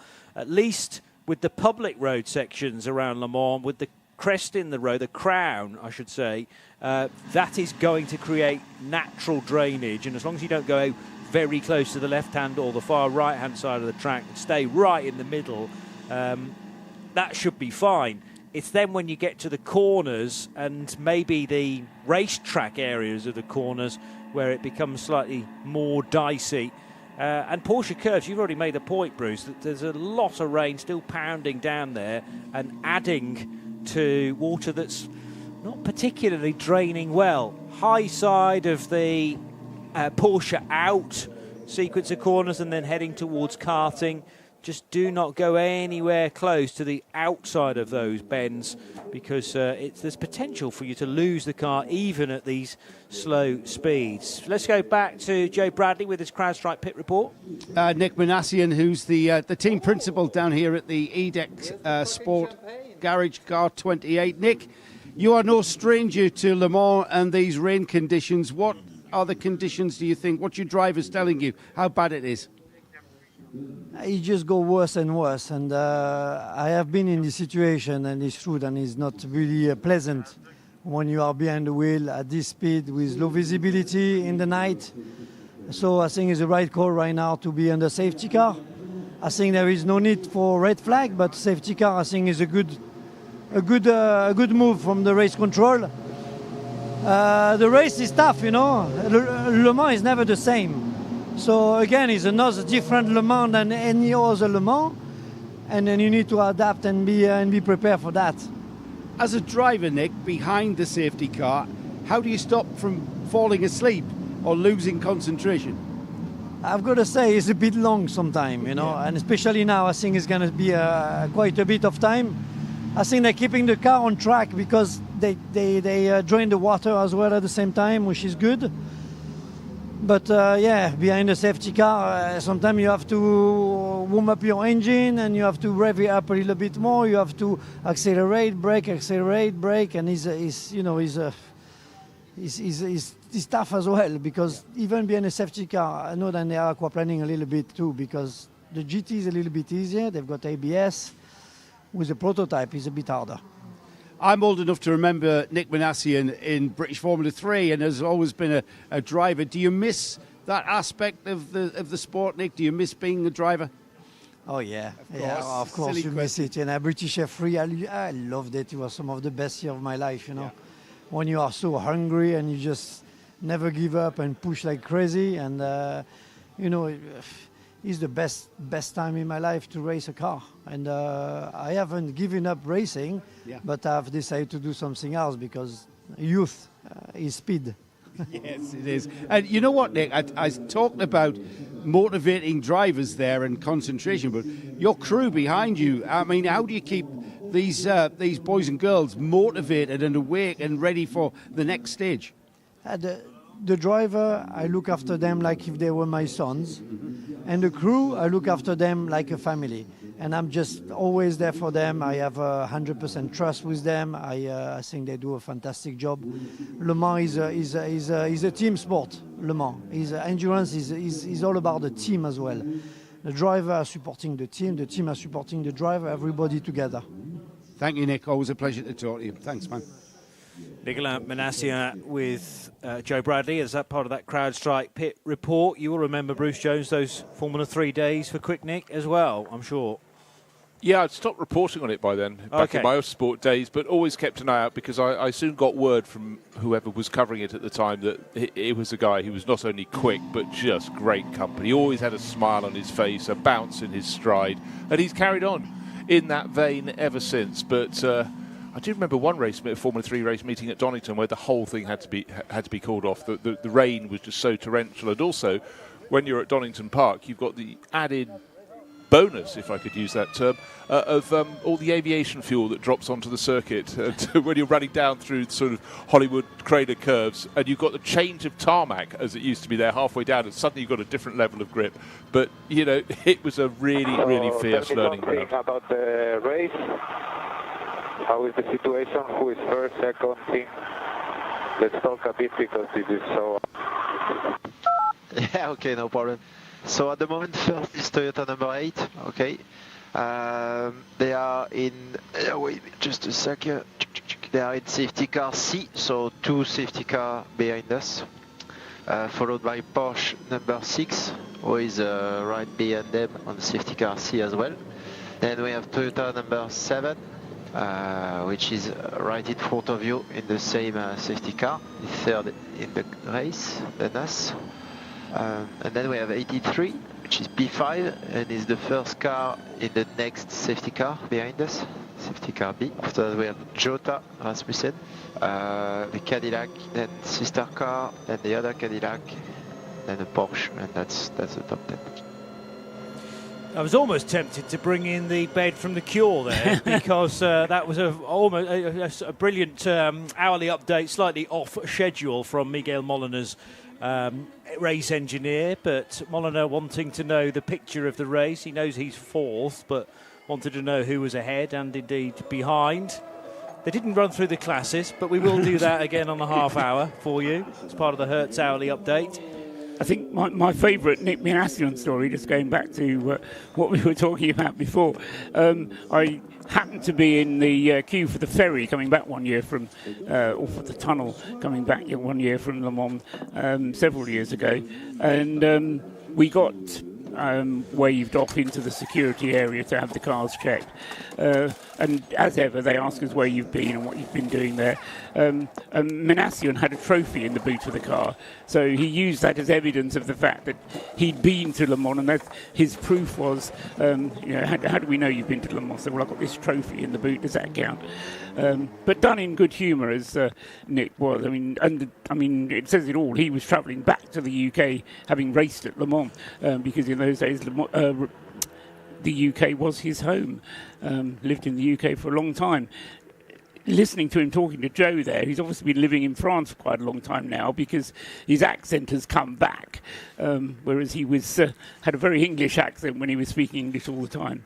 Well, there was a really funny feature in Auto Hebdo, France's racing magazine, where he was just putting the point across that he was adopting British life, and he dressed in a school uniform of shorts and a blazer and a school satchel and stood outside some gates. It looked like a slightly sort of hirsute schoolboy, but the humour was there and it put the point across. But also, back then the British Formula 3 Championship was the Formula 3 Championship. It created so many people who went on to shine in Formula 3000 and most notably Formula 1. And he, like a lot of drivers, moved away from their home country to get their racing career really moving along. But seems quite a long time ago now, Nick.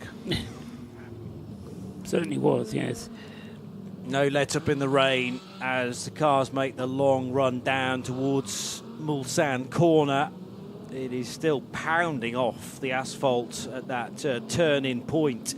Normally very high speed approach. In fact, towards the first chicane as well, the right, left, right flick, and that safety car is approaching at a reasonable speed, still trying to get rid of as much water as possible. Well, that's the sort of side effect of going at this speed, but to keep to the racing line as well. And whilst that next safety car pack goes through, let's hear from Joe Bradley with the CrowdStrike pit report. I keep noticing on the TV screens that the cameras, when they show the Penske Porsche garage, they show a guy who is called Jonathan Duigard, and Jonathan was Joseph Newgarden's engineer at the Indy 500 this year, and he stood in for Tim Cindric, who was of course suspended for that race. And I was just thinking, if I don't know what car he's working on, or whether or not he's kind of an overall strategist here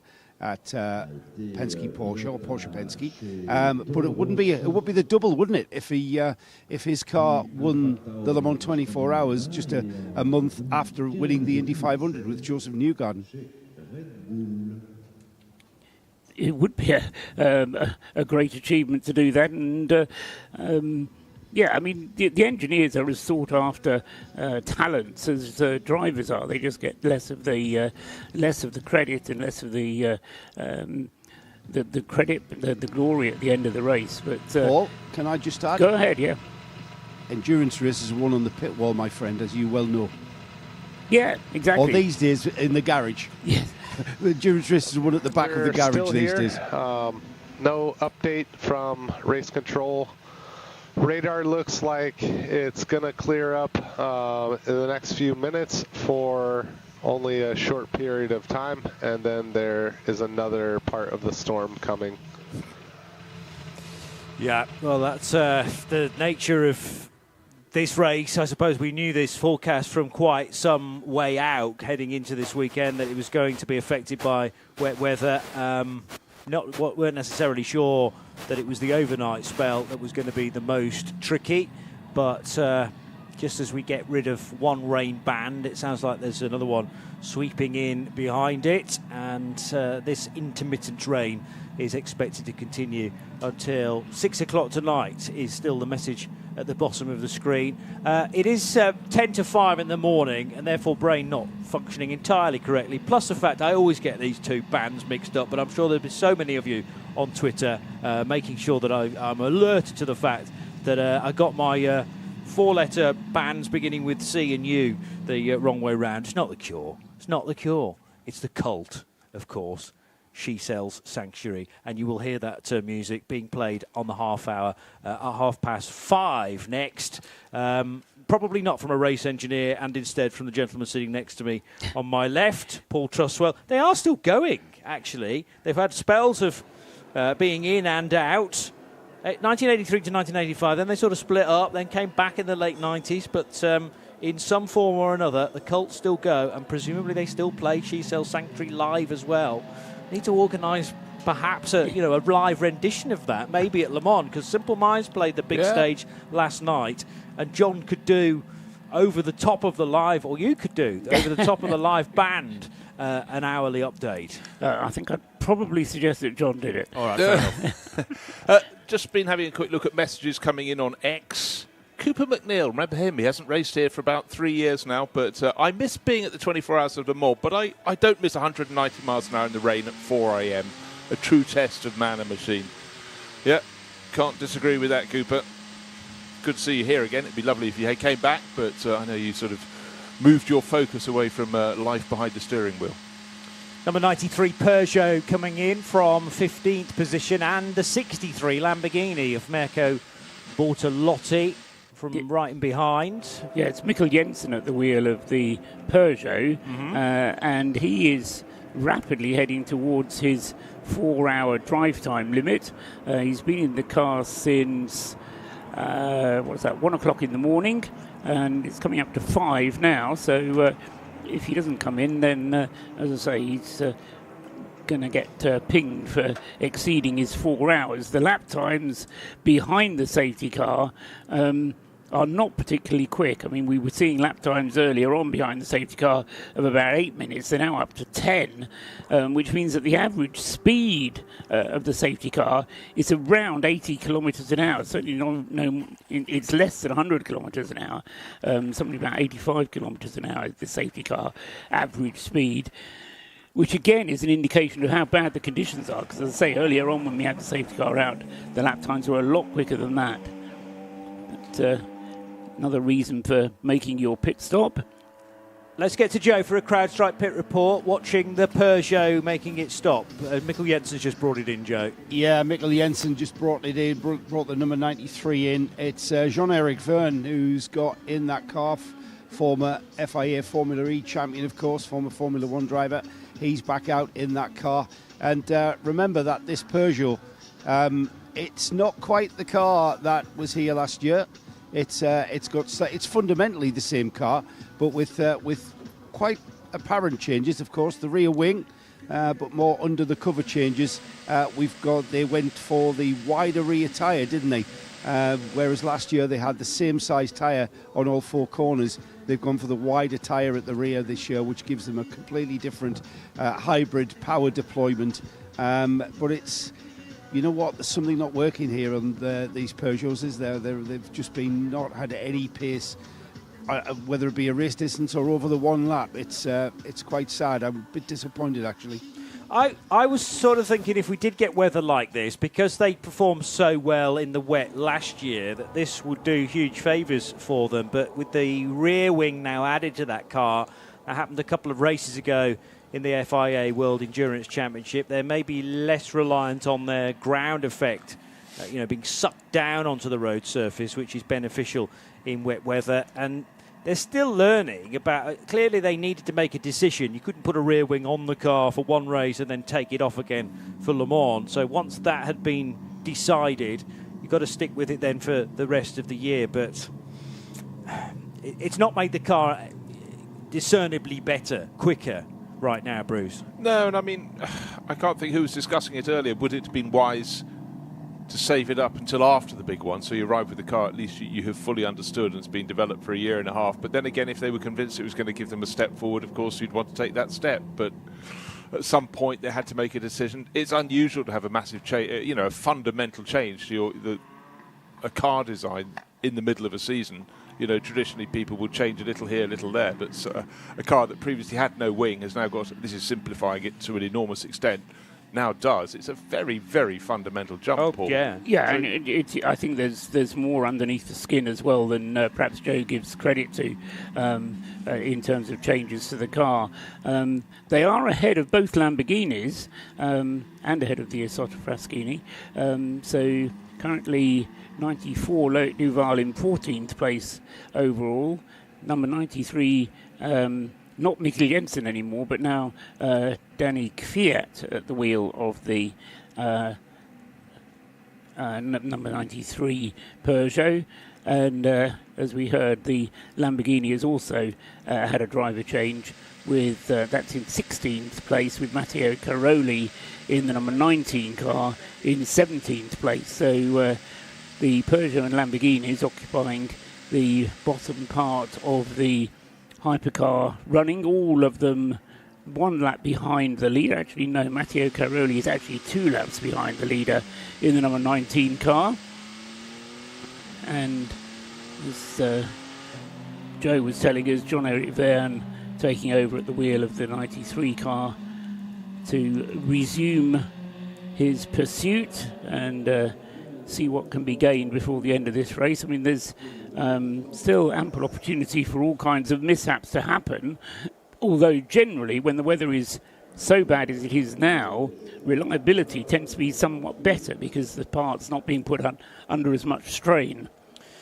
I've just found an article, a full article on the ACO official website actually about the changes to the Peugeot 9X8. It's actually involved a 90% redesign of the vehicle body, and they've also changed the tyre widths as well between the front and the rear axles. So 29 centimetre tyre width on the front, 34 centimetre tyre width on the rear.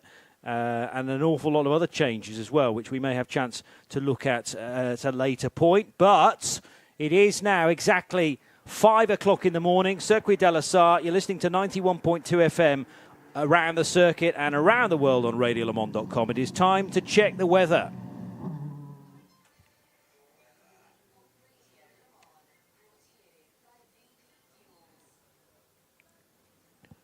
And to some degree, a bit of a hot topic at the moment, although far from it out in the elements.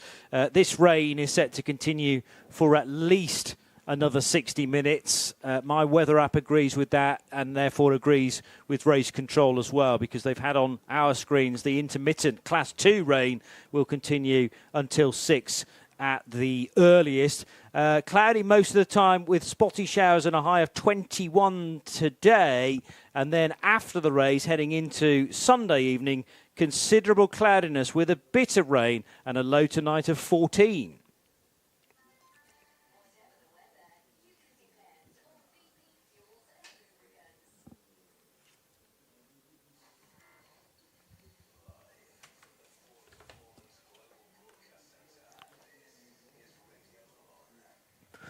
Don't forget to get involved here on 91.2 FM Radio Le Mans on X. If you use the handle at RSL_studio and include the hashtag RLM_24H. We're also on Instagram.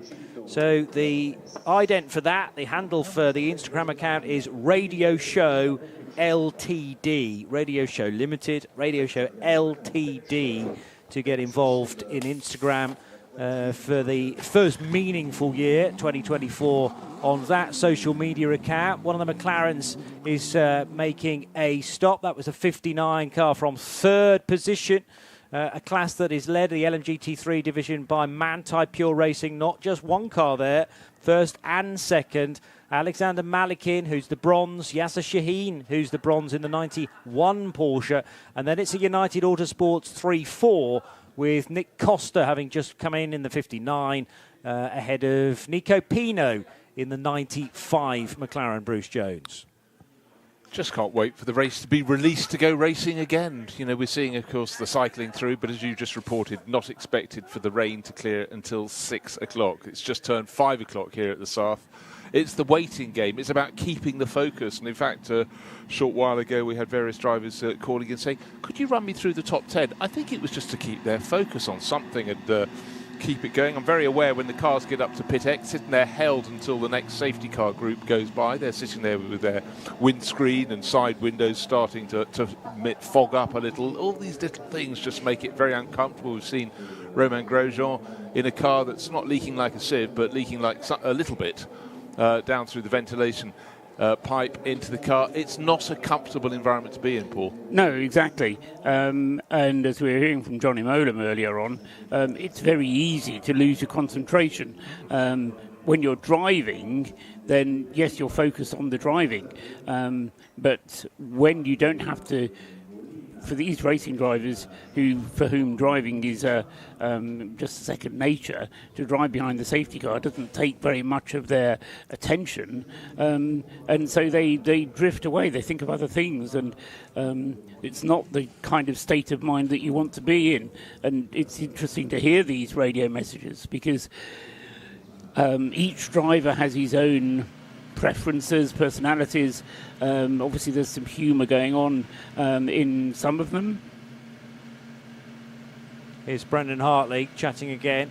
Can see another little lull in the radar, and then probably some more rain around turn 7, then another little lull, and then rain everywhere. Okay. I'm actually being serious. I don't think I can stay in here for after another pit stop. The problem I'm having is I'm cramping up in my legs because I'm not using my legs. I've got to keep them off the pedals, and I'm starting to cramp from my knees. So I'm just saying I don't think I can last another hour or hour and a half or whatever. Just so you're aware. If it stays safety car like this, I'm going to start struggling. Understood. Don't think that would be very good for us, but I'll have a look. Okay. That's an interesting thing as well, because your brain's not working at its optimum. You're not on high alert in that respect, but also the body can do the work behind the safety car relatively easily. And in fact, he said he's just not using one of his legs. And that cockpit will not necessarily have water coming into it, but it'll be cooling down the whole time. He'll be cooling. All the drivers will be doing that, and that could be very uncomfortable. And also, don't forget, when you're sitting with your feet almost directly forward from your hips, it is a place you need to keep those feet moving around to keep the muscles moving, and cramp is definitely an enemy in that situation. But as I said, not really very convenient, actually. They've got to scramble their pre-race plans. I can identify with that feeling because having, again, tried to work the strategy and work out when I'm going to change my drivers, I make my plan, and then I get the driver coming on the radio saying, I need to come in for whatever reason, or I get my driver who I'm supposed to be putting in the car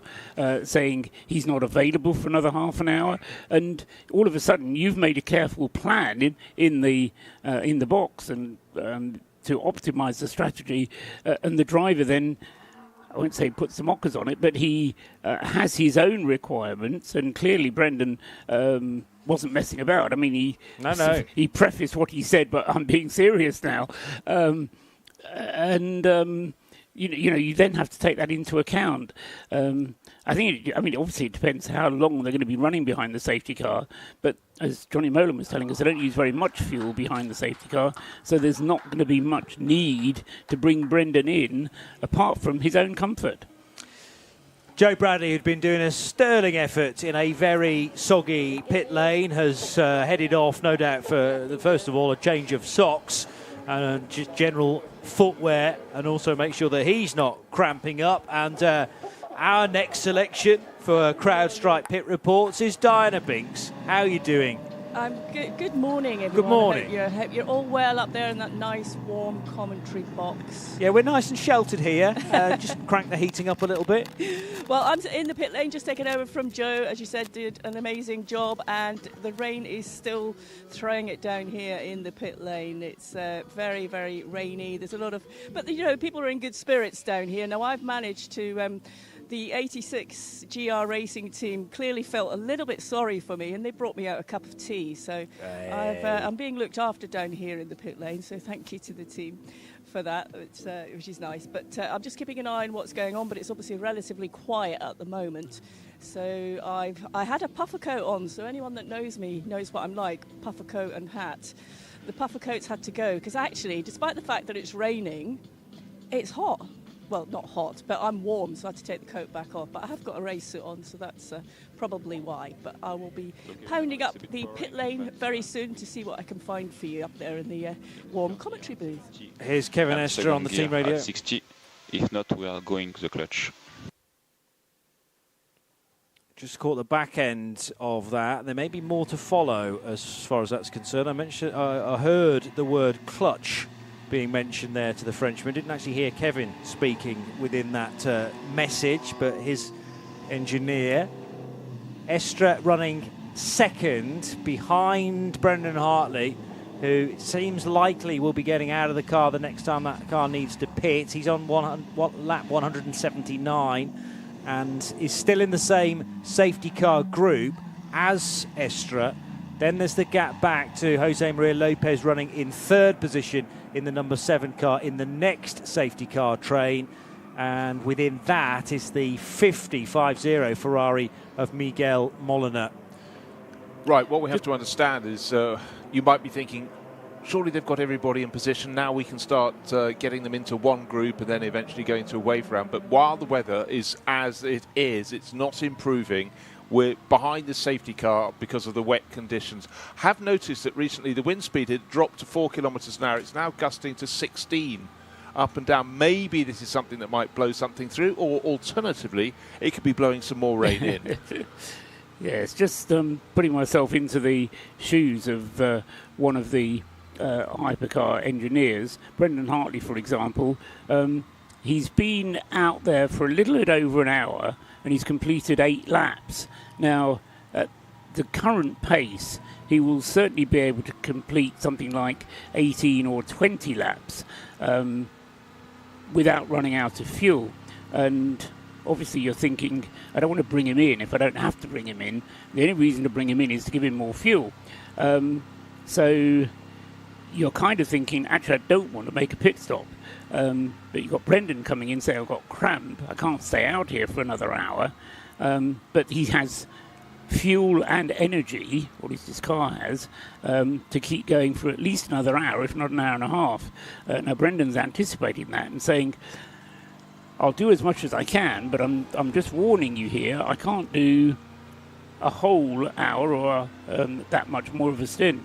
So they're going to have to come up with some plan there to get the next driver in, which on the rotation should be Ryo Hirakawa getting into the car. They've had very long stints so far in that Toyota.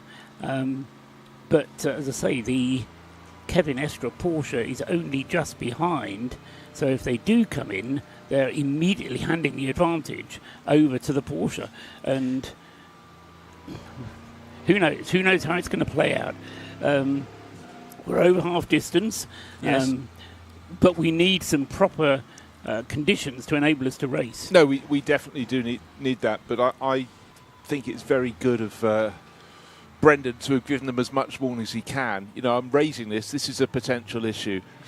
And, give them a chance to do what Paul does frequently for Red Camels racing in Creventic events, which is try and work out how you can move your tactics around, because the last thing you want is a driver suddenly getting cramp and just not being able, because of that, to depress the brake pedal to the right degree and sliding off the circuit. You know, it could be the smallest of things, and cramp is a funny thing. It's very seldom linear. You sort of can just feel twinges, but it just arrives, and let's face it, as we just heard from, WeatherTech Cooper McNeil, 190 in the rain. They're certainly not doing 190 miles an hour at the moment, but behind the safety car they're doing the set speed, but still easy to trip up.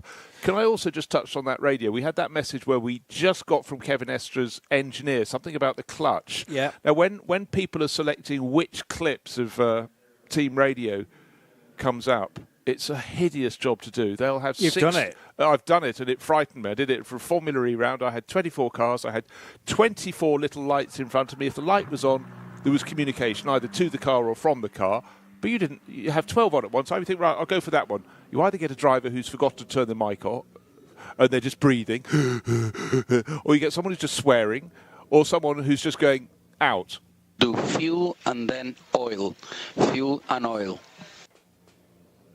That's some communication, speaking of team radio, with the number 60 Iron Lynx Lamborghini. Franck Pereira's just brought that car in. It's now at the end of pit road, but that was information to Franck to say what they were about to do in the pit stop that has been completed. The 59 McLaren still on its outlap. The other thing I've just spotted is Takeshi Kimura's struggling to clear the inside of the windscreen, and he's so tightly buckled into that seat, can't lean forward enough to actually wipe the inside of the windshield, but desperately wants to do that. I couldn't quite tell whether that was the windscreen wipers that had packed up, and he's by no means the first car to have that issue, or whether it was just the misting of the screen, warm body in a relatively cool car.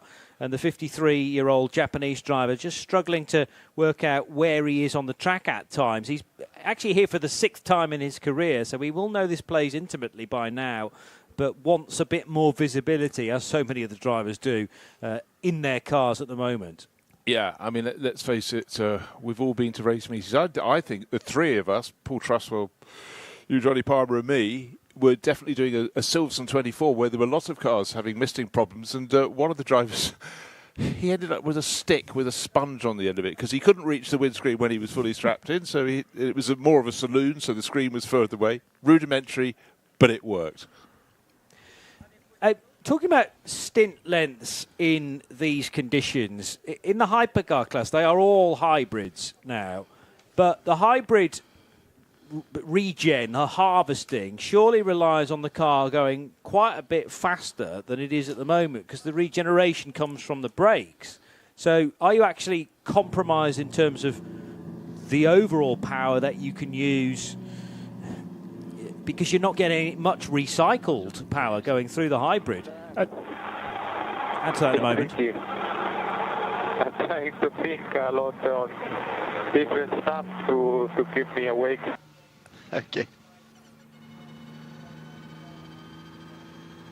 Miguel Molina again raising the topic of concentration. He's possibly trying to play I Spy, which is difficult in the dark, but get his brain as active as possible.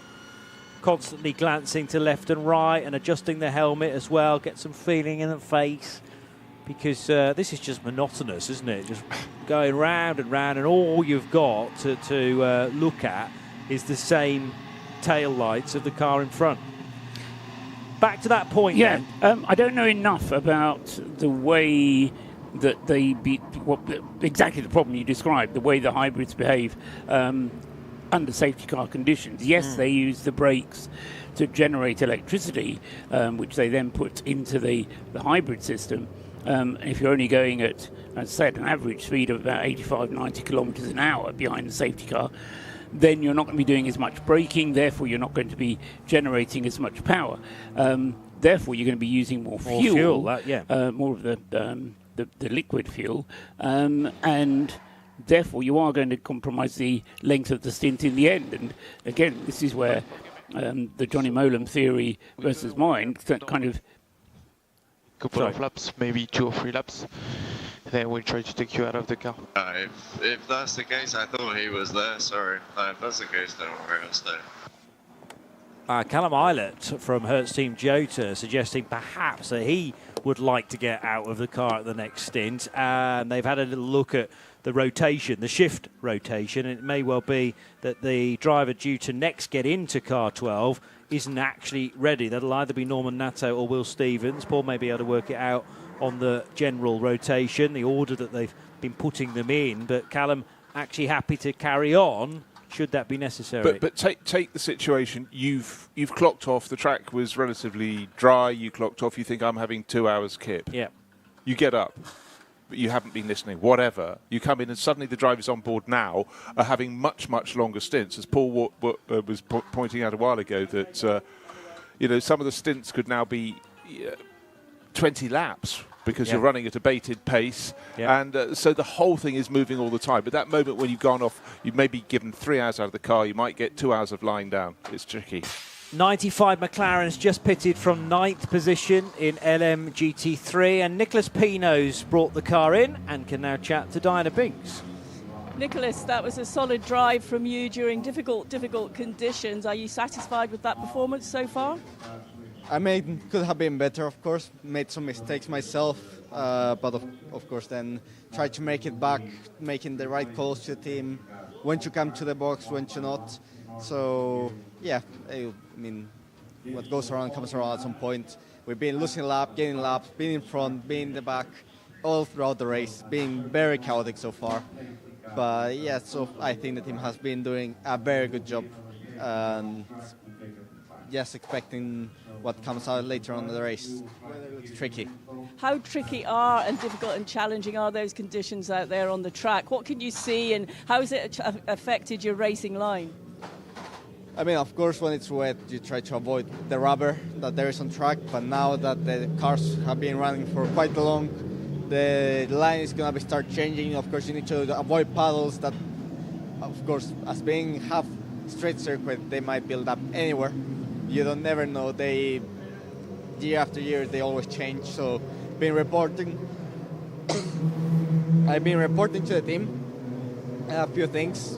Try to help either Marino or Hiroshi with the new who was going to jump in the car late now. But yeah, I think, of course, it's been very tricky. Grip is very low. Visibility was low at the end with between fog and rain and the spray from the other cars. But yes, it's as a driver, how do you adjust to that when the visibility is low and the racing line's changing and you're making sure that the car and the balance it feels good? I mean, there is a 24-hour race, still more about halfway to go, and there's no point on risking everything to win 1-2 positions if then you're gonna go off and lose everything you've made up. So I try to take it easy, try to keep the car in one piece, of course, and then hand it over and finish the race, which is the most important. Thank you very much. Thank you. 19-year-old Nico Pino there chatting to Binksy as part of that CrowdStrike pit report, and he sounds maybe 10 years older than his actual age. He's done Le Mans once before, but certainly no stranger to prototype racing, having come out of the LMP3 division within the European Le Mans series, and is now running in LMP2, so knows prototypes but also learning GT cars and how they behave at much slower speeds at certain times. The mechanical grip better to have, I suppose, in these wet weather conditions, because a prototype operates best when you're at speed and when there's a lot less water on the road too, Bruce. I'm just wondering if there's a little bit of a curse on 24-hour races this year. 2 weekends ago, we were doing the Nürburgring 24 hours. We got to 23:23, so we weren't that far into the race. 7 hours and 23 minutes, and then the fog descended over the Eiffel Forest, and eventually that brought the race to a conclusion an hour early, having really just struggled. Now we come here, we got heavy rain leading to safety car periods and whatever else, and then in 2 weekends' time we got the Spa 24 hours. What's going to happen there? Raining cats and dogs, and next year we've got those 3 races on consecutive weekends. Forget this having them in just over a month. 3 of them, but this one, it was predicted showers. Showers can cover all sorts of things, can't they? Light showers? Because when not long before the safety car came out, it was just continual light rain, but spray. Again. It's getting worse. Copy. So the safety cars are running out of gas. So what they're going to do is they're going to swap safety cars at start-finish line. You basically just stay where you are and keep following the 11, but you may see the safety car in front of you pull off, and then another one will come out at the end of pit road. That was actually going to be a question of mine fairly soon. I've heard stories of this happening in the past, the safety car being out for so long, safety cars, because we still have 3 of them circulating, but they too are, funnily enough, powered by fuel.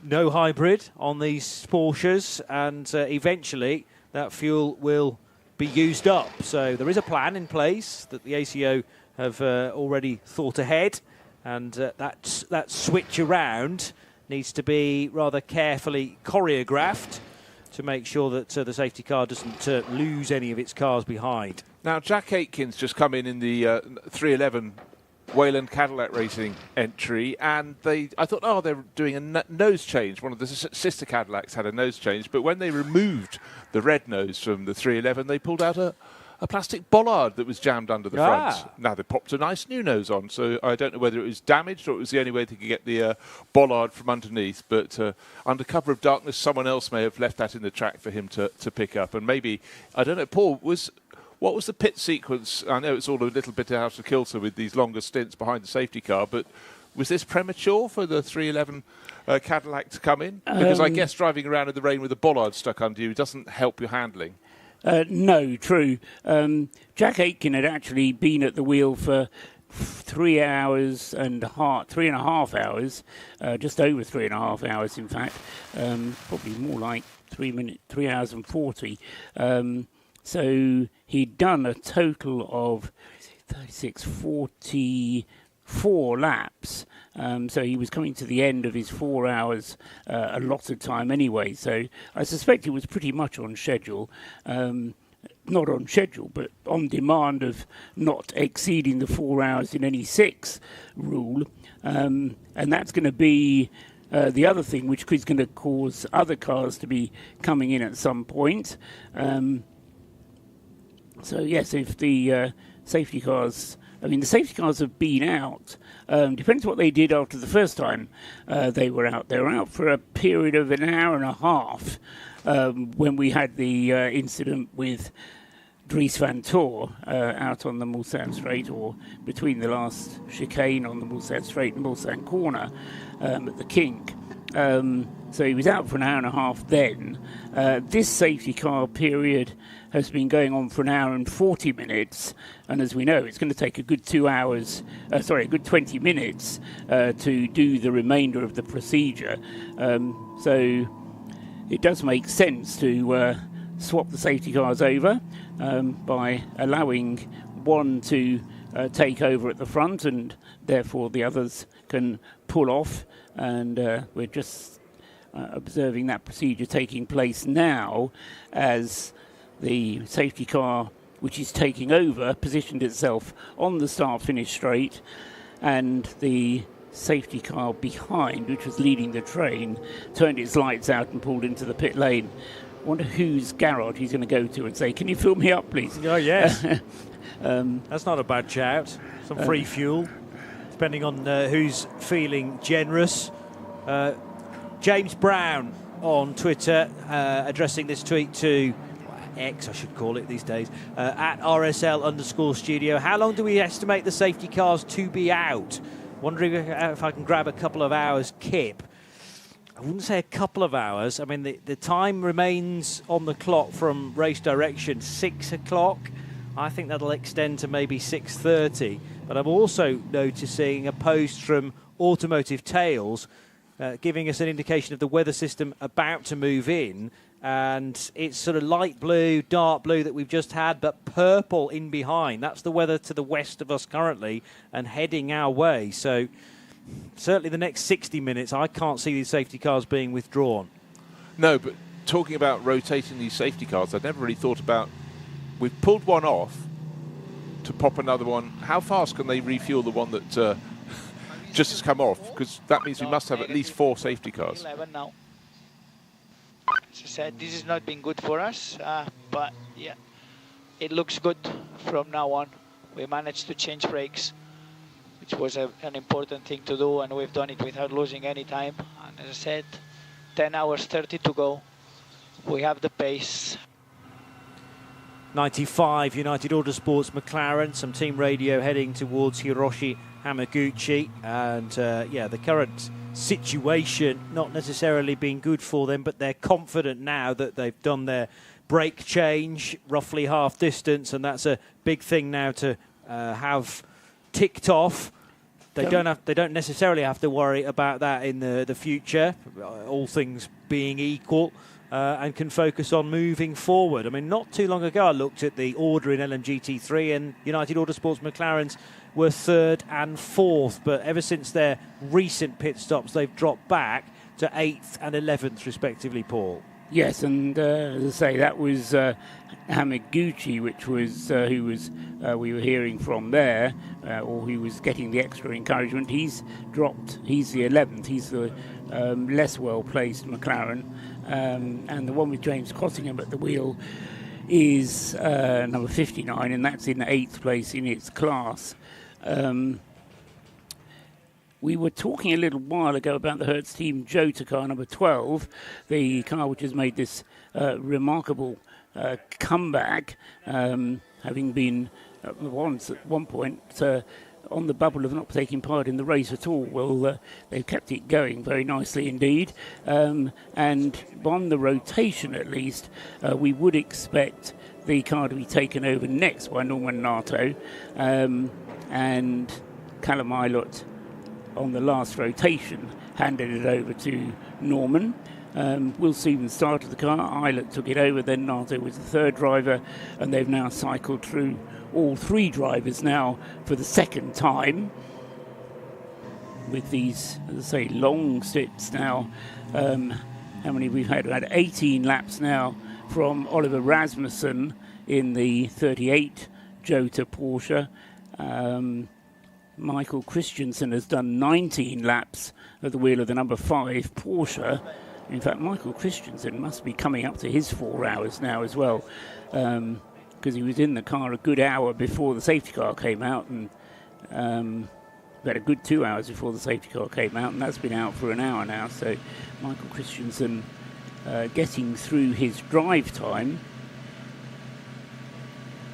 There were 4 cars listed on a message not so long ago to say that they were under investigation again for overtaking under the safety car, but no further action for the treble 7 D-Station Racing Aston Martin, the 25 Orica 07 of Algarve Pro Racing, 22 United Autosports LMP2 car, and the 82 TF Sport Corvette Z06.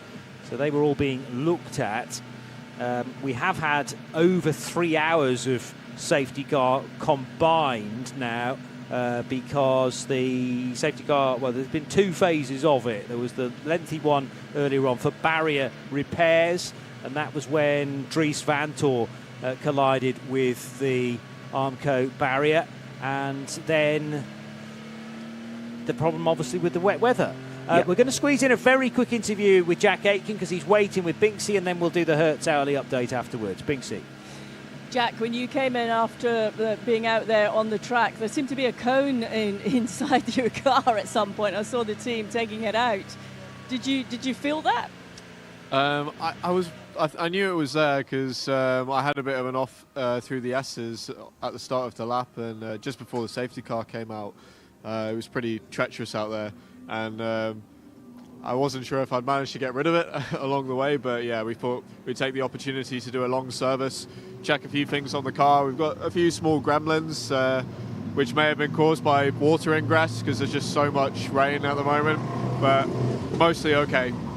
Really tricky conditions. Is this where your experience comes into play? I don't know what you can do in these conditions, to be honest. I mean, yeah, it's even under the safety car, we're aquaplaning in Sector 1. I just don't think these cars are really built for those conditions, and yeah, it's the right call by the race to effectively neutralize it. So we're just trying to get a lap back if we can and keep it on the black stuff. Felipe's gone in now, so I'm sure he'll do a great job. Yeah. Thanks, Jack. Thank you.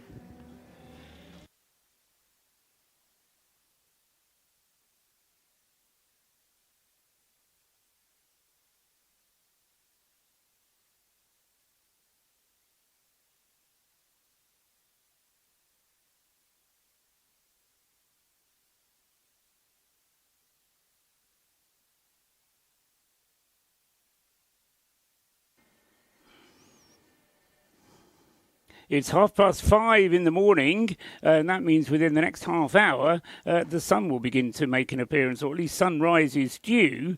I don't think the sun will actually make an appearance because we're under heavy clouds, heavy rain or medium rain, and safety car conditions still.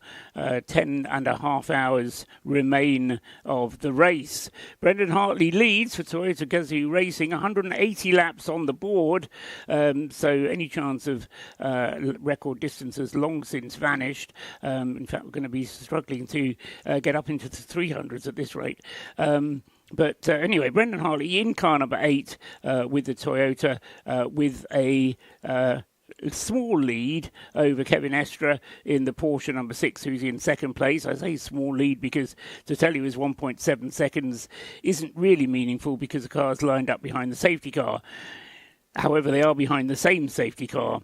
Behind the next safety car are 2 more cars in 3rd and 4th places overall. Number 7 is the Toyota of Jose Maria Lopez, and number 50 is the Ferrari of Miguel Molina. Let's say they're 3rd and 4th, and behind the next safety car back.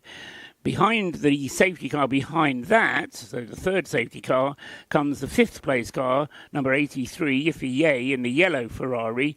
And right on his tail are half a dozen more cars, because it's very close in this section between 5th and 10th places. So we've got Yiffy in 5th place in 83. In 6th place is Oliver Rasmussen in the Hertz Team Jota Porsche number 38. In 7th place is Renger van der Zande in the Cadillac number 3. In 8th place, number 51, is Alessandro Pierguidi in his Ferrari. In 9th, number 2, Alex Palou in the Cadillac. And they are all, as I say, behind the same safety car. And then one safety car behind that, in fact, obviously behind the same safety car as Brendan Hartley and Kevin Estre, not quite a lap behind. So he'll come round and get the pass around once the merge has taken place.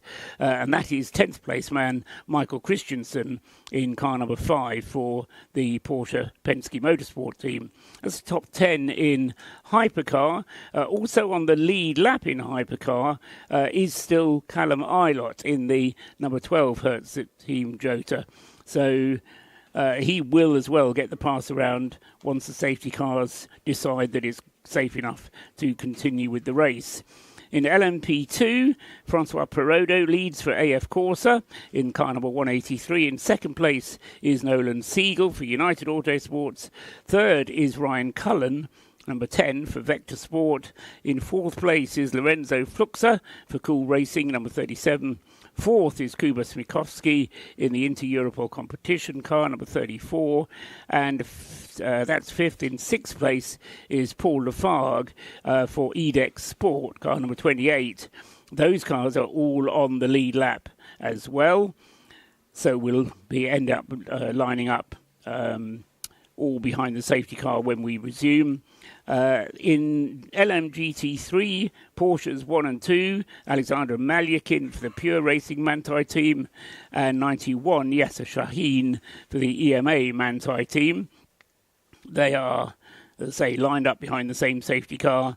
Then we've got Ian James in the Heart of Racing Aston Martin Vantage, car 27. In third. In fourth place is Sarah Bovey with the Iron Dames Lamborghini Huracan. In fifth, number 87, Takeshi Kimura in the Acodis ASP team Lexus. And in sixth is Augusto Farfus, number 31, in the Team WRT BMW M4.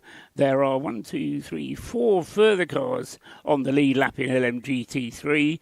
Arnold Robin, car 78, the Lexus. James Cottingham in his McLaren, number 59. Giorgio Roda in his Mustang, number 88. And Alessio Rivera in the Vista AF Corsa Ferrari, car number 55. And they, as I say, will all end up close together when the safety cars pull away at the end of this prolonged period of running.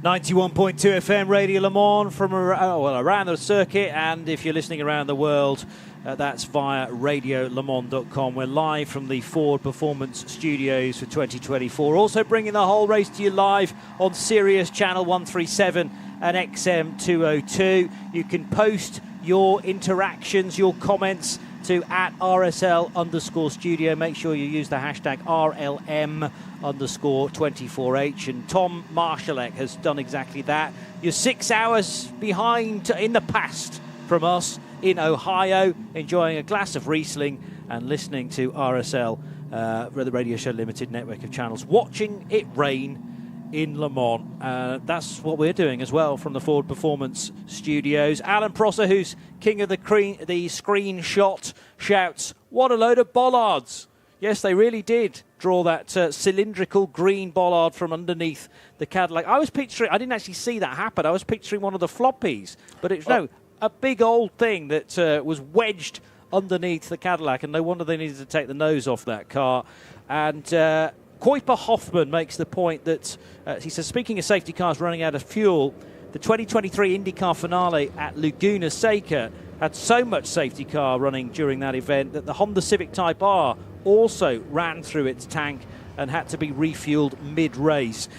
There's contingency to do it, I feel, more so here at Le Mans than at an IndyCar race. They don't really expect something like that to have so much caution in it. Paul? Yeah, Bruce asked a question a little while ago about refueling times for the safety cars. To my knowledge, we have 6 safety cars plus 2 medical cars. It might be 3 medical cars, but there are certainly enough cars to go around so that you don't actually need to wait for one to be refueled before the next one goes out. But what I have found interesting, and what I wasn't quite sure how they were going to make it work, but it is doing, is that they are doing the safety car change in front of the pits, whilst the safety car have their own station points, A being the pits one, B being the Mulsanne corner one, and C being the Arnage stationed safety car. Although that's where they start, they're doing the changeover point across the start-finish line, and doing each one about 2 laps apart from each other. So it's all working pretty well so far. I just wish in the back of my mind we didn't have to be making it work, because this is certainly one of the longest safety car periods that we've experienced in recent years. I would like to offer a glimmer of hope. There is light beginning to come in the sky. It's 5:40 in the morning. However, on our screens it says rain class 2, which is how it is now, will increase to class 3 after 6:15 and end at 7 o'clock in the morning. So we could potentially have another hour and 20 minutes behind the safety car and the safety cars. Of course, we've got the 3 packs split around the lengthy Sarthe circuit. So it sounds as though we'll be talking about cars running behind safety cars for quite some while as yet. So, Paul, we looked at a lot of the crews putting their bronze rank driver in to eat up some of their time when everybody's running at this abated pace, but even some of those are going to start eating through a lot of their time, aren't they? Well, yes, and they have to do 6 hours, but they can't do more than 4 hours at a time. So they do have to be careful how it works. Update here. So it's probably going to stay like this for another hour and a half. Drive time-wise, you can stay in the car for another hour and 40 minutes. Our goal would be to stay out as long as we can and hopefully make it to daylight, because if we make it to daylight, then we shouldn't have to repair the number panel. That's a good point. Okay, well, yes, I suppose the number panel has to light up for the darkness hours. Official sunrise time is 1 minute to 6. Not sure whether that tallies with you, Troswell. Yeah. So Trossers, should I say? So Troswell, just. It's fine, carry on, It's early morning. Thank you. Yeah, just call me that in reverse. But you make the point that it's not likely to get light necessarily. We're not likely to see the sunshine. It will get light, but more slowly than if it had been a clear night with no rain. 10 hours and 19 minutes to go. I'm not sure whether I necessarily agree with the fact that the rain will stop at in an hour and a half. Still fairly high percentage from 8 till 9 and 9 till 10 as well. And then there's a discernible difference as far as I can gather from 10 o'clock this morning. Not too much to put too damper mark on it. Bruce? Yeah, I was just wondering, the mention there to Matteo Jaminet from Porsche Penske Motorsport about we can then repair the damaged number panel. Was that, Paul, from the clash ages ago with Sarah Bovey in the number 85 Iron Dames Lamborghini, or has there been a subsequent issue? As far as I remember, they already had a problem with it and did a repair on it. Now, whether it was a bodge job, a quick and dirty job that worked, and they need to do it in a better way, and they would use the safety car period to do it in a better way, I'm not quite sure. If it wasn't working, they wouldn't be allowed to be out there. So they would have to come in straight away to get it fixed. I can only imagine that whatever it is that they did to fix it, they didn't regard as a permanent fix, but they want to put it in properly. You do need to be able to see a number on the side of the car, but obviously if you're in the night time, that needs to be an illuminated number. If you're in daytime, then you can get away with an unilluminated number. Just looking back at the records here, the longest time we had safety car out for the whole of the race, as I can work out was back in 2011, when the safety car was out for 5 occasions for a total of very nearly 5 hours. So we have had long periods of safety car running before, but as I say, that was back in 2011 when 5 caution periods for just under 5 hours, 4 hours and 53 minutes. Of course, part of the reason for introducing slow zones and full course yellows was an attempt to try and minimise the number of safety cars that were needed here at Le Mans, but over the past, again, since we've introduced both slow zones and safety cars, I don't think we've ever got away without any safety cars at all. Was 2011 the night where Mike Rockefeller had that huge crash on the run out of Mulsanne? I'm just trying to look that up now. That was either 2010 or 2011, but that would have explained why we'd had such a long period of safety cars. That certainly was a very, very long stint, but I can't remember the rest of that race in terms of the degrees of stoppage. That in its own right was massive. It was like a bomb blast, wasn't it? It was. The contact coming out of Mulsanne corner. Yes, it was Mike Rockefeller's accident on the Mulsanne straight. Yeah, copy, driver change, sock target 65. Team radio for number 94 Peugeot there. I noticed that there's a nose for this car waiting, along with another set of wet weather Michelin tyres. So they're going to do the more standard bit of the stop, which is getting some fuel into the car. They can do the driver change at the same time as well. But anything else has to pause. They have to be patient until the fuel nozzle is detached, and then they can do tyres and address whatever they need to sort out with that nose. It might just be there as a contingency plan, maybe a quick visual inspection, and then realise that the car can be sent, because this all eats into the pit stop time.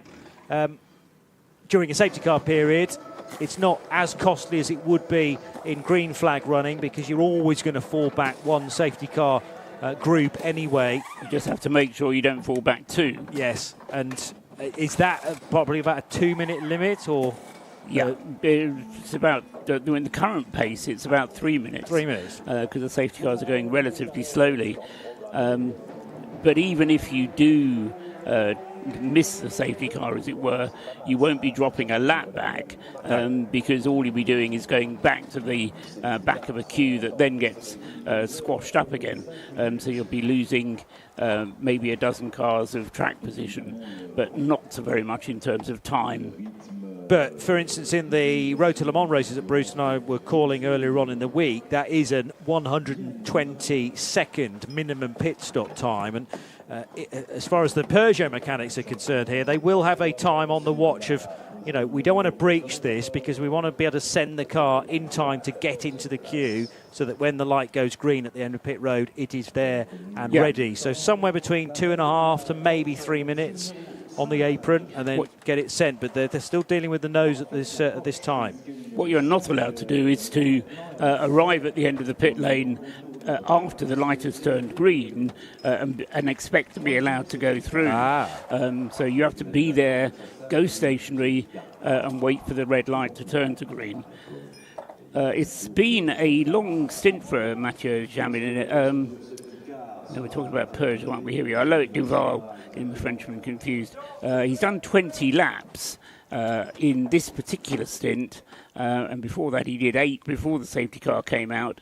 But there should have been fuel enough for him to do more. Mathieu Jaminet, as I was talking about, is on his 21st lap at the moment of his current stint. Michael Christensen is on his 21st lap. Anybody else done long stints? Yes, Oliver Rasmussen is also on his 21st lap. So the fuel usage under safety car is probably about a quarter, somewhere between a quarter and a third of what it would normally be under green flag conditions, which can mean you're going to be doing around about 40 laps potentially on a tank full of fuel under safety car conditions. I'm just wondering what proportion more tiring it is for Mathieu Jaminet. You talk about him having a long stint. Hold on, this is Filipe Drugovich. Did your virtual 24 hours of Le Mans ever have a thing where they keep you under a virtual safety car for a couple hours?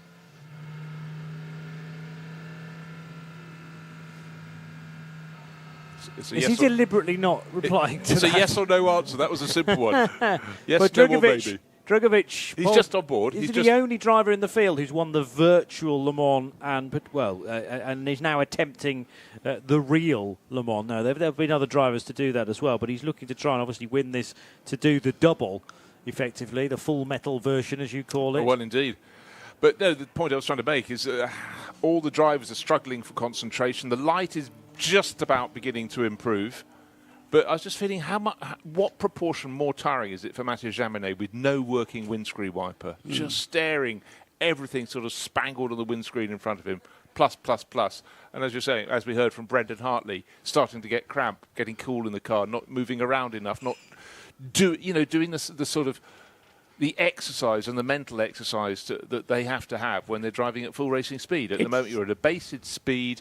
The weather's sort of blowing in and out, but just watching the vague differences, is it slightly wetter this lap than the previous lap, isn't quite enough to give them the stimulation. It's been 2 hours so far, and if I'd have been on the radio to Djokovic there, I'd have been very concerned if he hadn't have answered. Yes, he's gone because, to sleep. Well, yes, you wonder exactly why he hasn't, or is there a problem with the radio, da-di-da, because it can't be that easy to make radios work when you're going around the full 13 kilometres of this circuit, and also having to deal with all the water that gets in electrics, and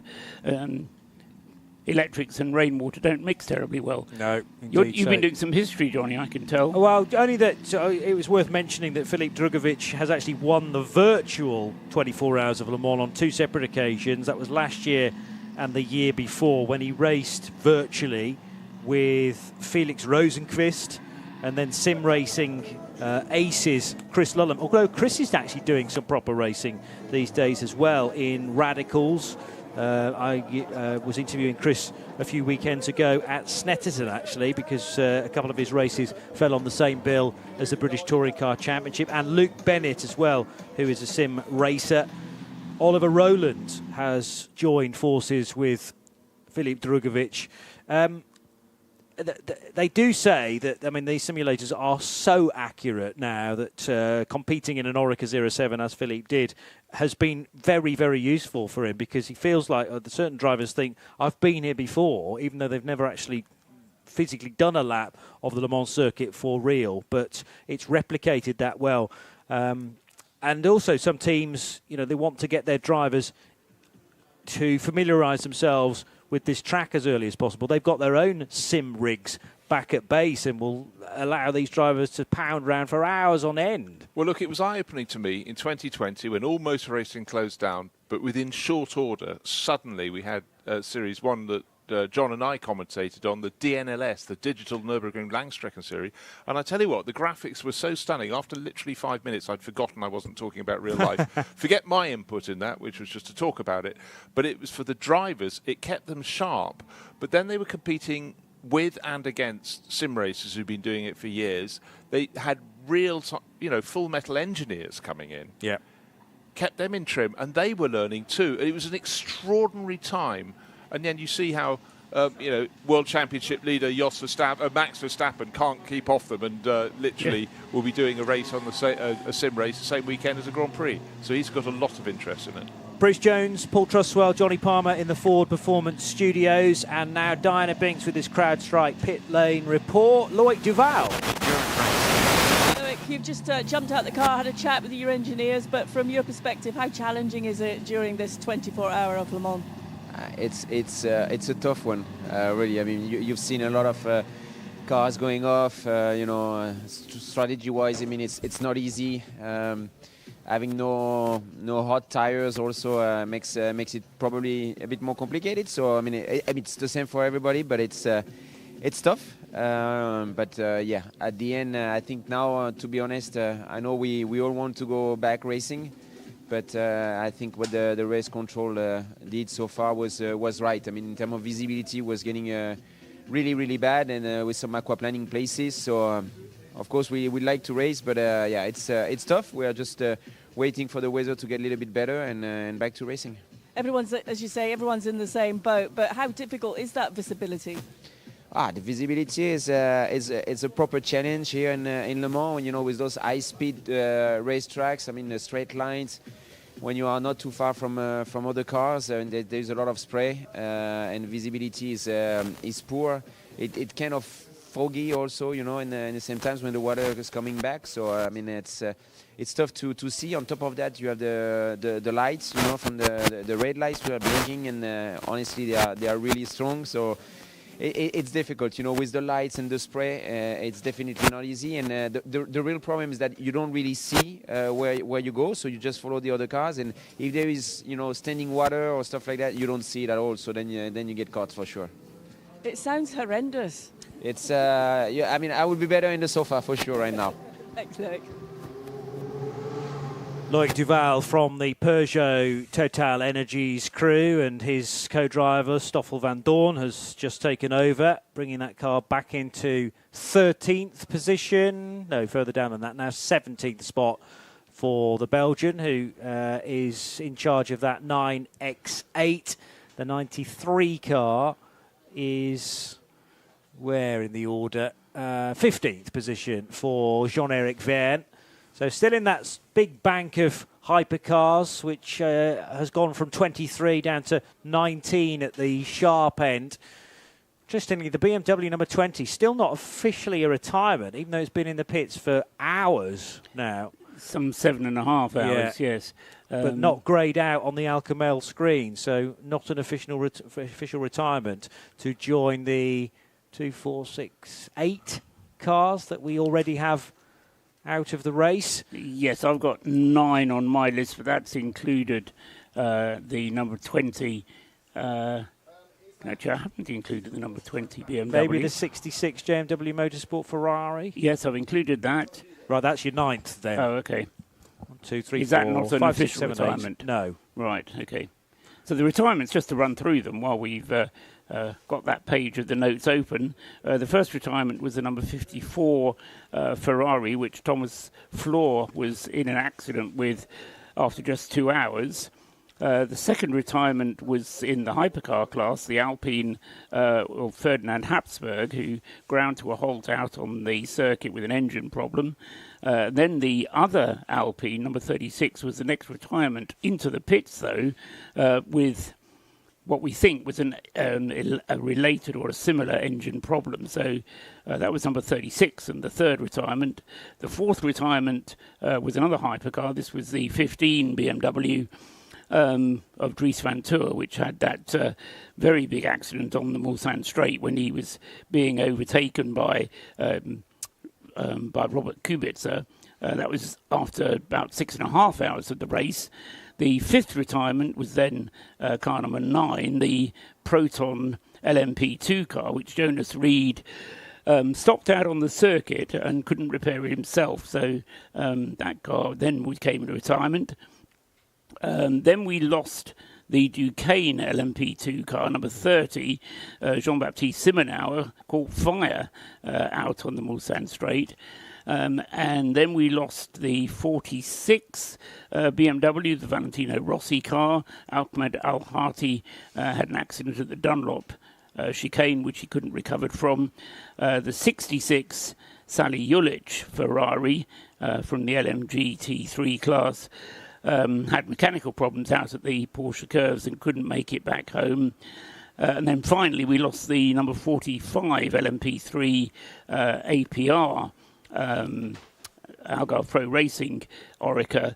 That lost a wheel coming out of Dunlop, and although Colin tried to fix it and get it home, that became our 9th retirement of the race so far. Thank you, Paul. We're 3 or so minutes away from another hour being completed here at Circuit de la Sarthe. 91.2 FM, Radio Le Mans around the track and around the world on radiolemans.com. We're bringing the whole race live on Sirius 137, XM 202. And it's Paul Truswell, Bruce Jones, Johnny Palmer, together with Diana Binks in pit road, bringing you the CrowdStrike pit reports. Toyota continue to lead. Brendan Hartley cramping up, we were hearing last time, and was coping with that reasonably well, but was suggesting to his engineer and the rest of his crew that he really would like to get out at the end of this particular stint, because they're long affairs, lap times taking about 9.5 minutes. That's just to complete the 13.5 kilometres. We're up to nearly 3 hours and 45 minutes of safety car. Unbelievably, only 2 safety car periods, but they've both been very, very long. Yeah, and just to give you a guide how much this is abated pace, the fastest lap of the race is a 3 minutes 29 second lap. So we're 6 minutes more than that, multiples of the best speed set so far. But light is improving, giving the drivers, as rain continues to fall, more of a chance to spot where it's lying on the circuit. But what we've seen with the weather forecast is heavier rain on the way, expected to arrive in about 15 minutes. What fun. Yeah, cannot wait for this rain to stop, but it feels like it's going to get slightly worse before it gets better. That's a good time, is it not, to actually check the weather forecast for the next few hours right here on 91.2 FM Radio Le Mans.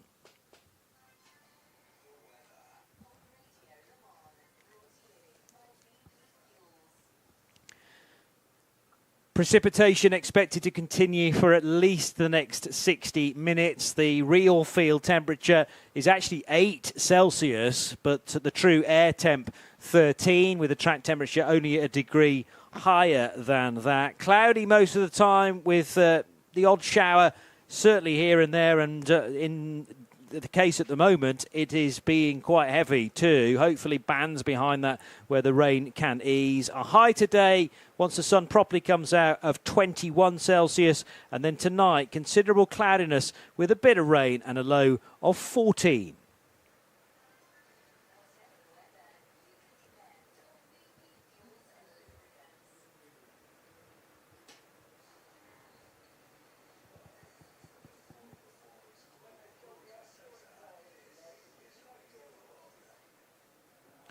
.2 FM Radio Le Mans for 2024. It's the 92nd edition of the 24 Hours of Le Mans. And in 4 seconds, 3, 2, and 1, we will have exactly 10 hours of the race still to go.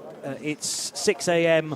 on the dot, and the official sunrise today due at 5:59. So we're a minute in, but it will take a little bit longer for the sun to properly start to burn up some of the cloud, and hopefully to take some of the rain away as well. A new voice in pit road, bringing our CrowdStrike pit reports, is Nick Damon. Blimey.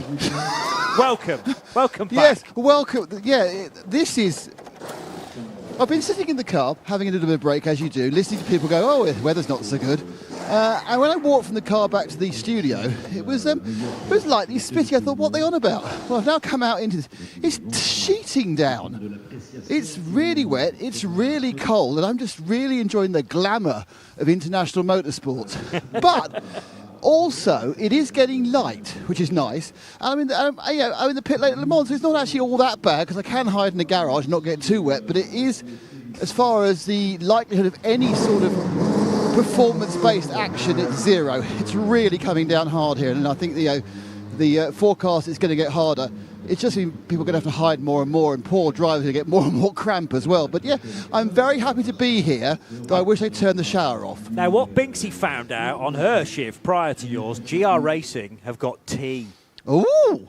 Now, of course, Binksy's still here, because we're at a full complement now. Excellent. We're back up to 2 pit lane reporters. I'm going to get wet at the top end of the pits, which luckily is uphill. So Binksy's going to get wet at the bottom end of the pit, where there's every chance the tidal wave will run down to. Okay, well, we'll bear that in mind. Our thoughts are with you, but if you're here at the track listening to 91.2 FM Radio Le Mans, you will know all about how heavy the rain is. And it's not necessarily all the way through the race being heavy in all portions of the racetrack, but it feels like at the moment the whole 8.5 miles of Circuit de la Sarthe is getting a fair old dollop of rain now.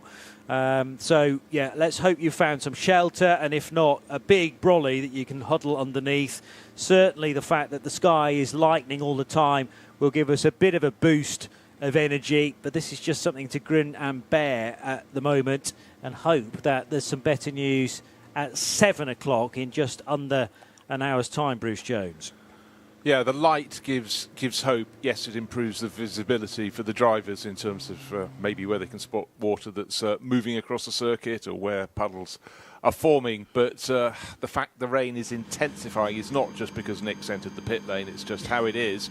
6:15 to 7 o'clock, and by that stage we'll have had 3 hours behind the safety car, and there's no...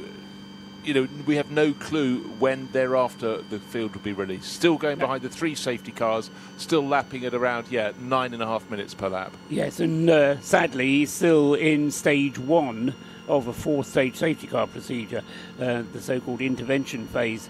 In terms of drivers needing to do driver changes from regulatory purposes, most of the leading, let's call it the top 10, have probably got about another hour on their drive time. They kind of all were lined up more or less on the same strategy following the earlier rain shower.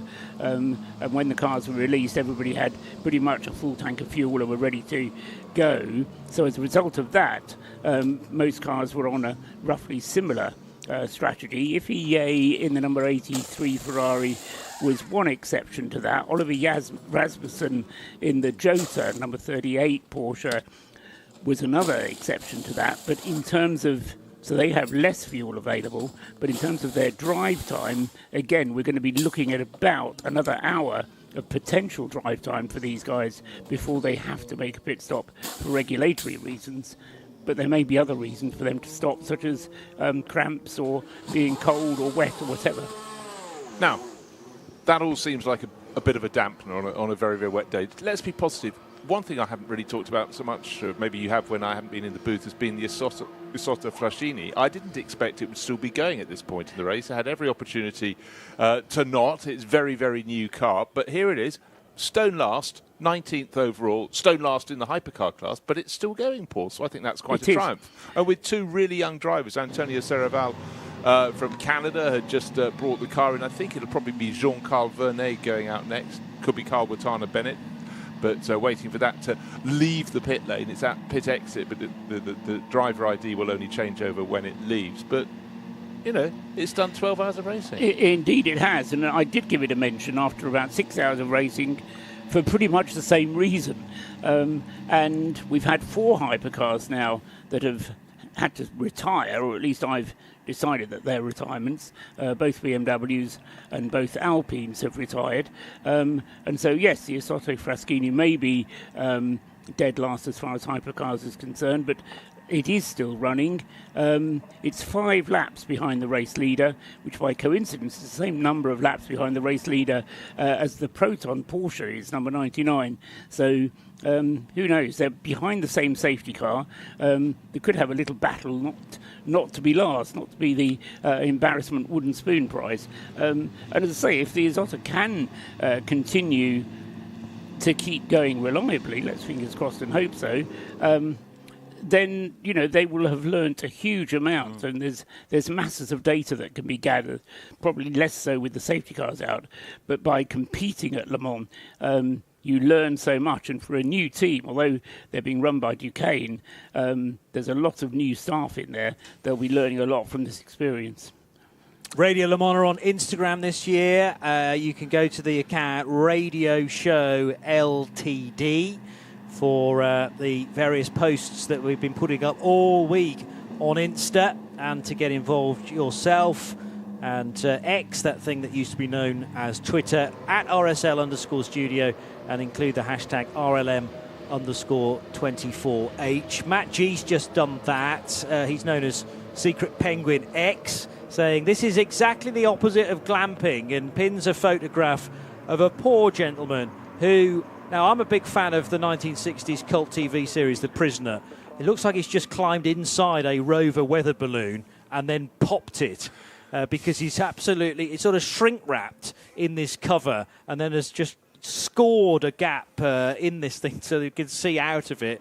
But it looks like it's wringing wet and would much prefer... I don't think that is Matt G. He's just discovered that picture maybe on the live feed and decided to post that. So thank you for drawing our attention. It's pretty grim out there, isn't it? Also, People listening, of course, around the world on the Radio Show Limited network of channels, including, we've got various people around the States. That's a particular message I can't now locate. I will do in a moment. But the other question that is being raised is by David A. Lawrence. This might require some research, Paul Truswell, but is this now the longest single safety car period of all time? It's an interesting question. I don't know whether you list them in terms of duration. I don't, but because we've had, let's just get the status to how long the safety car has been out so far. 2 hours and 23 minutes. You look into that, because Yes. Nick Damon's got somebody to chat to as a CrowdStrike pit report. So who have you got, Nick? I've got Alessio Rivera just out of the 55 in the GT3, the Ferrari. Alessio, what's it like in one of these GT3 things, just going round and round and round? I mean, first of all, I think it's quite easy to go this speed, and secondly, how cold are you? Yeah, I have to say it's the first time I'm cold in a racing car, and also really close to fall asleep. It was really long 4 hours, I have to say. Really strange situation, but yeah, the conditions are really, really difficult. Now the sun is coming out, but there is still too much rain and too much water on the circuit. So yeah, we have still 10 hours to go. Race still long. We are still in the lap. That is the most important thing now. And yeah, keep going. How hard is it to keep the concentration when you're just following a set of lights that are doing 60 miles an hour? Yeah, it's quite difficult, honestly. When you are running at normal speed, is more easy because you are really focused. And like this, it's really easy to make mistake and stupid mistake, I have to say. But yeah, everything under control now, and now I go to sleep a bit. Thanks, Alessio. Alessio Rivera out of the 55 Ferrari GT3. And Nick Damon with that CrowdStrike pit report, speaking to the Italian. As the wind still picking up, it's gusty in places, 18 kph now, but it does grow at certain times and with very little warning. So if you have chosen the poncho look with maybe a blanket over the top on deck chairs, then you're going to need to be ready to be holding on to stuff, because as the wind whips through, you can certainly lose possessions, tumbling down the spectator bank. Thank you for sticking with this, everybody. If you're live at the track and listening to 91.2 FM, still excited fans around. Some may well have been for a sleep and then come back. Others have decided to stay up for the whole thing. And out in the elements, I take my hat off to you, because it's a sublime effort, isn't it? My head would get wet, yes, taking their hood off. I have an answer. Go on. In that, when we had the Mike Rockefeller incident in 2011, the safety car was out for a period of 2 hours and 22 minutes. The safety car here has now been out for a period of 2 hours and 26 minutes. So I think this now breaks the record of the longest single safety car period at Le Mans. Luckily, we don't have to go back too far, because they only introduced safety cars in 1981, so you don't have to go way back into the realms of history. It's yes, at least when we had the Rockefeller incident, it was for an accident which then had to be cleared up, and you could see the progress being made. The problem with this safety car is that you can't actually see the progress being made on improving the weather, despite everybody's prayers, no doubt. At the moment, it's just continuing to pour. The 55 Ferrari from Vista AF Corsa is now under investigation, and they're a little sceptical that Simon Mann, who drives that car, I'm not sure whether he brought it into pit road, but he's under scrutiny now. Alessio Rivera. Of course, Alessio Rivera we were just chatting to. Thank you, Nick, for reminding me, and also Bruce. There's a danger now that car has returned to the racetrack under the same safety car train. That happened at 8 minutes past 6, so 4 minutes ago, and presumably, therefore, did not wait at the red light. So it's blown the red light potentially, That should be fairly easy to investigate, and also it'll be one of those issues that you won't be able to appeal either, because it'll be hook, line and sinker. Right, so just at this point, if people have popped away, not paid attention for the past 2 hours, and they're wondering what's happened, has there been an accident, why are we running behind the safety cars, simply down to the rain becoming too heavy. And it's quite a funny treat from American racer Ryan Eversley saying, right, not sure what's going on, but I have bourbon, I'll work it out. From the comfort of his warm, dry home. Yeah. I mean, I always have, I don't say my doubts, I mean, I think all the drivers So not every time. Yife, which brightness setting are you currently running on the dash? 2. Okay, copy. We are looking into it. So that's a visibility issue for the instruments on the dash, effectively. They're all digital LEDs these days, but you can turn it up or down, the brightness. And setting number 2 being utilised, but maybe he's struggling to see some of the data on the readout there. Sorry, Paul. Yeah, I was just talking about the problem about deploying a safety car for reasons of bad weather. All of the drivers agreed with the fact that it was the right call. Nick Manassion even going so far as to say a red flag wasn't necessary. But the problem with deploying a safety car because of bad weather is how much does the weather have to improve until it's safe to then remove the safety cars. And you get the situation that it was exactly what we have now, where the weather is improving and then it gets worse again and then it improves again. And so you have to have jolly good weather forecasting tools at your fingertips, or you just, kind of stick your hand out the window and say, okay, let's do it. But you're always in danger of letting them go too early, or keeping the safety car outs too long, and then making the drivers frustrated that they're not able to come and do what they've been paid to do.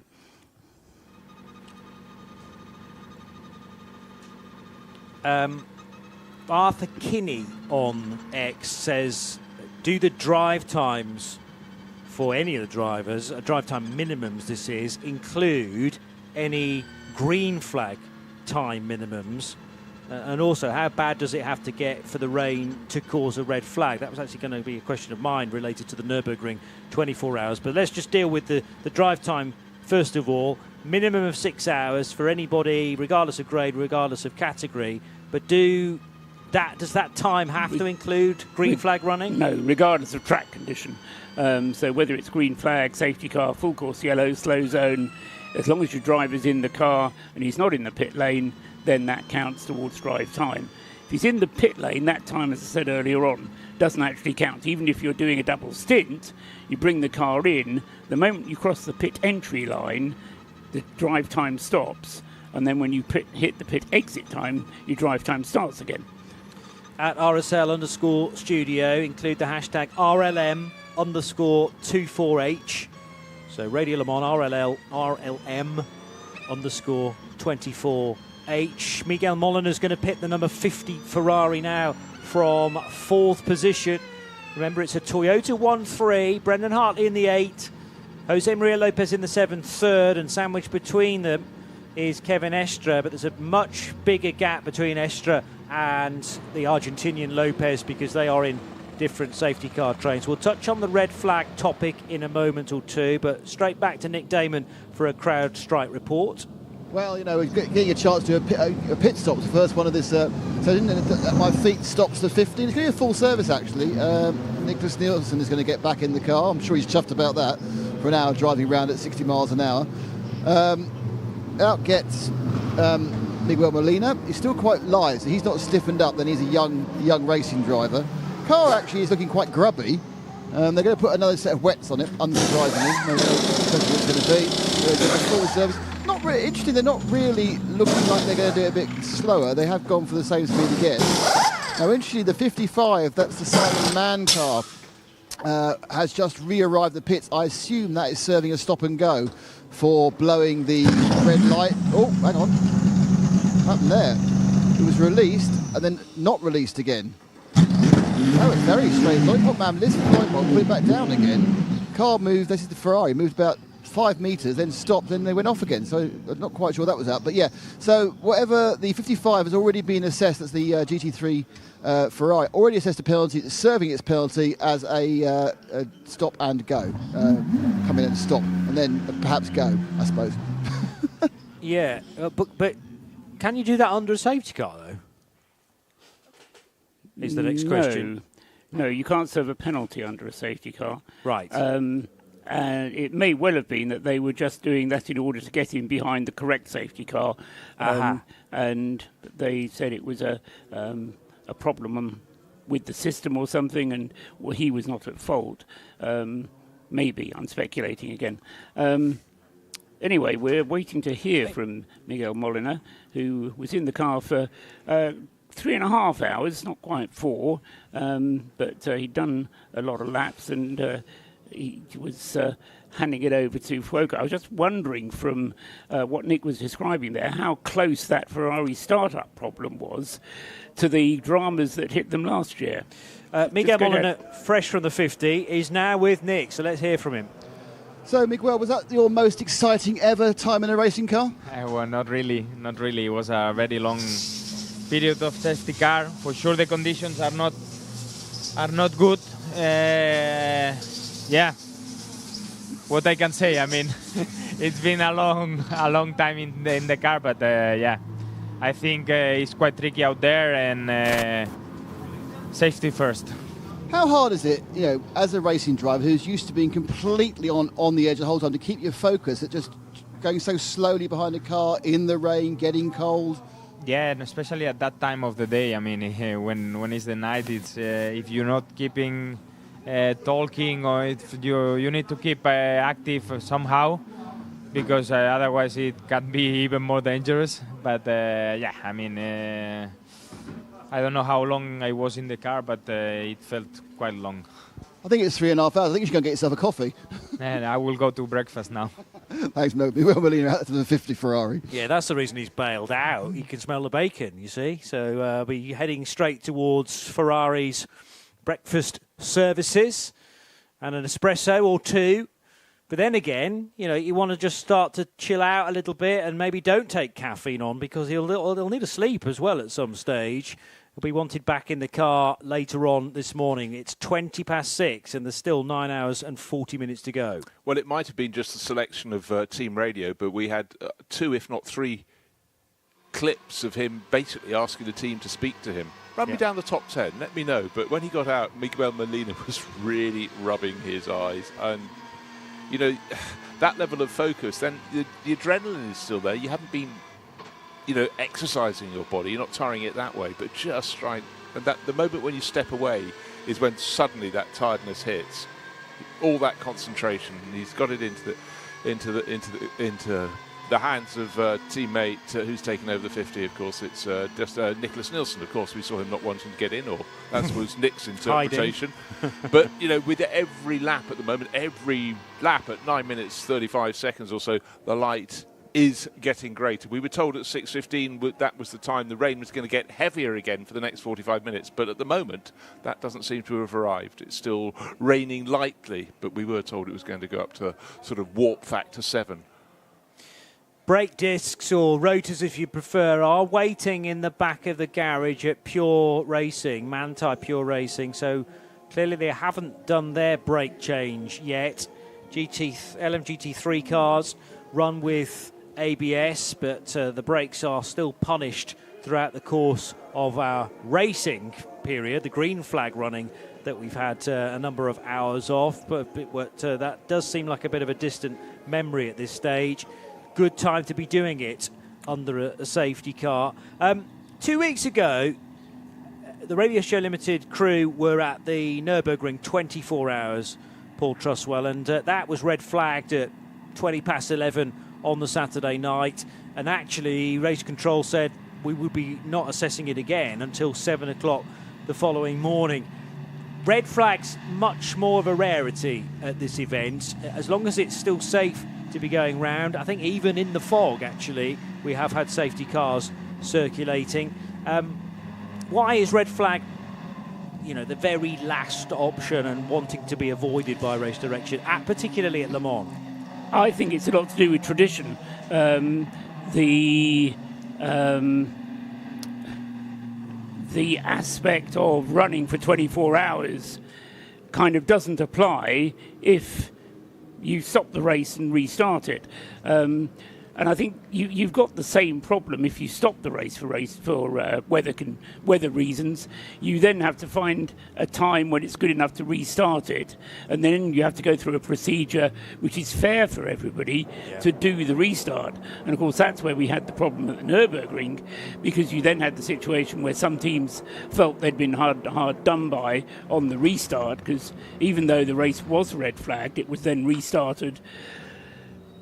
But nothing happened except some place changes. And the difference there is that they threw the red flag, and actually that puts you outside of Parc Fermé conditions, in that you could do anything you wanted to the car. You could fuel them, you could change tyres, you could change driver. That's never going to happen at Le Mans. No, well, it's probably easier to police at Le Mans, putting them into Parc Fermé conditions. But because at the Nürburgring, you'd never been able to police a Parc Fermé situation. I think that's the main reason why they didn't put them under Parc Fermé. Here it would be easier to police, but again, you need somewhere to put the cars. You need to then start them up again after they've been standing for however long it is. And again, how do you define what you're allowed to do to the car for the restart? You put them on, allow them to change tyres, clean the windscreen, what. And so the whole aspect of a red flag at Le Mans is very much against the principles of the race. I do have one of those trivia questions for you. Has 24 Hours of Le Mans ever been red flagged? And I'll give you the answer. The answer is yes, but not in any living memory. My guess would have been yes, but not the second bit. You see, I would have thought it maybe had been done in the last 50 years or so, let's say. In one of Quentin Spurring's books is the answer. If you're sitting at home wondering what to do, go and look up in Quentin Spurring's decade by decade books. The first year that flag signals were actually introduced here at Le Mans was, by coincidence, the first year that a flag was ever used to red flag the race, following a very bad accident at Maison Blanche. And the marshals, having red flags at their disposal, decided to stop the race. 15 minutes later, they'd cleared it all away and were able to get the race underway again. That to me is a good use of the red flag, because it enabled them to clear up this bad accident. And as I say, within 15 minutes, they were racing again. Just those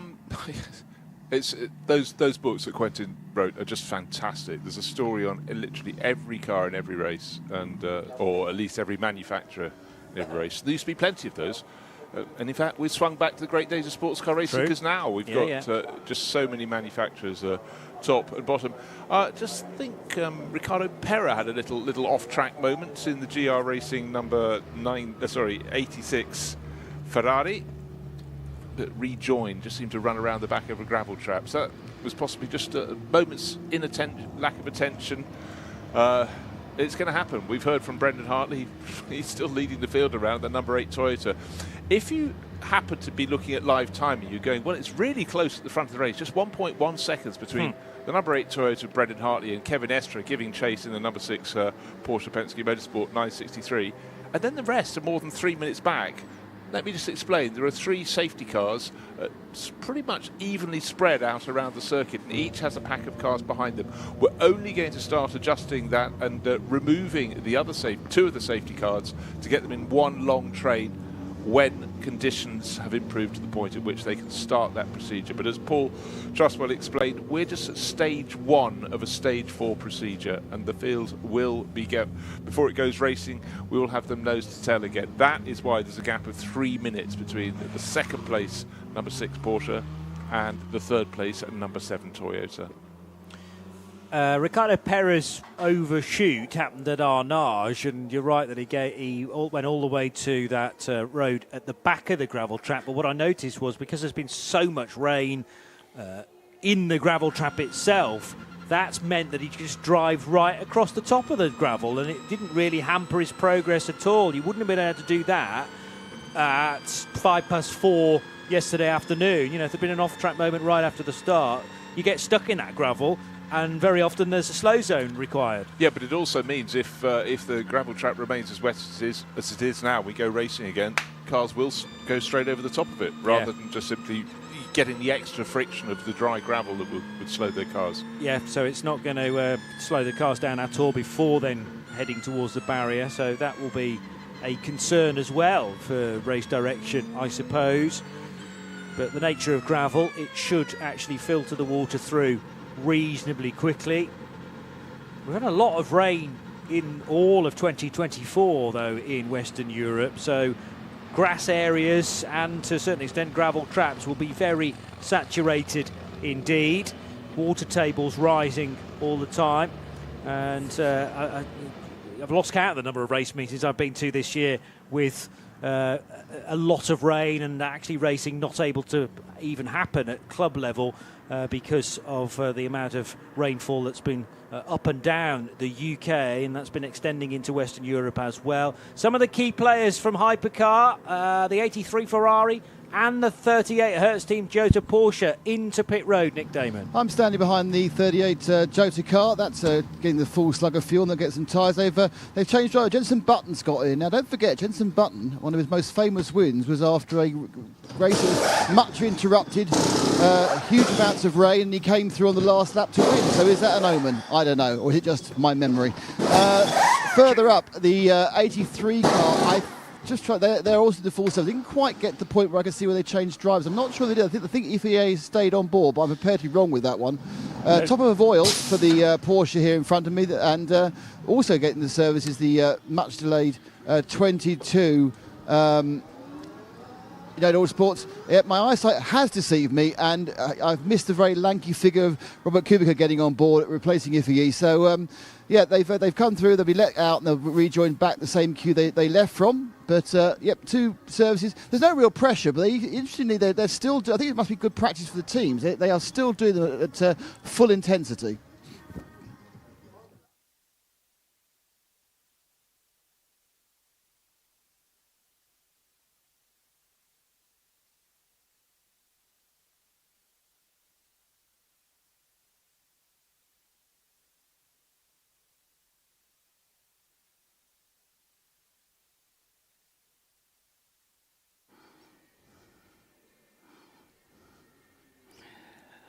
Half past 6 on a Sunday morning, and the day is beginning to get brighter. The rain is continuing to fall. The safety cars are still out. And so the order is much the same as it was. Brendan Hartley continues to lead in car number 8, 186 laps now to his name, with Kevin Estre in number 6 in his Porsche in second place behind the same safety car. Jose Maria Lopez is in the second Toyota, is in third place, one safety car behind.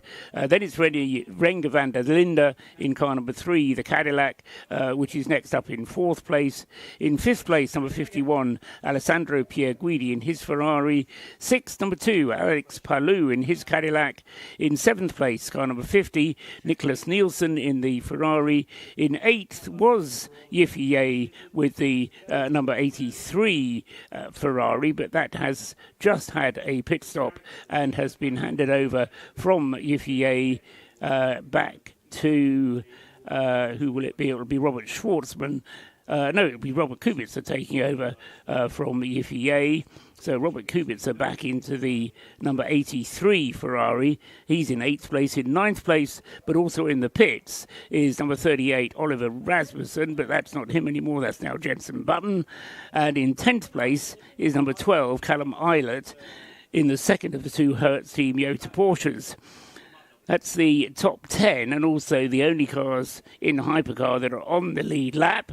But expect more pit stops in the next half hour or so because drivers are coming to the end of their allotted drive time. Even though we're still behind the safety car, they're running out of drive time. So we will be seeing more pit stops from the Hypercars in the coming 15-20 minutes.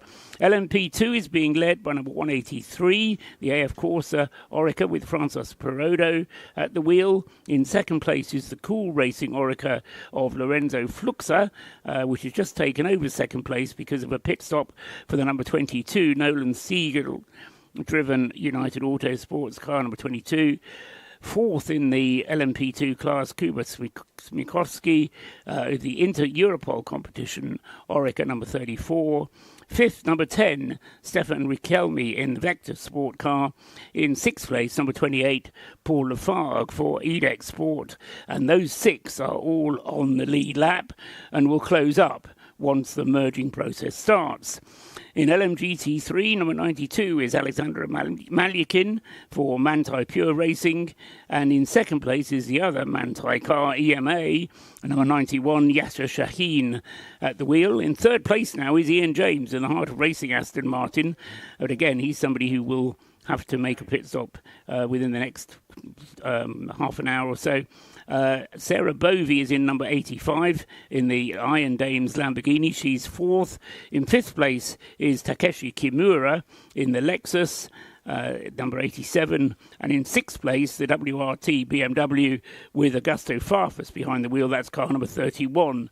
Also on the lead lap in LMGT3 are number 78, Arnold Roban in his Lexus, number 59, James Cottingham in the McLaren, and Giorgio Roda, number 88, in the Ford Mustang. So 9 cars on the lead lap in LMGT3. The day is getting brighter. Let's continue to hope we get some more racing in the next hour, but that's it for now.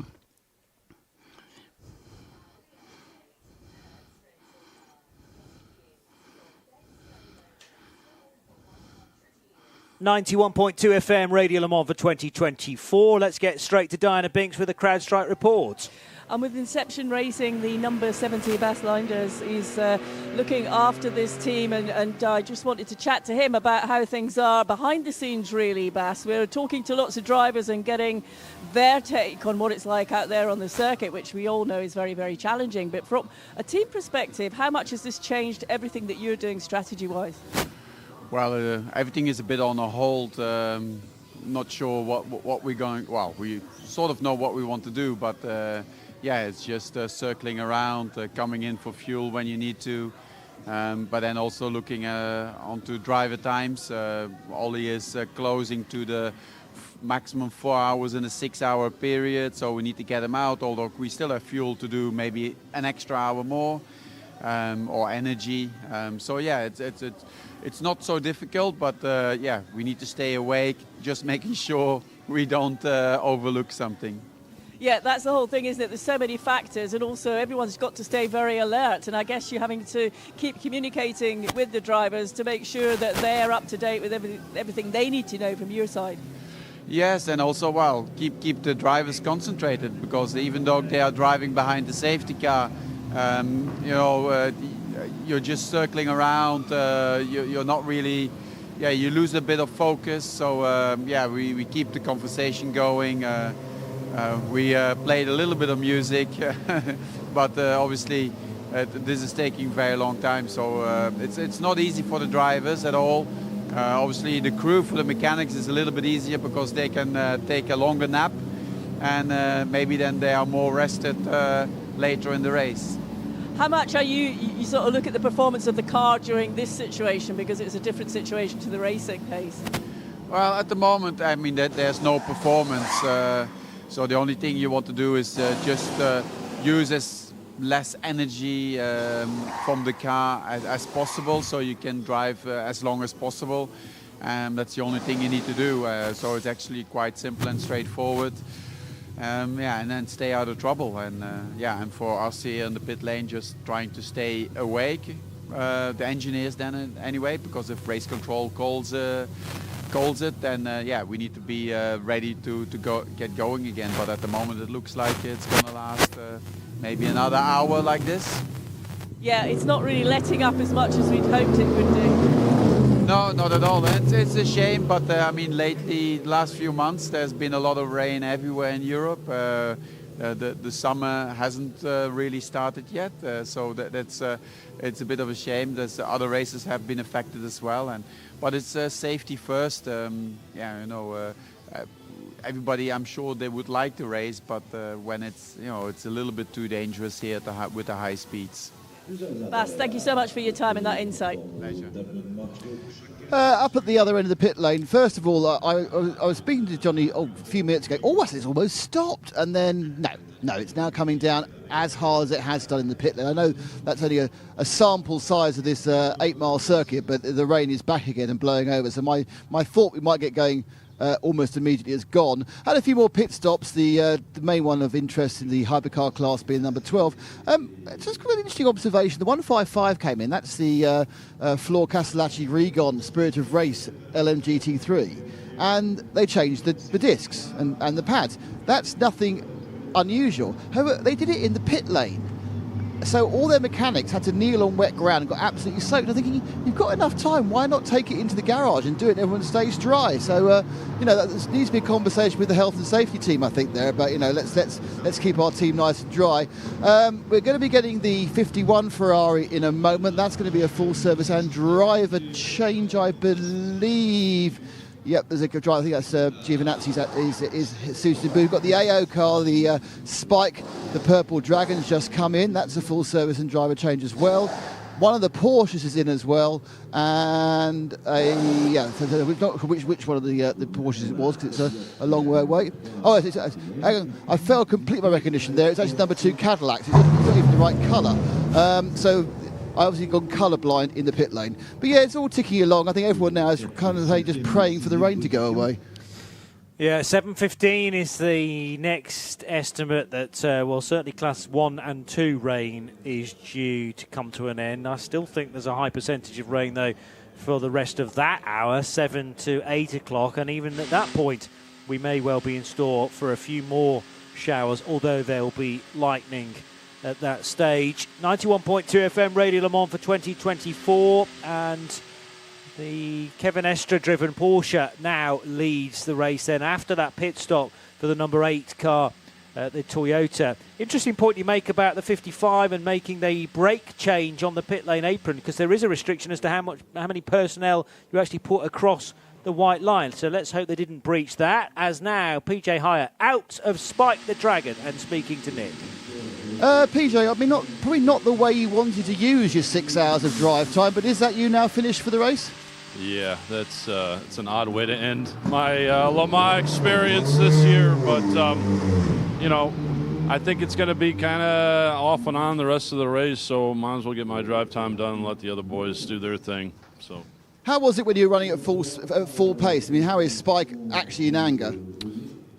It's a wonderful car to drive, absolutely wonderful. I think we've got great pace. We're second in the Pro-Am class right now. My job was to keep it in one piece more than anything else, so the other guys can do their thing. But the car's running great. I've asked a couple of drivers. I mean, is it very difficult to keep your concentration when you're spending an hour behind a car at 50, 60 miles an hour? It's funny.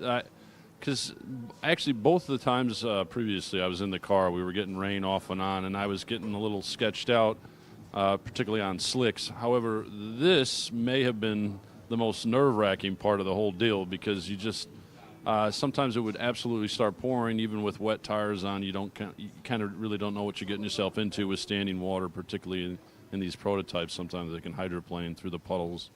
But yeah, there is a bit of a monotony going around at 60 miles an hour as well. Peter, congratulations on your 6 hours, and let's hope you get yourself on the podium later. Appreciate that. Thank you. PJ Hyatt talking to Nick Damon in that CrowdStrike pit report. As he says, second in the Pro-Am category.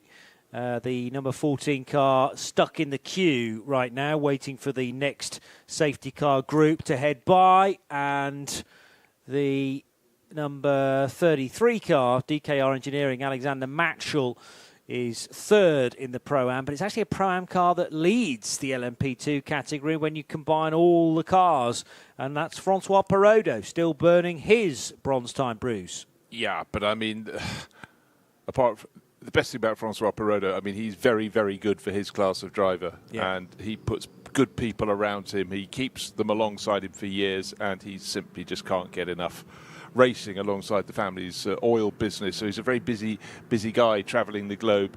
But with Ben Barnicoat and Nico Varone alongside him, he's got very good helpers, it must be said. Leading the class LMP2 by, he's in a Pro-Am crew, as we pointed out, leading the overall LMP2 category by 2.25 minutes. However, he's in one group of cars, and and there are two other groups of cars behind the other safety cars going around the circuit.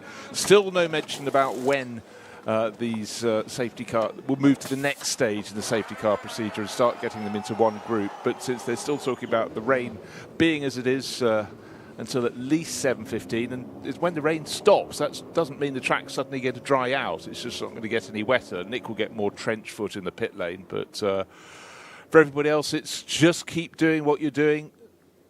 Paul's looked at a lot of the bronze drivers who've soaked up some of their drive time, but I really actually felt the shoulders were down on PJ Hyatt there. He came for his second crack at Le Mans and would have liked, obviously, not to have had to do it at this abated pace, but he's accepted. He's with teammates Alex Quinn and Louis Delétraz. That car will be able to go faster, and hopefully everybody will be going faster, because as it gets brighter, maybe, just maybe, this rain will start to abate and we can get cars properly racing again. But we've got a lot of tired mechanics, tired drivers, as we heard from Brendan Hartley before he came in and made his pit stop, who've got dreadful cramp, and it's just not a nice racing environment. Kevin Estre, though, fresh as a daisy, just sauntering into the garage. He's brought the race-leading number 6 Porsche into pit lane and has stepped out of that car from much, much earlier on in the race. The number 6 Porsche Penske Motorsport 963 has set the best Sector 3 time of the race, I should say. That is actually the longest of the 3 sectors around the racetrack, telling me that it's really good on the fast stuff from Mulsanne, and then also through the technical bits at Indianapolis and Arnage, but then quick again through Porsche curves. But with that Porsche now in, this gives the opportunity for Toyota to catch back up again. That Porsche is going to be held at the end of pit road until the next batch of safety cars, or the next batch of cars stuck behind the next safety car, goes through. And will that actually put the Porsche with the 2 Toyotas then in the same train? It should do. No. Well, it will, but I think we'll see the Toyota of Jose Maria Lopez also pitting. Just because they're all coming up towards the end of their drive time. So I think we'll find certainly the 6 and the 8 behind the same safety cars. So the newly installed, we've still got the Ben Hartley unit on that screen, but in the number 8 car and in the 6 car, whoever we put into that was... should have been Lawrence Van Tor getting into the number 6, and Nick de Vries getting into the number 7. Both of those cars in the pits now, and that will allow the number 8 Toyota to retake the lead on the road, at least, with Ryo Hirakawa doing the driving. And watching the stop for car number 7 is Diana Biggs. You're absolutely right. Nick de Vries was waiting there to get into the number 7. Jose Maria Lopez jumped out of the Toyota Gazoo car. The team are working very swiftly to clean the windscreen, and off the car goes. Very slick stop for the Toyota guys down here. Thank you, Bigsy, for that CrowdStrike pit lane report. Live action as Toyota in second position makes it stop, and it will also be held, of course, behind the number 6 Porsche and others in that queue. So we're now waiting for the number 8 car to cross the line, which it does so now, and the 6 and the 7 will rejoin in behind just as soon as that light turns green. So we definitely have got the top 3 behind the same safety car now, and that has bunched.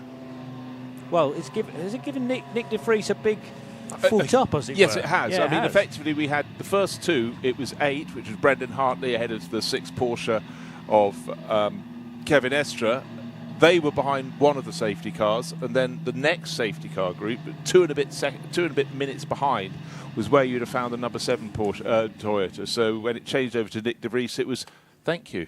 Yes, but Nick de Vries should have waited for the next safety car to come through. Well, they waved him out, didn't they? Yes. Well, he did. He did. He came in at the tail end of the previous one, and then was he at the tail end?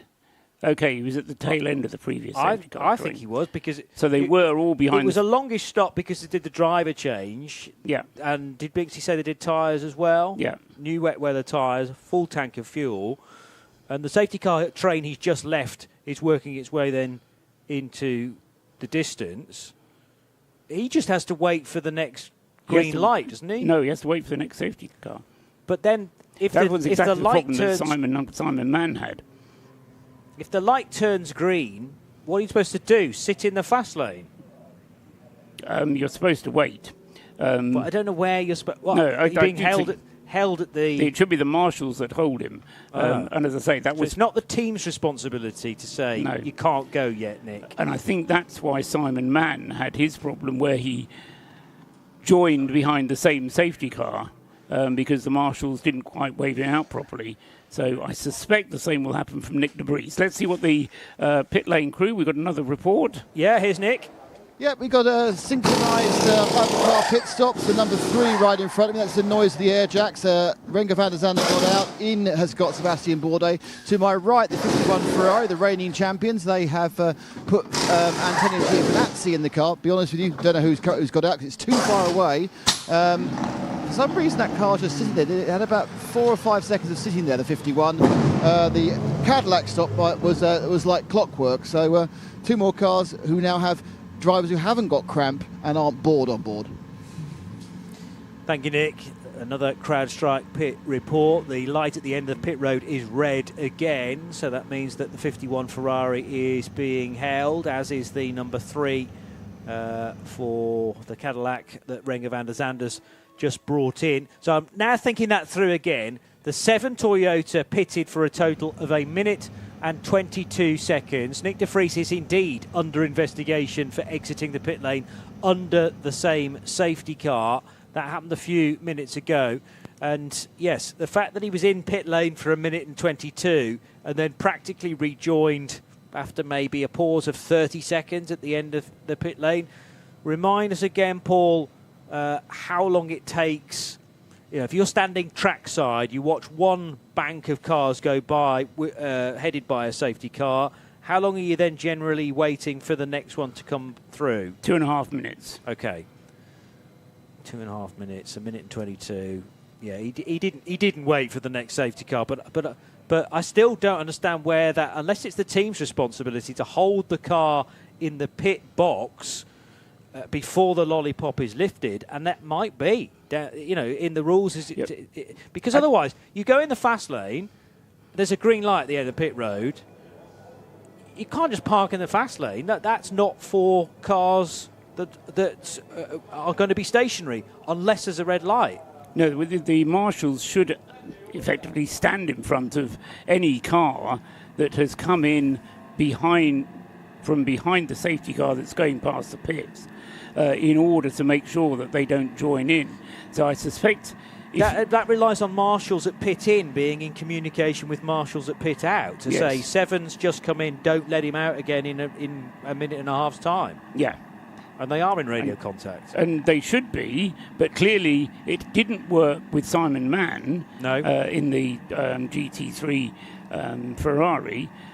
Had exactly the same penalty, or he had exactly the same investigation, and all he did was come into the pits in order to pick up the following safety car next time around, which has the same effect, effectively as a drive-through penalty, but it is one which has resulted not from the team's error, but from the organisation's error in allowing the car to go out of the pits, Nick de Vries to go out of the pits earlier than they should have been allowed out. So we are now expecting a drive-through penalty. It's not been issued yet, but it's being looked at. I noticed a message on the screen about car 55, in fact, exiting the pit lane under the same safety car. No investigation necessary. that said? Was that because that's been dealt with now? Yes. I mean, I would imagine it was because they chose under their own volition. They said, look, what we do is we'll come in, or they got on the radio to race control and said, what do we do? They said, come into the pits next time around, join in from the back of the next safety car queue. Right, okay. So my concern about serving a penalty during a safety car doesn't matter in this case, because actually the whole point of serving the penalty is to put you in the right safety car Correct. group. So there's no penalty as such. You're just being put where it's you just should a mechanism have been, you should have been anyway. Yeah. Okay, I understand that now. Ordinarily, a drive-through penalty, you know, if we're on the safety car, if we're on the full course yellow, quite clearly, you can't take a drive-through, you can't take a stop and hold, whilst everybody else is circulating at a much reduced speed, because these penalties are designed to be done when everyone else is running at green flag speeds and racing each other. 6 hours and 53 minutes into today, as in it's 7 minutes to 7 on Sunday morning. We have 9 hours and 7 minutes still to go, and the rain is still coming down. It's going to carry on, I feel, until after 7 o'clock. In fact, there's a 100% chance of the rain continuing between 7 and 8 o'clock. Down to 50% from 10 o'clock this morning, but until we get to 10, there's 80% chance that these showers will continue on. That's not to say they're not going to get lighter, but the weather system's still sweeping through, and on certain radar pictures, this is the bank that's looked purple for quite some time. Bruce? Well, just going back over the number 7 incident, the number 7 Toyota Gazoo racing car handed to Nick de Vries. Should we just run over? He actually tried to hold back a little bit. He did, but unfortunately when you're at pit exit, someone's waving a flag and you've got a green light. What do you do? This is the element. I think it was just really unfortunate. But normally when you're working in the pit lane, you get all the cars held at the pit exit until the next gaggle of cars goes past behind a safety car. Then off they go. But the rules are very clear. You have to arrive at the back of the queue when the red light is still on. If the green light is on when you arrive at the back of the queue, you're not allowed to go out. So it was clear as Nick de Vries was approaching the back of the queue that the green light was on. And under those circumstances, the green light doesn't apply. Where you lay the blame for that, I agree with what Johnny, and part of the reason Johnny's kind of furrowed brow is not just because of the hour, because it is a very easy... a driver sees a green light and off he goes. I just don't like seeing cars stopped in the fast lane when the light's green at the end. Fine if it's red, but the fast lane is for traversing the pit lane. You're not allowed to stop there ordinarily. Yeah, no, true. So why not put the onus on the team to say, you know what safety car line you were in, and you know where you need to be rejoining, so hold the car for an extra minute, 2 minutes, whatever it takes. At which point it then becomes the lollipop man's responsibility rather than the driver's responsibility. But yes, I agree. I don't think they were trying as such to gain an advantage. Not saying that at all, no. But it undoubtedly gave them an advantage. But the right solution is for Nick to come in at the end of this lap. And he's done exactly that. Binksy, so a crowd strike report with you. So this is should be a brief stop with the team. Yes, it is the number 7 Toyota Gazoo racing car with Nick de Vries behind the wheel, as you've been talking about, has come into the pit lane. It's now stationary on the pit apron serving that penalty. No one's touching the car, obviously. It's just sitting on its pit box waiting to join, and the lollipop man is just lifted and goes back out onto the track. Excellent, thank you, Binksy. Yes, so that now should reset the rejoining of the Toyota, because it's going to go into the fast lane and be presented by a red light at the end. So now he's under the control of the race officials, and the next time a safety car and its train of cars behind go through, we'll wait until the final car in that line disappears into Dunlop Curve, and the red light will be extinguished. More pit stops taking place as well, including for Paul Lafargue in the number 28 car. And Nick Nick Damon is watching that stop. Yeah, nothing particularly outstanding apart from both the side windows were completely steamed up. Now, I think they do have some sort of blowers which can clean the main window, but on those P2 cars, virtually all of your peripheral vision comes from the side windows. Now, this is absolutely fine to have them fogged up whilst you're just staring ahead looking at a safety car. But once we get back to racing again, if that's the situation, and of course we're still going to be damp for a long time when they're under racing speeds, that could be a major problem when you suddenly have a view that's only like very narrow in front of you. So be interested to see how that works out. It's the first I've seen with that problem, so I'm not sure whether it's an E-deck only situation or a P2 problem. Thanks, Nick. Another CrowdStrike report there, and plenty more to come throughout the rest of the race, of course. More cars stopping, well, indeed joining Nick de Vries at the end of pit lane. We have a smidge over 9 hours of the race still to go, and that light at the end pit lane now does turn green as safety car B disappears up towards the Dunlop chicane. 6:58 at Circuit de la Sarthe, and the bank of 19 hypercars that occupy those positions all now back on the racetrack. So Ryo Hirakawa leading on lap 190 by 4.5 seconds on safety car timing. So he definitely is in the same train as Laurens Vanthoor. And briefly, we had Nick de Vries also in amongst them, but he's now been put back to the correct safety car and will join Nicholas Nielsen, but has fallen behind the Ferrari because of that all unfolding as well. Nicholas Nielsen, you can hear the engine note of his 499P in the background. LMP2 is led by still a Pro-Am car. Francois Perrodo still burning the bronze time at the wheel of his Pro-Am number 183 AF Corsa car. Leading the more standard driver lineups in LMP2 is Lorenzo Fluxa. Been impressed with the overall pace of the number 37 car. They didn't have a very happy test day at all. Lorenzo actually caused a red flag late on during the first segment of that. But at 1:07 here on 91.2 FM Radio Le Mans, time to pause to take a look at the all-important weather.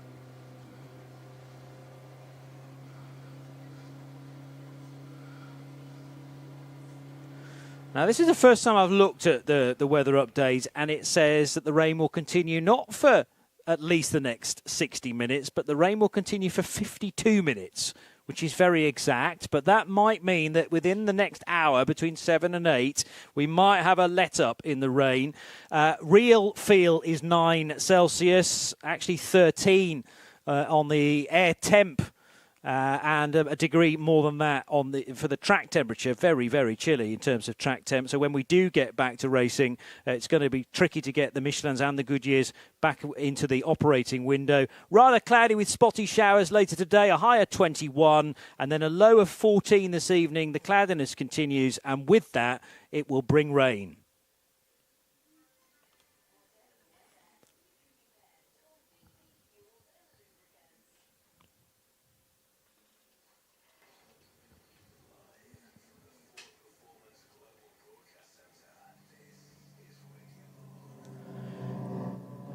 .2 FM Radio Le Mans for 2024, and we're live from the Ford Performance Studios, bringing you coverage, we hope, pretty soon of some racing action, but the now officially longest safety car period in terms of just the single safety car. We've broken that record in 2024 because it's been out for so many hours. It must be north of 4 hours total for the safety cars once you lump together the safety car that we had out when Dries Vanthoor had his incident clashing with Robert Kubica, for which the 83 Ferrari was penalised.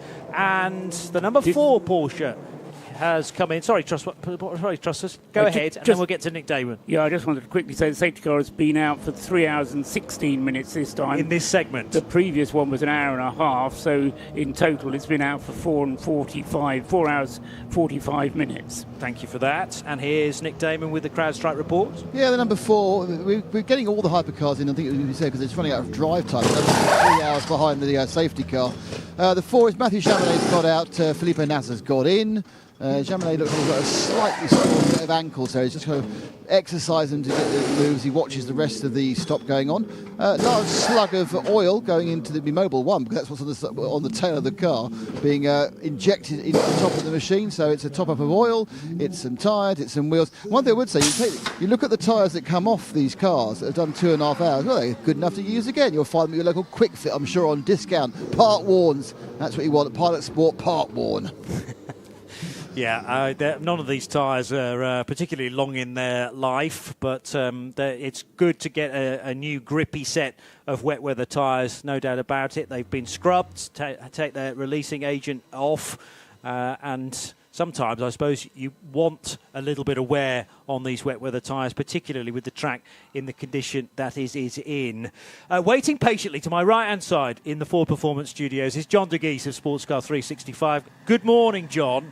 Have you slept well? Yeah, actually, I had a few hours of sleep and then came back to the circuit, and then all of a sudden we had the safety car to come out immediately when I arrived. So haven't seen any green flag racing for a few hours now, but that's the same for everybody, I guess. Yeah, I know, and there's really nothing you can do. This is unfortunately the downside of holding sport outdoors, isn't it? You're at the liberty of the elements. Yeah, and you know, this has kind of been the case of this month of 24-hour races from what you guys had covered at the Nürburgring 24, and hopefully the Spa 24 will be a dry race, fingers crossed. Yeah, because there's never any rain that happens in the Ardennes. Well, yeah, exactly. I know, but is that next weekend, or is it 2 weeks from 2 now? weeks 2 from weeks, now. okay. Yeah, it's next year where we have Le Mans, 3 in a row, yeah. Nürburgring and Spa. I'm really looking forward to that. Can't wait. We had Davey Avema in, your colleague, of course, at Sports Car 365 last night, and bringing us stories aplenty. Have you had chance to catch up with any teams prior to coming to us, or is that your job after your stint? I was basically at the desk relieving Davey and a few others after a couple hours, so I haven't been able to catch up with teams just yet. But there's really I wonder how much they can actually tell you, because this is not providing any data.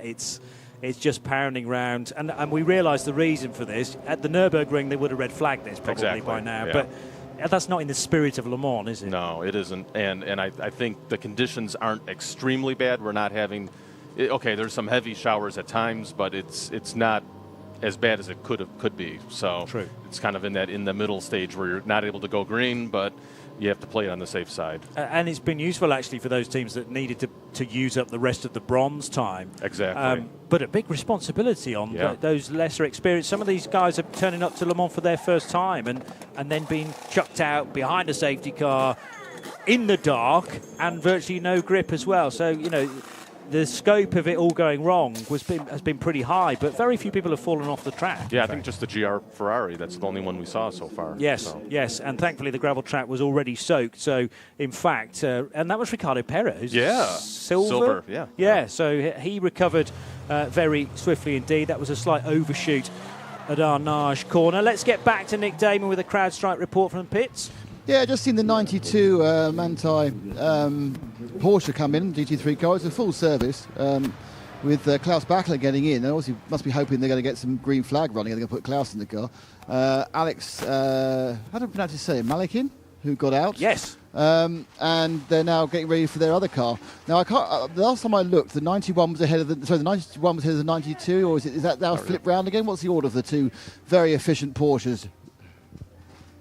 Thank you, Nick. Thank you, Nick. Yeah, he was asking a question. Oh, sorry. I'm sorry. I'm doing lots of things here at once. Yes, no, I realise Mainly that. having a conversation with Binksy because she's just popped back into the Ford Performance Studios. I'll answer the question for Nick whilst you're administrating. It was Malyakin in the 92 that was in the lead ahead of Shaheen in the 91 who was second. Obviously the wiper still doesn't work, but rain should stop, so it'll just be spray from the cars in front. So our goal is in the daylight to be able to see and continue, and we can pull a tear off each time and re-rain next to the windscreen if needed. Copy. Yeah, let's try that. Philippe Nasser in the number 4 car, and his teammate Mathieu Jaminet knows all about that issue. The windshield wiper, as you would say, John, just not functioning. It's locked in its central position.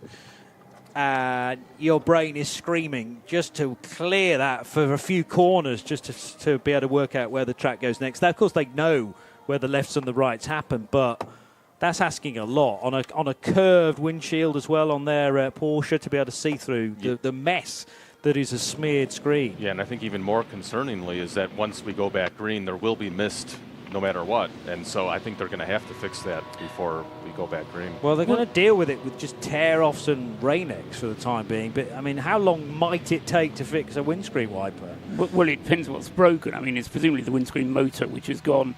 But what happens because you've got these curved screens, when you're running fast, actually the air pressure blows the rain off. And if the rain is going to abate anyway, then there's far less of a problem. There are no rivers, no real standing water. I mean, there's absolutely zero reason why we shouldn't be racing right now.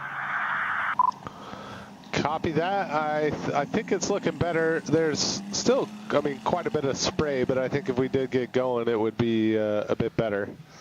Well, interesting comments there from Sebastian Bourdais behind the wheel of the number 3 Cadillac. I mean, he's a regular IMSA racer, so, you know, it's arguable that the IMSA guys are happy to race in any conditions, really. They just want to race at full speed. He wants to get on with it, John. Yeah, I think so. And as the sun has risen, I think we're getting better visibility as well. That's probably helping things. And Sebastian has been to Le Mans often enough to know very well indeed that race control listens to his radio transmissions and will be taking that as part of their input. I mean, seriously, as well as jokingly. The sorry state of the Alpine garages, the blinds both down on the 35 and the 36 cars. Chatting to Davey Uema last night, wasn't necessarily a big surprise to see the V6 engines on these Alpines not last more than about 6 hours. Yeah, but it was surprising that they lasted the 10 hours in Qatar. You know, considering that was their first race, they didn't have any engine issues as we were aware of at least, and they got through that. I think they were expecting more. Obviously. Oh, for sure. But the temperatures were higher in Qatar as well. Yeah. It was March, so maybe vibration, because Qatar was such a smooth track, maybe that didn't have an effect on whatever issue is with that engine. Yeah. I was away for their retirements. Remind me the time difference between the 35 and the 36 going on. It was about an hour later. Okay. That everyone pulled into the garage. At most an hour. Was it? Yeah, the number 36 came into the pits 50 minutes after the problem for the Alpine on the track. How long it took them to diagnose the problem, I don't know. Yeah. Let's get back to Nick with a CrowdStrike report. With Lorenzo Fuchs, straight out of the 47 car. Most of the people, 47 car, sorry. Most people have hopped out the car. They've looked kind of like a bit stiff, a bit sad, a bit bored. You've bounced out like you've had your best birthday party ever. Why are you so happy? No, I mean, not happy. I just find it comical that I've just spent like 2 hours and a half like just sitting behind a safety car and like not even pushing. But I mean, better to laugh than to cry, right? I mean, in one way, you were as fast as the hypercars during those 2.5 hours. I mean, that's one way to look at it. Yeah, I would suppose you could say that. I was also as fast as a safety car. So, more generally, how do you feel outside of this safety car period? How do you feel the race has been going so far for the car? No, good. I think we're really strong. Just it's been really complicated, with strategy, rain and not rain. We've got a few calls wrong, a few right. It's part of the game. But I think our speed is really good. So looking forward to the end of the race. Hopefully, we're going to have a clean one and put a really hard pace. One thing I noticed was that the side windows on all of the P2 cars are steaming up. I mean, is that going to be, when we go racing again, that's going to be a problem, isn't it? Because all the peripheral vision for the drivers will go.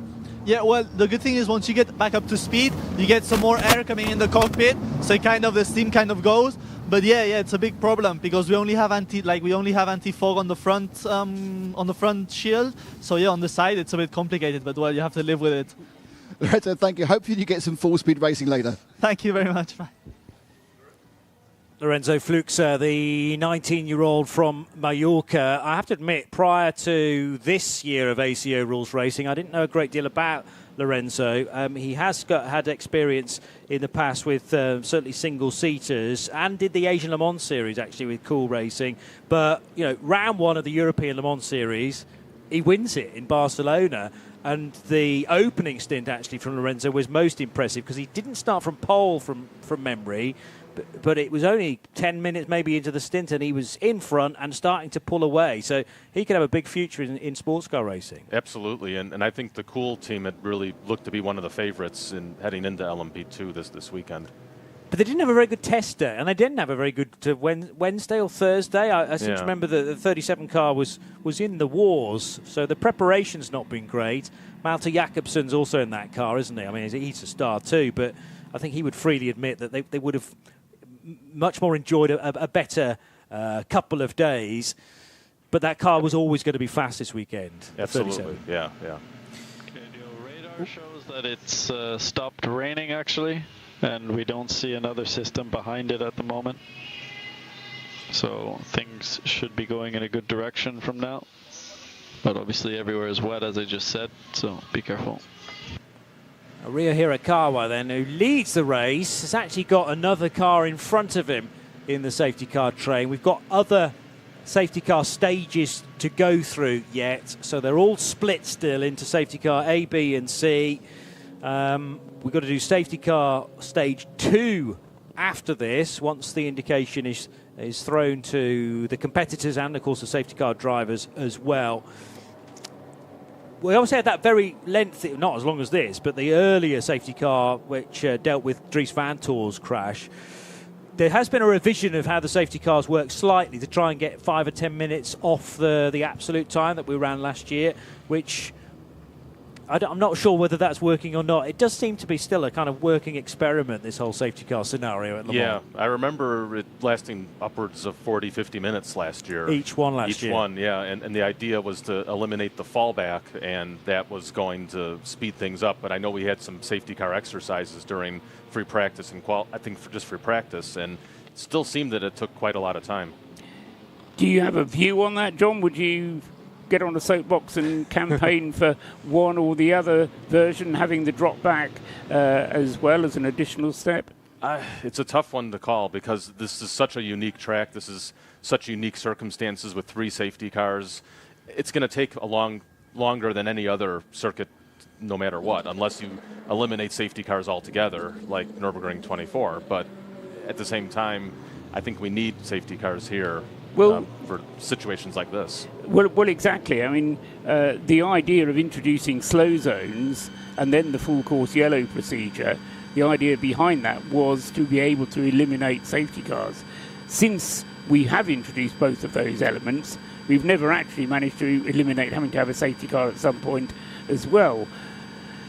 But then, as you say, we managed to make it work at the Nürburgring, but then at the Nürburgring we're more likely to have a red flag when it gets so bad that you can't race around any of the circuit. So I agree with you, it's a very difficult one to call, and you know, there are different ways of doing it, but whatever you do, you're going to end up failing somewhere. It's so bad, it's incredible. At 110 it's impossible to see anything more than 20 meters. Yeah, it doesn't look really nice out there from the onboard camera. On the onboard camera is better than in life. So whatever you see with the eyes is worse. So, okay, so we've got the racetrack that not really changed conditions in the last 5 minutes or so, but Sebastian Bourdais on one side saying, can't understand why we're not racing, most of the standing water's gone, we should just crack on with this, and that will naturally improve potentially the visibility because that will disperse a lot of the water that's on the racetrack. But then you've got Robert Kubica in the 83 Ferrari running 5th saying visibility is just a nightmare and almost would want the race to be stopped. It's not going to be stopped, of course, but he definitely doesn't want to go racing at the moment. So that again for me is almost like a guy ingrained. I know he's a Le Mans born in Le Mans, Sebastian Bourdais, but he now knows the IMSA way of going racing versus Kubica, who's a sort of Formula One style racer, wants everything to be as pristine as possible, maybe. Yeah, just differing of opinions, which is always, you're going to get that kind of situation here. Yeah, it's a good point. More communication, Ryo Hirakawa. Increasing the speed to 110. Safety cars are increasing the speed to 110. Obviously, watch out for standing water still. But we expect no more rain for a little while at least.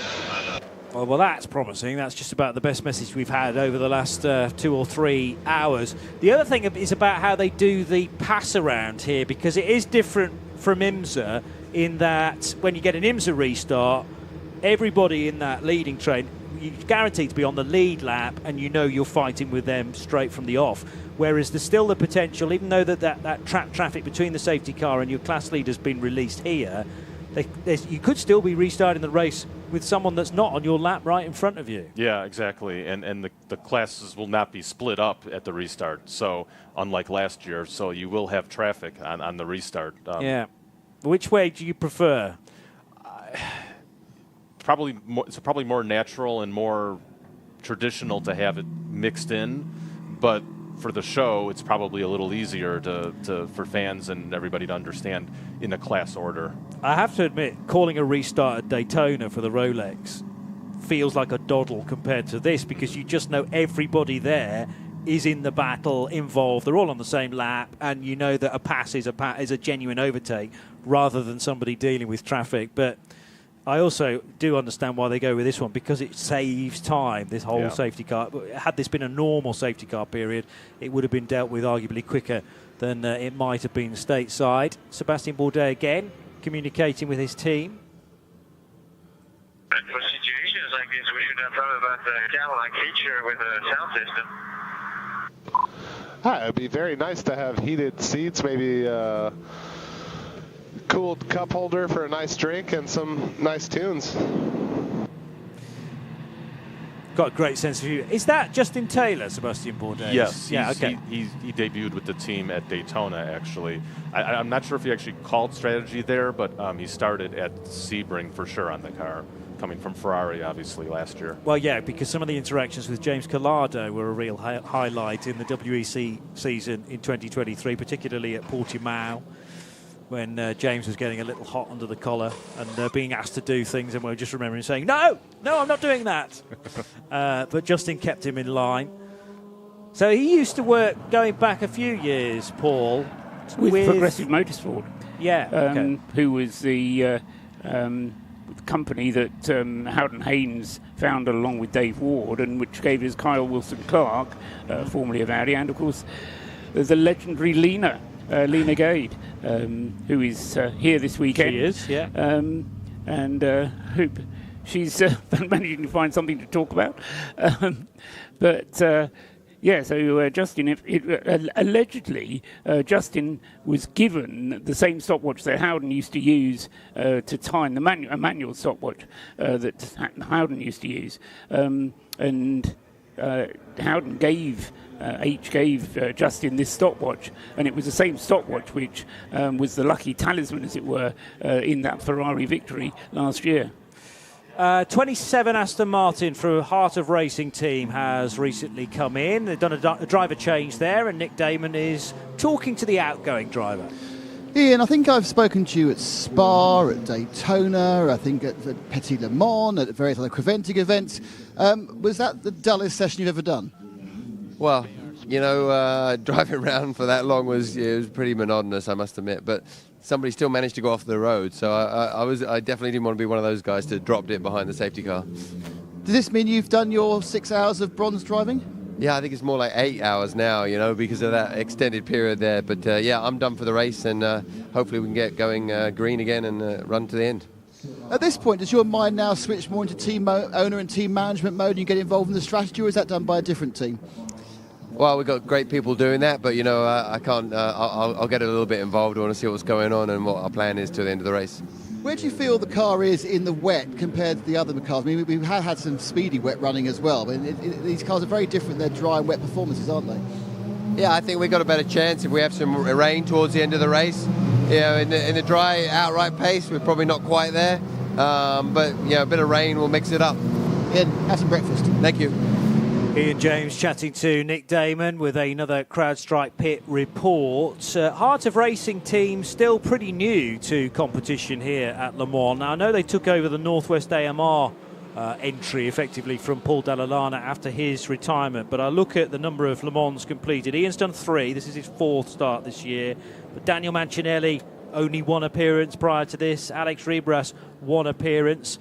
So actually, when they're 6th place being held in the pit lane currently, but they've got to be happy with that so far. Yeah, absolutely. And this is the first year of them running under the Heart of Racing banner, because obviously they had to take over the Northwest AMR entry early in the season last year.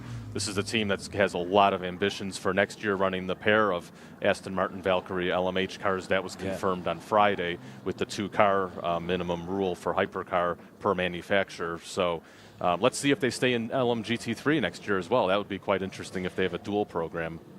There were some significant announcements, as always, on the Friday press conference, and that's the first of them. So every factory manufacturer crew having to come back next year with 2 cars. Exactly. So, and now for Porsche, that's not an issue. Ferrari, but then now I'm thinking about Isotta, Fraschini. They're actually pretty optimistic about it, because they feel that they might have some demand for a second entry, considering there's not any other manufacturers that can get in or teams that can get in.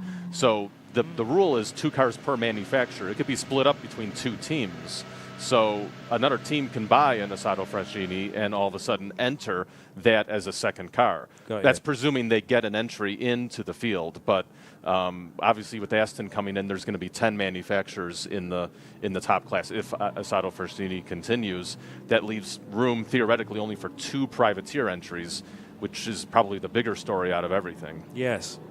But the rule about 2 cars does not apply to the privateer team. No, it does not. So what we see with the satellite AF Corsa number 83 car and Proton competitions, Porsche, like most likely we would probably see those teams continue in that capacity fighting for the World Cup instead of being in the World Championship. And you kind of want almost a rule in place to say, if you're a privateer, please don't bring more than 1 car, because we want a few privateers fighting each other. Yeah, exactly, because the grid's going to be increased to 40 cars for the full season. We have 37 this year, but like I said, with the addition of the Astons, it doesn't leave much room for the privateers. Yeah. So I'm a little concerned about that, but it's great times to have all this manufacturer involvement in the WEC and at Le Mans, but at the same time, we're sort of starting to see the privateers getting shoved out a little bit, which is concerning, for the long-term future.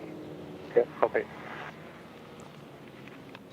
Okay, Joey, so the point on the standing, we are P8, but everyone will pack up behind the leader, so obviously we will be P8 a few seconds behind the leader.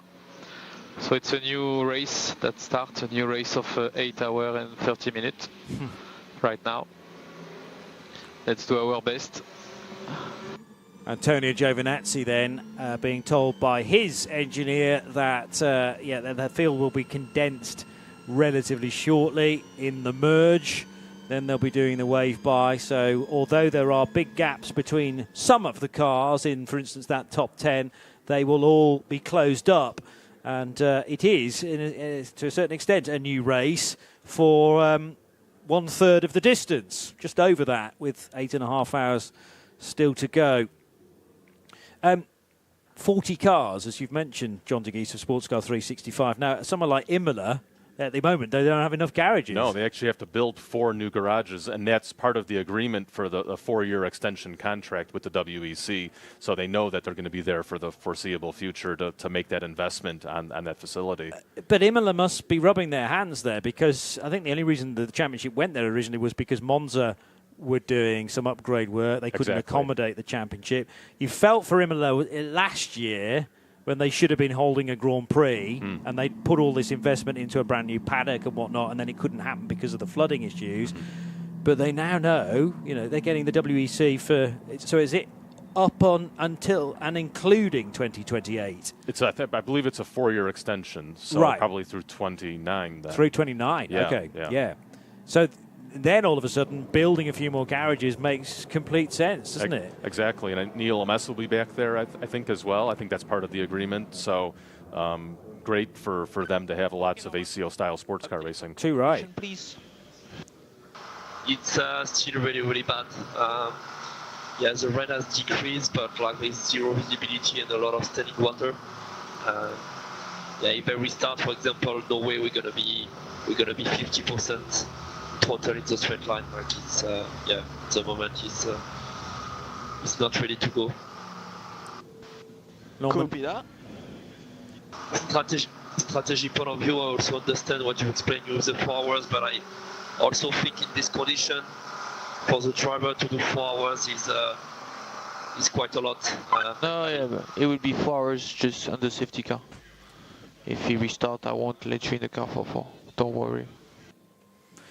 So Norman Nato saying that he would prefer not to do much more time behind the wheel of the number 12 Hertz team Joe Takar. Talking about 4 hours, that relates to the rule about any 4 hours or 4 hours in any 6 hours and not breaching that. So yes, everybody has to do a minimum of 6 hours. You can't do, well, there's a 14-hour rule in total as well that certainly applies to the bronze and the silvers in those categories, but is that across the board? Everybody, yeah. Nobody can do more than 14 hours in total. Yeah. But because it doesn't include pit stops and there are 3 drivers, it's very difficult to do 14 hours.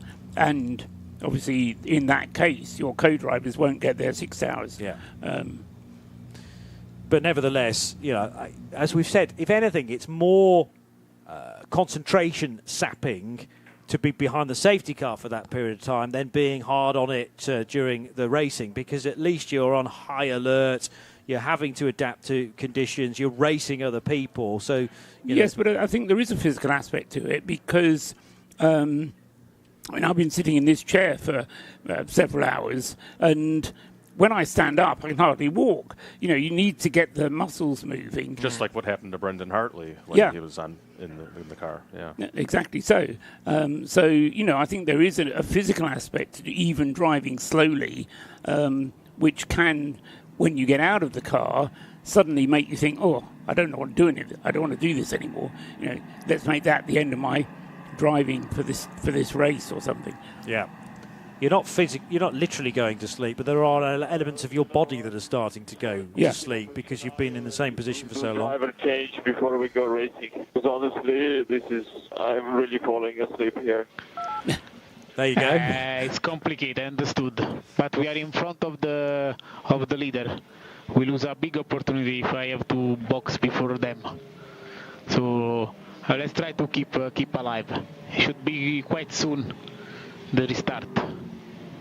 So Daniel Kvyat complaining exactly of my worry is that, you know, starting to nod off a little bit. There isn't the option to turn the radio on, crank up your favourite tune, start singing along. I suppose you could do that without the music backing, but it's just trying to work out how to keep your brain alert, isn't it, when there's really not much going on at all for hours. Yeah, especially at these speeds, even though I think they've increased to 110 kph. Yes. Yeah, and that'll make a difference for sure. But they want it to increase a heck of a lot more than that. And hopefully we're not that far away from being able to do it. We're nearly 7:30 in the morning on 91.2 FM Radio Le Mans and around the world on the Radio Show Limited network of channels. Spotters around the circuit are saying no rain falling. So what you're seeing is spray and then whatever's on the track. Copy. You're doing a very good job managing the fuel and the energy, by the way. Thank you. You too. Thank you too, says Rio Hirakawa. So still managing energy, even at this reduced speed, and making sure that they don't go above the prescribed amount of energy allowed to be burned through the course of a stint, which is quite clearly extended by a significant margin, tootling around behind the safety car. So another half an hour of the race completed on 91.2 FM Radio Le Mans. We're bringing you the whole race live on XM202 and Sirius 137 from the Ford Performance Studios. And it's time to take another Hertz hourly update.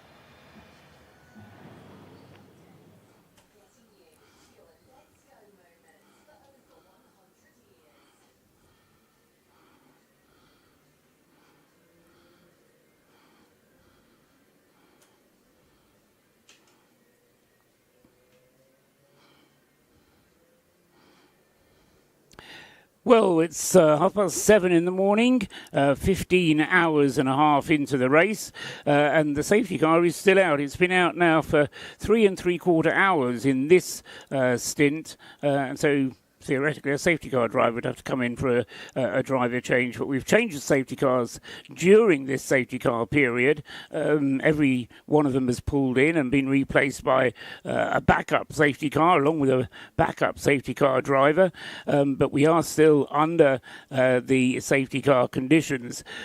So the positions themselves have changed very little. Car number 8 still leads, the Toyota Gazoo Racing GR010, 193 laps completed, but with Ryo Hirakawa now at the wheel of the number 8 car.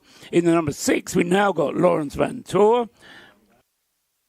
and he's in the Porsche 963, also on 193 laps, also behind the same safety car. Third up is now the number 50, Nicholas Nielsen Ferrari. That car hasn't yet made a pit stop. No, it has made a pit stop, I do beg your pardon. Miguel Molina came in and has handed it over to Nicholas Nielsen, but it managed to get itself ahead of Nick de Vries, who exited the pit lane before he should have done, but would have lost that track position anyway. So Nick de Vries in the second Toyota is now in 4th place, number 7. They're all on 193 laps. And the rest of the top 10 are also all on 193 laps, or will be by the time the safety cars bring them through. Robert Kubica is in the AF Corsa Ferrari, the yellow car, number 83. He's in 5th place. Jenson Button is now in the Hertz Team Jota Porsche, number 38. He's 6th. And Alex Lynn is in 7th place in the number 2 Cadillac. In 8th place is Antonio Giovinazzi in the Ferrari, number 51. 9th is number 3, Sebastian Bourdais in his Cadillac. And in 10th place, Matt Campbell now at the wheel of the number 5 Porsche Penske Motorsport 963. Norman Nato is the only other car on the lead lap in the number 12 Hertz Team Jota Porsche. And so all of those cars, when we begin to do the merge, will all gather up together towards the front of the field. In LMP2, Ben Barnicoat leads the way for AF Corsa in the number 183. Kubica is second now in the 34 car, the Inter-Europol competition Oreca. And he is a safety car behind, but as I say, when the merge takes place, they'll all gather up together again. In 3rd place is Bijoy Garg in the United Autosports Oreca. 4th, Malta Jakobsen in the Cool Racing car, number 37. In 5th, Stefan Richelme in the Vector Sport Oreca, number 10.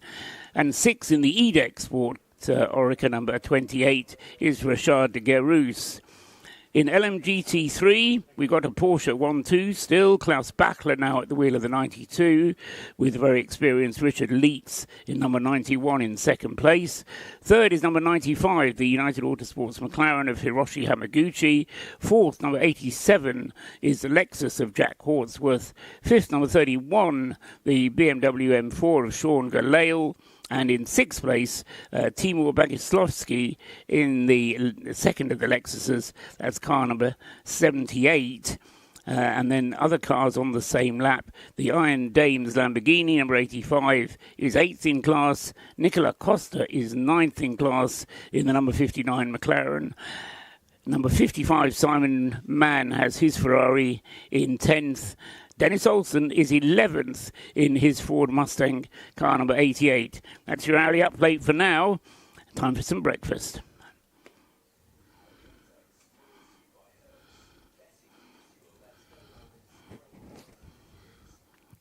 91.2 FM, Radio Le Mans here at the track and around the world on radiolemans.com, being live this year from the Ford Performance Studios.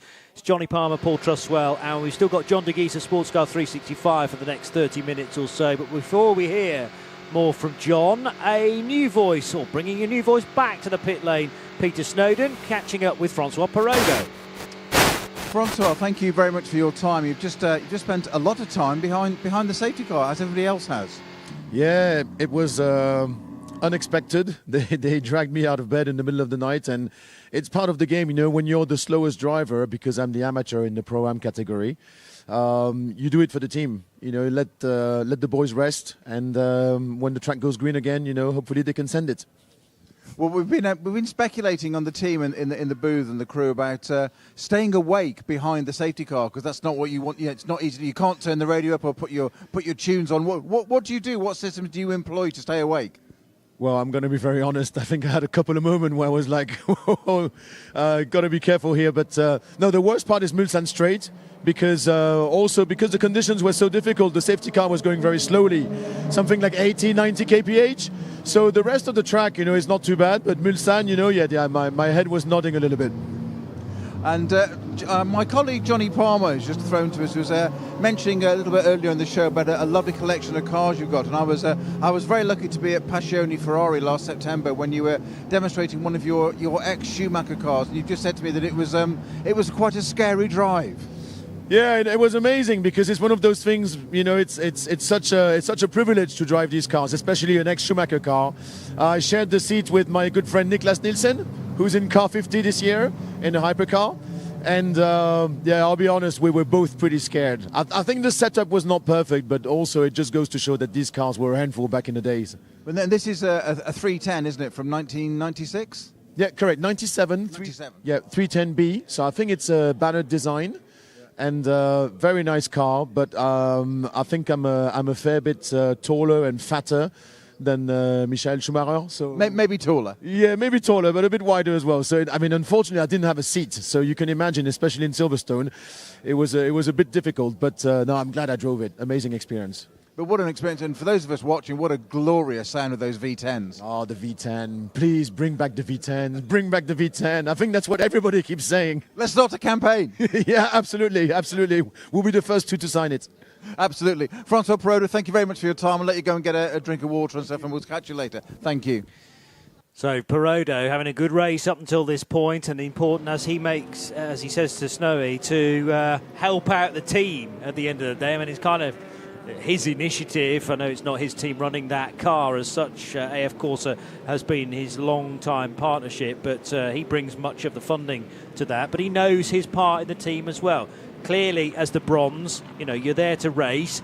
But if, as this year has turned out, you can't be pounding around at top speed, you still have to put the car into the hands of the quicker drivers towards the end, when hopefully we will be green when they take over. Yeah, and that's obviously his responsibility, and there's some sacrifice that comes with that in these long-distance races. And it'll be interesting to see if this shakes up their strategy at all, or other teams as well, with the certain stint lengths and driver rotations. Obviously, it will change things into these final 8 hours. Yeah, so that's the 187 car that is leading the category. That's Francois' car, isn't it? Am I right? 183. 183.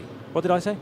187. Beg pardon. 183 is the number I meant to say. And Ben Barnico is his co-driver at the wheel. So leading their category, leading LMP2 outright, in fact. I did say that might be a possibility, certainly to get a Pro-Am combination on the podium by the end of it. And this equalisation of the race is certainly helping in that cause, Paul Truswell. Very much so, yes. I mean, we got to half distance and there was one Pro-Am car up at the front, and I thought, well, that won't last.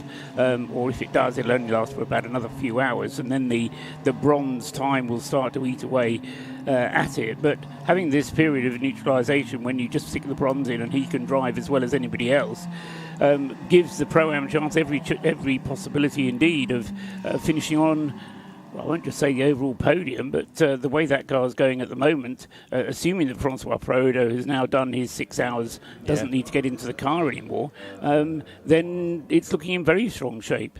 Tremendous chance. Remember that Pro-Am is sort of ignored when we get to the hyperpole phase of the week, in that any driver could qualify that, but Francois Perrodo's needed to do his segment.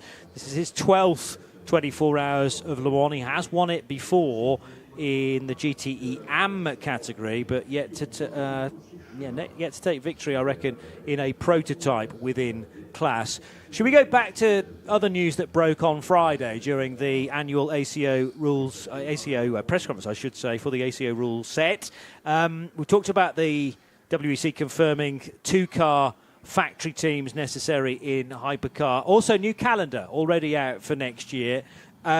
I was hoping for maybe a change here and there, but Pierre Fillon says Stability is the name of the game right now. Yeah, I know there was a lot of people hoping for maybe a 9th round at Silverstone. That would have been good. Yeah, As a Brit, yeah. you know, we would have loved that, because it's been so many years since the WEC and the ELMS, that double weekend has happened. I am told by Fred Lucan, you know, it's still on the radar. So we're looking at 2029 now. 2025 is the earliest for that. 2027 is what Fred told us, actually. For Silverstone, potentially. For an additional race. So it looks like we'll be sticking with 8 rounds for the next 2 seasons. Just more cost-effective stability. You don't want to grow too quickly, and there's already been increased costs with these hypercars, you know, compared to what the initial proposals were before these were built. And I think the ACO and FIA are very cost conscious right now, not to lose any manufacturers, because we're in such a great position. That doesn't necessarily rule out a new track for 2026. Yeah. We don't know the contract lengths for some of the circuits. We know Qatar is on a long-term deal, Bahrain as well, Imola now, Spa. You would think. Information to the pit lane. Safety car A, when he passes in front of the start-finish straight, that will start the last lap with the 3 safety cars. When safety car A passes the start-finish straight, that will start the last lap where we will have the 3 safety cars on track. Yeah, and there's a noticeable difference now in the weather, and particularly the brightness in the sky, which is helping matters. The wind speed still hovering around 15 kph, so hopefully that's allowing some of this heavier cloud, the darker cloud, to be blown away. There is scope moving forward that maybe we will alternate between venues as well. I mean, that's the way that you squeeze a 9th track in, but yet stay at 8 rounds every year, isn't it? But like you say, you wouldn't lose Spa. No. I mean, Le Mans in cement, no problem. I understand that entirely. And Spa kind of goes with it, because Spa is often the race that falls before Le Mans and serves as a good way to kind of set the cars up, because there's a similar track, high speed. Imola's there for a good spell now. Heat into the battery. Qatar. It's a 6-year deal, I believe. 6, and we've had 1. 1, yeah. Right, okay. Bahrain is, I think, through the end of 26, which most likely will probably see an extension. Sao Paulo's only just come back. Yeah. So is that 3 years, maybe? Maybe a 2-year deal with an option. You know, it hasn't been disclosed, I don't think. Coda is currently a 2-year deal with an option. Okay. So, and there's been talk of, you know, wanting to go to Indianapolis Motor Speedway. Roger Penske's made that really apparent, but he said nothing before 26. So that could be in flux, although I know there's a huge effort from Circuit of the Americas to make this event a success. There's representatives from the track here this weekend, including Andy Suchek, who's the VP of Motorsports for Coda now, the former Bentley factory driver. Yeah. Okay, so I actually can't see much flexibility in the calendar moving forward, but at least, you know, they are looking at other venues 3-4 years down the line where we may see some adjustment. Talk about the LMP2 difference in new regulations in a moment as well, but not before we've headed to the pit lane to get this CrowdStrike pit lane report. Was the Ford Porsche serving? Has the Ford Porsche have a penalty? He seemed to be serving a penalty. He just pulled in, nothing happened, no fuel, and they just timed him there, and he sat on the apron. So it's another scenario where he's rejoined under the same safety car. Which is a problem now, because this is the last lap he could do this, isn't it, before there's only one safety car left. So yeah, that was just appears to be that. So I'm sure Paul has the penalty table. That appears to be what happened to number 4. Any second now, we're going to get the interior pole competition car in from second place in P2, and that's going to be a full service with a driver change. I haven't seen a message about the number 4, Paul. No, nor have I. The number 4 was the worst place of the Penske Motorsport cars anyway, down in 17th place.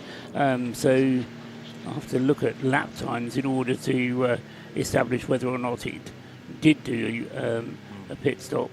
But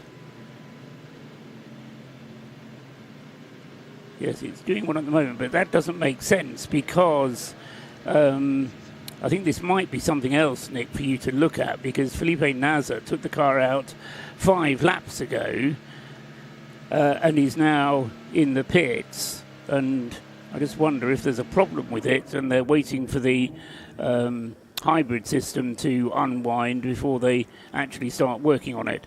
The car is still in the pits now. No. It just went out. It's just headed out now. Right, yes, Nick was still paying attention as it left the pit bay and headed up, and there was a brief pause at the red light, Nick.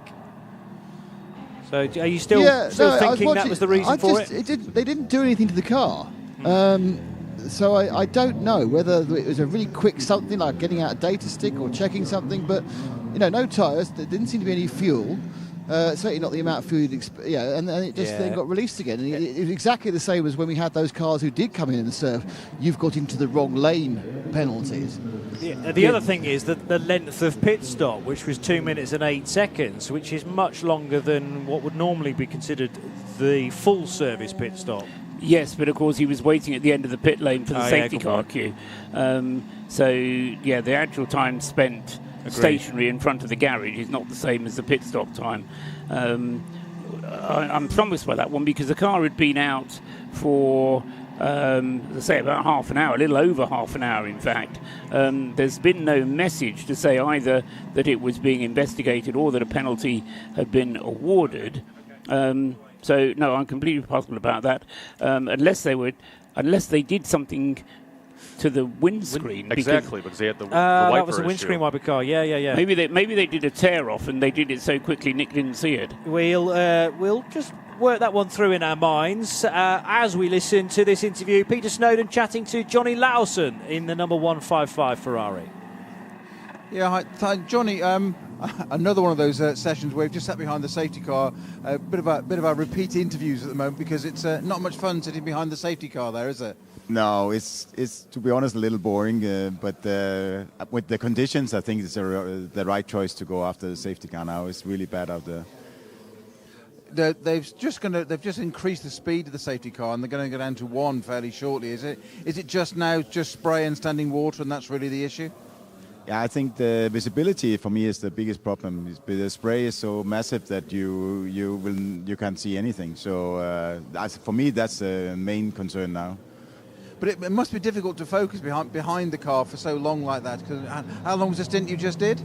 No, for this stint was only 1.5 hours, so it was not so bad. But it's not 1.5 hours of racing, though, is it? Sorry, bad timing as the cars went by. It's not 1.5 hours of racing, though, is it? It's just sitting there, sort of staying out of trouble. Yeah, to be honest, I would rather do 1.5 hours racing because it's a little, you need to stay focused and after the safety car because it's a little boring. Yeah. So now Jordan's in the car now. Yeah, Jordan is in the car now, and then Conrad will be in 2-3 hours from now. Johnny, thank you so much for your time, and we'll catch you later. Thank you. So the Lawson's family outing, that's 18-year-old Conrad Lawson, who's Johnny's son, and Jordan Taylor, which was always going to be a big signing to get him back to Le Mans, particularly in a Ferrari after so many years coming back in the old GTE Pro category for Corvette. Nick Damon watching other stops. Yeah, suddenly it's got busy again. I said before, this full service for the 34, the into Europol car has happened with a driver change. Schmalski getting out, but interestingly we had 2 or 3 other of the P2s also coming in, mainly I think for a fuel top up there. They're thinking, right, we're going to get going soon, so let's have a full tank. We're not going to lose anything more than a tiny bit of track position, in which we can get back by being full of fuel. So there's also one of the Mustangs in as well, the yellow one. I think it's the 44. That's had a full service. Not sure they changed drivers though on the 44, but yeah, some of these cars now, we are a couple of laps away from going green. So they are getting the fuel on board. Here's Eduardo Freitas with the latest information. I think I just missed that, actually. But that will be, again, informing everybody about the next safety car stage. So Eduardo said the next time across the line for safety car A would form the final period where we would have 3 safety cars, and then the merge would begin. So we are nearing that point now, Paul. Yes, as soon as the message comes up on the screen saying prepare for merge, then the crucial aspect there is that the pit lane entrance will close. We will be doing the merging. I basically just follow the car. So this will be the merging. Then there will be the pass around, and we will not be eligible to the pass around. We are not eligible. So we will keep left. Nicholas Nielsen being told that he is not eligible in the 50 Ferrari, not eligible for the pass around, and it's important to know whether you are or you are not. As the safety car B now pulls off to the side of the track at Arnage. Thought for a moment the safety car driver had lost it, was on the grass, but no, that was all part of the plan, don't worry, and escapes to Sanctuary behind the Armco barrier. Actually, just having spoken to a couple of LMGT, well, certainly Johnny Lawson from the LMGT3 category, this is the first year, John de Gies, of this division at Le Mans, and we are, what now, 4 races in, nearly 4 total races into the FIA World Endurance Championship. I was a little bit sceptical about going GT3 rules racing, as a few other people were as well. But I kind of quite like it now, just because it's brought massive variety back to Le Mans. Exactly. We have 9 manufacturers here in LMGT3. Some additional cars from those manufacturers taking part in this race, and I think it's brought really close racing. These regulations are slightly different than what we see in GT3 and some other championships with torque sensors here, and the use of the ACO's BOP to get closer data, more accurate data with the torque sensors, and I think so far it's working out pretty well. Still early days. I too was a little skeptical about GT3 at Le Mans and in the WEC, but I think it's working out really well. And GTE had run its course. I mean, we'd got to a maximum of 6 at the peak of that category, but nobody was building brand new GTE cars. That would be great if car 82 and car 311 could pick up the pace as well as all the others following. That would be great.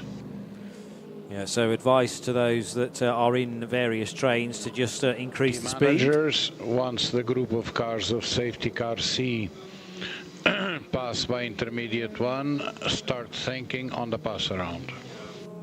So we're getting very, very close now to the pass around itself. Thinking if you're eligible for the pass around. I'm sure we will get a message to confirm those cars that are able to overtake the now solo safety car. Did we get one? We didn't get one on the previous. We didn't. No, I think possibly because there are so many cars that the potential might just exceed what we could do. I suppose there's a finite number of messages or length of messages that you can put on the screen, and it's difficult to read so many numbers if plenty of cars need to do the pass around. So then the onus is entirely on the team then to be in the right place to cut into that separate lane and be waved by. Yes, and as I say, it's a 2-lap penalty for anybody who gets it wrong. That is, if you get it wrong to your advantage. And just looking down, there are going to be quite a few of the hypercars who will be passing around because Ria Hirakawa in the leading car is quite a long way down behind the safety car AEQ.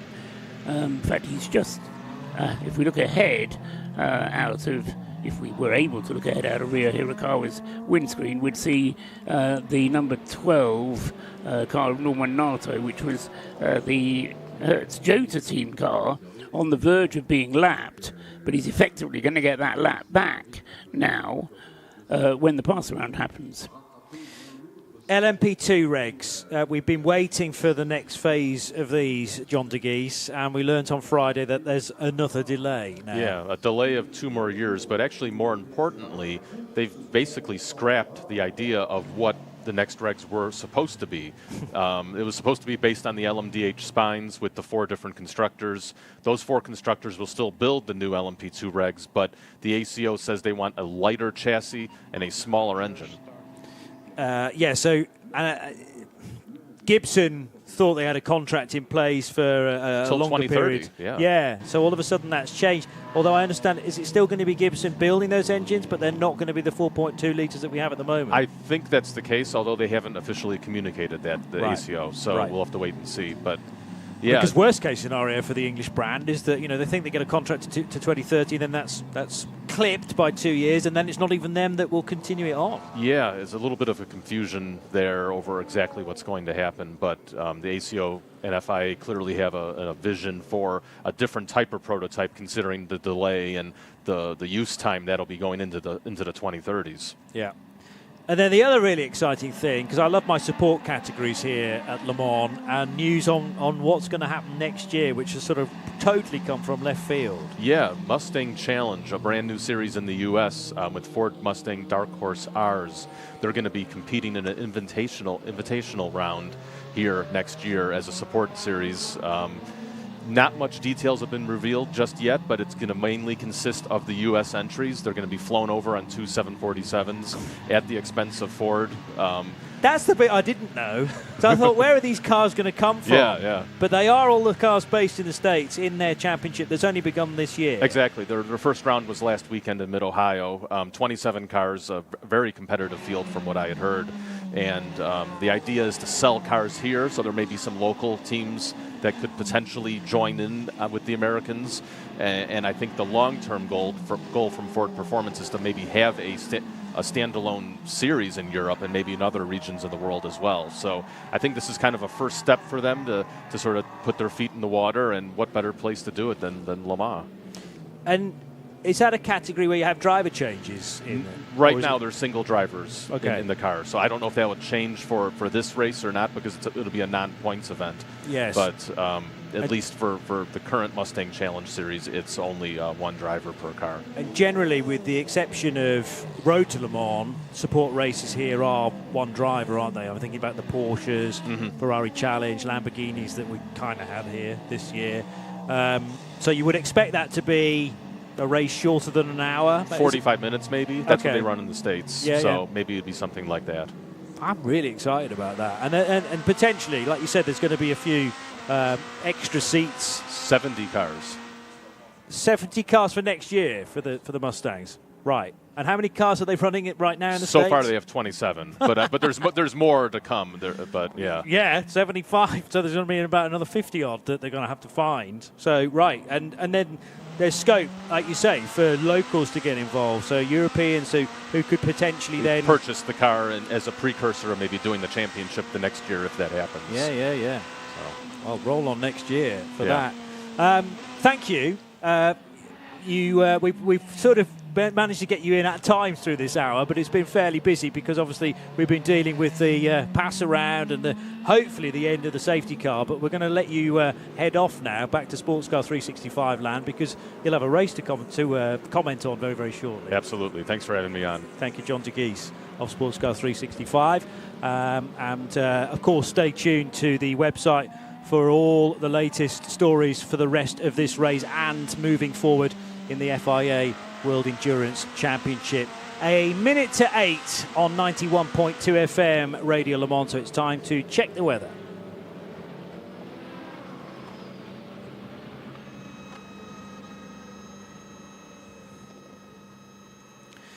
Well, the rain does appear to be letting up a little now, and precipitation, well, still expected to be in the area for the next hour or so, but at differing levels. The real field temperature is 11 Celsius. It's 14 in the air with a track temperature of 15.2 currently. Hopefully we'll get to a high of 21 later on today. Rather cloudy with the odd shower sweeping through. And then if you're heading to the péages to return tonight or maybe into tomorrow, the low this evening is 14, and tomorrow's high expected to be just short of the 20 Celsius mark.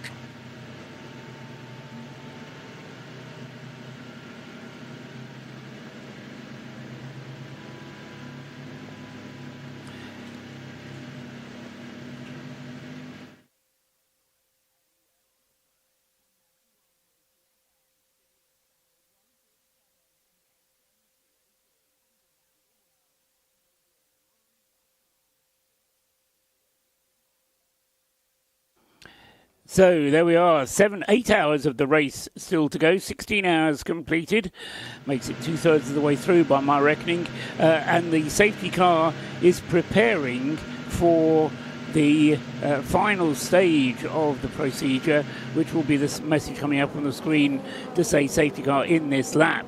It's currently heading down the Mulsanne straight. Let me just check that on the screen just to make sure that they agree.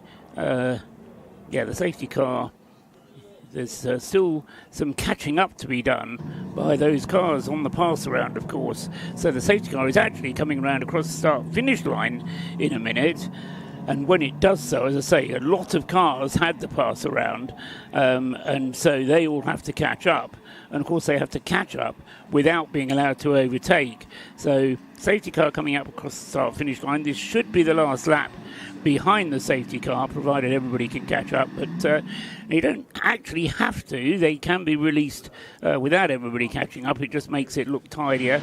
And in terms of the drop back, although we've not had a drop back, we do have the situation where all 4 of the top 4 cars in the hypercar class are absolutely nose to tail. Nobody is between them at all. So you've got Rio Hirakawa in the lead of the race on the 11th lap of his stint. Lawrence Van Tour in the number 6 Porsche with 9 laps completed on his current stint. Then the Ferrari of Nicholas Nielsen. So you've got Toyota, Porsche, Ferrari for second and third. And then Nick de Vries, who's only done 8 laps in this stint. So he's got the most fuel aboard. Number 7, Nick de Vries. And those 4, as I say, absolutely nose to tail. Next 2 up are the 2 leaders of the LMGT3 category, with Klaus Bachler ahead of Richard Lietz in their Manthey Porsches. And then behind Richard Lietz, we've got the LMP2 leader in the shape of Ben Barnicoat. Behind Ben Barnicoat is Felipe Nasr, who's actually laps behind, so isn't really playing a part. That's why he didn't get a pass around. And then behind Nasr is Jordan Taylor. Behind him is Felipe Drugovic. So several cars which are laps behind. But then in the next one up in the race order is Robert Kubica in his yellow Ferrari, number 83. But as I say, he's got, 7 or 8 cars to overtake before he's going to be able to catch up with the other 4, the top 4, which are, say, heading around Tertre Rouge at the moment, behind the one remaining safety car, whose lights hopefully will be turned off when they get to Mulsanne Corner, indicating that the safety car will be coming in this lap. And also new this lap is a new gentleman to my right-hand side, which is always good to see. In fact, 2 new gentlemen to my right-hand side, if I look far enough, because we've got John back instead of Johnny. Hello, John. And we've got Johnny instead of John. Did you think about that when you planned it? No, I didn't. No, but at one stage we did a WEC race last year that had Johnny, Giovanni, and John. With the 4 voices in it. Remember that? That was Spa, I think. Proper good names, that. Yeah, proper good names. All worked. Right, it's as if nothing has happened since we've been away, because nothing's happened since we've been away. Really should have been a red flag. Can't understand it. I'm not going to say any more than this has been the most pointless 4 hours. And I understand. Right, the simple fact is, if it wasn't safe to race, they should have red flagged it. And this has been pointless. Waste of everybody's time. I understand the safety aspect, but if the safety aspect is that it's not safe to race, you park the cars and you wait until it gets better. And it is undoubtedly the stubbornness of the race never having been red flagged in living memory. And I think that was a mistake that will haunt this race for this year. And that will be all anybody ever talks about, driving round behind the safety car for 4 and a bit hours. Waste of resources, waste of fuel, and it'll have to be looked at. it was 4 hours, or it still is because the safety car is still out. 4 hours 21 minutes at the moment, and counting for the safety car period. The conditions were actually, and I'm probably reasonably objective about this because I remember I left. You've been here before. Well, forget that, but I left. The conditions now, I mean, they were horrendous in the night. I leant over to John and said that, so I totally get why they safety car'd it initially. But for example, right now, the conditions are actually better than some of the racing that we had in the first 3-4 hours of the race. And it's been like this for an hour. And it's daylight. And it's been like this for an hour. Yeah. So I must admit, I don't understand why they haven't gone racing maybe an hour ago. But anyway, it is what it is. It means that when we do go racing, we're going to have a really, really good battle because, of course, it's bunched pretty much the entire, well, certainly the first. It's the first four of the hypercar field. Yeah, it's the first four of the hypercar field are absolutely together. Yeah. Robert Kubica, who is fifth, has 8 cars to overtake between himself and this fourth place car. Although 2 of those cars are Felipe Drugovich and Felipe Nasr, so they won't be that straightforward to get past because they are laps behind. If they'd red flagged it 4 hours ago, when they should have, they could have reset, they could have got them back out, reset the 3 classes behind a single safety car when it looked like it was going to be all right, like about an hour and a half ago, and then restarted with gaps in the field. It would have been better for everybody concerned, and it would have been safer on the restart. But you would have had to make certain decisions about parc fermé rules during the red flag, what the refueling situation was, whether... but those rules exist. They don't in the... well, I suppose they do, because we do have a red flag clause. Yeah. But I suppose the problem is you then get faced with... questions of whether it's fair, and I put in fair inverted commas. I must admit, I never disagree with John. No, Randolph, indeed. ever. But on this Yes, you particular occasion, I'm going to disagree slightly, and well, not slightly. I'm going to disagree because I don't think they should have red flagged it. I think this is one of the greatest race in the world, in my opinion. You need to have the greatest skill to deal with it, and I think when it was deemed not dangerous any longer, they should have gone racing again. But it's deemed too dangerous now. I know, still. but that's where I disagree with them. But Yeah. I think, I mean, if you remember back in, I mean, I keep harping back, but like in 2001, they put a safety car out twice for half an hour, or 45 minutes and a half an hour. You still couldn't go flat on the straights, and they still racing went green. Now maybe that was one end of the extreme. It's but different times now because the different risk times, averse But now, I think which the is risk fine. averseness is too high now. Right. I think Eduardo de Freitas is in a very difficult position because if he had gone green, and there's been an and accident, there'd been a huge accident. Yeah. And I heard what Johnny Palmer saying that, for example, Sebastian Bourdais was saying, I don't understand, there's no standing water, let's go racing, which you can see is right. But then at the same time, you've got Kubica saying, this is horrific, we should stop the race. So it's difficult. I wouldn't want to be in that position. But personally, right now, I would say most of those drivers would have been happy to go racing at least an hour ago, if not 2 hours ago. So it's now coming up to 8:10. I've been up for over an hour. Here's the race director. This lap. Safety Cars car. that wish to do so may follow the safety car into the pits at the end of this lap, as messaged yesterday on Discord. Right. So I've been up over an hour, and when I got up, it wasn't raining. And when I came into the studio to get prepped, it was barely any difference to this an hour and 10 minutes ago. Did Eduardo just say those that wish to do so can follow the safety car in? Yes. So basically, that is exactly what I just said. He's covering himself, quite rightly. So he's basically not wanting to force any of these drivers to race in these conditions. Is that right? Have I heard that right? No, that means the pit lane is open for service. Oh, right. Which it hasn't been whilst they did the merge. Which is the same as we had at the end of the safety car period that we had, as Eduardo said yesterday. Seems like earlier in the race, but it was yesterday. When did they last pit then, Paul? Most of them are on relatively few laps. Rio is on his 11th lap in the leading car, number 8. Lawrence Vanturi is on his 10th lap. Nicholas Nielsen is on his 13th lap.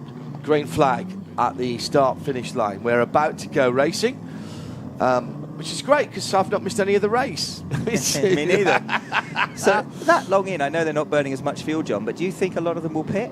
Or do you think they'll do a lap or two and then pit? I think it depends. It will have a lot of laps, I think, before they pit because they've got a lot of fuel on board. I think we'll have 7 or 8 laps. I think we'll have even more than that. Here we go. Going back to green, led by Ryo Hirakawa. The only thing that's changed is that Brendan Hartley, who was partially suffering from hypothermia, come for his radio messages when he got out. The tall fella suffering from cramp as well. He's got out. Ryo Hirakawa is in the number 8 car. They go to the line, and it's a green flag. And with 7 hours and 48 minutes and 54, 53, 52, 51 seconds to go, we are back racing again. Far less spray than I was expecting, if I'm honest.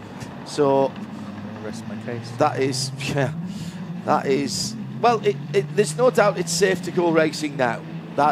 Let's be absolutely clear on that. And we haven't seen some of the wetter parts of the circuit. The other thing about this is that you've sat those cars around for the last 4 hours, steaming up inside and getting full of water. It's difficult that when your front windshield's not. Most of them got heated front shields, but quite often the fuses go, and there's nothing worse than that. You have to go back to the old treat it on the inside. And nothing you can do for the side window. Well, and Nick de Vries at the moment is looking out at nothing. He can see absolutely nothing. Now that is dangerous. Here's de Vries on the radio. How do I put the screen? So he's asking how he can turn the heated screen on. Yes. There.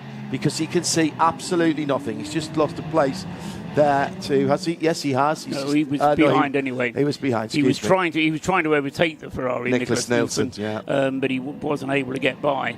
I think part of the reason he was trying to overtake is just to reduce the amount of spray that he's getting in his face. Yeah. Now he'll be able to see better than where that camera is, because that camera is located quite low down. So believe it or not, the human eye will see through that better than that camera is. But nevertheless, John, you're absolutely right. He has not got great visibility.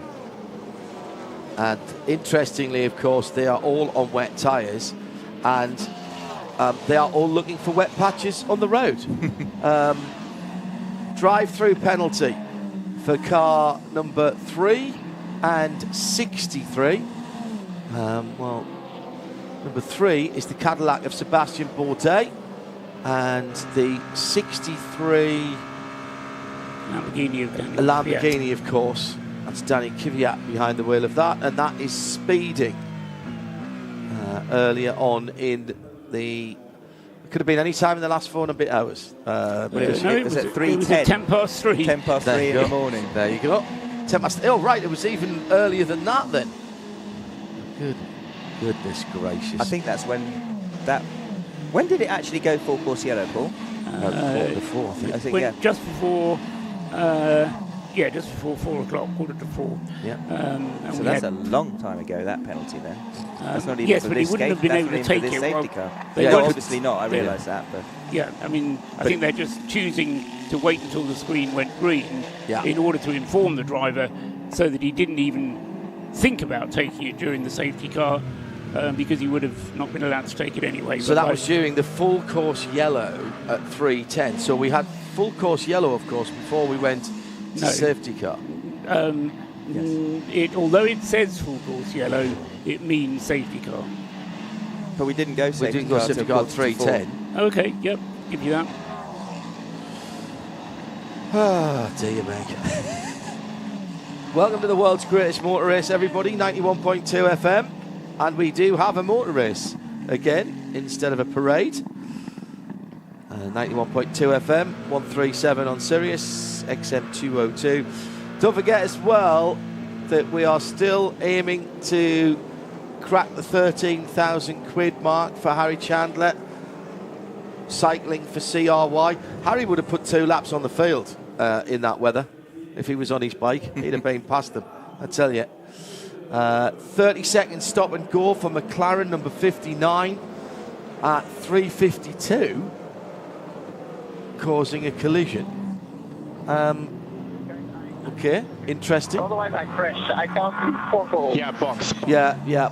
That's Nick de Vries coming into the pits because he can't see anything at all. I translated that there. Apologies for the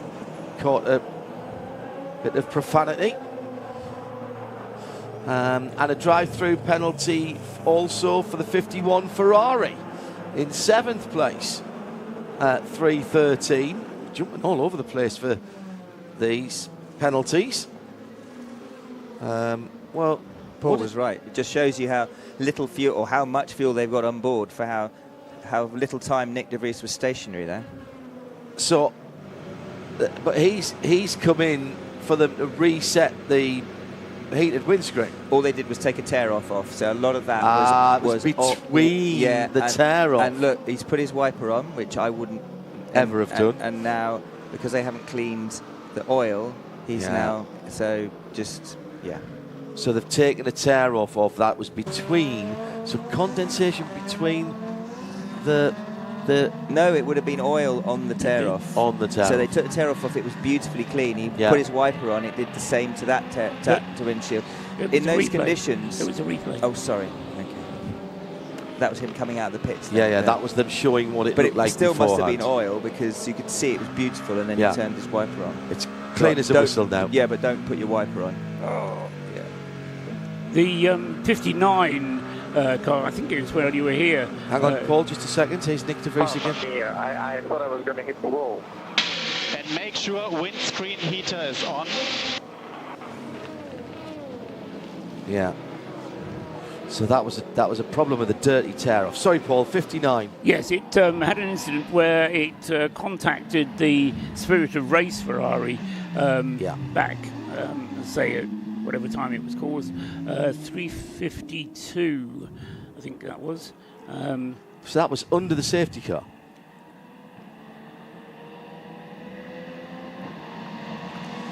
Car 78 has got 10 seconds added to the next pit stop for overtaking under the safety car. Undertaking over the safety car would have been far more impressive. That's the Kodis Timo Boguslavsky. For a second time, it says as well. Yeah, second time. And there was one more in there. Oh, no, so overtaking under a safety car and overtaking under the safety car for the 10. So does that mean he's got 20 seconds added? I assume so. Yeah, because that's two separate lines. So we're going to get a few more of these. The Ferrari number 51, I think we'd spoken about. Yes, we had. That car, I think, has been in and out. And no, it hasn't. Still in 7. Antonio Giovinazzi. So let's get back to talking about some racing here. Toyota looking very strong.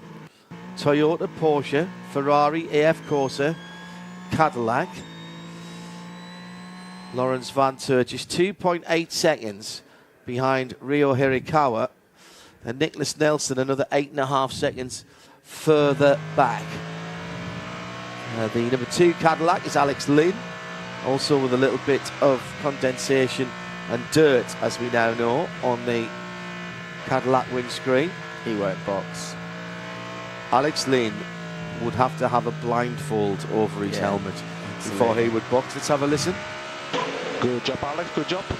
There's 2 cars ahead and up for position. The 311 is informed. In fact, even if you did put a blindfold over, he said he'd probably still be able to drive the lap, knowing Alex. He's fairly committed, isn't he? So he's trying to get past these lap cars, as Paul was saying earlier. There are cars in between. Drugovic. That's really gentlemanly racing there. He's led him through. Well, I think Drugovic also was looking for wetter track. No, I think he definitely moved over to let him through there. Yeah, but the engineer did say the 311 was informed. So was informed. That's what he said. Yes, very good. Was informed. So he knew that Alex was coming, and as Johnny says, moved in a gentlemanly fashion out of the way. I take my hat off, John, to Ryo Hirakawa. He's doing a really nice job in those conditions to go racing after all that time. He probably wouldn't have had any real wet weather experience of the car at that point in these conditions. In fact, he definitely wouldn't have done. And yet, he's pulled a nice 2.9 second gap on Laurent Vantour in the number 6 Porsche Penske. Across the line for the newly restored to full vision Nick de Vries, who is carving his way through traffic. Like, that must be brilliant, though, when you've had all that issue, and then all of a sudden they take off the tail. Change for second position there in LMP2 is the number 37, Cool Racing. Maltha Jakobsen has just gone by United's Bijoy Garg. That's probably a fair representation of the two experience of those two drivers. A lot of very stiff drivers getting out of cars. It's like I said to you before, John, there's nothing worse than circulating behind a safety car for that long. Your bottom hurt, everything starts hurting. You get cold because you're not doing anything. I was being serious, by the way. I was listening, and Brendan Hartley was really struggling. Yeah, really, really struggling. And ultimately, his core temperature was dropping. In to serve its penalty for the 59 McLaren that we spoke about a little while. The Lamborghini is in the pits. That's the 63. Danny Kvyat getting out of that car. Probably the longest I remember being behind a safety car was when Rockefeller had that horrific accident, and we went full course for an hour and a half. It was 2 hours. 2 hours and 22 minutes. And I was in for most of it, and it was a horrific experience. That wasn't weather related. No, it wasn't as cold. And it wasn't as cold. Well, actually, you know what? It wasn't that cold last night. So it wasn't that cold. You're right, but that was. I think the big difference between those two, or the Rockefeller safety car and this one, I said to Johnny, was you could see progress being made on clearing up the accident and on replacing the barriers, and then you could. Okay, there was no countdown, but by watching what was happening, you could see had a sense of it moving forward. That you were getting somewhere. When it was pouring down with rain, and all you could see was, it's actually going to not rain as hard for a bit, and then it's going to start raining again, and you just had this ongoing, is it or isn't it? Oh no, we're going to have another hour, and then obviously the delay was they reset the field once they made the decision that it was fit to go. And as I say, it was just more uncertain. Whereas I'm going to ask a question here, mainly just to stimulate. Start a conversation. Hashtag RLM_24H. Why couldn't they have set the field an hour beforehand? Conditions weren't guaranteed to clear up enough. To what? To reset the field? Or to go back to racing? Or what? Well, you can't commit to doing the merge until you know that you're going to release the safety car at the end of the process. So the merged field is not allowed to circulate. Is there a maximum amount of time in the regulations after doing the merge that you've got to go back to green? I can't remember off the top of my head, but the procedure states that following the merge, the safety car will then turn off its lights when the merge is completed. So whether the conditions were bad enough or not is the debate. And as Johnny said, we had Robert Kubica saying it was too wet, and Sebastian Bourdais saying it's fine, why don't we go racing? But yeah, I mean, this is where, particularly, Johnny says he doesn't want to be in Eduardo Freitas' shoes. No, nobody does. It's a difficult job to do. And there are consequences whatever you do. Oh, yes, absolutely. But ultimately, you've got to think of the welfare of the drivers and the marshals and everybody else. I mean, marshals are on post getting soaked. They couldn't stand down. I just don't understand why we can't be a bit more. I mean, it seems in every other form of motorsport we can be somewhat flexible with the regulations and what they mean, and be pragmatic about it. You've got the option to red flag this race, or everything's there in the regulations. There's no reason we couldn't have reset the field an hour ago, so that as soon as it was safe to go green, we went green. That I do agree with. There shouldn't be a finite level. They should say, right, it's not massively safe now, but we anticipate in half an hour it will be. We're going to do it do it now and just maximise the amount of competitive racing. And That would be a common sense. Here's Hirakawa. I'm going to give you. Front tire is not working. Front of front WRT high speed corner. Copy, go stiffer on rear anti-roll bar, high speed corner, and do not use the wiper in any conditions, please. Do not use the wiper. Bravo 712 when you can. Okay, he said. So, for example, at the Nürburgring a couple of weeks ago, when you couldn't see your hand in front of your hand and it had to be stopped, they brought the cars back out at 9:30 in the morning. They didn't actually roll the cars till 2:30 in the afternoon, and we actually never got back to green. Now, you can argue the rights and wrongs of that as well, but they were ready and brought the cars out in anticipation of the weather clearing up enough. In fact, what they were waiting for was visibility to take their medical helicopter off. Yeah, that was what they were waiting for. Now, there may have been something similar here. It might have been, was the weather too bad for the medical helicopter? However, here you don't need the medical helicopter because you've got a trauma centre within the prescribed level. Well, when I walked over, admittedly they went racing about 15-20 minutes later, but there were a couple of helicopters already up there. They weren't the medical helicopters, No. but there were helicopters up there taking pictures. Exactly. So. No, but I'm just saying the difference is that everybody got the cars onto the grid, everybody got everything set up. It was actually raining when that happened. They covered the cars on the pit lane in Parc Fermé, and that was 130 cars, not the remnants of 62. And so when they rolled the safety car, the 3 safety cars, they got it ready. He's Rio. You'll begin to catch traffic later this lap. Reminder, do not use your wiper. Do not use the wiper. Copy. Come on, Paul. The number 92 Porsche, the Manthey car, took a shot at being pushed into the pits a moment ago, or pushed into its garage, I should say. It's been a 2.5 minute stop for it now.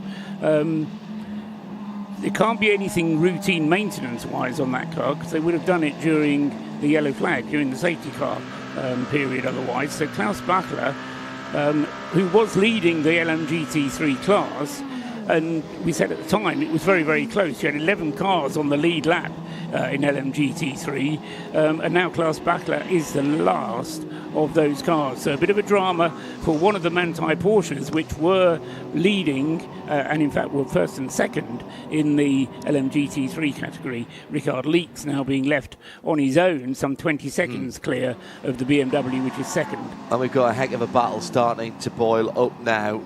Lawrence Vanthoor under 2 seconds away from Rio Hirakawa. How fast can you do the Hertz hourly update, Paul? Because I think we'll crack that off.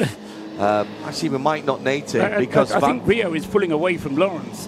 He has just done in that sector, yeah. Because he was, remember, they were nose to tail when they removed the safety car. Yeah, he pulled away traffic, it bunched back up. He's managed to pull away about half a second. Interesting that Laurent Vanthoor behind in the number 6 Penske Porsche is got his wipers on. Most of the field got their wipers on. The only one is Toyota that has been told not to. Battle for 6th is between the mighty 38 Jenson Button and Matt Campbell, closing him down as Peter Snowden can give us some news in this CrowdStrike pit lane report from the erstwhile leader in GT3. Yeah, this is the number 92 Manthey Porsche, which, as you say, is in the pit. Klaus Bachler stayed in the car, and he's currently in it. It's something to do with gearbox, I'm suggesting or suspecting. Had a look around the back there, and it's way, way up in the air. And they, I've just tried to ask, and I've just been able to keep out of the way because it's a working area. But there's mechanics underneath. If it was a front engine car, you'd say it was prop shaft because they're working just directly under Klaus Bachler's seat, as it were. So it's forward of the engine. So it's something in there, and there's. I'm trying to get ahead in. We'll get back to Snowy in just a moment as this battle for 6th and 7th with Jenson Button and Matt Campbell. Button holding sway at the moment and takes a couple of cars lengths. We'll go to the Hertz hourly update in just a few moments' time. Maybe got a couple of cars lengths, 2 963s. And the non-works car leading at the moment through Indianapolis 1, the right kink. Campbell closes in on the brakes with the concertina effect. There's no traffic right in front of them at the moment. They've got the 311. A lap further back, Felipe Drugovich is the ball of spray that's in the distance. Button goes a little wide, exiting Arnage, and just maybe had to wait for a moment because he couldn't get on the throttle. And here comes Matt Campbell. An outside manoeuvre into the Porsche curves in the wet would be very, very brave indeed. And he decides not to do that. Jensen, defending from the middle of the road, will compromise his entry and the speed, but this is impossible to pass at this point without any help. Here's Matty. Lap, only one car was faster than you, Lawrence. Racing Jota 38 ahead for position. Just waiting to see if they were going to tell him who was in the car. We'll give it across the line in the first part of the lap because we are a little bit late for the hourly update, but we want to cover this having had a dearth of racing for the better part of the last 5 hours, catching up to the Vista AF Corsa machine.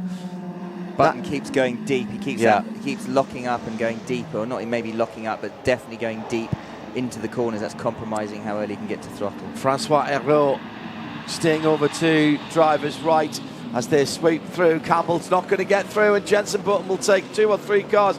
Now, Jensen breaks much later that time into the Dunlop, and a huge sideways moment on opposite lock from Campbell as he knew he had to try and make up time, having been slightly disadvantaged in that little single car piece of traffic. And this is the closest battle on the circuit at the moment. The lead is still 2.5 seconds. Lawrence Vanto lapping just a tenth or so quicker than the leader last time around through Tertre Rouge. Different lines being taken by the 2 Porsche drivers onto the first part of the Mulsanne Straight, and Campbell does seem to be getting more drive. Could be a difference in the grip levels of the wet weather tyres depending on how long they've been on. You can have a look, I think. Down into the first chicane. He's coming from a long way back. Does he roll off the brakes and try the block pass on the inside? He does not. That was really nice from Jensen, actually. Didn't defend and gave himself the best line through that first Mulsanne chicane. Starting to dry up really quickly, isn't it, Johnny? Yeah, it is. There's still spray on that middle part of the Mulsanne Straight.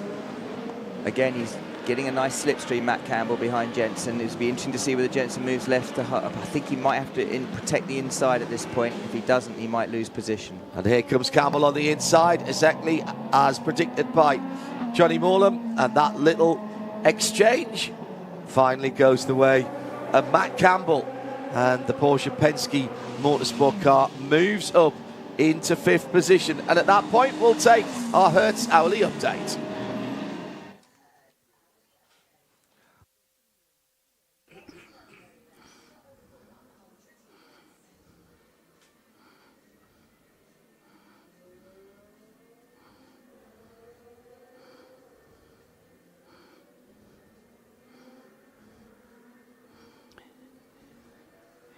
Well, we're racing again on a drying track. It's still damp and everybody is on wet weather tyres, but don't know how much longer that's going to last. It's 8:30 in the morning, and that means there's 7.5 hours still to run of the 2024 Le Mans 24-hour race. It's being led by number 8, Ryo Hirakawa in the Toyota GR010. He's now completed 203 laps and has a 2.25 second advantage over Lawrence Vantour in the number 6 Porsche, which is currently running in 2nd place. 3rd is the Ferrari of Nicholas Nielsen, and that's in car number 50, and that is 15 seconds behind the Porsche in 2nd. And then in 4th place is Robert Kubica in the yellow Ferrari, car number 83, a mere 4 seconds behind Nicholas Nielsen. In 5th place is number 2, Alex Lynn in the Cadillac. He's another 3 seconds behind Robert Kubica. And then Matt Campbell, who's just got past Jensen Button in the next 2 Porsches up. Matt Campbell in number 5, Porsche from the Penske Motorsport stable. Jenson Button in the Hertz Team Jota car in numbers 5 and 38 in 6th and 7th places respectively. In 8th place is number 12, the second of the two Hertz Team Jota Porsches, which are still going very strong indeed. He's 13 seconds behind Jenson, just ahead up the road. And then in 9th place, Antonio Giovinazzi in the Ferrari 499, the second Ferrari, and he is right on Norman Nato's tail and putting pressure on the Hertz Team Jota car, number 12. In 10th place is number 3, Sebastian Bourdais in the second Cadillac. He is only 4 seconds behind the Cadillac. Behind the Ferrari, and then Nick de Vries is the next one up, just rounding out the number of cars that are still on the lead lap.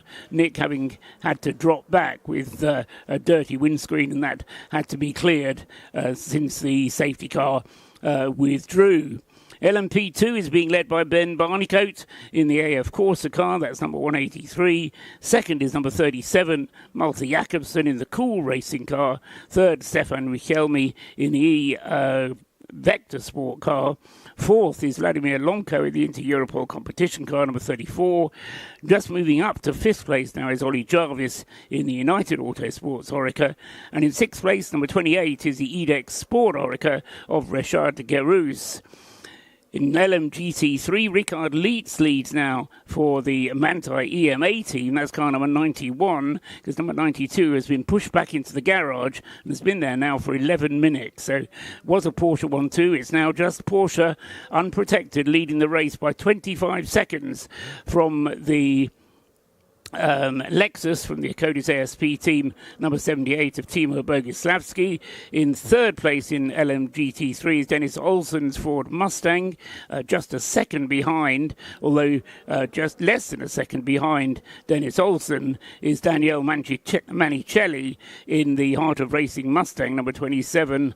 They're very close together. In 5th place is Sean Gale with the WRT BMW, and then in 6th place are the Iron Dames, who have dropped back a little bit since the safety car released the cars. That's number 85.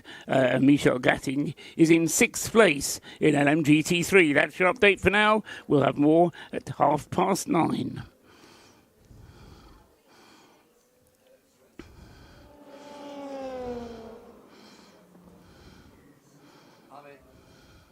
Turn my mic on if I want to talk. I'm indebted to Brody, amongst others, who points out one of the reasons that they can't do the merge early is because the pits are closed from the merge to the safety car going in, and therefore you couldn't have people circulating for hours without the opportunity to pit. That is a very good point, and therefore that's the part of the rule that needs changing then, doesn't it? Or you go back to just nixing the 3 safety cars as we did last year, so when it's clear to race, you go from it's clear to race to racing in a third of a lap maximum, because they don't even have to wait for the leader to come back across the line.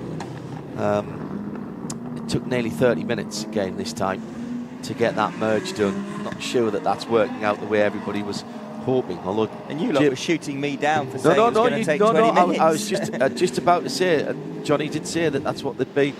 They were letting people know. I think that's got to happen quicker if you're going to do that. It's difficult on this long track, especially in conditions it's where you're on a long track. Well, but when it's wet and you're releasing people to go around and get back behind, because I don't think you should go back racing again until you've got everybody lined up behind the safety car. You can't just release them, give them 10 seconds and then go racing again.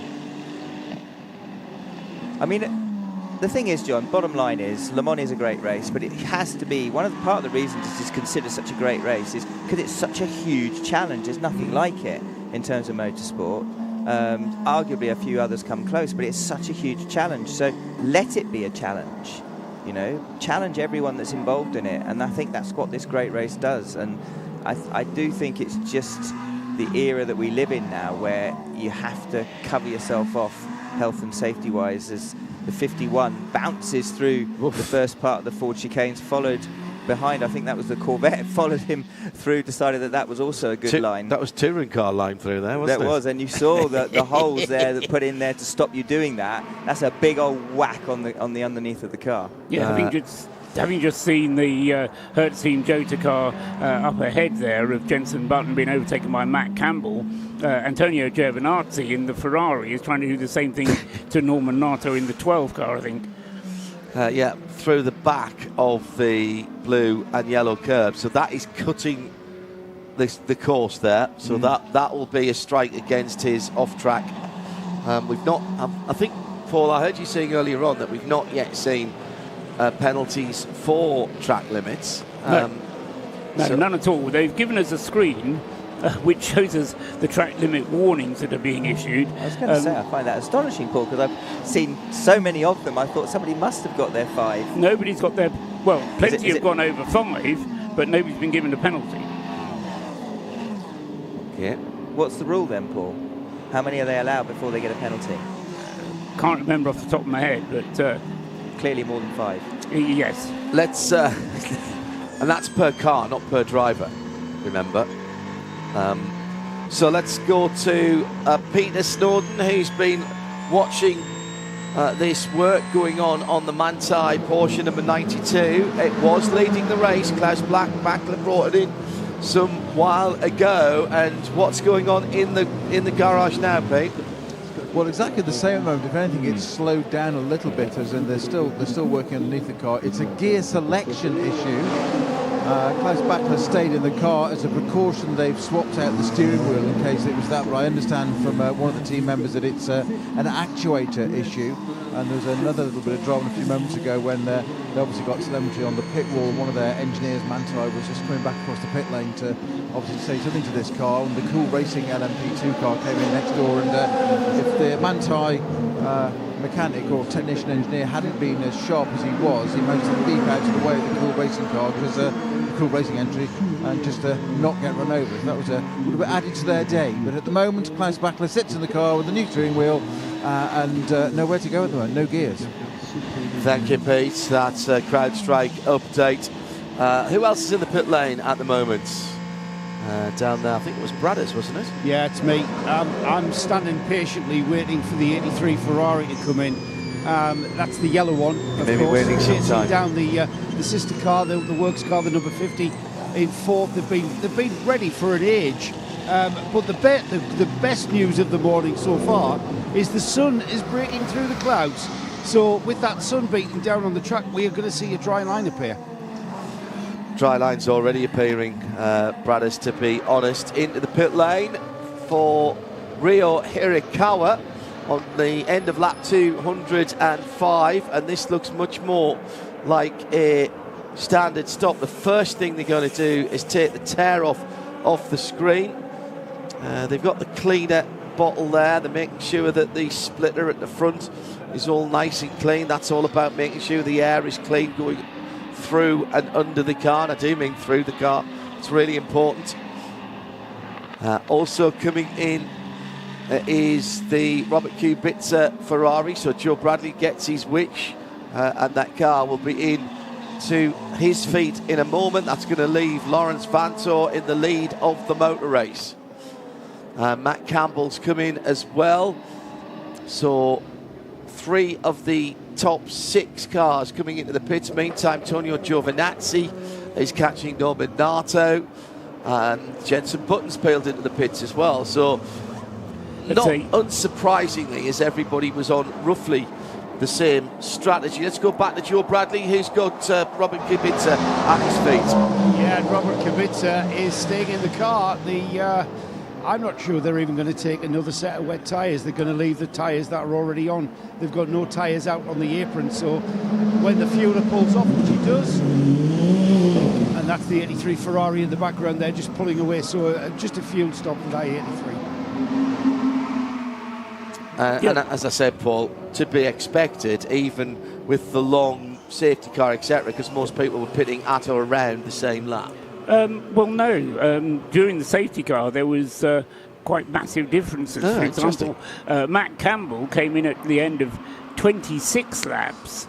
Admittedly, many of those were under the safety car, whereas Ryo Hirakawa came in after just 19. Those are the two extremes. So In fact, Lawrence Van Tour didn't come in, did he? No. So No. he's only done 18 laps. So somewhere between 18 and 26 is the right number of laps going between safety car and full green running. But kind of echoes what you were saying earlier on, Johnny, about how much fuel do you use during a safety car. And I don't know, but it's very difficult to have the opportunity to test that on a full lap. Certainly when I've been in the garage trying to find time to say, okay, just tool round as if you're behind the safety car for a full lap so I can check the fuel consumption. Yeah, because here you're giving away about 7 or 8 minutes, aren't you? Doing that? Exactly. So they'll have been experimenting a little bit, and I suspect that once the first one jumped, everybody else said, right, well, let's all get on the same strategy. And in a way, that makes the race more straightforward here going forward. I think you're absolutely right, because there would have been an optimum time to pit, and obviously up until that point, you're saying different number of laps, but they probably all came in around the same time, so they put themselves back onto the same strategy. And just going back to that, because I am fascinated by the different series and track limits and how many they give.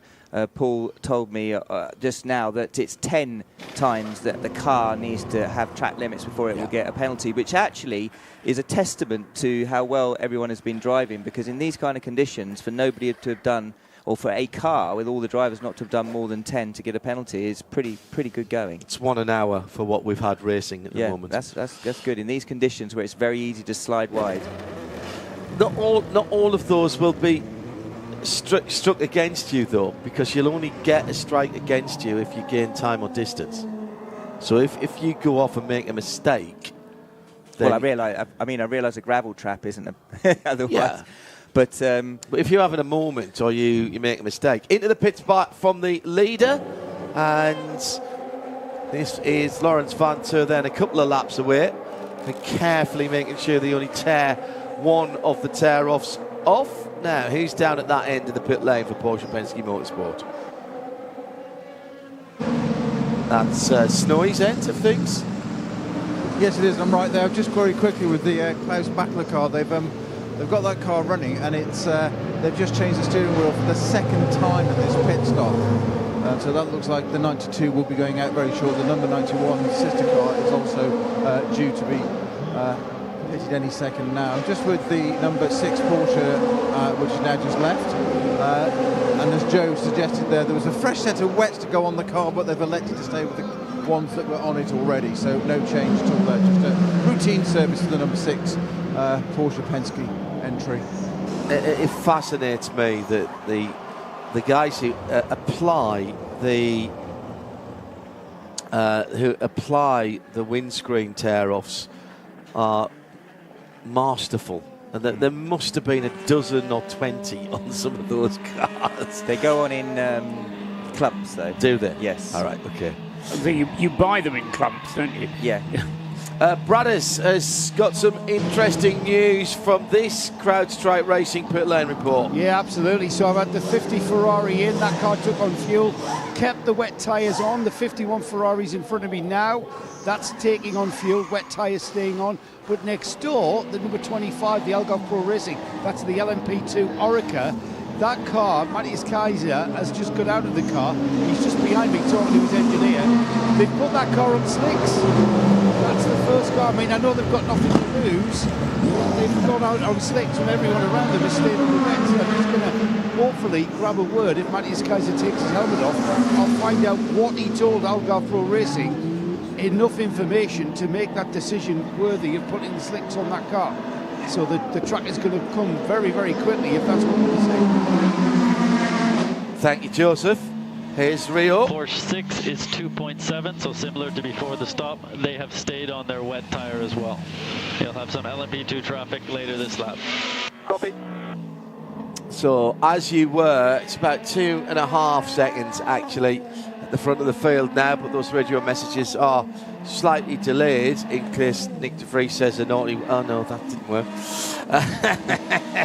I love listening to an engineer talking to his driver when it's concise, what he wants to hear. Absolutely. It doesn't happen as often as you think sometimes. No. But Well, you're not having a conversation, are you? The Toyota engineer just telling him exactly what he needed to know, and at the same time, sort of just letting him know, even just by his tone of voice, that he's doing a really good job. Yeah. Some of the conversations that we've had in the WEC have been brilliant, absolutely precious. James Collardo's actually changed his engineer now, but last year James Collardo and his engineer, some of the back and forth was absolutely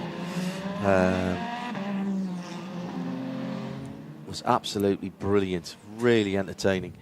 Rio Hirokara, just reflecting on last year's race, John and Johnny, of course he was the guy who ended up making the Toyota chase at the end of the race, and we were saying, oh no, they shouldn't be putting Rio in, but Toyota were kind of between a rock and a hard place in that Rio was the only one that was available.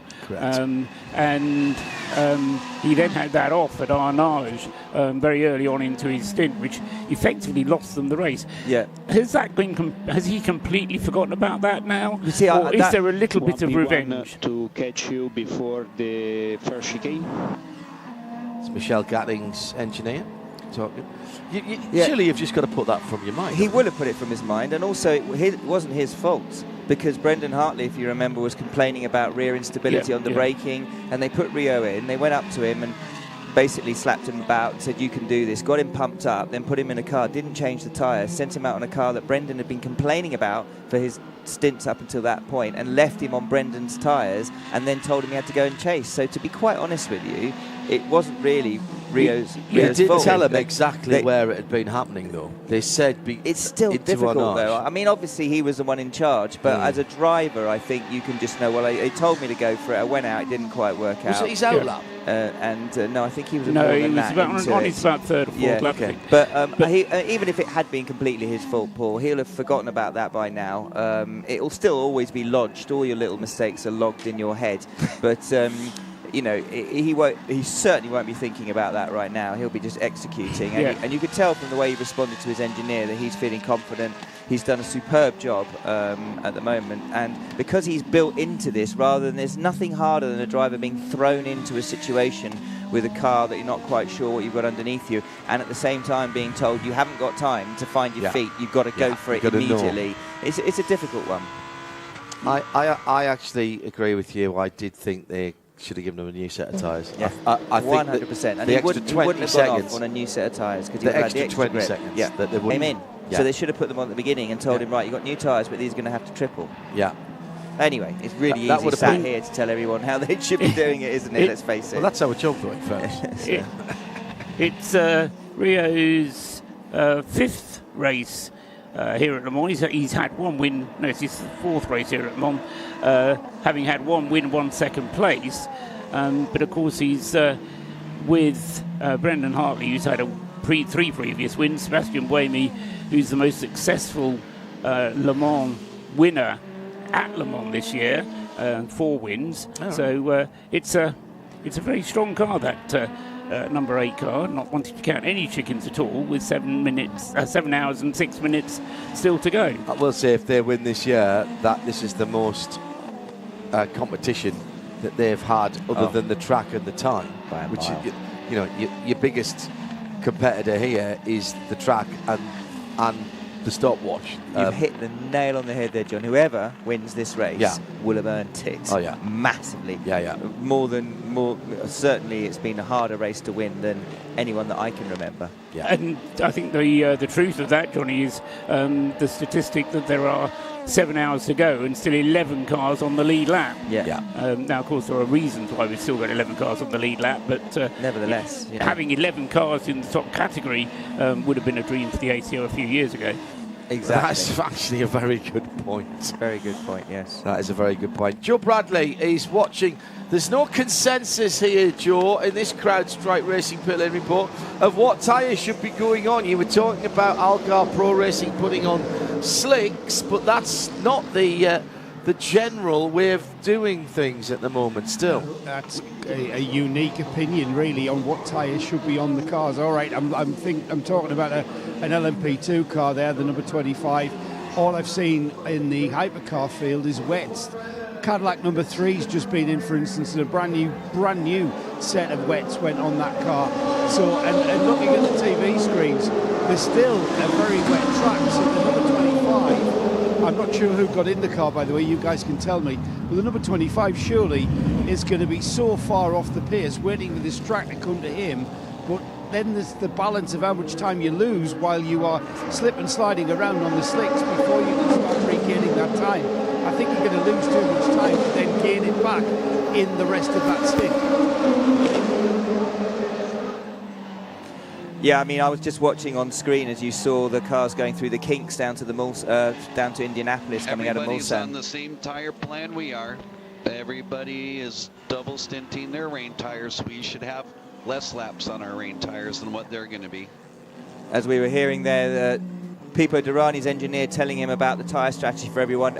Everyone should be staying on wets. The track is still very wet, and one thing that I noticed was that there's a lot of spray being kicked up, both brows of both of the kinks going down from Mulsanne to Indianapolis. And if you're on slicks going down there flat out and the car's cresting and you hit wet enough to throw spray up on slicks, you could have a really big problem. That's what happened to Ahmed El Harty, actually, going underneath Dunlop. He'd had a wee moment and fallen off before that, albeit, but as he went over that, and that's nowhere near as big a brow, actually. No. It actually flattens out quite nicely. And they were kicking up a lot of spray there, John. Yeah. I mean, big rooster tails of spray. So there's, in my opinion, and I'm not driving out there, but looking at it, there is absolutely no way that this track is ready for slicks yet over the course of the whole track. In fact, I can't even see any section of track where I would say slicks would be quicker at this stage. It won't be long. No. But right now it's not. And the track temperature will come up very quickly with the sun being on it. Absolutely. It does here. The majority of this track now, it's only really the... In fact, as we said that, through Tetra Rouge, yeah, bit of sunshine. The dry line, even from the lap before, already there's a dry line where slicks probably would just about work through Tetra Rouge.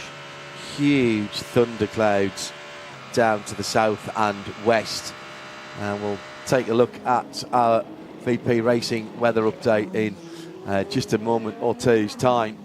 But as it stands, with 7 hours and 2 minutes to go, Toyota lead by just on 2 seconds. Ryo Hirakawa in the number 8 car from chasing the Porsche Penske 963 of Lawrence Vanto. Lawrence beginning... yeah, he took 6/10 out of him last time around. Toyota Gazoo Racing, Nick De Vries next up in third. The number 7 Toyota, the 50 of Ferrari, Nicholas Nielsen, is another 7.2 seconds behind. So that's 22 seconds behind the leaders. Top 4 within 22 seconds. Top 5 within 31 seconds with Robert Kubica. 8.7 seconds further back in the 83, the yellow and red car, rather than red and yellow. Ferrari. Cadillac Racing, Alex Lynn makes up the top 6, and they are within 35 seconds of Just remember, what's going really on. Go look for the water on the straights. Yeah, drive offline, keep the tires cool. So the thing is here, John, there's no doubt in my mind that they're stretching this out to the end of these pit stops. Everybody will be going on to slick tyres.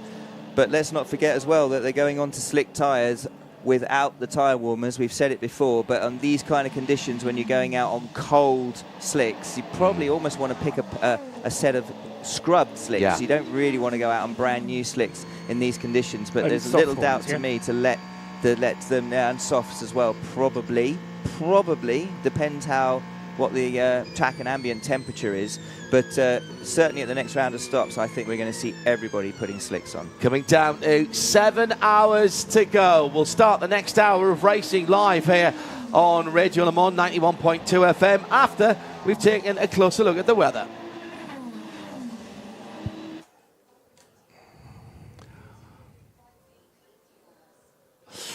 Top temperature this Sunday of 21 degrees. The sun is out at the moment. The radar looks pretty clear to where the weather has been coming from in the last overnight hours, but it's full sunshine now, and the track temperature coming up over 16 Celsius. First time it's been there. As far as the rest of the evening is concerned, some showers tonight, and then on Monday we will have a little more wet weather. And if you're staying here longer on, I'm afraid there's a thunderstorm forecast on Tuesday morning. But the run to the flag is next here on 91.2 FM.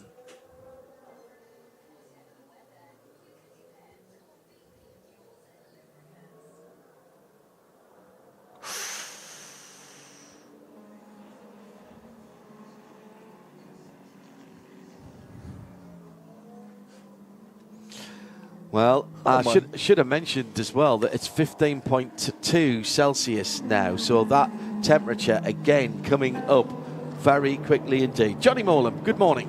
Good morning. We were just watching the 51 car of Antonio Giovinazzi, who's chasing down Norman Nato in the Hertz Team Jota number 12 Porsche, and he came through the Porsche curves and got up onto the curb and slid, and if he didn't run down the side of the tyre wall, the wall there, then it's a miracle. So he definitely looked to me like he just brushed down it. Not a big impact at all, but that was super close. He just got up on the curb, it slid away from him. This is going to play into the hands, I think, of Nick de Vries, who kind of went a little bit out of kilter with the pit stops because of his window not being able to see through the windscreen, and had to come in a few laps earlier than the others. But if he can now get to the point where the track is necessitating slicks, and everyone's probably going to opt, if the wets start losing a lot of track time, they're all going to have to kind of come in around the same time. And this is what I was talking about, John. If you watch this as a...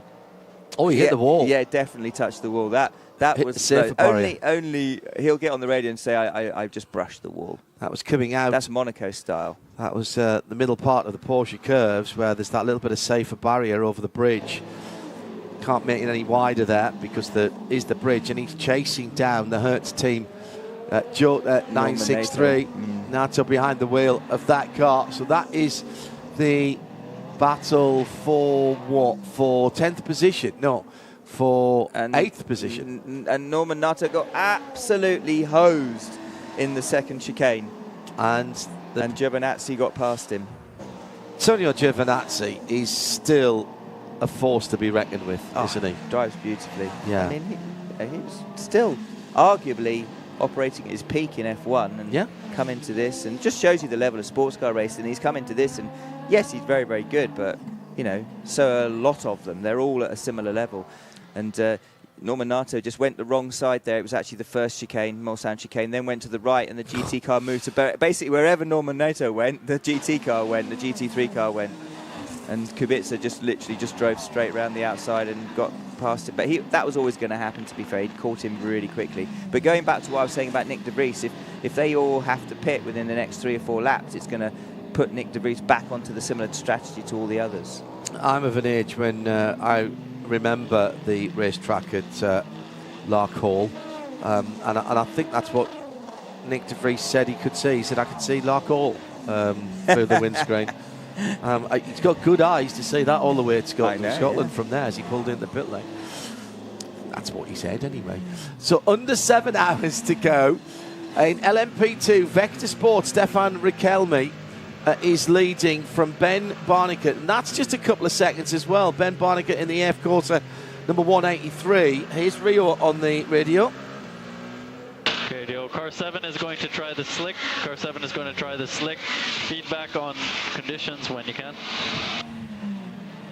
So that is Nick de Vries coming in then to try the slick when he does come in. As Johnny said, he's had a couple or 3 laps longer to make that decision. Joe Bradley has got that car in front of him. Yeah, the joys of 2-car teams, isn't it? The one that's not massively in contention for the win uses the experiment car, and we're going to see slick tyres on. I think this is the first hypercar in from 3rd place, still rolling the dice a bit and giving away a potential podium at this stage, still with a lot of time to come. But I think we're at that stage now. The sun is coming out. There's a lot of broken cloud out towards Whitehouse, and I think it's that time where we are evolving towards the slick tyre. And I think we're going to see the lap times come tumbling down very, very soon. Good morning. The 82 TF Sport car came in, and that's changed over to slicks and come up the other end of the pit out area now. In Nielsen Racing, the number 24, Oreca Gibson, they're just there in the pit lane waiting. They are also got the slick tyres ready for their driver, and so is the 85 Iron Dames. They all have slicks ready, and the cars are just approaching the pit apron now. Thank you, Diana. And Joe, good morning, Diana, as well. Welcome back to our CrowdStrike Pit Lane reporting team. It's always a gamble when you go on to cold, slick tyres, and the number 7 car of Nick de Vries, Nick was looking very circumspect when we came up. We saw at Spa last year. In fact, one of the reasons that we had tyre warmers at Le Mans last year was that the drivers were losing control of their cars on the outlap from the pit with front wheel spinning and torque steer. So one of the Ferraris, didn't we, spear off to the left, and was it Brendan's car that he lost it over the top of Radion? And that looks it's going to be really, really tricky to generate some heat in the early part of the lap. The good news is he's getting to a part of the track where it is a little bit drier, and he can put some energy, some lateral energy into the tyres just by driving what is Nick saying? De Vries? Bravo 3-5. Bravo 3-5. And tyre 2. So you're hearing there, Bravo 3.5, tyre 2. Those are all settings to do with brake effect, brake bias, regen, how to work it. It's he's done incredibly well, actually, to bring that together and get it out. He got sideways a few times. He's clearly got some confidence in the car, and you're exactly right. He's going to be able to lean on it, braking into Mulsanne, leaning on the car, going into drier areas when you really start generating tyre temp. But they've got to get front and rear up to temp it, and the fronts, they've got more of a chance with the four-wheel drive to get the fronts in than a normal car would have. What we need to keep an eye on now, he'll drop, but his times will look awful for 2, possibly even 3 laps. He's Kubica. Toyota number 7 just pitted for softs. Toyota number 7 just pitted for soft. Let's see the sector times. I'll keep you informed. Big. Yeah, I think we should pit as well. Copy. Big spin for the number 24 LMP2 car, and just got offline by a car's width. He's just come out on slicks, John. Yeah. And you saw Nick de Vries coming through there. That's Kevin Simpson, by the way. Yeah, Nick de Vries coming through there, and he has the advantage of four-wheel drive. Yeah. So the front is pulling. When the rear goes, the front's pulling it straight again. With a rear-wheel drive only car, you don't have that advantage. So I think those LMDHs out there shouldn't just be looking at Nick de Vries and saying, well, he's making them work, because he already is beginning to make them work. Yeah. If they don't have four-wheel drive, they've got to wait a little bit longer, in my opinion. And that Algarve Pro Racing car that changed earlier on was doing 5.5, 6-minute laps to start with. Now, Kiffin Simpson, it has done more damage than we anticipated. There's a rear wing broken. It's going to need some body work, but also the suspension issue. That car is crabbing quite badly, and so the team are already beginning to clear out the pit lane because they know the pit box, because they know that car will be coming in next time around. Just seeing the Iron Dames in a bit of a battle with a McLaren. Don't think that was for position there. Is that Nick Costa in the 59? Because if it is, was that Hiroshi Hamaguchi? Excuse me, that was for position, and that was for second place. 14 seconds behind Manthey. Still greasy offline, and that's the problem, Jeremy, is the Vista 55 car a moment or two ago. Did you just call me Jeremy? Did I call you Jeremy then? Excellent. Johnny, JMO, 55 Vista Corsa, Francois Herriot going around. See, the GT3 cars, John, I should have said, the GT3 cars, Bob, is that I would have thought now are the best car to be on slicks, because for them to go earlier with the ABS in particular. Well, I was going to ask you that. How the ABS is great, and racing ABS is way better than when it first came in. It's very sophisticated. It's used to working with it's designed now to work with racing tyres, which it sometimes got confused about in the early days. And we had some really big accidents because of that. But how does it deal with the reduced grip conditions on slick tyres? Do you have to turn it right up, or do you have to turn it right down? You tend to turn it right up, so you've got wet settings for the traction control as well as the ABS. You'll turn it right up. It means it engages a lot sooner, but it obviously avoids the lockup, so you're never going to fly off the track. But it doesn't mean you can brake as if it was dry, because you'd still go off the track, because although you would never lock up, it wouldn't slow you down enough, and so you'd be going too quick for the corner. But it just takes away that element of making a mistake. So in these conditions, you just turn the traction control right up to wet settings, and the same on the ABS, and it would mean that you're going to have a lot bigger safety net to protect you from making an error. The LMP2s will probably, and the LMDHs will probably be the cars that struggle the most in these conditions when they go to slicks. Lawrence Hurd just out of the pits of the TKI Engineering, taking an unconventional line through the Dunlop chicane, and there was a car off as well at Indianapolis through the gravel and brought a whole load of gravel back on the track. I think that might have been Fred Vesti in the Cool Racing 47, but that's just what's come into my head. Let's check in with Diana Binks, who is in the pit lane for this CrowdStrike report. The number 63 Lamborghini Iron Lynx car has just come in for a change of tyres, slick tyres and fuel. No driver change for there. We're still waiting on the 85 Iron Dames of the LMGT3 car to come in. That was they've been in the pit lane for quite some time, but the car hasn't arrived as yet. And that's it from the pit out area. Everyone else, I can see the number 50 lining up for a tyre change also.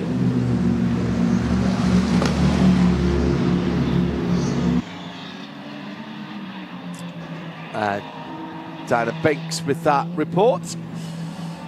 Now, Nick De Vries, what's his times? We said it would take a wee while.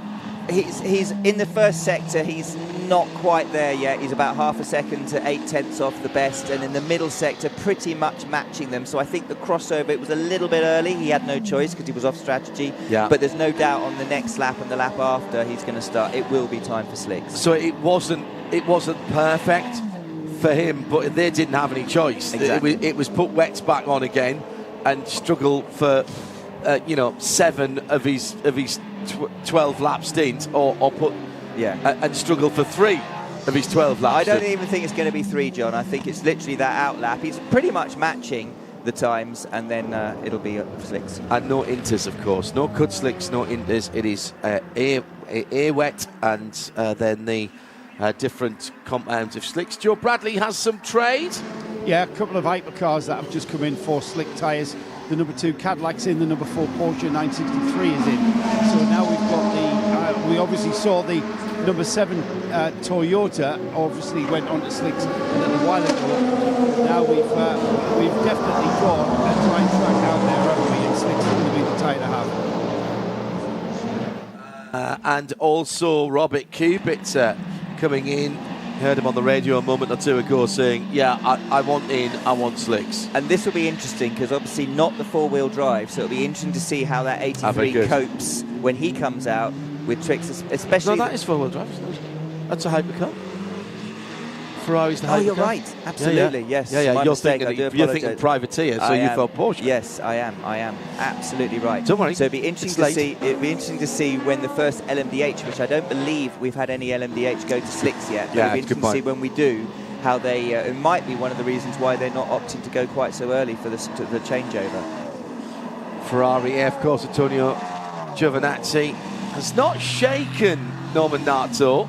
He's about 5 car lengths back and sitting quite nicely as De Vries starts to go quicker, and he's now actually gone quicker that time around than the leader. So now that is crossover now. And that's his first flying lap. Yeah, here's Rio. Okay, Rio, box this lap for scrubbed softs. Box this lap for scrubbed softs. I'm loving this engineer, this number 8 car, because he's called for scrubs, and actually every other set of tyres that I saw going on looked brand new, and he's gone for scrubs, and I think that's a really good call. Yeah. So Hirakawa with just a 3-second lead at the moment over Lawrence Vanto, and he... how long has he been out? Paul just nipping away to get a bite to eat, so I'll have to have a quick look myself. Here's Tony. Oh, Miss Tonio Giovinazzi, excuse me. Right, so Rio has, well, he's only been out for 8 laps, and Vanto's gone by as he pits. Hirakawa into the pits then, so let's head down to the pit-in end of things, and Joe Bradley. Well, it's not just about tyres, is it? While we're in the pits for those tyres, scrubbed, as we heard the engineer mention,